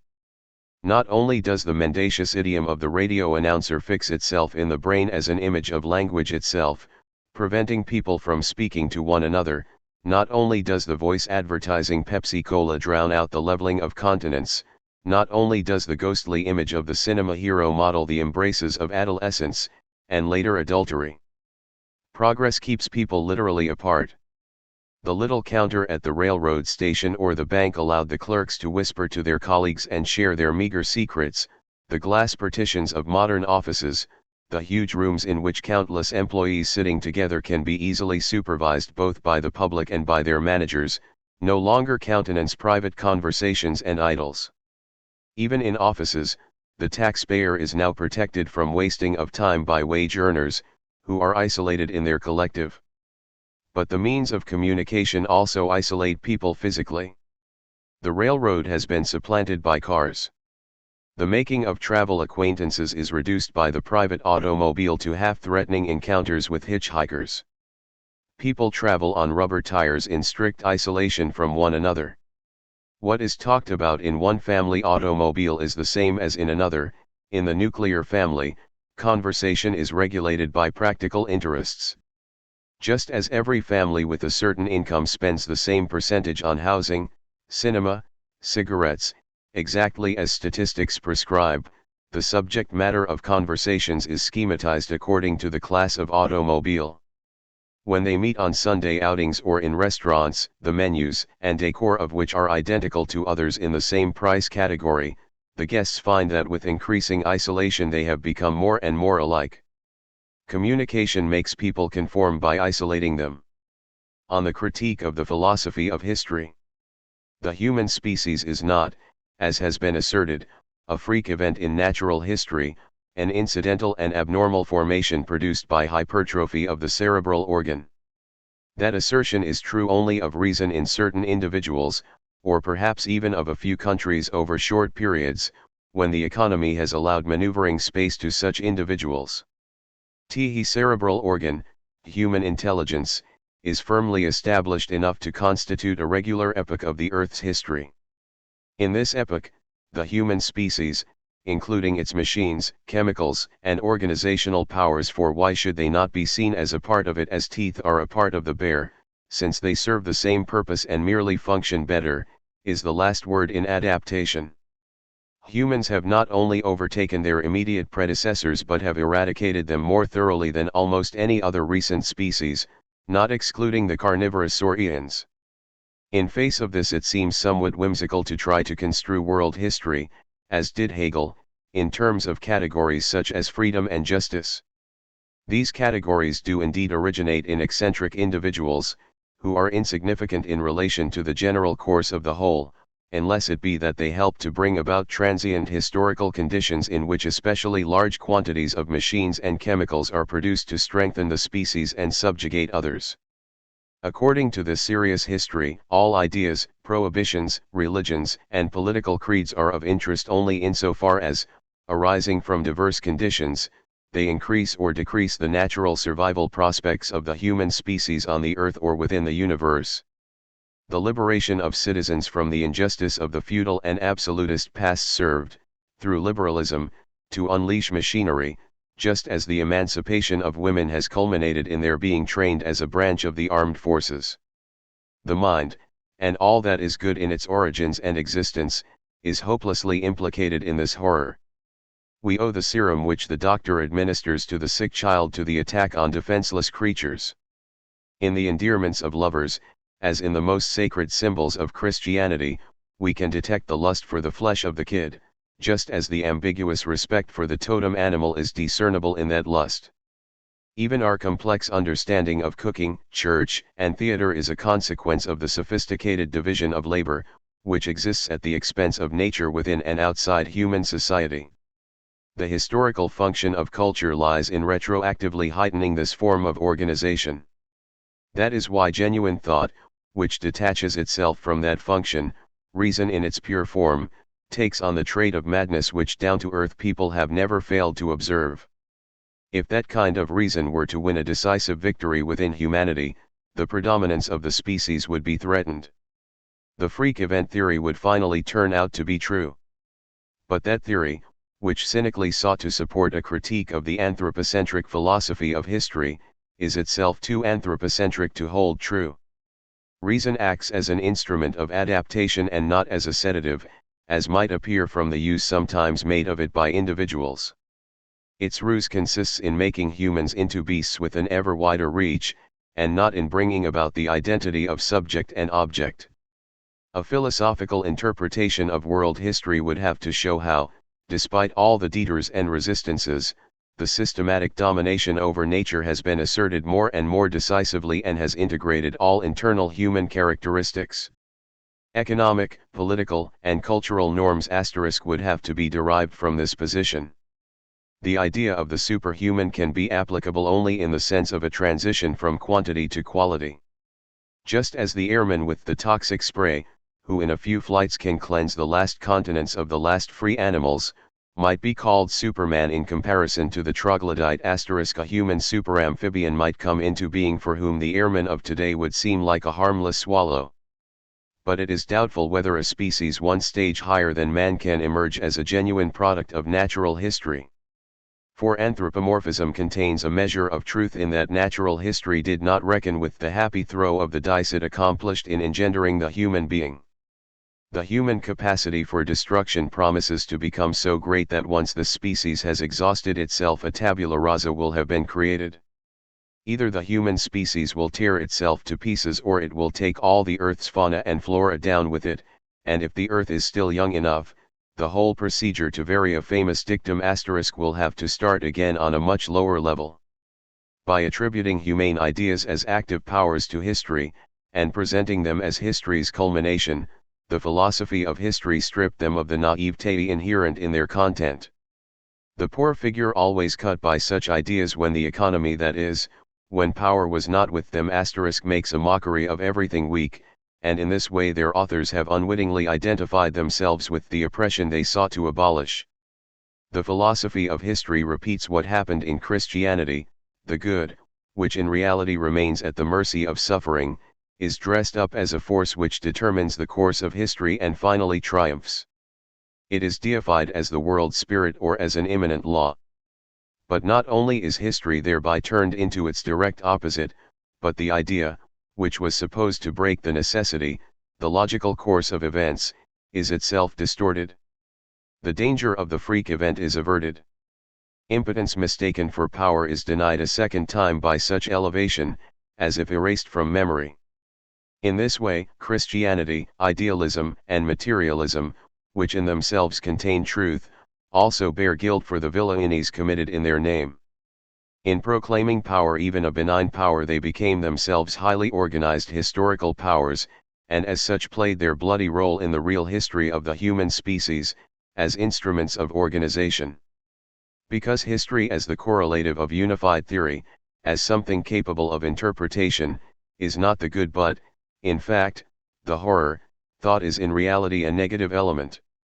The hope for better conditions, insofar as it is not merely an illusion, is founded less on the assurance that those conditions are guaranteed, sustainable, and final than on a lack of respect for what is so firmly ensconced amid the general suffering. The infinite patience, the tender, never extinguished impulse of creaturely life toward expression and light, which seems to soften and pacify within itself the violence of creative evolution, does not, like the rational philosophies of history, prescribe a certain praxis as beneficial, not even that of non-resistance. The light of reason, which dawned in that impulse and is reflected in the recollecting thought of human beings, falls, even on the happiest day, on its irresolvable contradiction, the calamity which reason alone cannot avert. Monuments to humanity. Humanity has always been more at home in France than elsewhere. But the French were no longer aware of the fact. What their books contained was ideology recognized by all. The better qualities led a segregated existence of their own, in the inflection of voice, the turn of phrase, the artful cuisine, the existence of brothels, the cast iron pissoirs. But the Blum government already declared war on such respect for the individual, and even the conservatives did little to protect its monuments. From a theory of the criminal like the criminal, imprisonment was a bourgeois affair. In the Middle Ages, incarceration was reserved for the offspring of princes who symbolized an inconvenient hereditary claim. Criminals were tortured to death, to instill a respect for order and law in the mass of the population, since the example of severity and cruelty teaches the severe and cruel to love. Regular imprisonment presupposes a rising need for labor power. It reflects the bourgeois mode of life as suffering. The rows of cells in a modern prison represent monads in the true Leibnizian sense. The monads have no windows, through which anything could come in or go out. Accidents cannot separate themselves from substances nor go about outside them, as the sensible species of the scholastics used to do. Thus neither substance nor accident can come into a monad from outside. 17. The monads have no direct influence on one another, their lives are regulated and coordinated by God, or the prison administration. 18. The absolute loneliness, the enforced reliance on a self whose whole being consists in the mastering of material and the monotonous rhythm of work, spectrally prefigure human existence in the modern world. The radical isolation and the radical reduction to an unchanging, hopeless nothingness are identical. The human being in jail is the virtual image of the bourgeois type he has yet to make himself in reality. Those who fail to achieve this outside have it inflicted on them with terrible purity inside. The rationalization of prison life through the need to segregate the criminal from society, or even to improve him, does not go to the root of the matter. Prisons are the image of the bourgeois working world thought through to the end, set up as an emblem in the world by the hatred of human beings for what they are forced to make themselves become. The weak, the retarded, the brutalized must suffer in modified form the order of life to which others have lovelessly adapted themselves, the introverted violence of the latter is grimly repeated against the former. The criminal, in whose crime self-preservation was paramount, has in reality the weaker, more labile self. The habitual offender is an enfeebled being. Prisoners are invalids. Their weakness has brought them into a situation which has undermined them in body and mind and continues to do so. Most were already sick when they committed the crime which put them in prison, sick through their constitution and their circumstances. Other acted as any healthy person would in the same constellation of stimuli and motives, but were simply unlucky. A residue were more malevolent and cruel than most free people, as malevolent and cruel in their persons as the fascist world rulers are through their positions. The deed of the common criminal is petty, personal, directly destructive. The probability is that even in the case of the most extreme crimes the living substance, which is the same in everyone, could not, in any embodiment, have escaped the pressure of bodily constitution and individual fate from birth onward which led the criminal to the crime, and that you and it, but for the grace of the insight granted to us through a chain of circumstances, would have acted like the person who committed murder. And now, as prisoners, they are mere invalids, and the punishment meted out to them is blind, an alien event, a misfortune like cancer or the collapse of a house. Imprisonment is a lingering illness. This is revealed by prisoners' expressions, their cautious gait, their circumstantial way of thinking. Like the sick, they can talk only of their sickness. When, as today, the boundaries between respectable and illegal rackets are objectively fluid, psychological figures also merge. But as long as criminals were still invalids, as in the 19th century, custody represented a reversal of their weakness. The strength to stand out as an individual against one's environment and, at the same time, to make contact with it through the approved forms of intercourse and thereby to assert oneself within it. In criminals this strength was eroded. They represented a tendency deeply inherent in living things, the overcoming of which is the mark of development, the tendency to lose oneself in one's surroundings instead of actively engaging with them, the inclination to let oneself go, to lapse back into nature. Freud called this the death impulse. Kale Lois Le mimetisme. 19 Addiction of this kind permeates anything which runs counter to unswerving progress, from crime, which cannot take the detour through the current forms of labor, to the sublime work of art. The yielding attitude to things without which art cannot exist is not so far removed from the clenched violence of the criminal. The inability to say no which causes the young girl to succumb to prostitution also tends to determine the career of the criminal. He is characterized by a negation which lacks the power of resistance. Against such deliquescence, which without definite consciousness, timid and impotent even in its most brutal form at the same time imitates and destroys pitiless civilization, the latter sets the solid walls of prisons and workhouses, its own stony ideal. Just as, according to de Tocqueville, bourgeois republics, unlike monarchies, do not violate the body but set to work directly on the soul, punishments of this kind attack the spirit.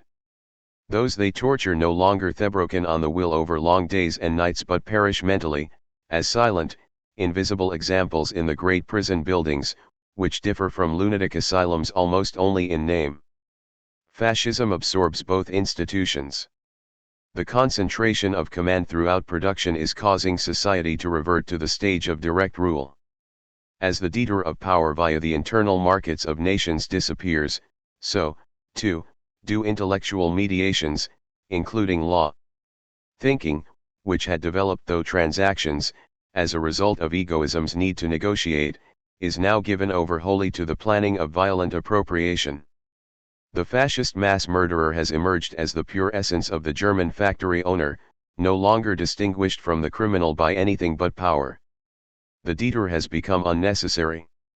Civil law, which continued to function in regulating differences between entrepreneurs surviving in the shadow of big industry, has become a kind of tribunal against the lower orders, a justice which no longer upholds, however badly, the interests of victims, a mere instrument of terror. However, the legal protection which is now disappearing once defined property. Monopoly, as the consummation of private property, is annihilating the latter's concept. of the international and social contract, which fascism * in its dealings with states is replacing by secret agreements. Only the compulsion of the universal is allowed to apply in internal affairs, a compulsion its servants then liberally administer to the rest of humanity. In the totalitarian state * punishment and crime are being liquidated as superstitious residues, and a naked eradication of opponents, certain of its political goal, is spreading across Europe under the regime of criminals. Next to the concentration camp, the penitentiary seems like a memory of the good old days, much as the old-style advertiser, though it already betrayed truth, appears beside the glossy magazine, the literary content of which, even if it concerns Michelangelo, performs the function, still more than the advertisements, of business report, emblem of authority and publicity medium. The isolation once inflicted on prisoners from outside has by now implanted itself universally in the flesh and blood of individuals. Their well-trained souls and happiness are as bleak as the prison cells which the rulers can already do without, since the entire labor force of nations has fallen to them as spoils. The penal sentence pales beside the social reality. Le prix du progrès. In a recently discovered letter by the French physiologist Pierre Flourens, who once had the unhappy distinction of being elected to the Académie Française in preference to Victor Hugo, a curious passage occurs. I still cannot bring myself to assent to the use of chloroform in general surgical practice. As you may know, I have devoted extensive study to this drug and as a result of animal experiments have been one of the first to describe its specific characteristics. My scruples are based on the simple fact that operations under chloroform, and probably also under the other known forms of narcosis, amount to a deception. The agents act only on certain motor and coordination centers and on the residual capacity of the nerve substance. Under the influence of chloroform it loses a significant part of its ability to record traces of impressions but not the capacity for feeling as such. On the contrary, my observations indicate that in conjunction with a general paralysis of innervation, pain is felt still more keenly than in the normal state. The deception of the public results from the inability of the patient to remember the events once the operation is completed. If we told our patients the truth, it is likely that none of them would opt for the drug, whereas now, as a result of our silence, they generally insist on its use. But even disregarding the fact that the only, dubious benefit is a loss of memory regarding the rhyme of the intervention, the spread of this practice seems to me to bring with it a far more serious danger. Given the increasing superficiality of the general academic training of our doctors, medicine might be encouraged by an unlimited use of the drug heedlessly to undertake ever more complicated and serious surgical interventions. Instead of carrying out such experiments on animals in the service of research, we should then make our patients the unwitting subjects of experiments. It is conceivable that the painful excitations which, in view of their specific nature, may exceed all known sensations of this kind, would cause lasting psychical damage to the patient, or might even lead to an indescribably agonizing death under narcosis, the peculiarities of which would remain forever hidden from family members and the world. Would that not be altogether too great a price to pay for progress? If Flourens were right in this letter, the obscure workings of the world's divine governance would at least for once be justified. The animal would be avenged by the sufferings of its executioner, each operation a vivisection. A suspicion would arise that our attitude toward human beings, and toward all creatures, is no different to that toward ourselves after a successful operation, blindness to torment. For cognition, the space separating us from others would mean the same thing as the time between us and the suffering in our own past, an insurmountable barrier. But the perennial dominion over nature, medical and non-medical technology, derives its strength from such blindness. It would be made possible only by oblivion. Loss of memory as the transcendental condition of science. All reification is forgetting *. Vain terror. The gaze fixed on calamity has an element of fascination, but therefore of secret complicity. So strong are the social bad conscience of all who have a part in injustice, and the hatred of fulfilled life, that in critical situations they turn directly against self-interest as an imminent revenge. There was in the French bourgeois a fatal agency which ironically resembled the heroic ideal of the fascists. They rejoiced in the triumph of their likeness, as expressed in Hitler's rise, even though it threatened them with ruin. Indeed, they took their own ruin as evidence of the justice of the order they represented. A precursor of this behavior is found in the attitude of many rich people to impoverishment, the image of which they conjure up under the rationalization of parsimony. It is their latent tendency, even while they fight tenaciously for every penny, suddenly to give up all their possessions without a fight or irresponsibly to gamble them away. In fascism they achieve the synthesis of power craving and self-hate, and their vain terror is always accompanied by the qualification, "I always saw it coming." Interest in the body. Beneath the known history of Europe there runs a subterranean one. It consists of the fate of the human instincts and passions repressed and distorted by civilization. From the vantage point of the fascist present, in which the hidden is coming to light, the manifest history is also revealing its connection to that dark side, which is passed over in the official legend of nation-states, and no less in its progressive critique. Most mutilated of all is the relationship to the body. Under the division of labor, in which the benefits accrued to one side and labor to the other, brute strength was anathematized. The less the masters could do without the labor of the rest, the more base labor was declared to be. Like the slave, work received a stigma. Christianity celebrated labor but, in compensation, vilified the flesh as the source of all evil. In collusion with the unbeliever Machiavelli, it rang in the modern bourgeois order by extolling work, which in the Old Testament had been designated a curse. For the Desert Fathers, Dorotheus, Moses the robber, Paul the simple, and others of the poor in spirit, labor was still a direct means of entering the kingdom of heaven. For Luther and Calvin the link between work and salvation was already so convoluted that the relentless injunction to work seems almost like mockery, the boot grinding the worm into the dust. The princes and patricians could console themselves for the religious gulf which had opened between their earthly days and their eternal vocation with the thought of the revenues they would derive from the labor time of others.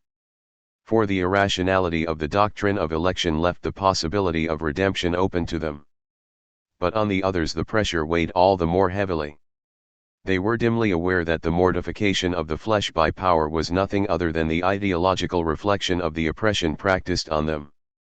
The fate of the slaves of antiquity was endured by victims up to the modern colonial peoples, they counted as inferior.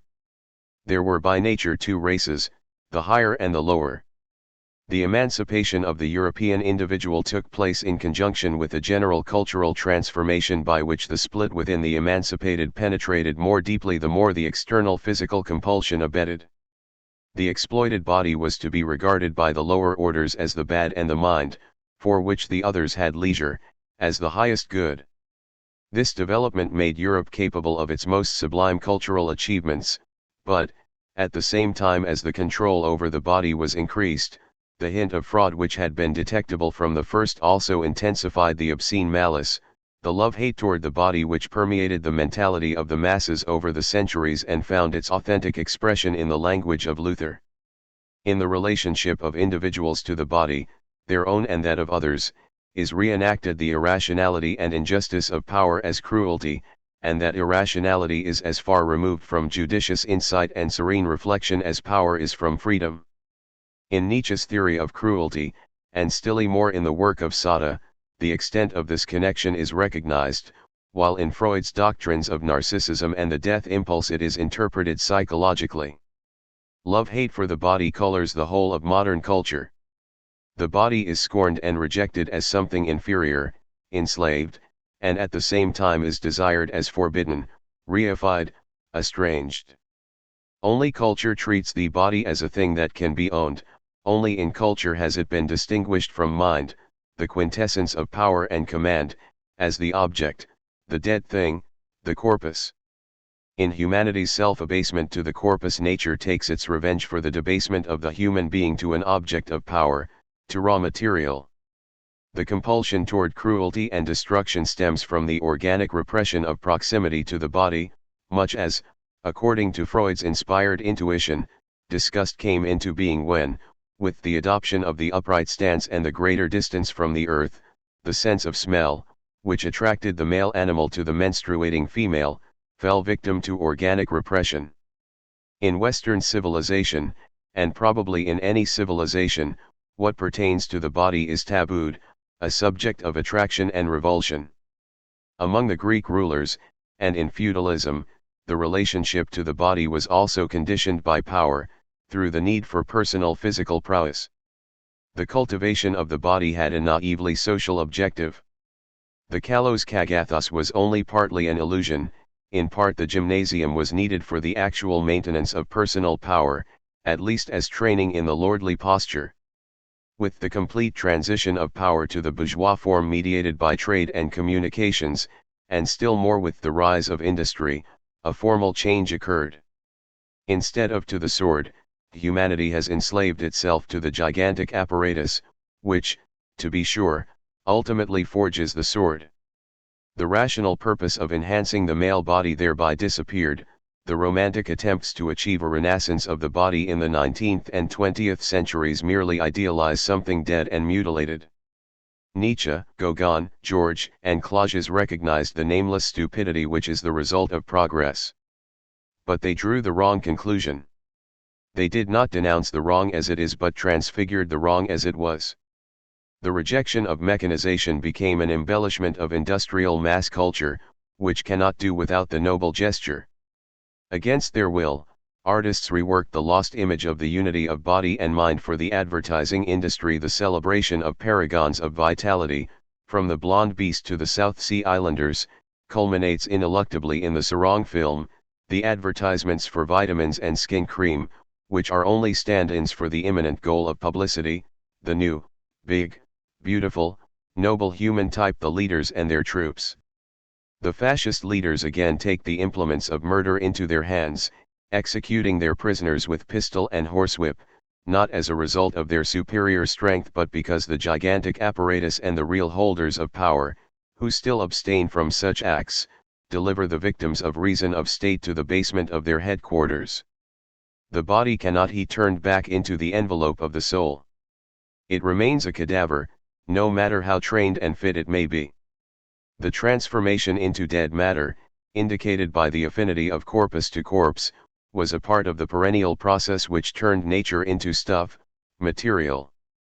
The achievements of civilization are a product of sublimation, of the acquired love-hate for body and earth, from which domination has violently severed all human beings. The spirit's reaction to the corporealization of humanity is productive in medicine, while its reaction to the reification of the whole of nature is productive in technology. But the murderer, the killer, the brutalized colossi who are used by the ruling powers, legal and illegal, great and small, as their clandestine enforcers, the violent men who are always on hand when there is someone to be dispatched, the lynchers and clan members, the bruiser who steps in when someone answers back, the terrible figures to whom everyone is delivered up as soon as the protective hand of power is withdrawn from them, as soon as they lose wealth and position, all the werewolves. Lurking in the darkness of history and sustaining the fear without which there is no domination, in them the love-hate for the body is crude and direct, they desecrate what they touch, they destroy what they see in the light, and this destruction is a rancor against reification. In blind rage they repeat against the living thing what they cannot make undone, the splitting of life into mind and its object. The human being irresistibly attracts them, they want to reduce him or her to the body, nothing shall be allowed to live. This enmity of the lowest for the life withered within them, an enmity once carefully implanted and nurtured by those at the top, whether secular or clerical, and to which the lowest relate themselves, homosexually and paranoiacally, by lulling, has always been an indispensable instrument of the art of government. The hostility of the enslaved to life is an inexhaustible source of history's dark side.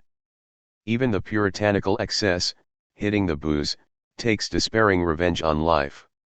The love of nature and fate proclaimed by totalitarian propaganda is merely a superficial reaction to fixation at the level of the body, to the failure of civilization to fulfill itself. Being unable to escape it, one praises the body when not allowed to hit it. The tragic worldview of the fascists * is the ideological stag party on the eve of the real blood wedding. Those who extolled the body in Germany, the gymnasts and outdoor sports enthusiasts, always had an intimate affinity to killing, as nature lovers have to hunting. They see the body as a mobile mechanism, with its hinged links, the flesh upholstering the skeleton. They manipulate the body, actuating the limbs as if they were already severed. The Jewish tradition instills an aversion to measuring human beings with a yardstick, because the dead are measured for the coffin. That is what gives the body manipulators their enjoyment. Unaware, they measure the other with the eye of the coffin maker. The truth comes out when they state the result, calling the person tall in German, long, short, fat, heavy.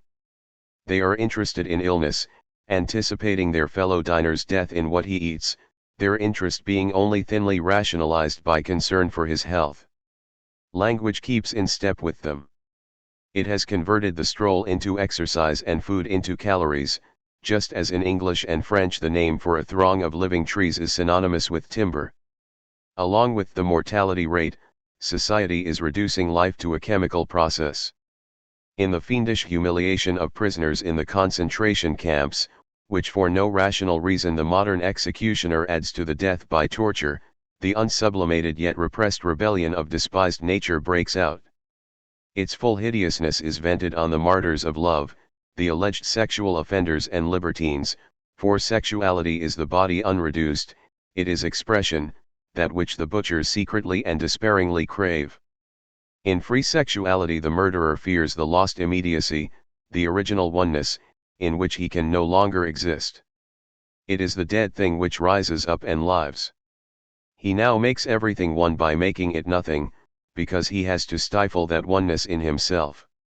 For him the victim represents life which has survived the schism, it must be broken and the universe must be nothing but dust and abstract power.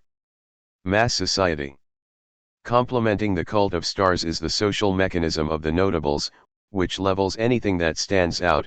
The stars and dignitaries are mere patterns for the ready-made world, and for the scissors of juridical and economic justice, which snip off the last loose ends. Postscript. The view that the leveling and standardization of people in general, on the one hand, is matched, on the other, by a heightening of individuality in the so-called leader figures, in keeping with their power, is erroneous and itself a piece of ideology. The fascist masters of today are not so much supermen as functions of their own publicity apparatus, intersections of the identical reactions of countless people. If, in the psychology of the present-day masses, the leader no longer represents the father so much as the collective, monstrously enlarged projection of the impotent ego of each individual, then the leader figures do indeed correspond to what they represent. Not by accident do they resemble hairdressers, provincial actors, and gutter journalists. A part of their moral influence lies precisely in the fact that, while in themselves as powerless as all the rest, they embody on the latter's behalf the whole abundance of power without being anything more than the blank spaces which power has happened to occupy. It is not so much that they are exempt from the decay of individuality as that decayed individuals triumph in them and are in some way rewarded for their decay. The leaders have become fully what they always were slightly throughout the bourgeois era, actors playing leaders. The distance between the individuality of Bismarck and of Hitler is hardly less than that between the prose of Gedenken und die Erinnerungen and the gibberish of Mein Kampf. In the struggle against fascism, not the least concern is to reduce the bloated leader images to the true scale of their insignificance. At least in the similarity between the ghetto barber and the dictator, Chaplin's film * hit on something essential. Contradictions. A moral system, with axioms, corollaries, and iron logic, and reliable application to every moral dilemma, that is what is demanded of philosophers. As a rule, they have fulfilled the expectation.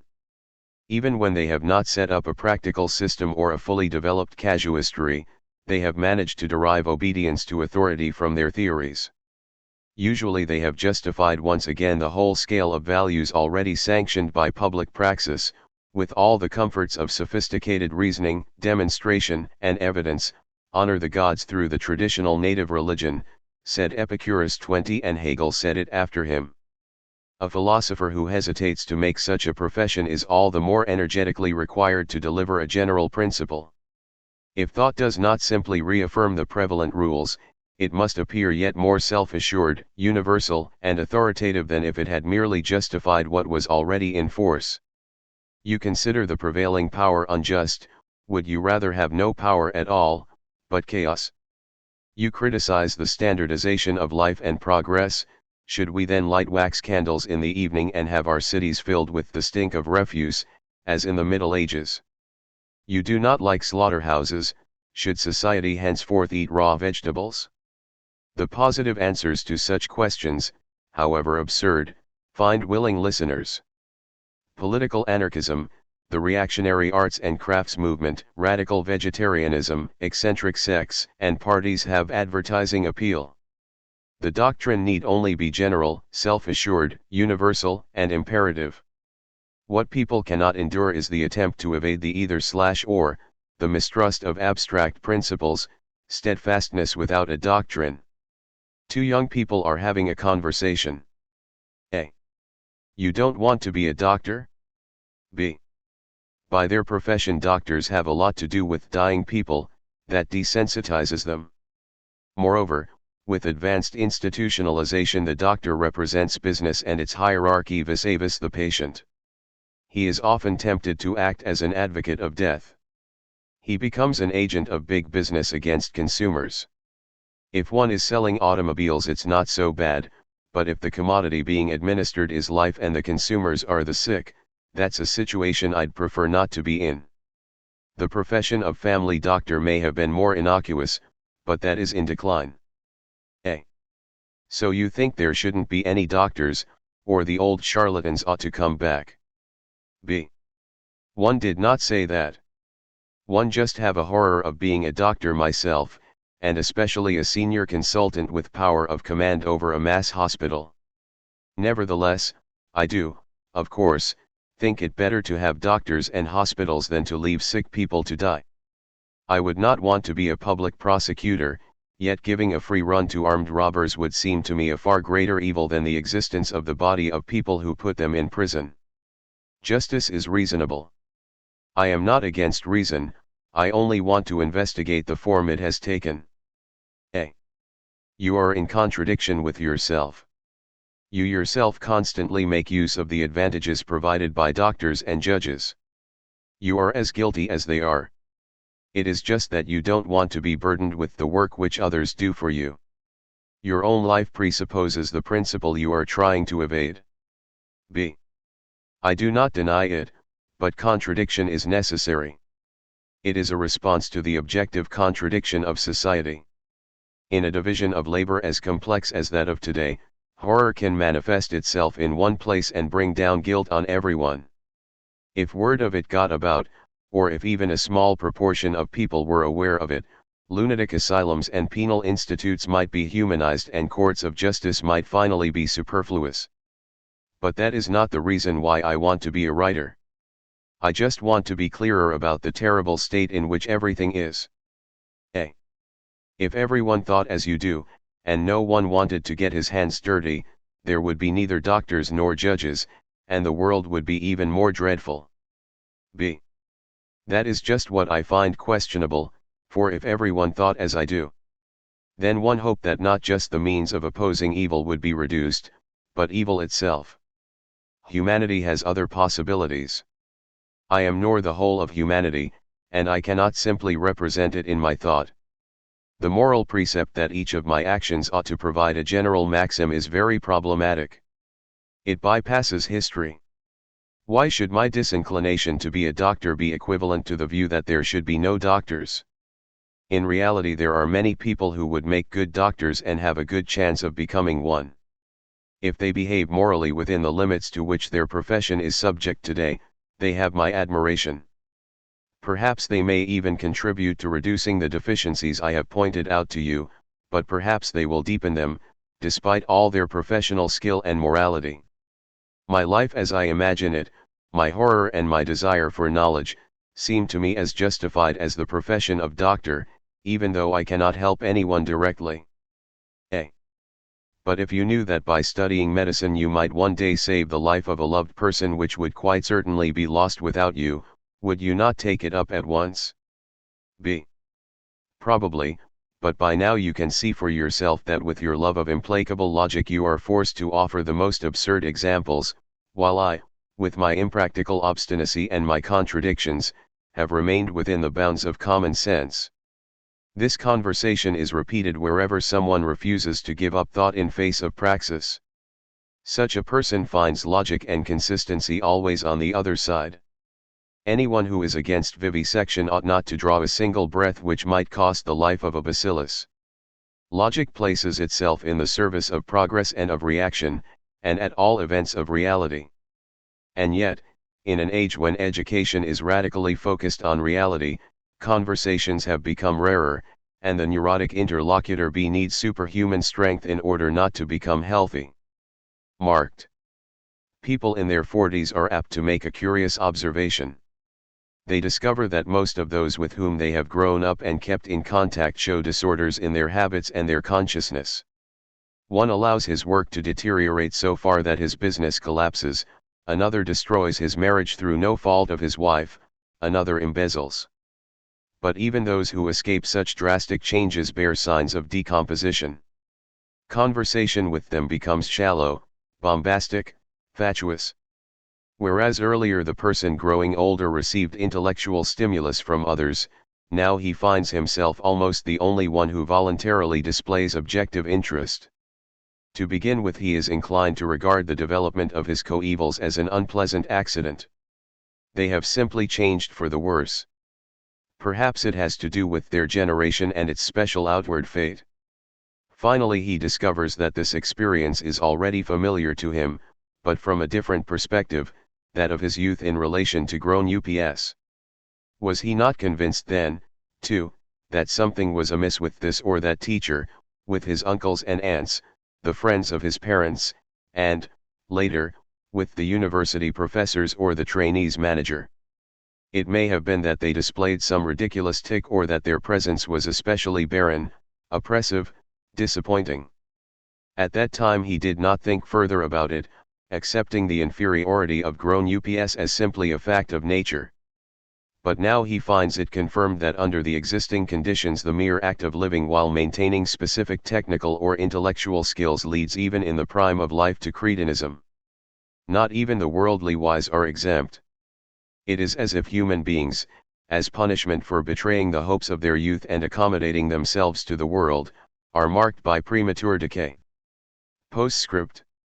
The decay of individuality today not only teaches us to regard that category as historical but also raises doubts concerning its positive nature. The inherent principle of the phase of competition was the wrong done to the individual.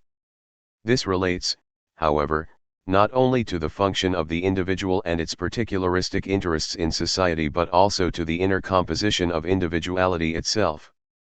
The tendency toward human emancipation emerged under the aegis of individuality but at the same time was the result of the very mechanism from which humanity was to be emancipated. In the autonomy and uniqueness of the individual, the resistance to the blind, repressive power of the irrational whole was crystallized. But that resistance was made historically possible only by the blindness and irrationality of the autonomous and unique individual. Conversely, however, that which, as particularistic, was absolutely opposed to the whole remains perniciously and opaquely attached to the existing order.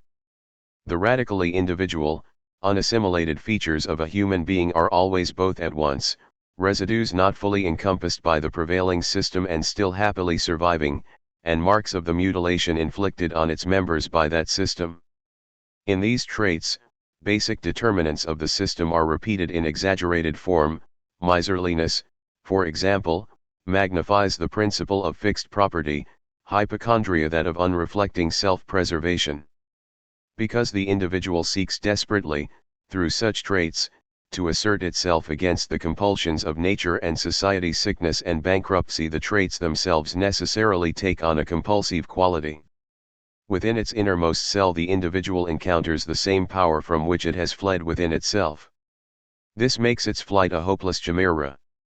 Moliere's comedies show awareness of this curse no less than Daumier's caricatures, but the National Socialists, who are abolishing the individual, feed contentedly on it and set up Spitzweg as their classical painter.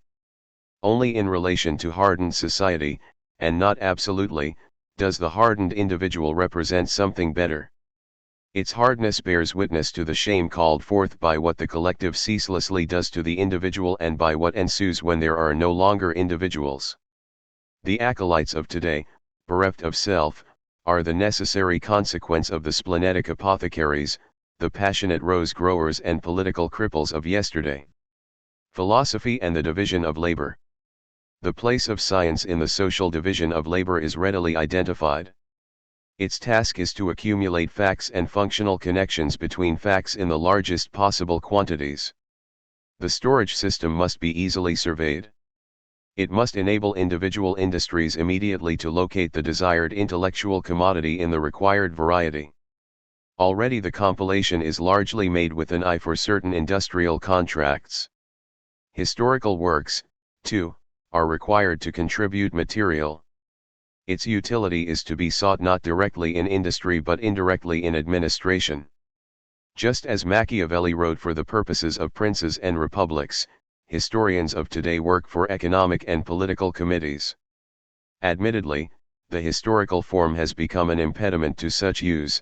The material is built or arranged straight away in terms of a specific administrative task, to manipulate commodity prices or the emotions of the masses. In addition to administration and industrial consortia, trade unions and political parleys are potential customers. Official philosophy serves the science which functions in this way. It is supposed, like a kind of intellectual Taylorism, to improve scientific production methods, to rationalize the accumulation of knowledge, and prevent the waste of mental energy.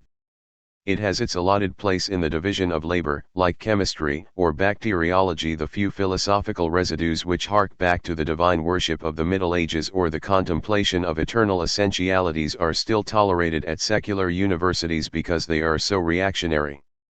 In addition, a few historians of philosophy continue to propagate themselves by tirelessly expounding Plato and Descartes while pointing out their obsoleteness. They are accompanied here and there by a veteran of sensualism or an expert personalist who keeps the field of science free of any dialectical weeds that might otherwise spring up. Unlike its custodians, philosophy refers, among other things, to thinking which refuses to capitulate to the prevailing division of labor and does not accept prescribed tasks.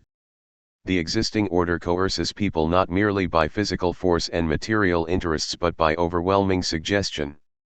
Philosophy is not a synthesis, a basic science, or an overarching science but an effort to resist suggestion, a determination to protect intellectual and actual freedom. In this effort, the division of labor which has emerged under domination is not ignored. Philosophy detects the lie which domination inescapably brings with it. Refusing to be hypnotized by the preponderant power, it pursues it into all its hiding places in the social machinery, which by its nature cannot be taken by storm, or placed under different control, but must be understood in freedom from the spell which it casts. When the officials which industry maintains in its intellectual departments, the universities, churches, and newspapers challenge philosophy to produce credentials by which to legitimate its snooping, it finds itself fatally at a loss. It acknowledges no abstract norms or goals which could be a practicable alternative to those in force. Its exemption from the suggestive influence of the existing order lies precisely in the feat that, without favoring them, it accepts the bourgeois ideals, whether those which that order's exponents still proclaim, in however distorted a form, or those which are still discernible as the objective purpose of institutions, both technical and cultural, despite all the manipulation. It believes that the division of labor exists for the sake of human beings and that progress leads to freedom. That is why it is liable to come into conflict both with the division of labor and with progress. It gives voice to the contradiction between belief and reality, paying close attention to phenomena conditioned by the time. Unlike the press, it does not attach more importance to gigantic mass murder than to the liquidation of a few asylum inmates. It does not place the intrigues of the statesman compromised by fascism above the modest lynching, or the advertising frenzy of the film industry above the intimate funeral announcement. The taste for the grandiose is foreign to it. Thus it is at the same time remote from the existing order and deeply complicit with it. It lends its voice to its subject, against the latter's will. It is the voice of the contradiction which otherwise would not be heard, but would triumph silently. Thought. It is, of course, mistaken to believe that the truth of a theory is the same as its fruitfulness. There are some, however, who appear to assume the opposite. For them, theory has so little need to find application in thought that it should dispense with thinking altogether. They misinterpret every utterance as a final profession of belief, an injunction, or a taboo. They seek to submit to the idea as to a god or attack it as an idol. They lack freedom in relation to it. But it is in the nature of truth that one is involved in it as an active subject. People may hear propositions which in themselves are true, but they experience their truth only by thinking as they hear and by continuing to think. This fetishism manifests itself in a drastic form today. One is called to account for one's thoughts, as if they applied directly to praxis. For this reason, not only is the utterance which attacks power found intolerable, but the one which gropes forward experimentally, playing with the possibility of error. Yet to be unfinished and to know it is the mark even of the thought which opposes power, and especially of the thought for which it would be worth dying. The proposition that the true is the whole * proves to be the same as its antithesis, that truth exists only as a part.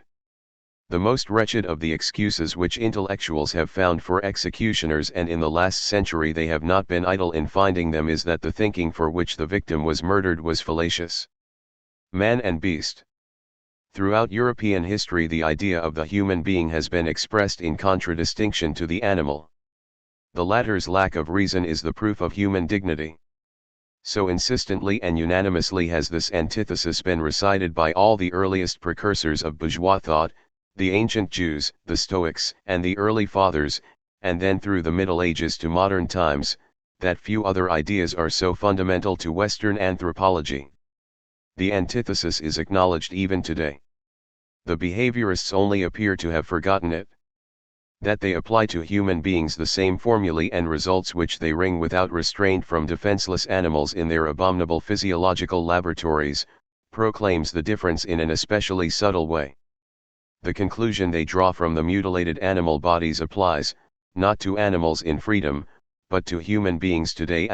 By mistreating animals they announce that they, and only they in the whole of creation, function voluntarily in the same mechanical, blind, automatic way as the twitching movements of the bound victims made use of by the expert. The professor at the dissection table defines such movements scientifically as reflexes. The soothsayer at the altar would have proclaimed them a sign from his gods. Humans possess reason, which pitilessly follows its path. The animals from which they draw their bloody conclusions have only unreasoning terror, the impulse to take flight on a path which is cut off. The lack of reason has no words. Its possession, which dominates manifest history, is eloquent. The whole earth bears witness to the glory of man. In war and peace, arena and slaughterhouse, from the slow death of the elephant overpowered by primitive human hordes with the aid of the first planning to the perfected exploitation of the animal world today, the unreasoning creature has always suffered at the hands of reason. This visible course of events conceals from the executioners the invisible one, existence without the light of reason, the actual life of animals. It would be the proper subject matter for psychology, for only the life of animals runs its course according to inner impulses. Where psychology has to explain human beings, they are already regressive and destroyed. When the help of psychology is sought among human beings, the meager field of their immediate relationships is narrowed still further, and even within it they are made into things. Psychology used to explain others is impertinent, and to explain one's own motives sentimental. Animal psychology, meanwhile, has lost sight of its object. Engrossed with the chicanery of its traps and labyrinths, it has forgotten that to speak of and acknowledge a psyche or soul, seal, is appropriate precisely and only in the case of animals. Even Aristotle, who attributed a soul to them, if an inferior one, preferred to speak of the bodies, parts, movements, and procreation of animals rather than the life peculiar to them. The world of animals is without concepts. There is no word to hold fast the identical in the flux of phenomena, the same genus in the succession of specimens, the same thing in changing situations. Although the possibility of recognition is not absent, identification is restricted to vital patterns. There is nothing in the flux that could be defined as lasting, and yet everything remains one and the same, because there is no fixed knowledge of the past and no clear prospect into the future. The animal responds to its name and has no self, it is enclosed in itself yet exposed, one compulsion is followed by another, no idea extends beyond it. Its loss of solace is not balanced by a reduction in fear, its lack of awareness of happiness by the absence of mourning and pain. For happiness to become substantial, for life to be endowed with death, identifying remembrance is needed, assuaging knowledge, the religious or philosophical idea, in short, the concept. There are happy animals, but how short-lived is that happiness? The animal's experience of duration, uninterrupted by liberating thought, is dreary and depressive. To escape the gnawing emptiness of existence some resistance is needed, and its backbone is language. Even the strongest animal is infinitely feeble.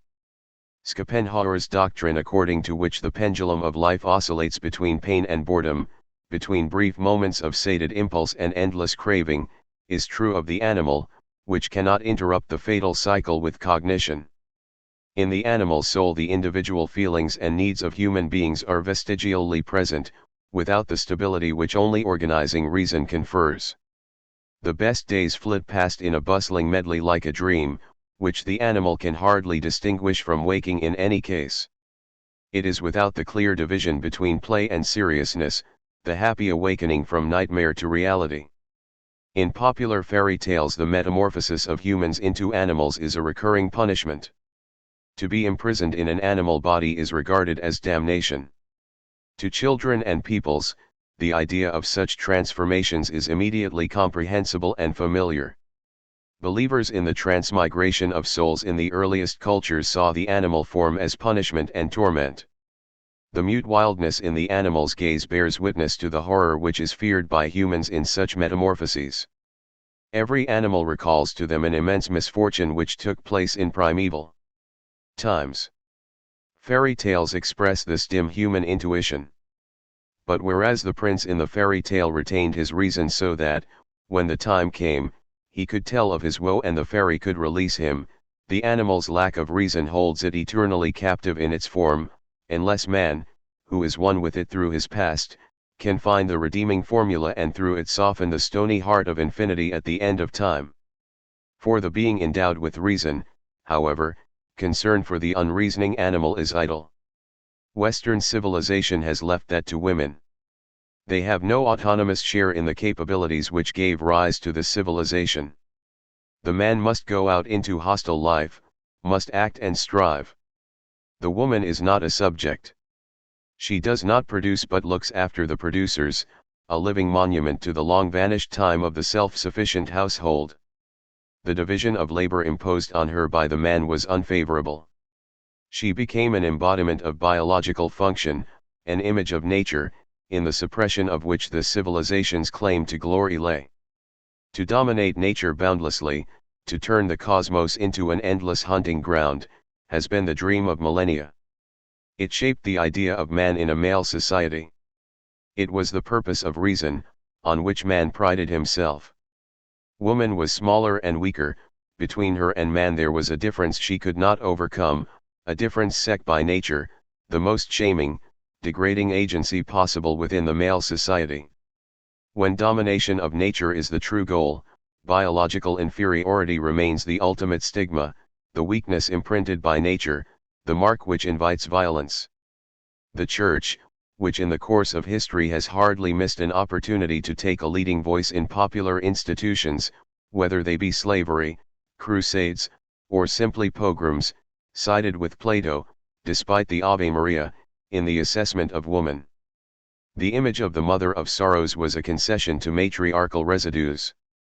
Yet the Church used the very image which was supposed to redeem woman from her inferiority to sanction it. The influence of divine law in a Christian land, proclaimed de Maistre, that law's legitimate son, need only be extinguished or weakened to a certain degree by tolerating the freedom of women which has arisen from it, and freedom, though noble and moving in itself, will degenerate soon enough into shamelessness. Women would become the fatal instruments of a general decline, which would swiftly undermine the vital organs of the state. Engulfed by corruption, the scare would spread shame and terror in its fiery ruin, one the witch trials used by the allied feudal rackets to terrorize the populace when they found themselves threatened were at the same time a celebration and confirmation of the victory of male domination over primeval matriarchal and mimetic stages of development. The autos de fe were the Church's pagan bonfires, a triumph of nature in the form of self-preserving reason, to the glory of reason's domination over nature. The bourgeoisie reaped the benefit of feminine virtue and modesty as reaction formations of the matriarchal rebellion. Woman gained admission to the world of mastery on behalf of the whole of exploited nature, but in a broken form. Subjugated, she mirrors her conqueror's victory in her spontaneous submission, reflecting defeat back to him as devotion, despair as the beautiful soul, the violated heart as the loving breast. At the price of radical exclusion from praxis and withdrawal into a charmed circle, nature receives homage from the Lord of creation. Art, morality, and sublime love are masks of nature, in which nature reappears transformed and becomes expressive as its own antithesis. Through its masks it acquires the gift of speech, in its distortion it manifests its essence. Beauty is the serpent which displays the wound where once the fang was implanted. Yet behind man's admiration for beauty lurks always the ringing laughter, the boundless scorn, the barbaric obscenity vented by potency on impotence, with which it numbs the secret fear that it is itself enslaved to impotence, to death, to nature. When the deformed jesters whose capers and fools' caps once enacted the mournful gaiety of broken nature had escaped the service of kings, the planned cultivation of beauty was entrusted to women. Modern puritanical woman zealously took up the task, identifying herself fully with the fait accompli, with nature not in its wildness but in its domestication. What was left of the fans, songs, and dances of Roman slave girls was definitively reduced in Birmingham to piano playing and other handicrafts, until the last residues of female wantonness had been entirely sublimated as emblems of patriarchal civilization. Under the pressure of universal advertising, powder and lipstick, rejecting their origin among courtesans, became skincare, the bathing suit an attribute of hygiene. Nothing can escape. Even love, through the mere fact that it takes place within the completely organized system of domination has the system's trademark imprinted on it. In Germany those entrapped by the existing order now demonstrate their obedience to it by promiscuity, as earlier by modesty, affirming by indiscriminate performance of the sexual act their rigid subordination to the dominant reason *. Jutting into the present * like a fossil of the bourgeois esteem for woman is the termagant, the shrew. For measureless ages her nagging has avenged, within her own house, the wretchedness which has befallen her sex.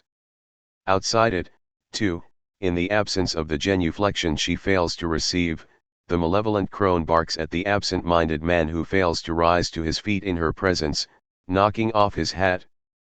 That the head itself must roll, come what may, she has always demanded in politics, whether in reminiscence of the main adic past or through outbidding man and his order in her impotent rage. The bloodthirstiness of women in pogroms eclipses that of men. The oppressed woman as fury has outlived her time, continuing to display the grimace of mutilated nature in an age when domination is molding the well-trained bodies of both sexes, in whose uniformity the grimace has been effaced.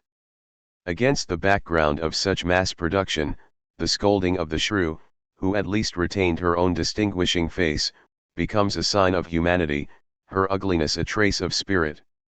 If in past centuries the young girl wore her subjection in her melancholy features and her devoted love, an alienated image of nature, an aesthetic cultural object, at least the harridan of today has finally discovered a new female profession. As a social hyena she actively pursues cultural goals.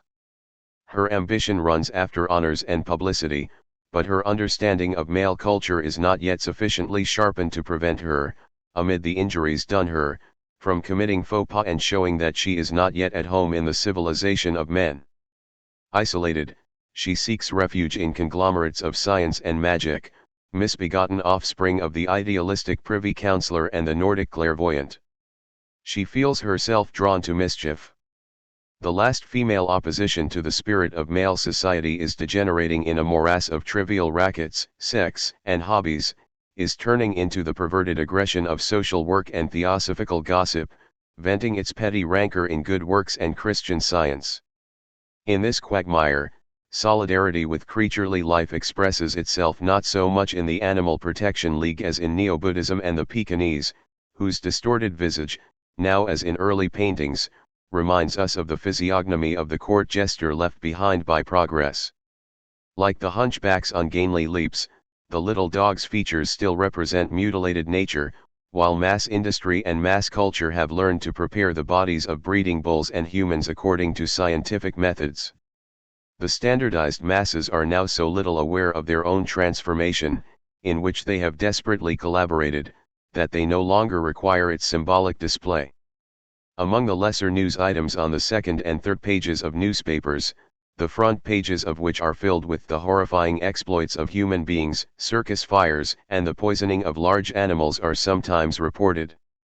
We are reminded of animals when their last specimens, of the same species as the medieval fool, perish in endless torment, a capital loss to their owner who was unable to provide the loyal creatures with fire protection in an age of concrete buildings.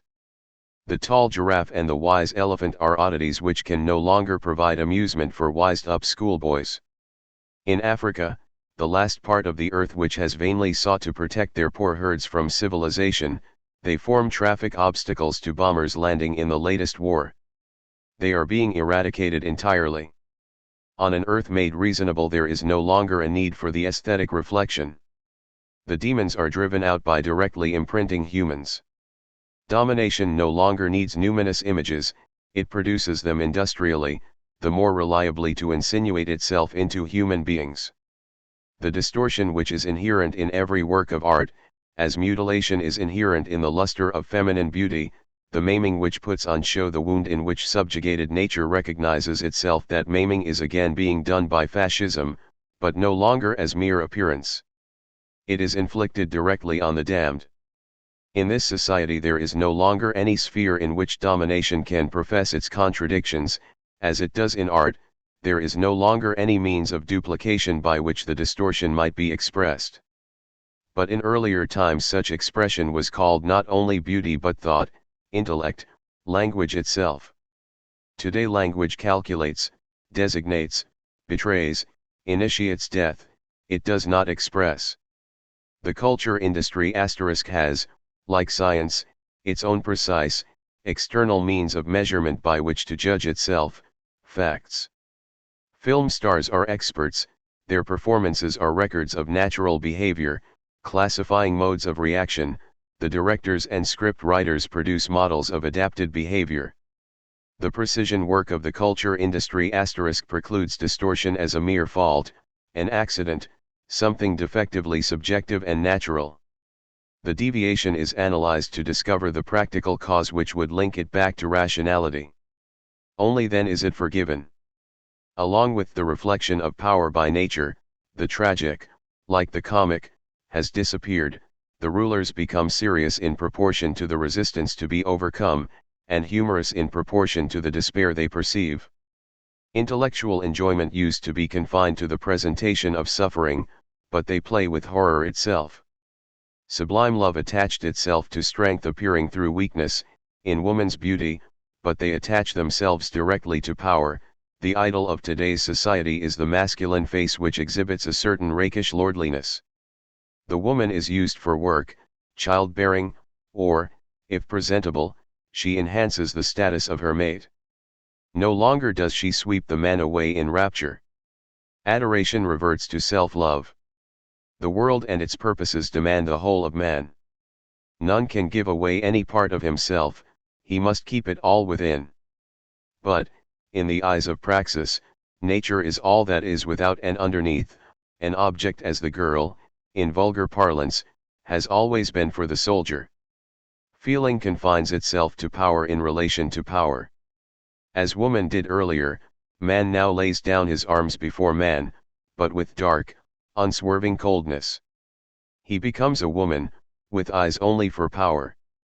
In the fascist collective asterisk with its teams and work camps, everyone from tender youth is a prisoner in solitary confinement, which breeds homosexuality. Even the beast must wear the lordly features. The distinctive human face, which humiliatingly recalls our origin in nature and our enslavement to it, irresistibly invites expert homicide. The caricature of the Jew has always relied on this, and even Goethe's aversion to apes marked out the limits of his humanity. When captains of industry and fascist leaders have animals around them, they are not domestic poodles but Great Danes and lion cubs. They are there to add spice to power through the terror they inspire. So blind is the murderous fascist colossus in face of nature that he conceives of animals only as means of humiliating humans. Nietzsche's unjust accusation of Schopenhauer and Voltaire, that they knew how to disguise their hatred of certain men and things as pity toward animals, 22 applies truly to the fascist butcher. The precondition of the fascist's pious love of animals, nature, and children is the lust of the hunter. The idle stroking of children's hair and animal pelts signifies, this hand can destroy. It tenderly fondles one victim before felling the other, and its choice has nothing to do with the victim's guilt. The caress intimates that all are the same before power, that they have no being in themselves. For domination's bloody purposes the creature is only material. Thus the Führer flaunts his concern for innocents, who are plucked out without merit as others are killed without desert. Nature is filth. Only the devious strength which survives is in the right. But that strength itself is only nature. The whole ingenious machinery of modern industrial society is no more than nature dismembering itself. There is no longer any medium through which this contradiction can find expression. It unfolds with the glum obstinacy of a world from which art, thought, and negativity have vanished. Human beings are so radically estranged from themselves and from nature that they know only how to use and harm each other. Each is merely a factor, the subject or object of some praxis, something to be reckoned with or discounted. In this world liberated from appearance in which human beings, having forfeited reflection, have become once more the cleverest animals, which subjugate the rest of the universe when they happen not to be tearing themselves apart to show concern for animals is considered no longer merely sentimental but a betrayal of progress. In the best reactionary tradition Göring linked animal protection to racial hatred, the Lutheran Germanic joys of the happy murderer with the genteel fair play of the aristocratic hunter. The fronts are clearly drawn. Anyone who opposes Hearst and Göring is on the side of Pavlov and vivisection. Anyone who hesitates between the two is fair game for both. Such a person is told to follow reason. The choice is obligatory and inescapable. Anyone who wants to change the world should at all costs avoid finishing up in the morass of petty rackets, where political sectarians, utopians, and anarchists go to ruin along with the spiritualists. Intellectuals whose thought is unattached to any active historical power, and orientates itself by neither of the poles toward which industrial society is heading, lose their substance, their thought becomes baseless. The real is the rational. Anyone who does not join in, the progressives also tell them, is of no help to anyone. Everything depends on society, and thought, no matter how precise, must align itself with the powerful social tendencies, without which it becomes mere whimsy. This consensus unites all the righteous realists, who declare their allegiance to human society as to a mass racket within nature. The thought which does not pursue the aims of any of their departments incurs their boundless wrath. It reminds them that something which exists only to be smashed still has a voice, nature, with which the lies of the nationalist folklore lovers are full to overflowing. When its sound interrupts, even for a moment, their chanting chorus, the dread they seek to drown with their voices, and which lives on in their rationalized, broken hearts as in every animal, makes itself heard. The tendencies brought into daylight by the expression of such thoughts are omnipresent and blind. Nature in itself is neither good, as was believed by the old Romanticism, nor noble, as is asserted by the new. As a model and goal it signifies anti-intellectualism, lies, bestiality. Only when apprehended as knowledge does it become the urge of the living toward peace, the consciousness which, from the beginning, has inspired the unerring resistance to Führer and collective. What threatens the prevailing praxis and its inescapable alternatives is not nature, with which that praxis coincides, but the remembrance of nature. Propaganda. Propaganda directed at changing the world, what an absurdity. Propaganda turns language into an instrument, a lever, a machine. Propaganda fixes the composition which human beings have taken on under social injustice, by stirring them. It counts on their ability to be counted on. All people know in their innermost awareness that through this medium they are turned into media, as in a factory. The rage they feel in following it is the old rage against the yoke, reinforced by the dim knowledge that the way out pointed by propaganda is the wrong one. Propaganda manipulates human beings. When it screams freedom it contradicts itself. Mendacity is inseparable from it. It is the community of lies in which the leader and the led come together, even when its content as such is correct. In it even truth becomes a mere means, to the end of gaining adherents. It falsifies truth simply by taking it into its mouth. That is why true resistance is without propaganda. Propaganda is anti-human. It presupposes that the principle that politics should spring from communal insight is no more than a form of words.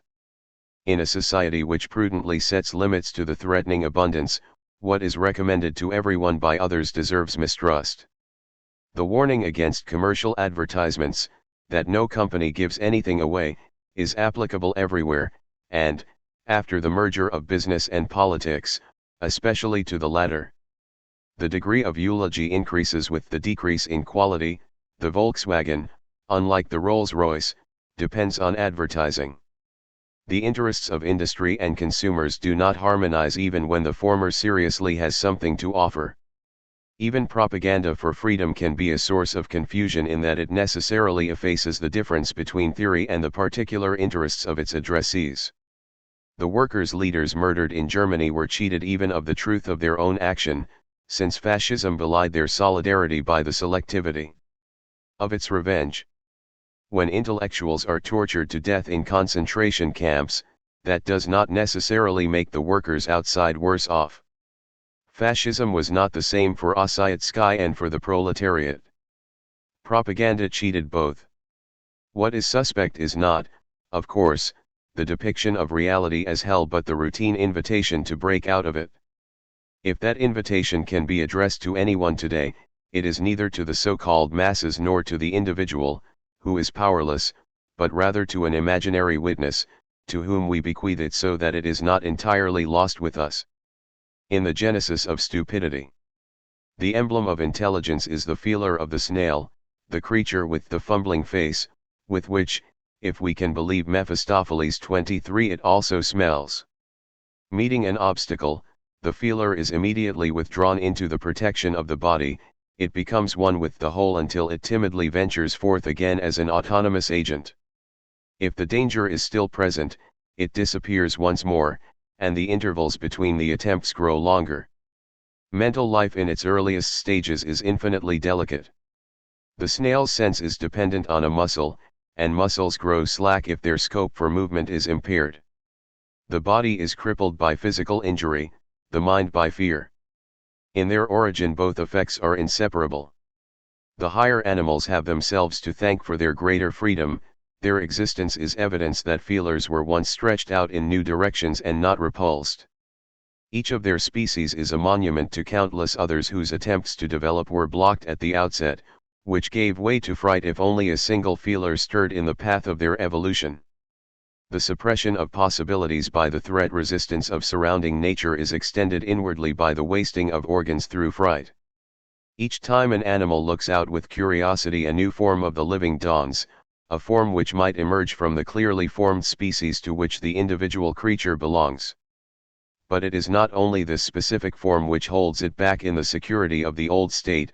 The force which its look encounters is the resistance, millions of years old, which has imprisoned it at its present stage from the first, and which, constantly renewed, inhibits every step which goes beyond that stage. That first, tentative look is always easily repulsed, behind it stand goodwill, fragile hope, but no continuous energy. In the direction from which it has been definitely scared off, the animal becomes shy and stupid. Stupidity is a scar. It can relate to one faculty among many or to them all, practical and mental. Every partial stupidity in a human being marks a spot where the awakening play of muscles has been inhibited instead of fostered. With the inhibition, the vain repetition of unorganized, awkward attempts originally began. The child's endless questions are already a sign of a secret pain, a serious question to which it has found no answer and which it cannot frame in its proper form. 24 The repetition half resembles playful determination, as when a dog endlessly leaps against a door it has not learned how to open, finally giving up if the handle is too high, and half corresponds to hopeless compulsion, as when a lion paces endlessly up and down in its cage or a neurotic repeats the defense reaction which has already proved futile. If the child has wearied of its repetitions, or if the thwarting has been too brutal, its attention can turn in another direction. The child is richer in experience, as one says, but at the point where its impulse has been blocked, a scar can easily be left behind, a slight callus where the surface is numb. Such scars lead to deformations. They can produce characters, hard and capable; they can produce stupidity, in the form of deficiency symptoms, blindness, or impotence, if they merely stagnate, or in the form of malice, spite, and fanaticism, if they turn cancerous within. Goodwill is turned to ill will by the violence it suffers. And not only the forbidden question but the suppressed imitation, the forbidden weeping or the forbidden reckless game, can give rise to such scars. Like the genera within the series of fauna, the intellectual gradations within the human species, indeed, the blind spots within the same individual, mark the points where hope has come to a halt and in their ossification bear witness to what holds all living things in thrall. Reference matter. Editors afterword. The position of Dialectic of Enlightenment in the development of critical theory. Horkheimer's and Adorno's Dialectic of Enlightenment is undoubtedly the most influential publication of the critical theory of the Frankfurt School, and one of its most compressed theoretical statements.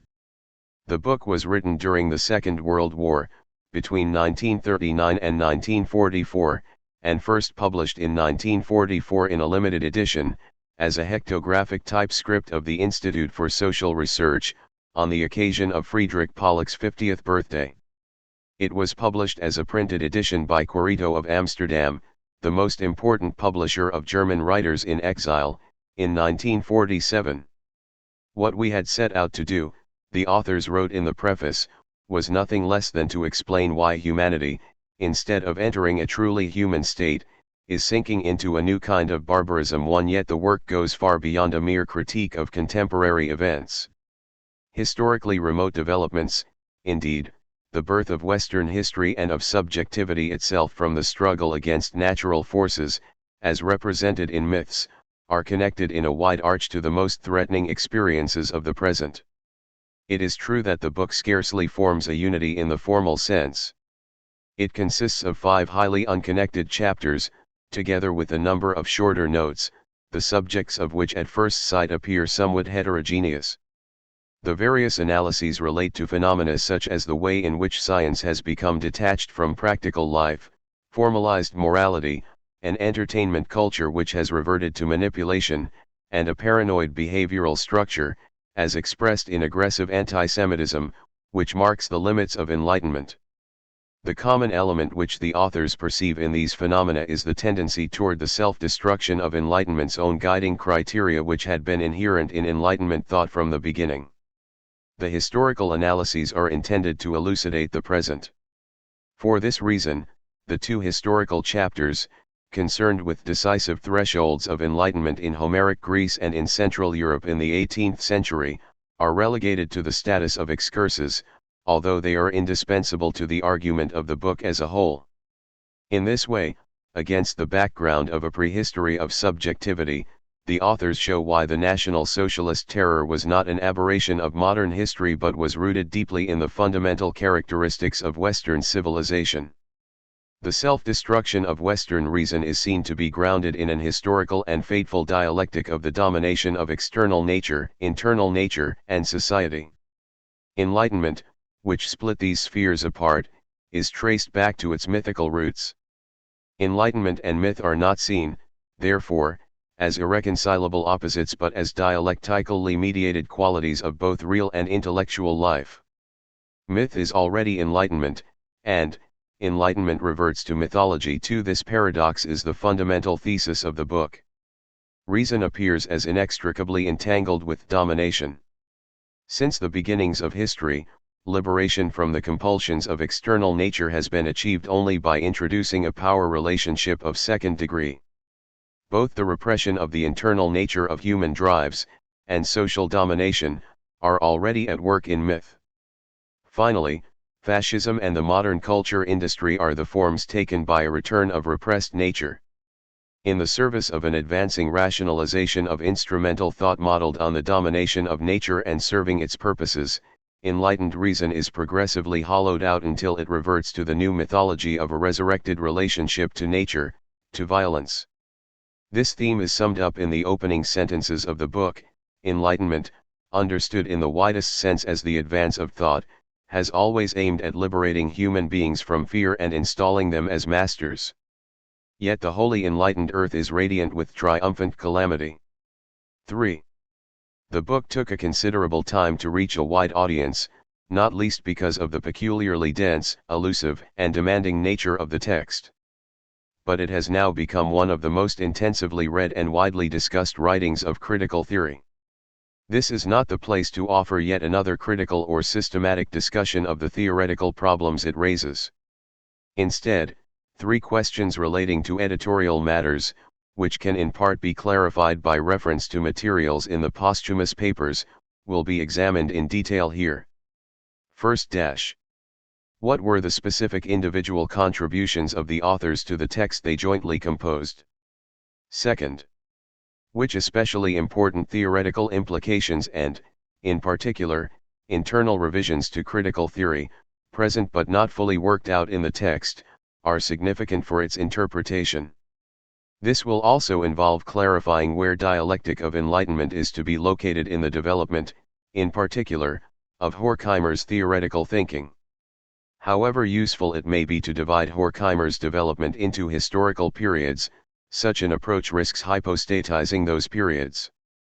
An overprecise diagnosis of discontinuities in the author's thought obstructs perception of the transitions within it, and therefore of the preconditions of those discontinuities. This account should therefore be seen as a counterweight to an often over-schematic reception of Horkheimer's thought, its identity, and its changes. The discussion will therefore take account of a number of shorter pieces written in the 1940s which are thematically related to dialectic of enlightenment. Third, and last, there is the question of how the textual variations between the printed edition of 1947 and hectographic edition of 1944 are to be evaluated.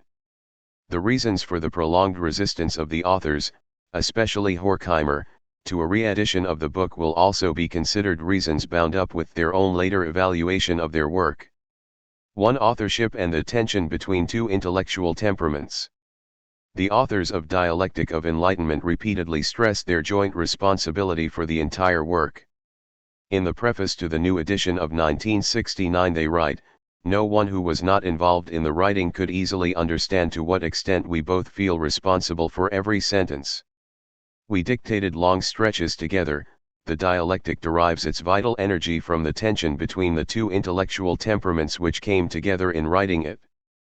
For that the authors did not make this assertion for reasons of academic politics or because of other strategic and external considerations is demonstrated by the following letter from Adorno to Horkheimer of June 2, 1949, "Dear Max, I am enclosing copies of 2 critical comments sent to me by their author, Karl Thiem of Basel.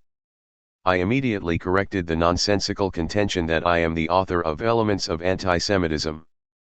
People seem unable to resist the temptation to keep us apart, although I wrote to Theme in February that Dialectic of Enlightenment is the joint work of Horkheimer and myself, to the extent I had every sentence belongs to us both. Warm regards, Teddy. 5. The collaboration between the two was not confined to this book. Records from the years 1931-32 and 1938 to 1946 bear witness to intensive theoretical discussions. 6 numerous essays and memoranda from that period, and from the 1950s, and even as late as the 1960s, bear traces of their joint work, as is clear from handwritten corrections to the typescripts.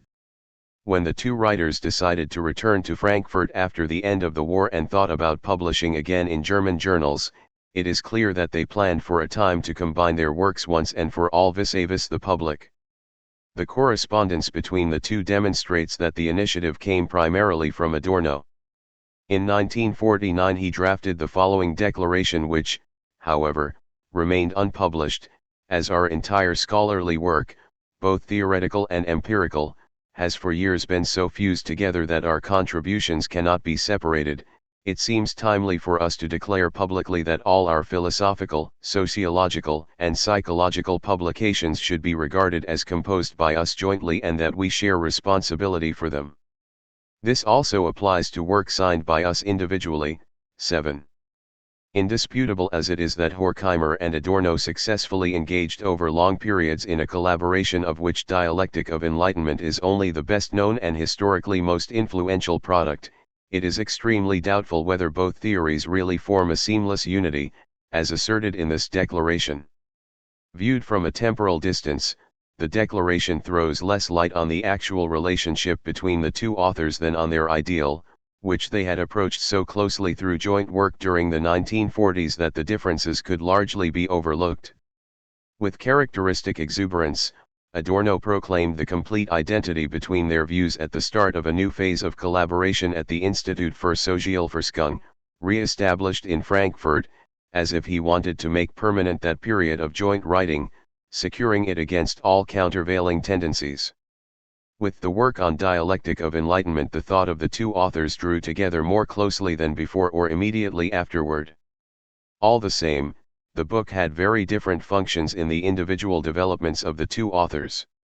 Reference to the manuscripts for Dialectic of Enlightenment preserved in the posthumous papers of the authors, and to recorded comments on the question of the book's authorship, provides a basis for answering the more far-reaching question concerning theoretical agreements, differences, and developments.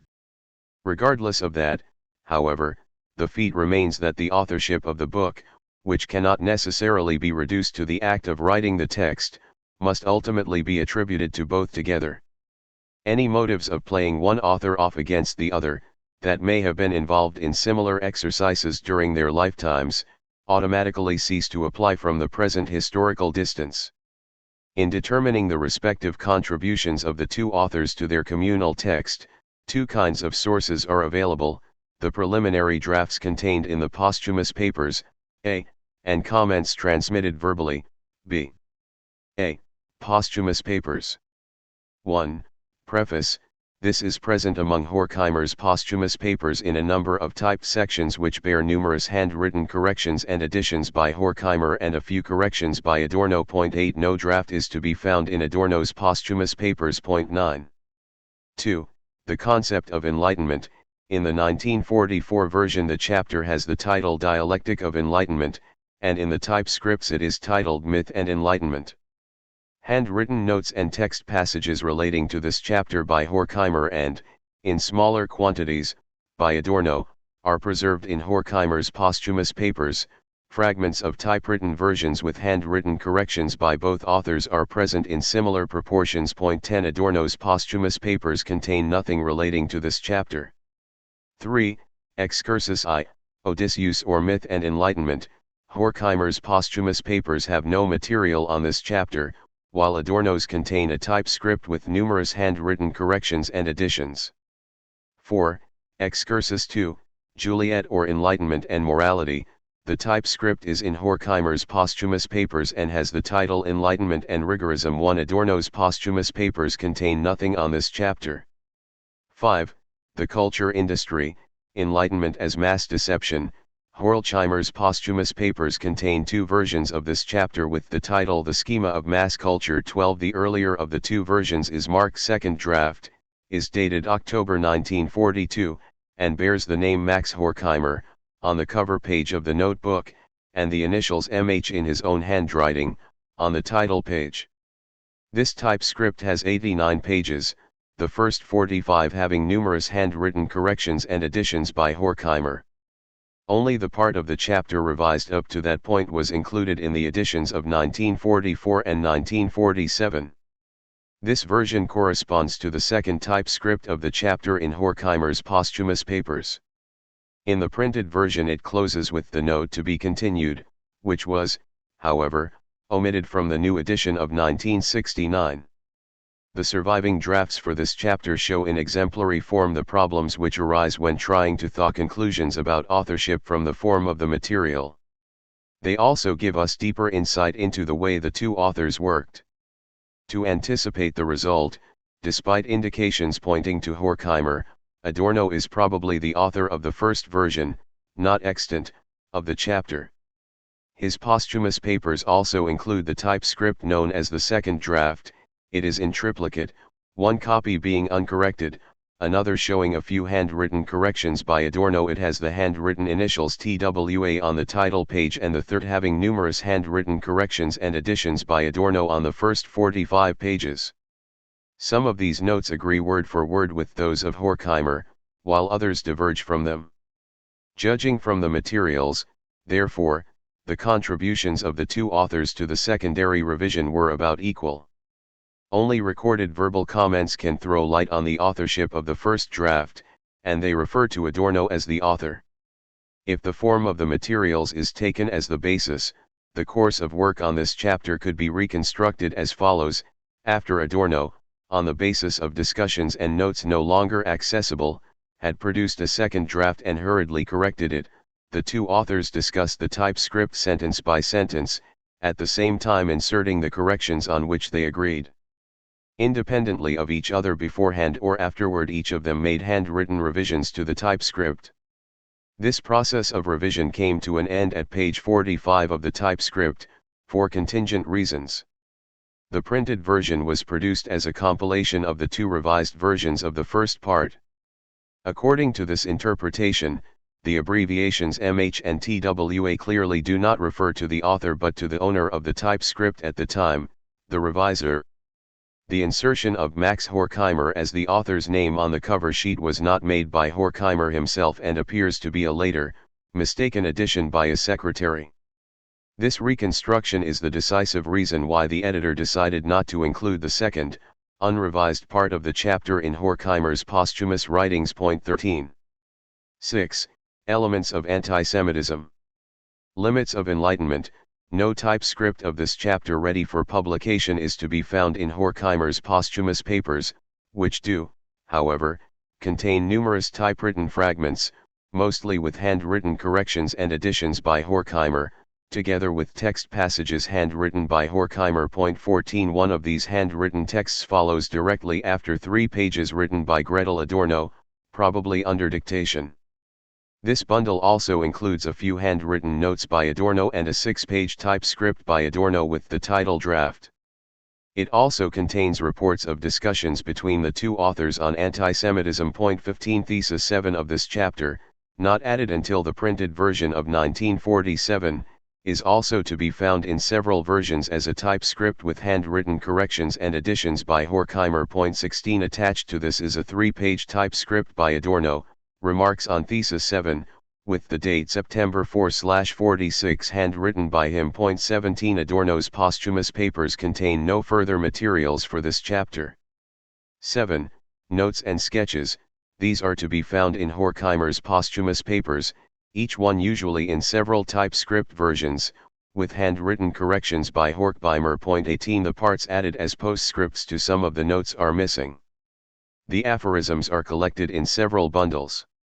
Of the typescripts present here, only about half were included in the printed version of Dialectic of Enlightenment. The notes not included in it one are brought together in 2 bundles, one of which is marked with the abbreviations MH and Dr. H. The other, the contents of which coincide largely with those of the first, is bound as a typescript and bears the title Notes as an addition to the Festschrift for Friedrich Pollock and is preceded by the remark, "The notes have not been revised." They were excluded from the notes and sketches of the Festschrift as being too provisional. 10. The notes and sketches are the oldest parts of Dialectic of Enlightenment. Those which are dated were written in 1939, 1940, and 1942. Adorno's posthumous papers contain no manuscripts or typescripts relating to them. b. Oral comments. 1. The authorship of the individual chapters, writes Jürgen Habermas, is by no means indivisible. Gretel Adorno once confirmed my conjecture, which, in any case, is obvious to a careful reader, that the title essay and the Sada chapter were written predominantly by Horkheimer, while the chapters on Odysseus and the culture industry can be attributed primarily to Adorno. This conclusion is based not only on stylistic difference. 2.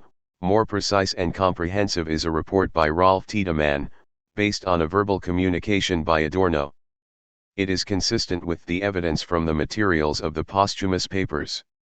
According to this remark, the two authors dictated the chapter on the concept of enlightenment jointly. The materials indicate a certain preponderance of drafts by Horkheimer. The first excursus, Odysseus, or Myth and Enlightenment, according to this report, was written almost exclusively by Adorno, while the second, Juliet or Enlightenment and Morality, can be attributed to the same degree to Horkheimer. The chapter The Culture Industry, Enlightenment as Mass Deception is based on a draft by Adorno, which, however, was so intensively revised by Horkheimer that the contributions of both should be regarded as practically equal. The reverse is the case with the chapter Elements of Antisemitism, Limits of Enlightenment, which was originally written by Horkheimer and intensively revised by Adorno.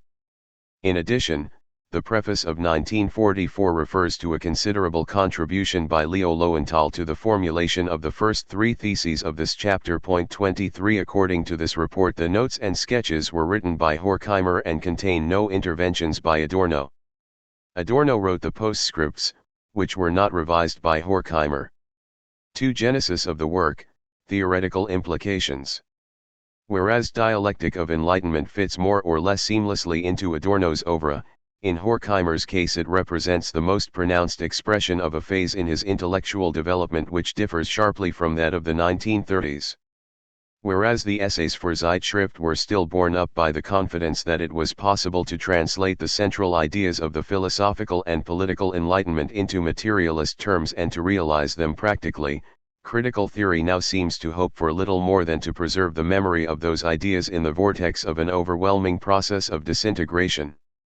The critique derives its incisiveness from being directed against a modern concept of reason which took its standard from the progress of productive forces and still formed the basis of the most advanced critique of the relations of production which had existed up to then. Enlightenment thus becomes enlightenment on the origins and consequences of enlightenment. The change in the development of Horkheimer's critical theory first shows itself in the essays The Authoritarian State and The End of Reason 24 and is emphatically present in Dialectic of Enlightenment. Since the early 1930s, Horkheimer had been developing the idea of a materialism to be implemented in an interdisciplinary way. The journal he published, Zeitschrift für Sozialforschung, illustrates how a critical theory of society guided by philosophy and underpinned historically and psychologically was to articulate and develop theoretically the practical interest in the abolition of individual suffering and social injustice.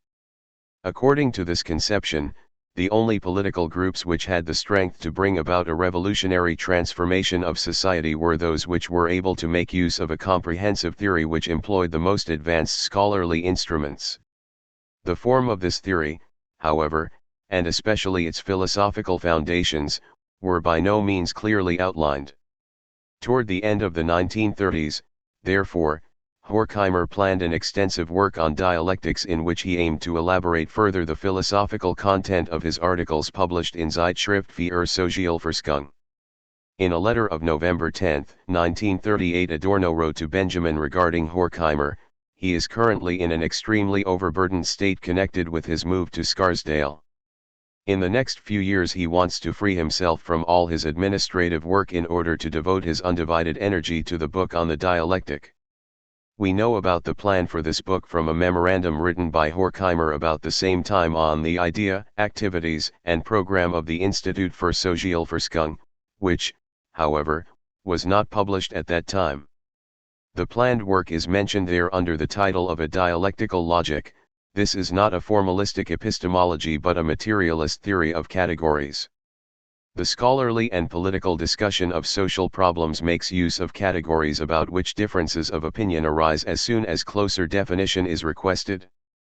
They include concepts such as causality, tendency, progress, law, necessity, freedom, class, culture, value, ideology, dialectic, etc. The definition of philosophical concepts is always at the same time a description of human society in its historically given embodiment. In this respect the planned book conceives of logic in a similar way to Hegel in his great work, not as a collection of abstract modes of thought but as a definition of the most important substantial categories of progressive consciousness in the present time. 26. But it was not until spring 1941, when he moved to California, that the book on dialectics took shape, though not, admittedly, as a theory of categories. Nevertheless, even now Horkheimer connected his undertaking with the aim of producing a major philosophical work. In a letter to Pollock of November 27, 1942 he wrote about his efforts, his moments of success, his ambitions, and his awareness of the limits of his work.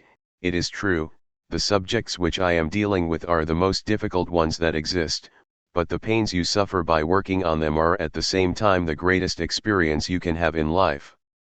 There is no doubt that the studies, which I am undertaking now and which are really the fulfillment of what we have dreamt to be our raison d'etre when we were very young, cannot be achieved in 1 or 2 years.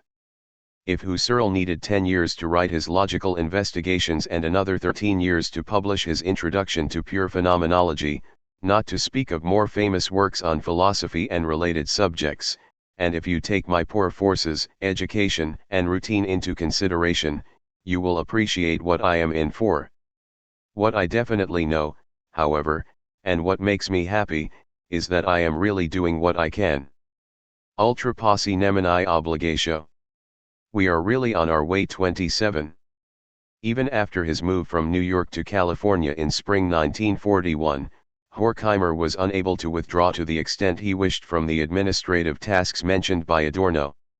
His original plan for a materialist reformulation of Hegel's logic was changed, suspended, or abandoned in favor of other considerations. However, far more responsible for his decision was the circumstance that Horkheimer's intellectual position and self-reflection were being accompanied by a number of significant political and theoretical experiences and by outward and inward changes in his life.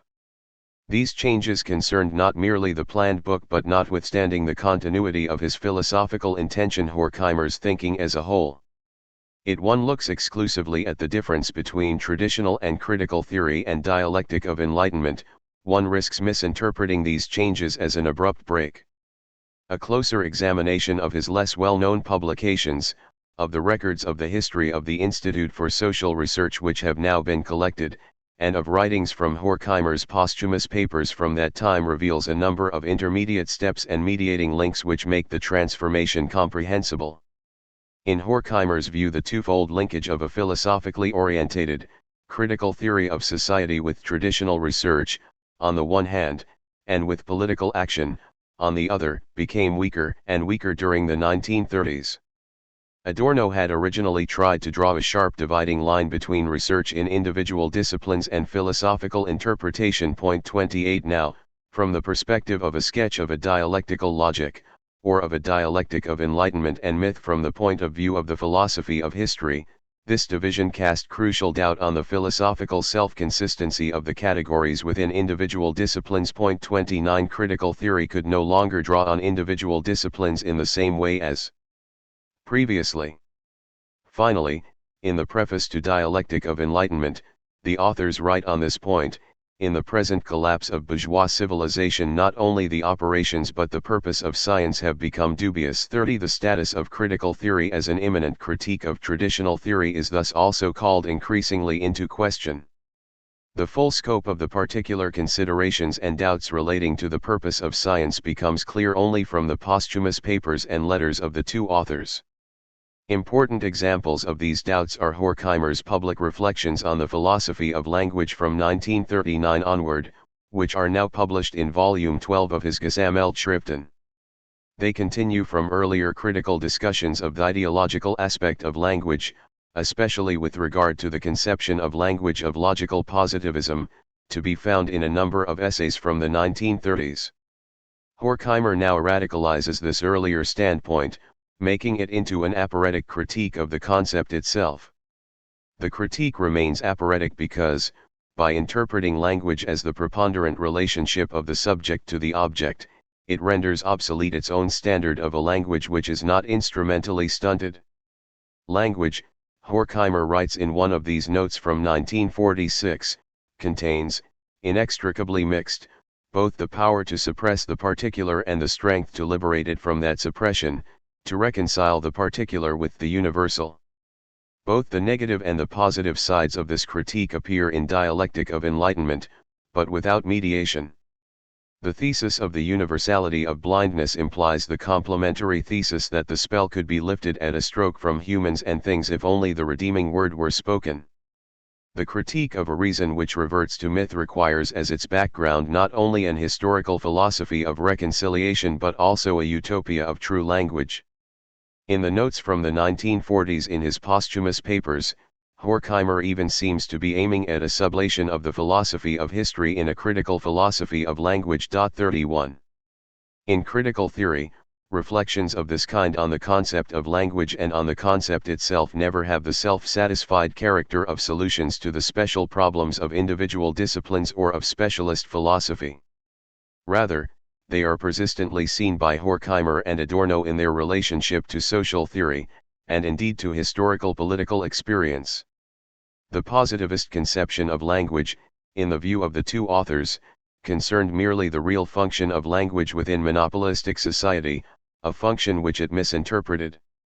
Not least because language threatened to forfeit its capacity conceptually to transcend the existing order, the unity of theory and political praxis no matter how mediated appeared to them to be irremediably shattered by the beginning of the 1940s.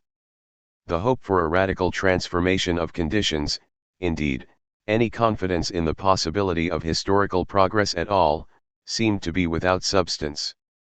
The failure of a proletarian revolution to occur in the developed capitalist societies, the subjugation of workers' organizations to a consolidated and expanding fascism, the manipulative power of monopolistic mass society in the West and of state socialism on the Stalinist model in the East, all these political experiences lent impetus to the transition from the critical theory of the 1930s to the critique of instrumental reason during the 1940s, a critique which became at the same time theoretically more radical and practically more conservative.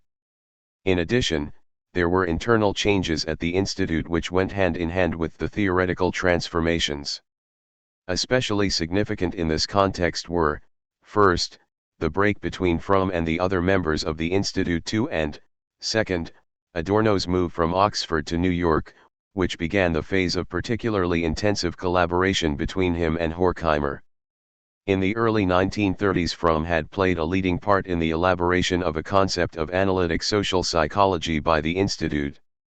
The function of psychoanalysis in this project was, above all, to identify the psychical forces opposing rational interests which aimed at social change, forces which form, as it were, the cement without which society would not hold together and which contribute to the production of the great social ideologies in all cultural spheres. 33. Horkheimer drew on this sketch for the general conception of study en über Autorität und Family. 34. According to which the authoritarian attitude mediated through family or state institutions should be understood as the medium by which individuals are adapted to the structures of social domination. Fromm took further the critique, contained in these studies, of Freud's conception of himself as a natural scientist in his later publications concerning a critique of the psychoanalytic theory of libido. The assumption of a basic sexual drive was to be replaced by the wider conception of a drive towards social connection. At the same time, Fromm sharpened the criticism he had expressed earlier of Freud's pessimistic anthropology, which he regarded as a hypostatization of bourgeois patriarchal family structures. 35. By contrast, Horkheimer's evaluation of psychoanalysis changed in the opposite direction, one might say, during the same period. Against Fromm, whom he accused of lapsing into a psychology of common sense, he adhered more emphatically than ever to the Freudian theory of drives.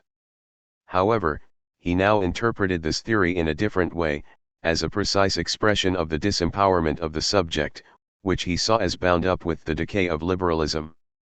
Against the theoretical categories and the practical, therapeutic maxims of psychoanalytic ego psychology, he emphasized the socially critical implications of Freud's biological, physicalist materialism. Freud's pessimism regarding the possibility of subjugating destructive forces, founded on the theory of drives, appeared to Horkheimer all the more convincing the less he himself was able to attach such hopes to the abolition of domination by concrete social movements.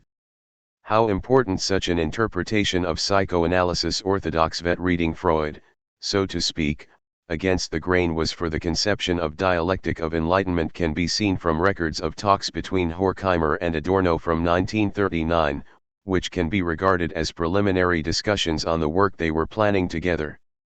It appears that at times the authors had considered planning their joint work entirely or partly as a critique of psychoanalysis. This is indicated negatively by a formulation concerning the revision of such a plan. Instead of the orientation to analysis, I propose orienting the book toward currently outlawed concepts like that of the saboteur. 37. In these discussions, psychoanalysis is seen, on the one hand, as a variety of positivist thinking ultimately tending toward a false reconciliation between the mutilated individual and the social agencies to which it owes its suffering. On the other hand, however, the psychoanalytic concepts spring from an Enlightenment tradition of asserting truth against illusions and taboos, on which the authors wished to draw.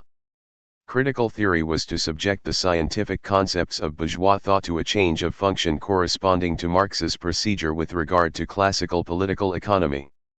Those concepts contained standards by which their failure to be realized in existing society was to be measured. They were to be stripped of their illusory ahistorical appearance. In the case of psychoanalysis, this applied, for example, to the concept of the individual. The progressive moment of analysis consists in the contributions it has made to an understanding of the individual as an arena. It might be said that the analytic categories, however distorted, are conducive to the insight that the individual itself is a history of class struggles. 38. However, in Dialectic of Enlightenment itself, the dispute with psychoanalysis is carried on much more behind the scenes. It is present in central ideas of the book even though it may not be visible at first sight. The psychoanalytic category of the return of the repressed, for example, itself returns in the dialectic of the domination of nature, in the thesis that, the subjugation of everything natural to the sovereign subject culminates in the domination of what is blindly objective and natural.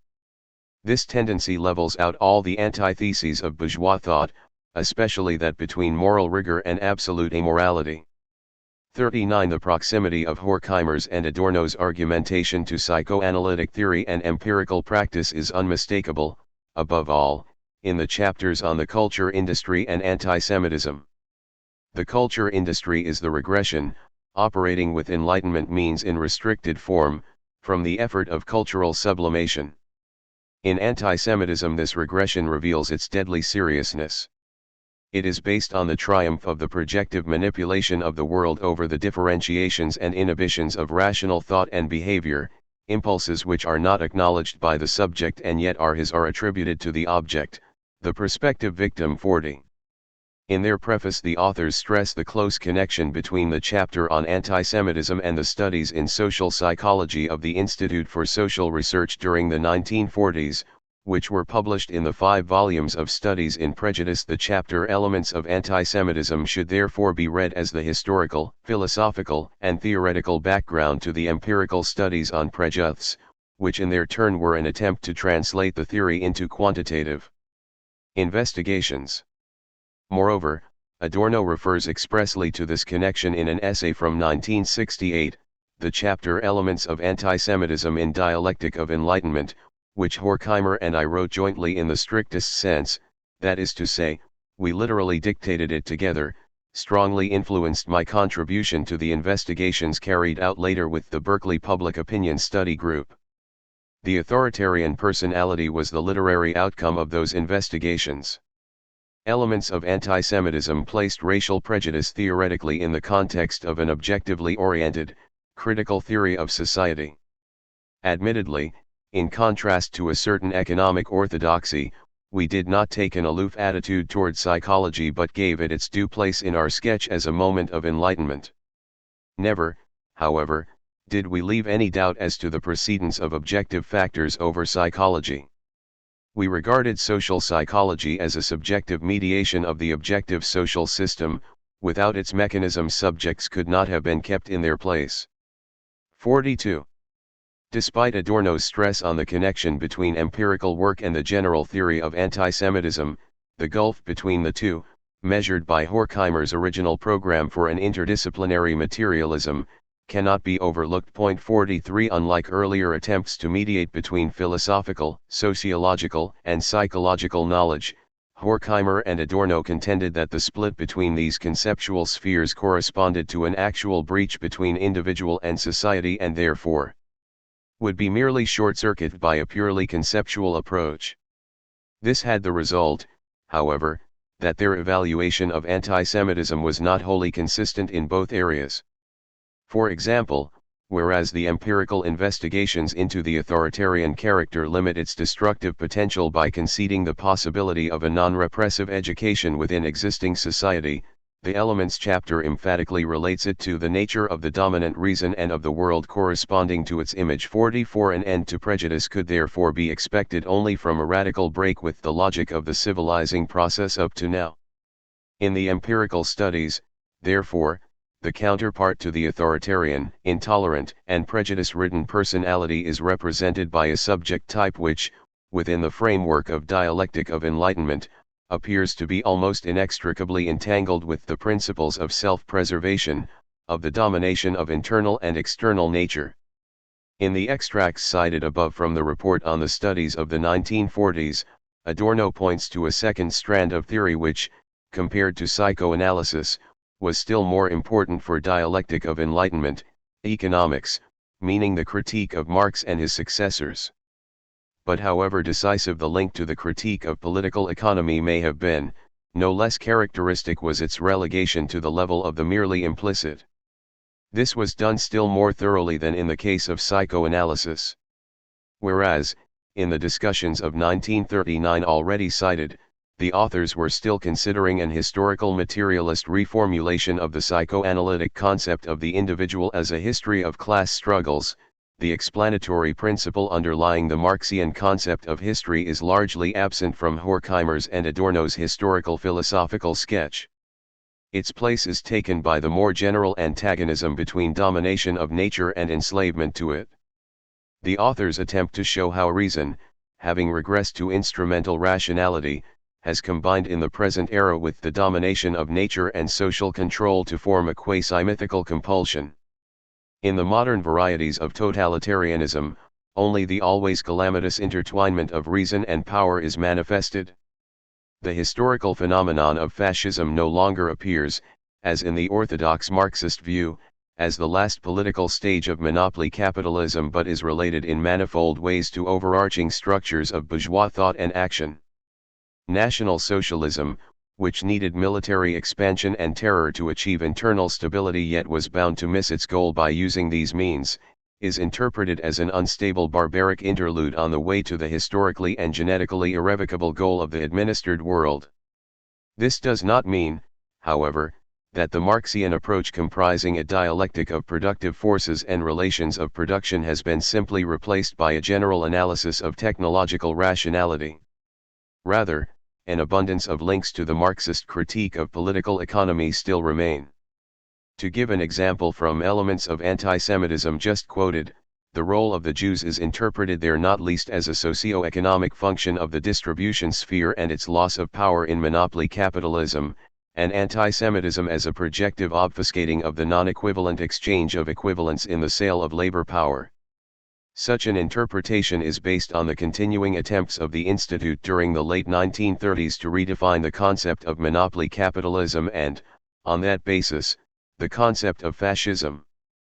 A decisive influence on Dialectic of Enlightenment in this respect was Pollock's thesis that fascism and bureaucratic socialism were variants of a new order of capitalism which differed fundamentally both from earlier private capitalism and from modern monopoly capitalism, and which he called state capitalism. 45 In a contribution which follows this afterward, Willem van Reegen and Jan Branson discuss in more detail this thesis and its importance for the discussions at the Institute for Social Research.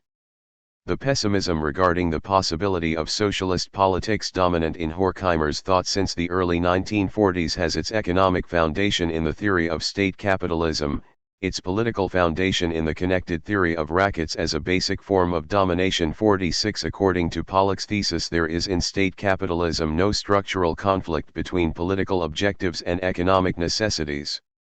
In the command economy, the productive forces and the laws of the market are stripped of their autonomy and thus of their explosive potential.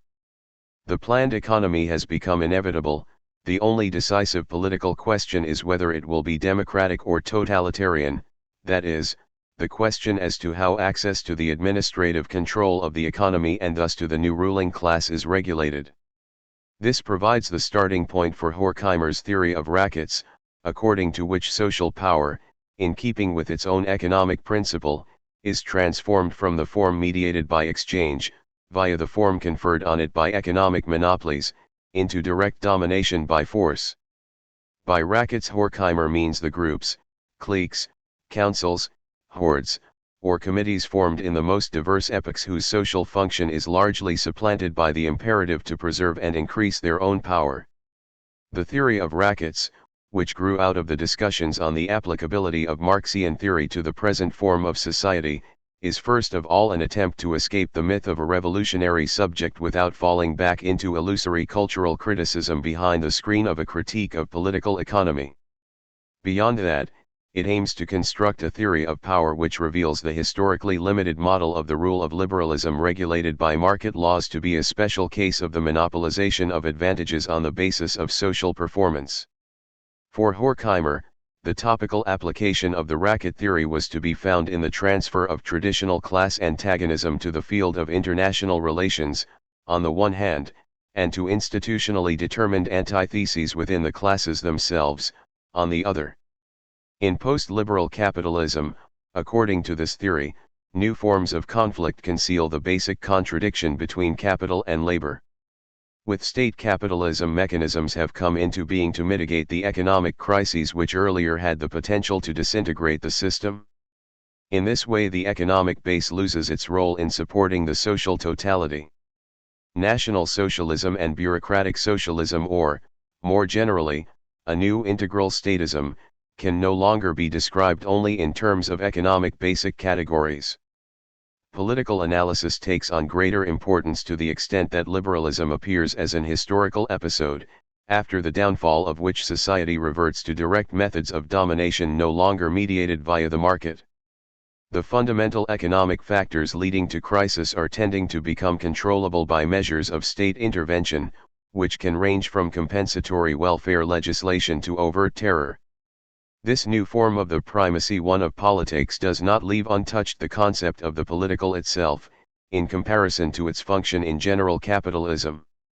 Above all, it should not be confused with the positivist substitution of historical, political, or psychological laws for economic ones.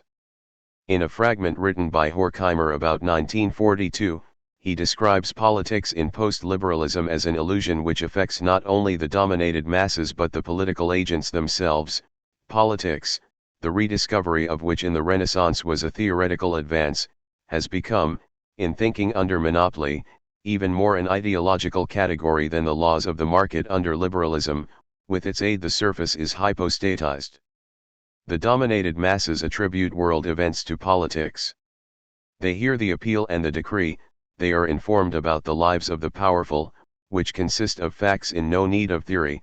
The masses experience the direct consequences of political actions, of negotiations between rackets, they feel the effects of emergency aid, of rising prices, of the new job, of war, and perceive big politics as fate and nature just as they earlier perceived the economic depression.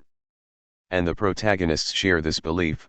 They know that they hold key positions, just as the entrepreneur mistook his business ventures, calculations and speculations, that he undertook on the basis of the economic cycle, for freedom. The presidents of unions and governments misconstrue their decisions as the beginnings of causal chains. Government, however, must bow to the same necessities as buying and selling, to the requirements of the reproduction of society within the power relationships as they are.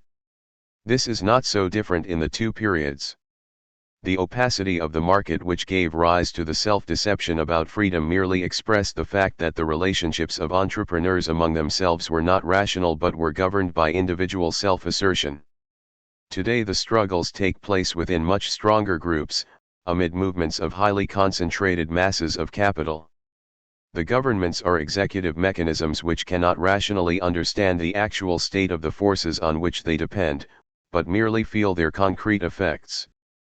47. The state capitalist primacy of politics can be understood as a perversion of the socialist idea of the planned economy which was supposed to replace the anarchy of private appropriation by rational decisions in the generalizable interest of society as a whole.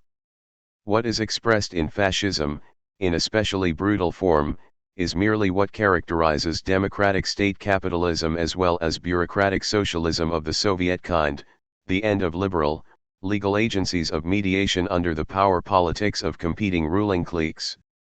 These groups take over the now necessary planning of the economic process, whether that process is still democratically legitimized or is already an almost openly planned and organized piracy. The starting point of the racket theory is therefore an analysis of contemporary society as a conglomerate of organized groups under the leadership of bureaucratic or quasi-bureaucratic elites. The relationship of a clique to its clientele is structured on the principle of protection in exchange for obedience. Since the individual rackets no longer even pretend to pursue intellectual ideals or objectives relating to society as a whole, the traditional ideologies, which used to make particularist interests appear universal, also disappear. They are replaced by the unashamedly pragmatic objectives of manipulation and the preservation of power.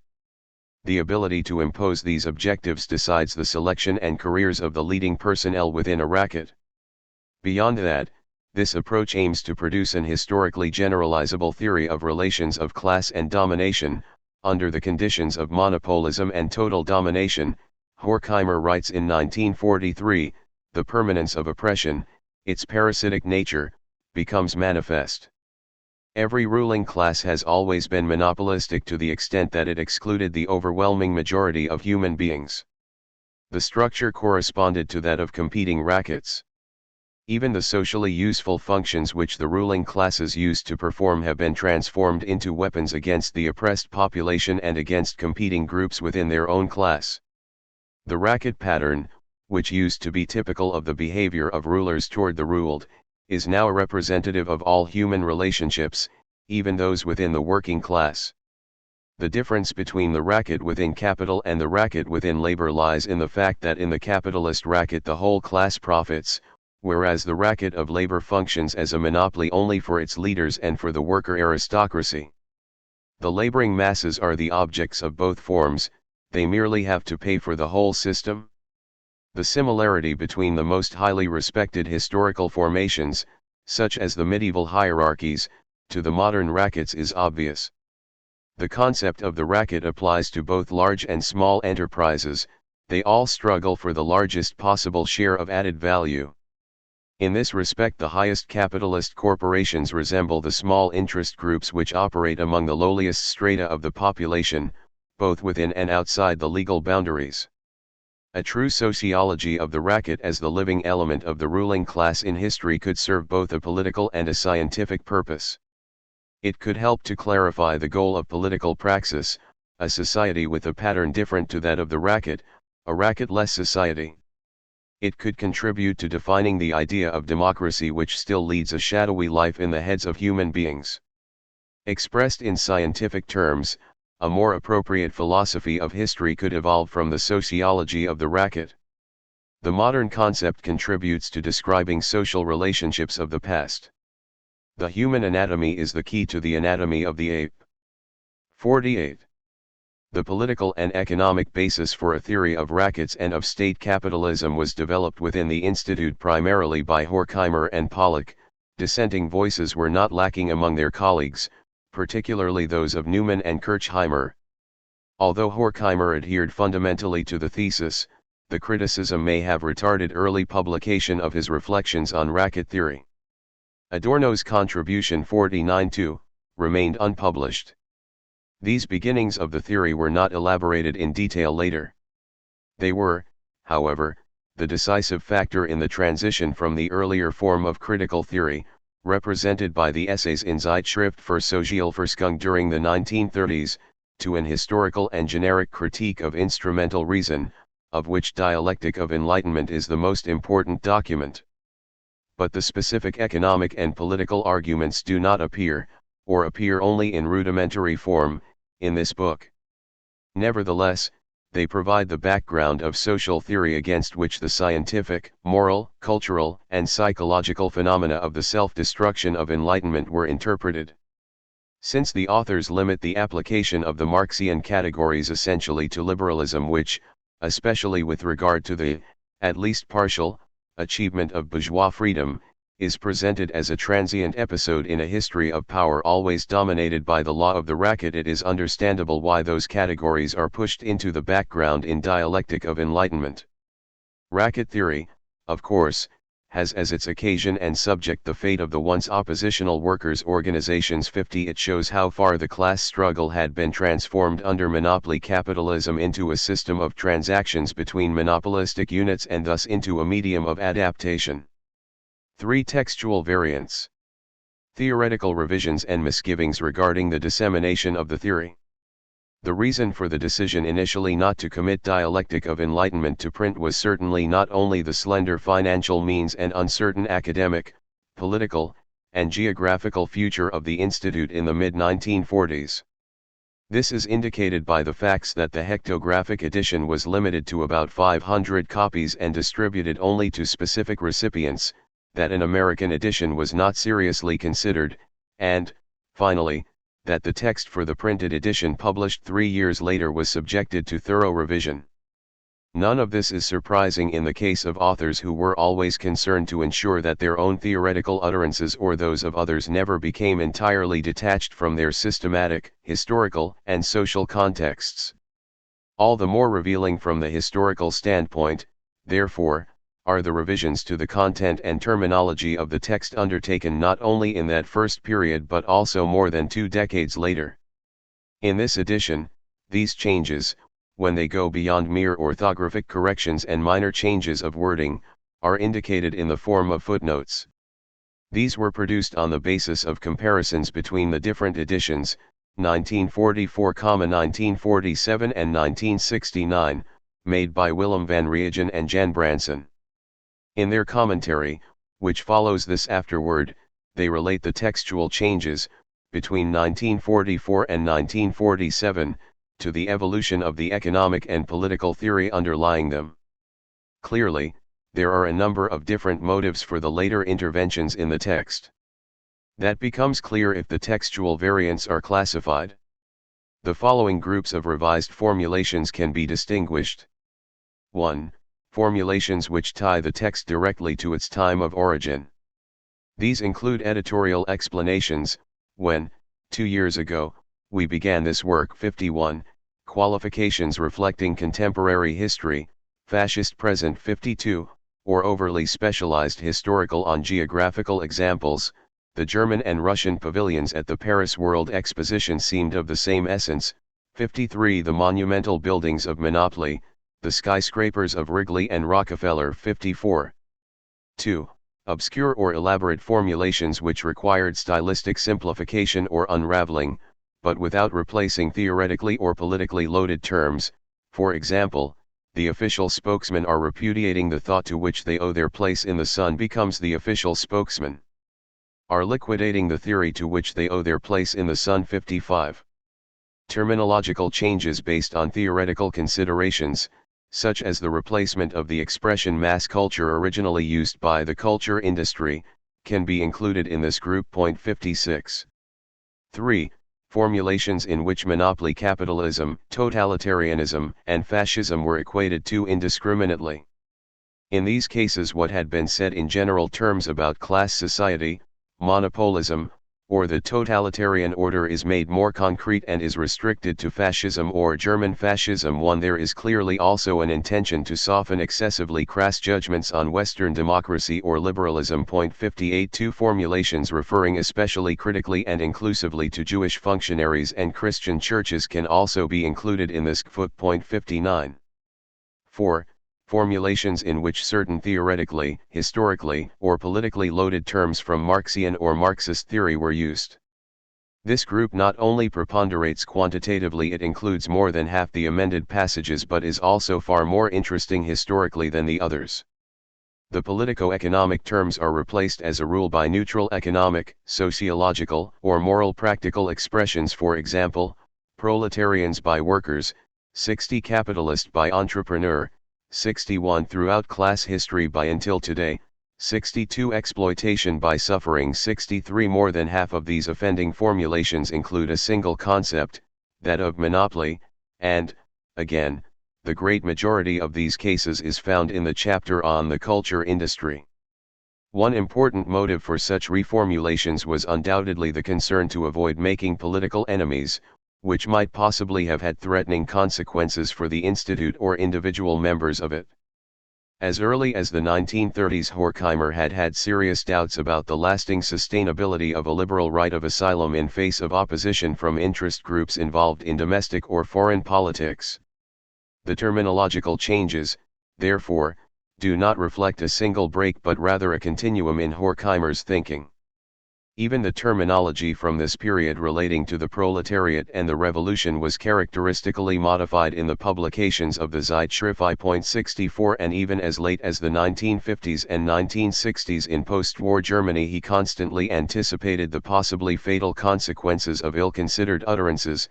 Indeed, he even feared the return of a situation in which people would be able to communicate only, as it were, in whispers. 65. Such translations of Marxist concepts in keeping with the tradition of philosophical and political enlightenment were all the more natural since critical theory, starting with its name, represented a reaction to the repudiation of Marxian theory by the authoritarian forms of socialism. The use of language, and reference to the classics, especially under integral statism of the Soviet kind, had, in the author's view, lost any truly critical power and, indeed, had itself become a means of repression. For this reason, critical theory not only was able to draw on the established disciplines and concepts of scholarly tradition but also considered the tendencies opposed to official science. 66 To have become obsolete. For, as they write, alluding to Soviet Marxism, they suffer the fate which has always been reserved for triumphant thought. If it voluntarily leaves behind its critical element to become a mere means in the service of an existing order, it involuntarily tends to transform the positive cause it has espoused into something negative and destructive. 67 This interpretation is fundamental to Dialectic of Enlightenment but was not carried out in the book itself. In his remarks on Thesis 7 of Elements of Antisemitism, Adorno noted critically in 1946 that in Dialectic of Enlightenment the authoritarian ticket thinking present in Bolshevism was neglected. The thesis applies there in its classical form. This whole process of the extermination of humanity in the name of socialism was untouched in the fragments. It is, however, essential to an understanding of the situation as a whole and can no longer be ignored. 69 As early as the authoritarian state, Horkheimer had criticized bureaucratic socialism as the most advanced form of authoritarian rule, and there was no lack, subsequently, of unmistakable statements regarding Soviet Marxism by both authors. But they never produced a comprehensive critique of that system and therefore were constantly in fear of being confused with it. Independently of such questions concerning the prejudiced reception the book might receive, however, there was also a more narrowly theoretical motive. The change in their evaluation of Marxian theory and its applicability to state capitalism and integral statism, on the one hand, and of economic and political reality, of the political tendencies and the chances of changing them, on the other, needed to be reflected in the terminology. The elimination of fascist rule in Central Europe as a result of the war required a redefinition of certain terms which earlier had implicitly equated totalitarianism, fascism, and monopoly capitalism, and the regular focus of the diagnosis of the present on monopoly in the earlier version of the text suggested an indiscriminately economistic or subjectivist approach which stood in fiat contradiction to the acuity of their analysis elsewhere. Economic monopoly could neither causally explain the dialectic of enlightenment in its full breadth nor identify the historical subject of the fateful history of the species. And, not least important, it was necessary to address the thesis that the monopoly capitalism which had existed up to then was in the process of undergoing a qualitative change to become state capitalism. In this respect the racket theory held an ambiguous position. On the one hand, the identification of fascist rule as an unmediated form of power and at the same time the legitimate heir of bourgeois monopoly capitalism 70 prepared the way for a generalized racket theory of domination which went beyond the limited model of the criminal gang.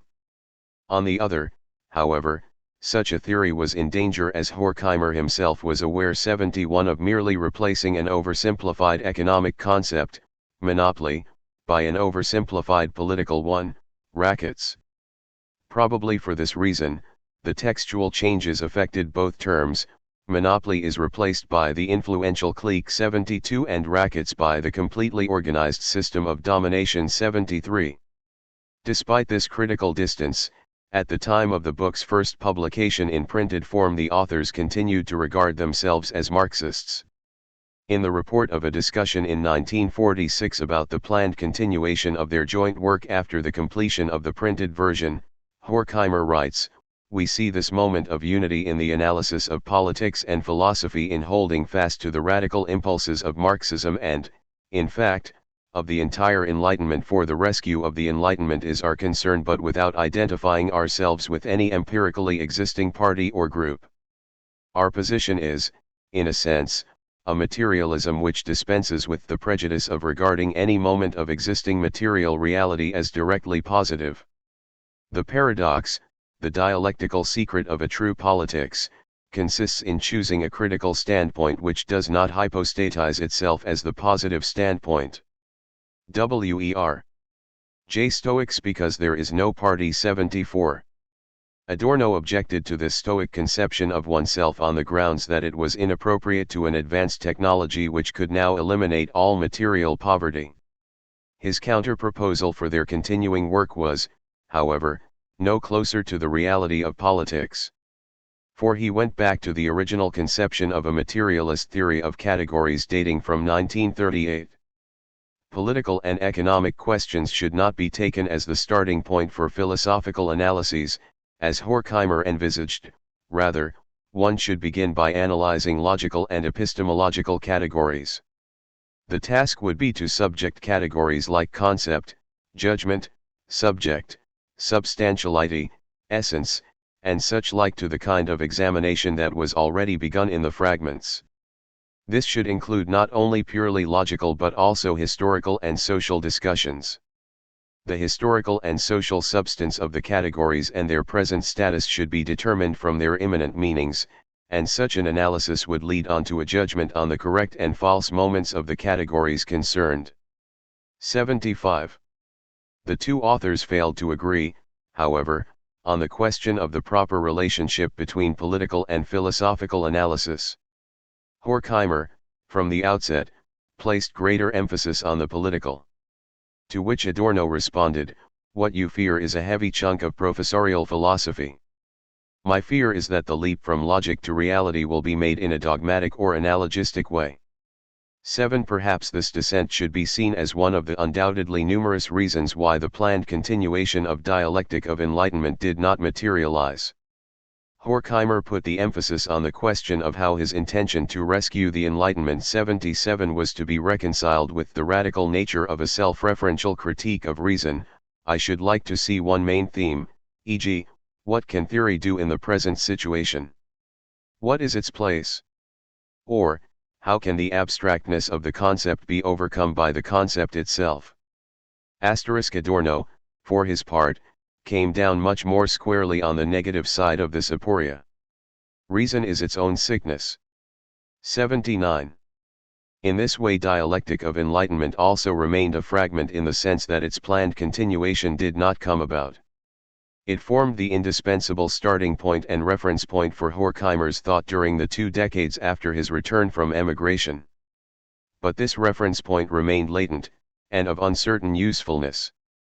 On the one hand, the epochs of fascism and post-war democracy in Western countries, despite their deep-seated differences, were, for Horkheimer, connected by a continuum, the preponderance of bureaucratic structures over the free subject, which they buried beneath them.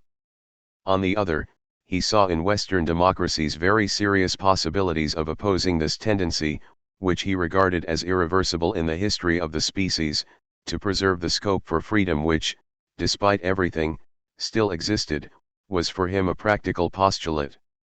To express this contradiction, the resolution of which he did not believe possible, he coined, and applied to himself, the notion of a complementarity of theoretical pessimism and practical optimism. 81.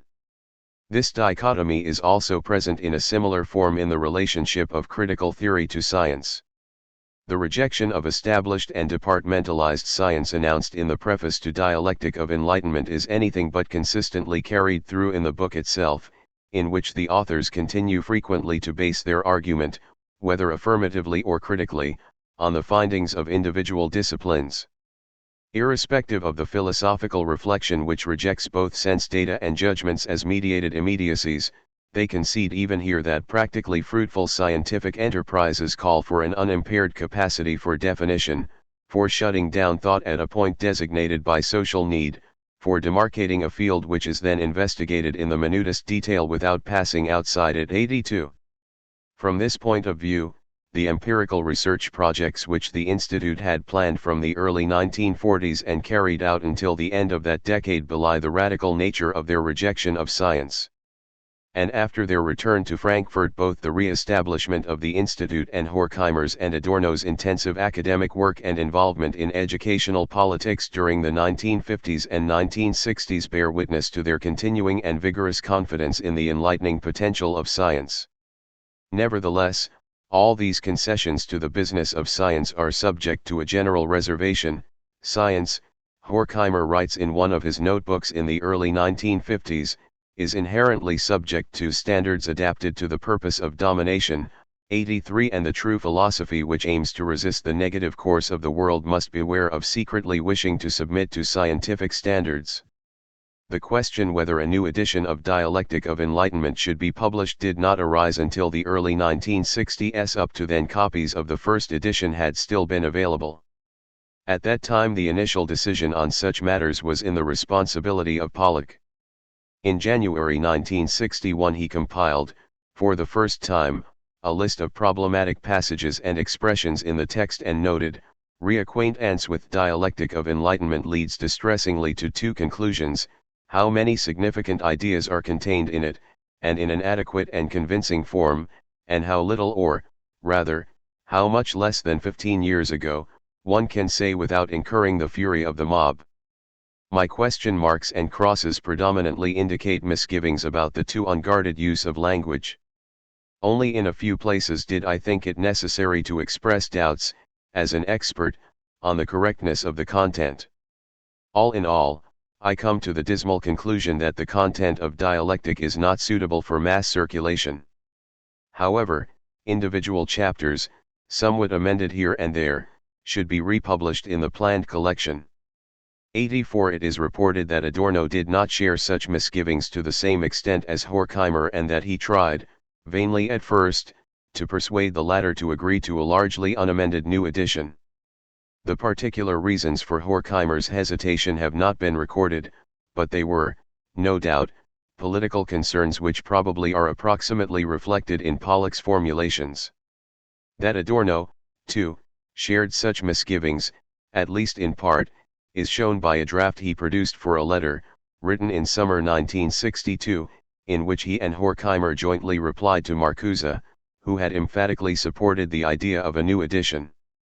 In this draft he writes, "The situation is simply that, on the one hand, there are certain hazardous formulations, especially concerning organized religion, that we are afraid about, should the book achieve the circulation which is now to be expected. On the other hand, we wish to keep the text intact and not to water it down because of any concerns and considerations. One gradually grows too old to be able to pay overmuch attention to matters of security. The pro for republication is therefore beginning to tilt the scales against the contra." 85. However, in the final text of the letter redrafted by Horkheimer, this is replaced by the general formulation, "The well-known reasons which had deterred us from agreeing to the second edition become less weighty with each year that we get older." 86. By now an Italian translation had been ready for printing for some time. The authors had agreed to its production, by Renato Salmi, as early as 195s. 87. It finally came out in 1966. In this text, and in line with the preceding misgivings, a considerable number of changes were made, which Pollock justified in a draft for a preface, written for Horkheimer and Adorno, and certainly after agreeing to the content with them. Because this draft clearly characterizes the author's political self-understanding at this time, as well as their view of the context of the book's production, it will be quoted in real here. The German text of Dialectic of Enlightenment is a fragment. About the end of the war it was intended to form the introduction to the theory of history and society which we had conceived during the National Socialist period of rule. The attempt to use Hitler's regime to accelerate the regression to the bourgeois individualistic world, because the power struggles in the new period of world history, in both war and peace, require an absence of economic and administrative friction which is difficult to achieve under the conditions of democracy, had failed. The rapacious nationalism of the East had not been eliminated by its crazy half-brother in the West, rather, war had unleashed developments in Asia, Africa, anti-South America from which nationalism finally benefits. Life in Europe is threatened by a new migration of peoples which overshadows the earlier one in violence and terror. If physical resistance finally gives way, at least something of its capacity for experience, for reflection and critical consciousness shall live on, just as the critique of power lived on at the end of antiquity. Asterisk. That was the mood in which the fragment was written and we do not disclaim it today. However, instead of developing the theory further we moved back to Germany to try to assist by teaching, despite the dark horizon. Meanwhile the calamity which seems to hang over Europe has been symbolically concretized in the divided Germany. In the eastern regions people live like slaves, while in the west they subordinate everything else to the will to protect themselves from such slavery. Culture threatens to become a mere means. That is why we believe the book to be still topical today. But the terror inflicted by the National Socialist murderers in the 1940s lives on in the more up-to-date and historically more powerful form which the tyrants of the Eastern mass empires disseminate today. This has affected the content of the book with no intervention from us. The terminology used in our critique of totalitarian terror has hardened through its use by terror's representatives in the East to a litany which contradicts what it once meant. No word is immune to its own history. We sincerely thank the translator, Dr. Renato Salmi, for the dedication to which his work bears witness. As far as we can judge, he has masterfully fulfilled our request to convey the book's meaning. Our analysis of cultural phenomena from the 1930s and 1940s, which we in no way intend to moderate, is supplemented by our hope that the overthrow of the totalitarian Nazi rule has awakened forces which, despite everything, will resist the temptation which will not fail to emerge one day in every country. Through its theme, our book points out the regressive tendencies which arise from economic, social, and cultural progress itself. We know of no linguistic sphere which contains a more sensitive organ for this task than the Italian. 88. Salmi responded by advising urgently against most of the textual changes and asked Horkheimer, as the latter writes to Adorno, almost on bended knee, to omit the substantive discussion in the preface, because it would unleash political controversy. 89 Horkheimer, however, attributed these misgivings mainly to concerns about the political tendency of the publishing house. The authors therefore insisted on the textual changes, but dispensed with the substantive preface on the grounds that it does no good to encourage the reader to start searching for changes. 90 In the event, no Italian reviewer noticed the changes to begin with, they were discovered only about 10 years later and subjected, in some cases, to political debate. 91 In Germany, however, 29 amended passages were painstakingly listed as early as 1967, in an article in a Frankfurt students' newspaper, refuting the assurances in the prefaces that no essential changes had been made. Annoyance at what was taken to be an abandonment of Marxism was unavoidable. What is left of critical theories claimed to be critical if its sting is removed in the way indicated by the Italian edition. 92. This experience with the Italian edition is unlikely, on the one hand, to have exactly encouraged the authors to bring out a new German edition, but probably did, on the other hand, contribute to the fact that, when the new edition finally appeared in 1969, it was largely spared further interventions in the content. A year earlier, in his letter to S. Fischer Verlag, Horkheimer had unequivocally distanced himself from the hopes regarding the future that he had expressed in his early writings, but without abandoning the intention which underlay those essays. My hesitation regarding republication springs from the difficulty of re-expressing the old ideas, which were not independent of that time, without harming what seems to me true today, the need to renounce the belief in the imminent realization of the ideas of Western civilization, and yet to advocate those ideas without providence, indeed, against the progress attributed to them. 53. In fact, Horkheimer had already renounced the belief in the imminent realization of the ideas of Western civilization, as he here paraphrases the proletarian revolution in terms of cultural philosophy, in Dialectic of Enlightenment. Nevertheless, this statement also throws light on his evaluation of his critique of society and reason in the 1940s. For common to both phases of Horkheimer's critical theory is the impulse to withstand the contradiction of expressing the frightening tendencies of the present while not giving up the idea of something different. But it was not only external pressures or the pirated editions of the text already in circulation which are likely to have induced Horkheimer finally to agree to the new, authorized publication. Another decisive factor may have been that in the course of the 1960s Horkheimer's thinking once more drew closer to the theoretical standpoint of Dialectic of Enlightenment. In this period, as we can read in Notizen 1950-1969, his thinking was marked by a deep-seated skepticism with regard to reason, which took up some features of those earlier ideas and radicalized them further. Adorno, on his return to Frankfurt, had been able to connect directly with this text and the other work from those years in his new writing. It was not until the end of the 1950s, however, the year of his retirement, 1959, could be mentioned as the decisive moment that Horkheimer returned to a position extremely close in some respects to that of Adorno. 95 However, he expressed this position only in the Notizen, which were unpublished in his lifetime. In these notes, negative metaphysics and negative religion are joined in a precarious unity. The true yearning for something different springs from the fundamental experience of ineradicable suffering in the social context and of a metaphysical, global negation of meaning.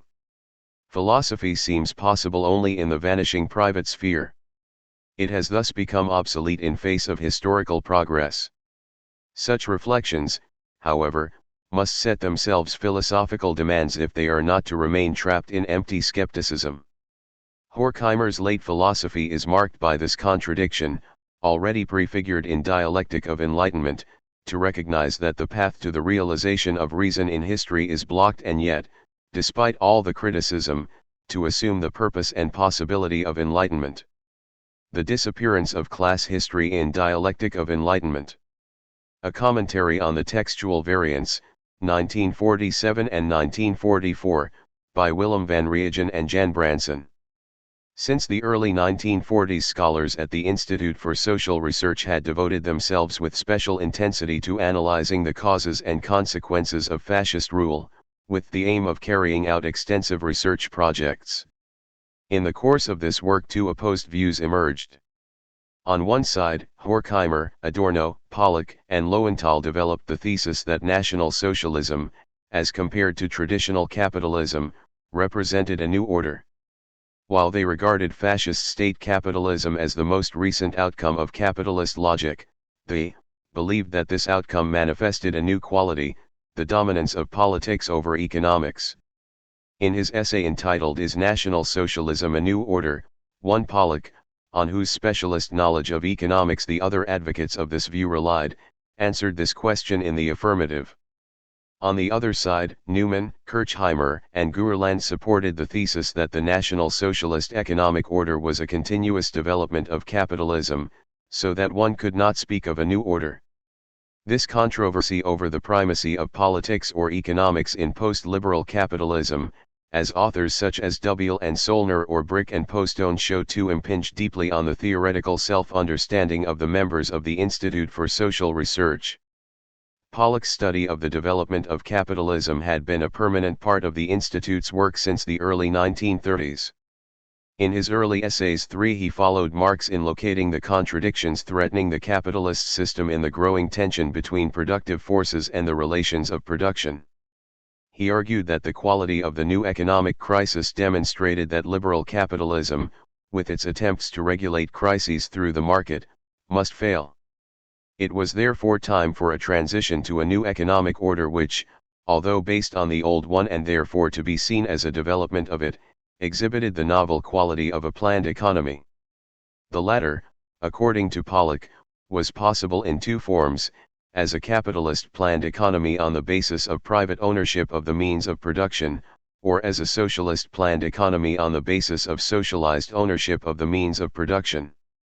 Pollock contradicted the Marxian theory of the collapse of capitalism and went still further in prophesying its permanence. What is coming to an end is not capitalism but only its liberal phase 4.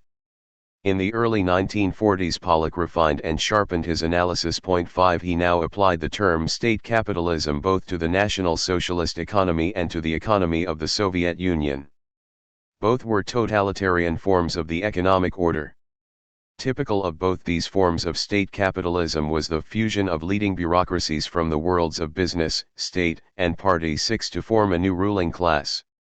By contrast, in the democratic form of state capitalism to be found in the USA, for example, the state apparatus was, to be sure, controlled by the people but had in common with the totalitarian varieties the fact that state activity rendered the key function of the market inoperative. While there were still profits, prices, and wages, these no longer predominantly determined economic actions. And the influence on decisions of the private ownership of the means of production had disappeared. The individual capitalist, separated from the centralized decision-making agencies and overruled by the state administration, had become a mere recipient of annuities. There were no longer any autonomous economic problems, only administrative problems. For this reason impulses for social change no longer emanated from the economic sphere. It had become static. All initiatives issued from politics unless problems of political legitimation arose, for example, in connection with unemployment or the failure of the standard of living to rise. Pollock therefore replaced the tension between the relations of production and the productive forces, regarded as fundamental by Marx, by the tension between the relations of production and distribution. The switch from the primacy of economics to that of polities takes place within the distribution sphere. It is the switch from unconscious to conscious distribution and control. In both cases Pollock assumed a primacy of the mode of distribution. The concept of state capitalism did not remain uncontested within the Institute. Newman, in particular, took a critical viewpoint. 9 His position makes clear the theory of the paramount role of economics which is also implicit in Dialectic of Enlightenment. For Newman continued to advance the thesis of continuity in the development from liberal capitalism to National Socialism. Newman considered Pollock's concept to be a contradictio in adjecto. Either, he argued, National Socialist society is capitalist, in which case market, competition, and profit continue to function as before, or the state determines economic processes, in which case society is not capitalist in the Marxian sense. Unlike Pollock, Newman put the emphasis on the fact that the contradictions in developed capitalism had not been resolved but intensified. As empirical evidence, he cited various measures of totalitarian rule and economic regulation which did not curtail the importance of competition and profit.